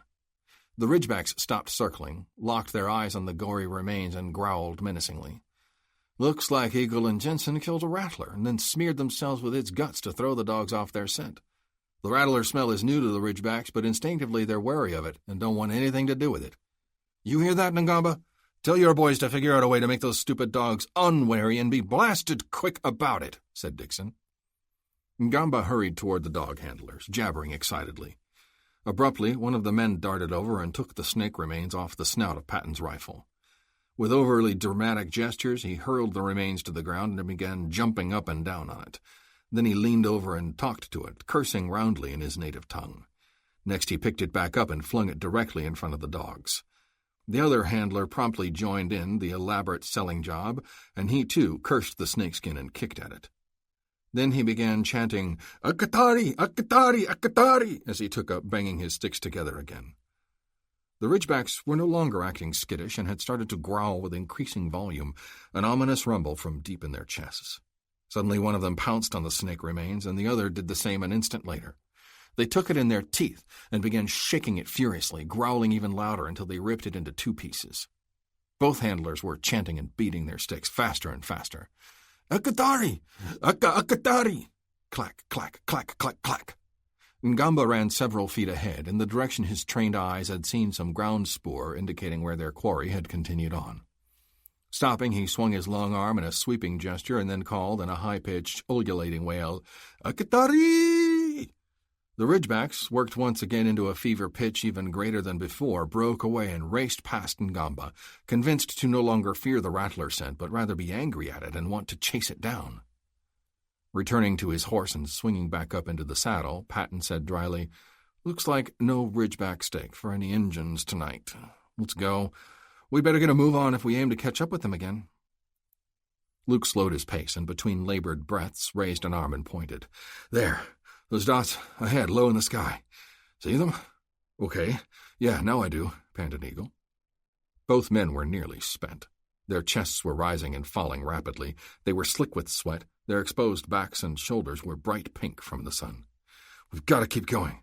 We've got to make it that far," Luke rasped. It was in that moment that full realization hit Eagle, an understanding of where Luke was heading, why he was pushing so hard to make it there. "That's got to be close to the spot where those varmints ambushed us the other day. Ferris and his bunch. The ones you and Pettigrew stayed behind to deal with while Barlow and me made it clear. You thinking the bodies of the ones you killed are still there?" "That's what I'm counting on, yeah," said Luke. "Their bodies and their weapons." Eagle ran the back of one hand across his dry, cracked lips. "You don't figure anybody's gone back to retrieve them? Don't see where they've had much chance. They took the kids hostage, remember, and holed up in Hard Rock for the trade. Then we hit them there last night." "That seems like a year ago," Eagle groaned. "Today, the only ones left have been with us at the Gold Button, getting ready for Dixon to show up," added Luke. "I figure the bodies are still out there, and those buzzards up ahead are not only the clincher for that, but they're showing us exactly where." From behind, for the first time in quite a while, they heard the baying of the Ridgebacks, and mingled faintly with that dreaded sound was something new, an odd snapping noise. Clack, clack, clack, clack. "They're coming fast. Let's move it," Luke urged. Time and distance turned into one long, increasingly agonizing blur.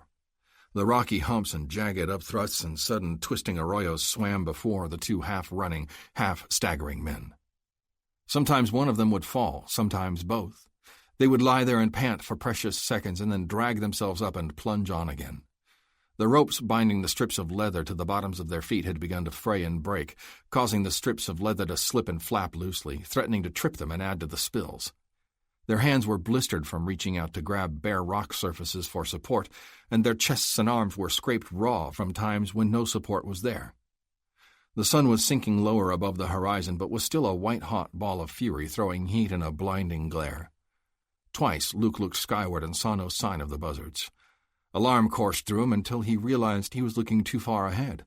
He had to look up, practically straight up, and when he did, he saw the usually dreaded sight of the sky scavengers circling almost directly overhead. They were almost there. So close.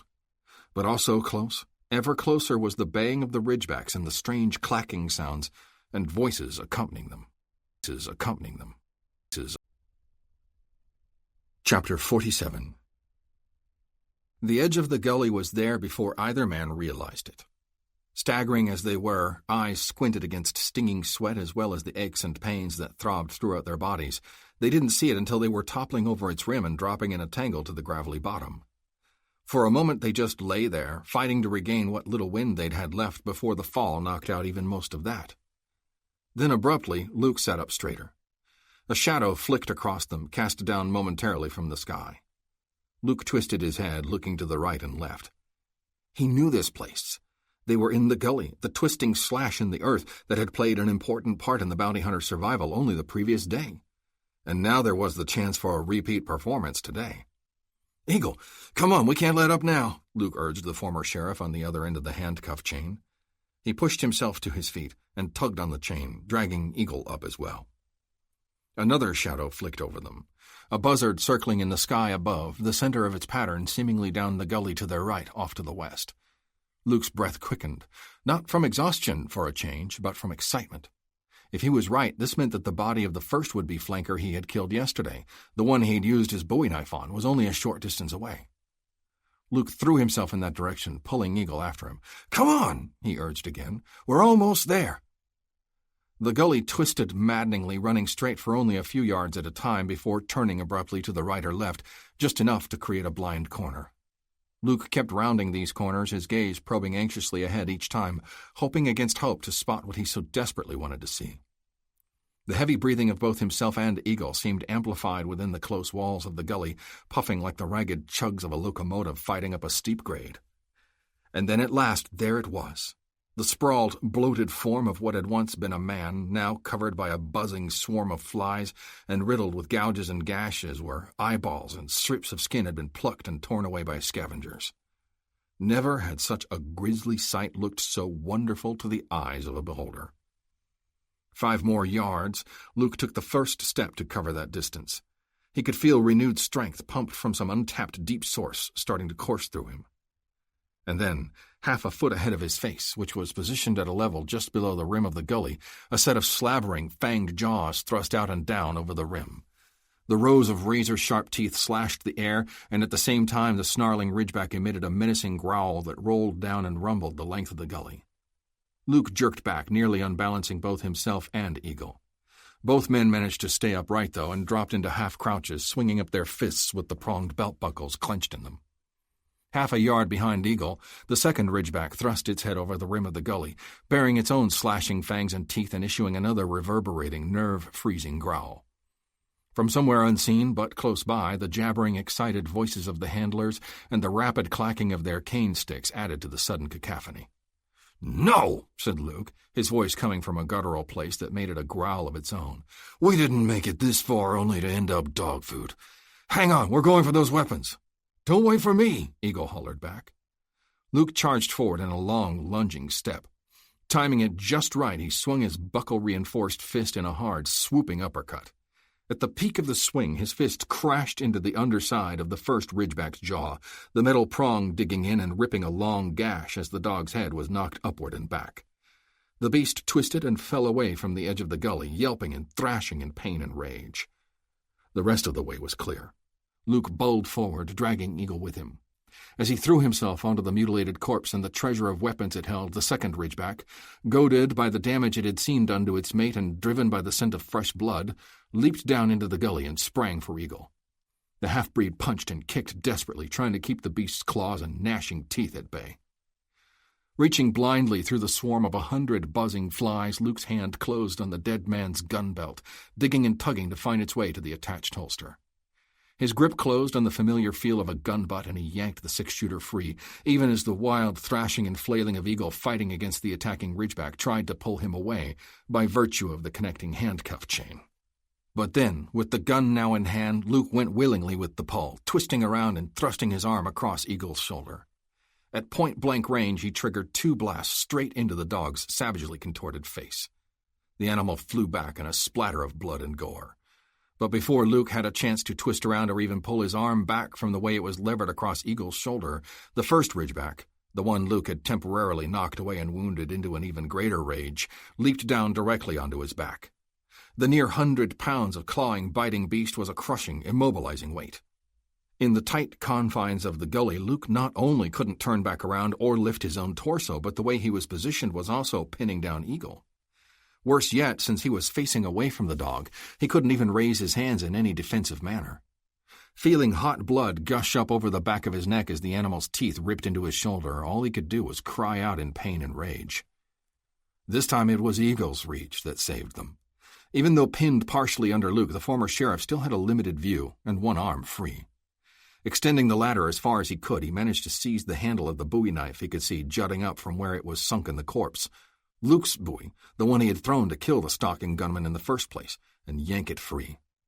From there, in a desperate, blind lunge, he thrust his arm upward and slashed viciously when he felt the blade sink deep into the chest of the ridgeback on top of Luke. With a gurgling howl of surprise and agony, the dog rolled away, flailing wildly, taking the knife with it as it flopped to the floor of the gully. An arc of blood rose high as it gave its final kicks, and then became totally still. Once again, Parker Dixon had reined his horse to a sharp halt. Scowling ahead across the barren, foreboding landscape, he said, "What was that? Shots? Did anybody else hear the sound of shooting?" Standing in the stirrups, also deeply scowling, Asa Patton said, "That's sure what it sounded like. Did any of those handlers have guns?" "No. They're frightened just being around guns," Dixon replied. "How to explain it, then? There's not much reason for anybody else being in this broken country, and it certainly doesn't seem possible for Jensen or the half-breed to have gotten their hands on a gun out here in the middle of nowhere." Not far to the rear of this discussion, a sudden bolt of sickening fear ran through Hack Ferris. The realization hit him that no, such a thing wasn't so impossible. In fact, he knew exactly how and, with a sinking feeling of dread, where the fugitives might have gotten their hands on some weapons. Looking with alarm in all directions, Ferris inwardly cursed these badlands. An ocean of twisted, grotesque rock formations and shapes no two exactly alike, yet somehow always looking the same. At least that's how it seemed to Hack. Where had this insane chase led them? Were they indeed somewhere close to where that blasted Jensen had cut down Dog Demarest and those others just yesterday? Ferris had meant to send somebody out to retrieve the bodies first chance he got, but after the raid last night at the Elkhorn Saloon in Hard Rock, and then Dixon showing up today and this hunt being set in motion so fast, if he told Dixon and Patton now what he had failed to mention before, no matter that it was partly their fault for taking off on such short notice and not allowing him even a chance to think, it was bound to go hard on him. As increasingly crazy as Dixon was proving himself to be, and backed by these new gun toughs on top of that steely-eyed Patton, it might go so hard as them killing him. Ferris wanted out.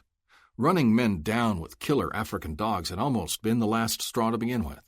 Now possibly facing his own demise due to a simple oversight, a demise maybe even delivered by the same horrible dogs, was definitely too much.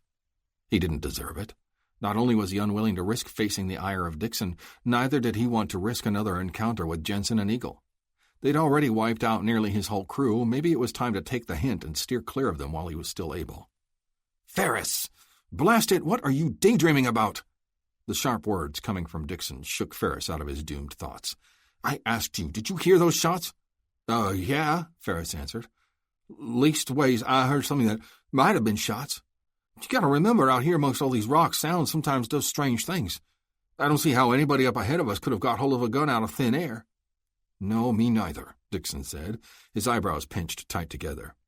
"It's got to be Ngamba or one of the handlers," said Patton. "One of them must have had a pistol under his shirt and took a pot shot at a coyote or maybe another rattler."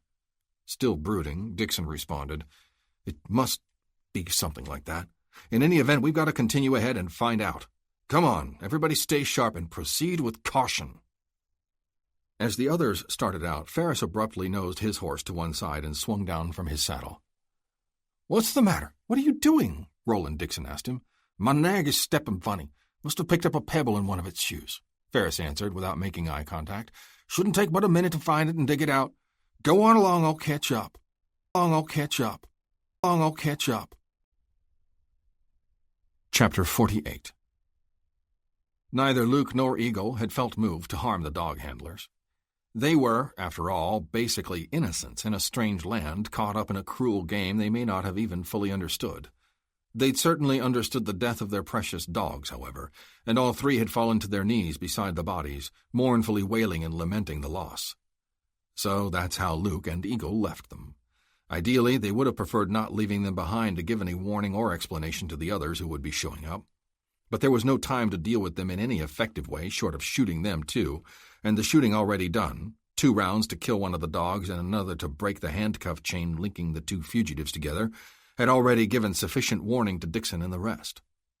The best use of the time the pair of battered, exhausted men had before the remainder of their pursuers arrived was to gather up the guns and ammunition from the other 2 bodies they would find close by. With his bearings now established, and feeling somewhat rejuvenated by having the sense of a fighting chance, Luke quickly led the way to the dead men. After stripping them of all useful items, including 2 mercifully full canteens, they fell into the shade of the tall, mushroom-shaped rock formation Luke had used before, and slaked their thirsts while hastily formulating their next move. "I got no more run left in me. I vote we pick a spot right here close and make a stand against 'em," Eagle said, quickly summing up his feelings. "I agree," Luke said without hesitation, "but with one provision." "What's that?" "We don't just make a stand. We wipe 'em out." "I hate ambushes," the bounty hunter said grimly, "but we've got no choice. If we get into a prolonged shootout or running fight, we're right back where we've been. They can hold out indefinitely by sending men to drop back and resupply. We can't. We've got to end it, and end it quick if we want any chance to survive." Eagle looked at him with eyes that had grown bloodshot from stinging sweat and lancing sunlight. "Like you said back there in the gully, we didn't come this far to end up as dog food, nor to end up under the boot heel of Parker Dixon either." Luke tipped up his canteen and drank some more of its warm, stale contents that, under the circumstances, tasted better than the finest wine he'd ever sampled. Lowering, he said, "About Dixon. As far as those claims he made, saying I betrayed his brother and was part of stealing that Confederate gold shipment near the end of the war," Eagle cut him off. "If you're going to tell me he had it twisted around all wrong, don't bother. You'd be insulting me by suggesting that after knowing you, I'd have to be told you wouldn't be part of anything like that." Luke gave a short nod. "Thanks. What you can tell me," Eagle said after a quick glance skyward, "is what you got in mind for how we're going to set up to greet Dixon and his bunch in order to leave 'em as buzzard pickings." There was nothing elaborate about the plan they came up with. It was simple and cold-blooded. They decided to hit Dixon and his followers as soon as they reached the spot where the dog handlers were still wailing over their slain dogs, before there was too much chance for Ngamba to try and provide an explanation, or for the new arrivals to get over their surprise and shift to a more defensive approach. The terrain immediately on the north side of the gully, where the gun toughs would be riding in, was a rare stretch of flat, open ground covering a semicircular pattern over several yards. This made it well within range for a rifleman up on the flat top of the mushroom-shaped rock formation slightly to the west, the same perch Luke had used earlier, a position Eagle now assumed, armed with a pair of Henry rifles he had taken from the dead men. A short way to the east of the open area, a low, ragged spine of rocks thrust up and ran along the north rim of the gully. Looping wide around to make sure he was unseen by the dog handlers, Luke squirmed in and crouched among the diminutive peaks, armed with 2 Colt .45 revolvers and a Winchester rifle. Between them, Luke and Eagle had over 50 rounds of ready firepower without ever needing to reload. They didn't have long to wait for the opportunity to use it. Luke barely had time to get in place before they saw the dust cloud approaching and heard the clatter of horses' hooves on the hard, rocky ground. With Dixon and Patton riding at the head, the group of horsemen slowed when they came within sight of the dog handlers and saw the motionless shapes they were kneeling beside. Then, unable to hold back a half-choked curse, Dixon spurred forward and Patton kept pace. The others lagged only slightly before following, keeping grouped fairly closely together. Ngamba rose to his feet and began jabbering excitedly with a flurry of hand gestures as Dixon and Patton both hurriedly dismounted and strode toward him. The others crowded up close and halted their horses, spreading out somewhat in accordance with the semicircular pattern of the flatter ground. Luke sucked a quick breath, let out half, then held it. There wasn't going to be a better time. By agreement, he was to start it off. And so he did. Rising up with a Colt in each hand, he said, "Welcome to hell, boys," and cut loose. A second after his Colts discharged simultaneously, the first report of Eagle's Henry boomed down from the mushroom rock, and lead and blood began filling the air. The way they'd planned it, due to the angles and proximity of their different firing positions, was that Eagle would sweep from the front into the middle of the pack. Luke would work from the back inward. And that's the way they executed it. Execute being a grimly appropriate term. Few, if any, shots from the skilled ambushers missed. Men threw up their arms and toppled from their saddles. Screaming horses reared and wheeled this way and that, trying to bolt away, and still more men fell. A few managed to draw their weapons, and a handful even got off shots, but all were wild, desperate guesses, as there was no real chance in the wild melee for the targets to establish where the incoming rounds were coming from. It was over quickly. By the time Luke had emptied his revolvers and took up the Winchester, there was no one left to use it on.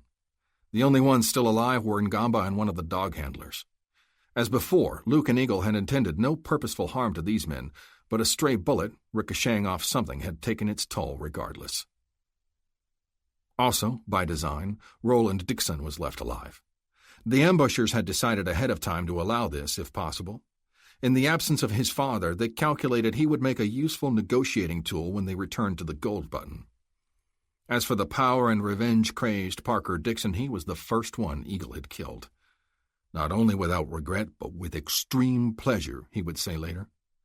The second man to fall under the former sheriff's sights due to his competence making him a significant threat had been Asa Patton. When Luke walked among the dead after the shooting was over, he paused for a moment over Patton's corpse and did feel a pang of regret. Not because the scoundrel was dead, but because he hadn't had the chance to face him straight up and do the job himself. Chapter 49.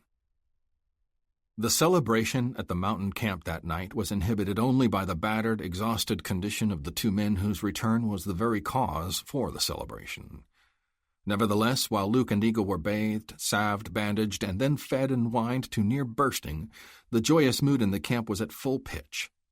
The mere fact they'd shown up still alive would have been plenty of reason for this, but the promise they brought that some sense of normalcy might actually be in store for the valley, by virtue of Parker Dixon being dead and his son Roland in custody, added all the more.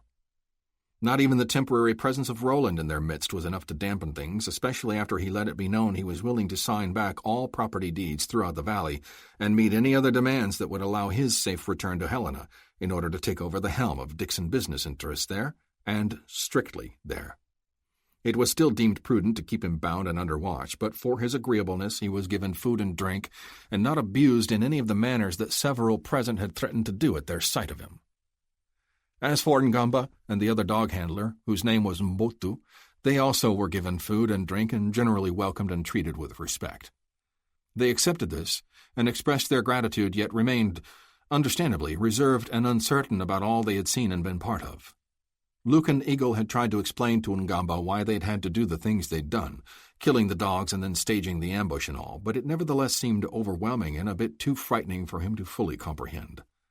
Among his promises, Roland had sworn he would take the pair back to Helena with him and arrange return passage to their homeland. Later, when things had begun to wind down some, Luke and Dinah Mercer found a few minutes to be alone together. As before, it had been she who'd administered mostly to his battered condition when he first arrived.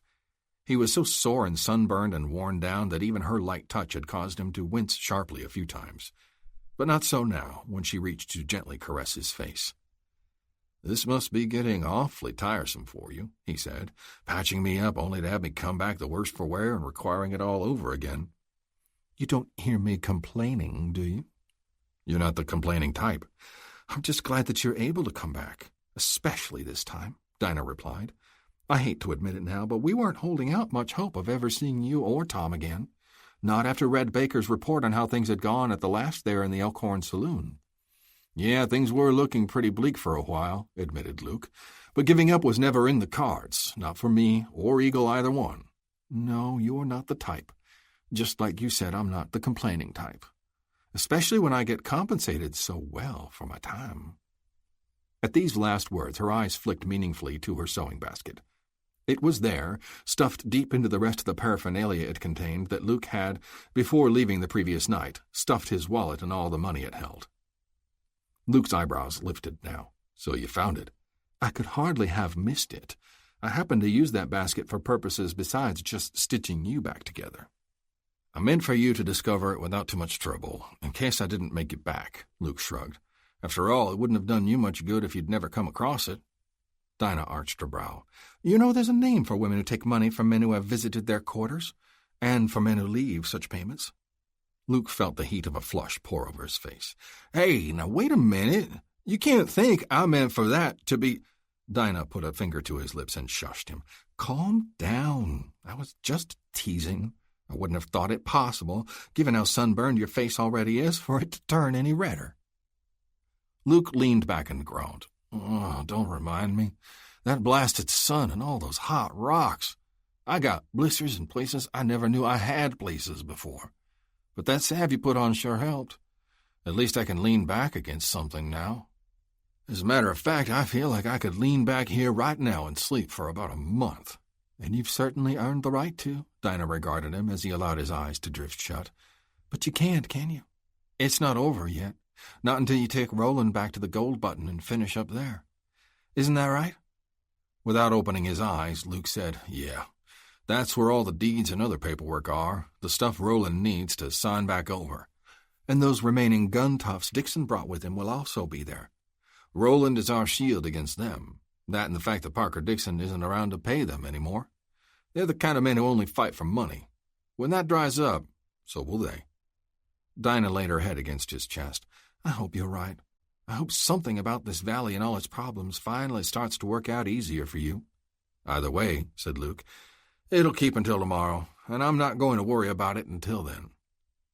Moments later, Dinah could feel his chest rising and falling with deep, even breaths, and pretty soon he was issuing soft, exhausted snores. They approached the Gold Button 2 hours past sunrise, Luke and Eagle riding close on either side of Roland. The latter had his hands tied behind his back, and 2 leather thongs were looped around his neck, one leading off and tied to Luke's saddle horn, the other to Eagle's. In addition, each of the outside men held a 12-gauge shotgun braced on his hip, barrel angled so that the twin bores were aimed at Roland's head from less than a foot's distance. This was how they rode in, past Roland's private cabin and up to the front of the mess hall. Curiously, there was no activity and evidence anywhere on the grounds. Reining in their horses, Luke called out, "Hello, Gold Button! Somebody? We've got some business to conduct here." The first sign of a response came from Roland's cabin. The front door opened, and Ying Su emerged. She stepped out with a boldness and with her head and exotically beautiful face held higher than the way it was usually lowered in subservience. Her garb was also different than the usual form-fitting silk. Instead, she wore loose pants and a flowing blouse. Then the door of the mess hall opened, and Dr. Carstairs and the mine foreman, Mace Vernon, stepped out. For a moment their expressions were sober, somewhat suspicious. After a good look at what stood before them, however, Carstairs' face broke into an elated grin. "Tom, are you a sight for sore eyes? We thought we'd seen the last of you when you rode out yesterday." "I had sort of the same feeling," Eagle admitted, "but as you can see, it didn't quite work out that way." Looking around, frowning, Luke said, "What's going on around here, Doc? Apart from our surprise appearance, things don't feel the same." "That's because they're not by a long shot," said Vernon. "You fellas making it back is just icing on the cake. But after you got taken away yesterday, some of us finally decided to grow some guts and reach the breaking point on how far a man can go along with something so sick and wrong." "I think I like what I'm hearing," said Eagle, "but maybe you need to put a little finer point on it." "It's simple enough," Carstairs told him. "As soon as Dixon rode off, those gun toffs he left behind, along with the rest of Ferris's boys, decided to relax their guards and aim their pistols toward having some fun with the whores the Gold Button keeps on hand for entertaining the crew, while the cat's away, sort of thing. At the same time, Vernon and me figured we were overdue to start acting like men, and there was never going to be a better chance. So with the help of some of Mace's miners, including all the Chinese workers, thanks to Ying Su urging them on, we got the jump on those rascals and put them under our guns. Not to overdo it with the cliches, but we caught 'em with their pants down," Vernon said. Eagle gave a low whistle. "I don't know from cliches, but that was some mighty slick work. We've got them stuck down in a dead-end mine shaft for the time being until we could decide what to do with them," said Carstairs. "Now that you're here, Sheriff, I guess you can make the call on that." Roland seemed to be only peripherally listening to any of this. His eyes were on Ying-Su, who had walked over from the cabin. "And you aided in this?" he said to her in a forlorn tone. "I was good to you. You made me your personal whore, and I was disgusted by every second of it," she replied in perfect English, her own tone filled with disdain. "What is more, we both know that when you tired of me, you would have brought in a new girl and cast me to the cribs with the others." Roland hung his head and looked somehow more deeply hurt and dejected than at any time up until now. After a moment, in a voice barely above a whisper, he said, "You can take the shotguns away now. Untie me and lead me to the safe in the mine office where the deeds and other papers are. I'll sign over everything you want. You have your town and your valley back now. Valley back now. Valley back now." Chapter 50. Luke hung around Hard Rock Valley for nearly 3 weeks, recuperating from his injuries, helping out, watching the town and the outlying places like Barlow's horse ranch and McGregor's farm start to come back to life. With the telegraph lines up and likely to stay up for a while, Dr. Carstairs wasted no time sending for his wife and daughter. Others who'd been driven out but had known present whereabouts were also contacted to see if they had any interest in coming back. Some indicated they would, others were quick to pass. Ben Pettigrew and his son had plans to expand the blacksmith shop and run it together after Heath and Belinda Eagle got married in the fall. Red Baker headed for the mountains and back to prospecting, alone as soon as he was able to scrape together enough gear. Before leaving the mountain encampment, Neil Vickers finally got up enough courage to ask the widow Mary Hobart to marry him, but she turned him down, gently, saying she had too many harsh memories of Hard Rock Valley and, against the protests of her son, needed to find somewhere else to live. Ying-Su indicated an interest in rebuilding the Palace Saloon. And Chang Ha, one of Vernon's lead men at the mine, with whom Ying-Su had been having a secret affair while being kept by Roland, was ready to side her in the venture. As for Vernon, once Roland had signed the gold button over to him, he proceeded to turn it into a joint operation with those miners, white and Chinese alike, who were willing to stay on with him and share in the earnings from whatever they were able to get out. Maybe the mother lode Parker Dixon believed so strongly in was really somewhere to be hit. Maybe it wasn't. For Roland's part, true to his word, he disbanded what was left of his father's gun toughs and, after they got back to Helena, made arrangements for Ngamba and Mbutu to return to their homeland. Outside of that, he delved into Dixon business interests in and around Helena and, as far as anyone knew, never gave another look north toward Hard Rock Valley. With all the moving and refurbishing and building going on, Dewey Akron was kept busy with enough odd jobs until the saloons opened up again and he could go back to swamping for beer money and a sleeping pallet in a storeroom. But wherever he was and whatever he was doing, inside his head Dewey was always on the lookout for that rebel patrol just over the rise. Like Dewey, Luke also carried something inside himself, the urge to move on, to never stay in one place too long. As the days and weeks passed, he felt it building. And although he didn't know how, others sensed it also, which he took for one more sign that he was getting too close, that it was time to drift.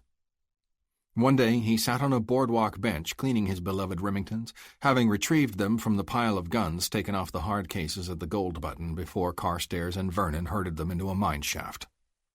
It turned out that Paul Grimsby, one of Hack Ferris's boys, left behind by Ferris, who was still on the run somewhere, had taken a shine to them and was figuring to wear them himself once he heard about Luke getting thrown to the dogs. Since getting them back, Luke had been wiping them down and oiling them incessantly. Eagle came along and took a seat next to him. He said, "You know, if any of Grimsby did rub off on those Remmies, I'm pretty sure you've long since got it cleaned away." "Nothing wrong with a man taking good care of the tools of his trade," Luke responded. "Uh-huh. About that. A fella and his trade, that is. You know this place is ready to grow, to bust wide open one of these days. You can see it. Can feel the energy building, can't you? Point being, well, before too long, I can see where I might be needing me a deputy. Of course, I'd have to try you out. Be sure you got the right makings and can hold up in a tight spot, you understand. But the thing is, there'd be a steady job for the right fella if one was looking to settle down hereabouts. Uh-huh. That's something to keep in mind. The trouble is, I'm not. Not what? Not looking to settle down. Eagle made a face. Doggone it, Luke, why not? You don't want to roam all over creation hunting down nasty hombres for the rest of your days, do you?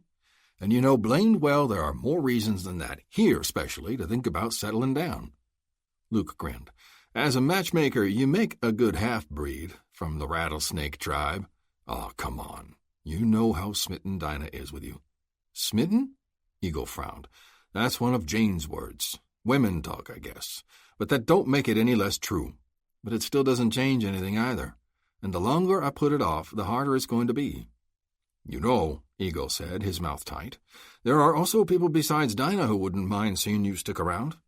And to those people, my fondness and gratitude is returned, was Luke's only reply.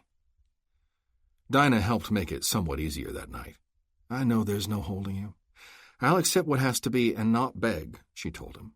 I just ask two things. When it's time for you to leave, look me in the eye and say goodbye. Don't sneak off in the middle of the night. And when you go, don't you leave behind any money for me. But you want to start up your cafe again. You'll need... I'll make out. I always have. I always will. Not another word. So in the morning, while she was still sleeping, Luke had leaned over her and kissed her gently on the cheek. When she opened her eyes and looked up at him, he said, I'm saying goodbye now. Then he rode away. In the first town he came to with a post office, he mailed her some money with a note. I kept my agreement. I didn't leave money behind. I'm sending this to help get your cafe going again. That way, if I ever pass back through Hard Rock, I'll always know where I can get a good meal from the prettiest gal in Montana. Luke.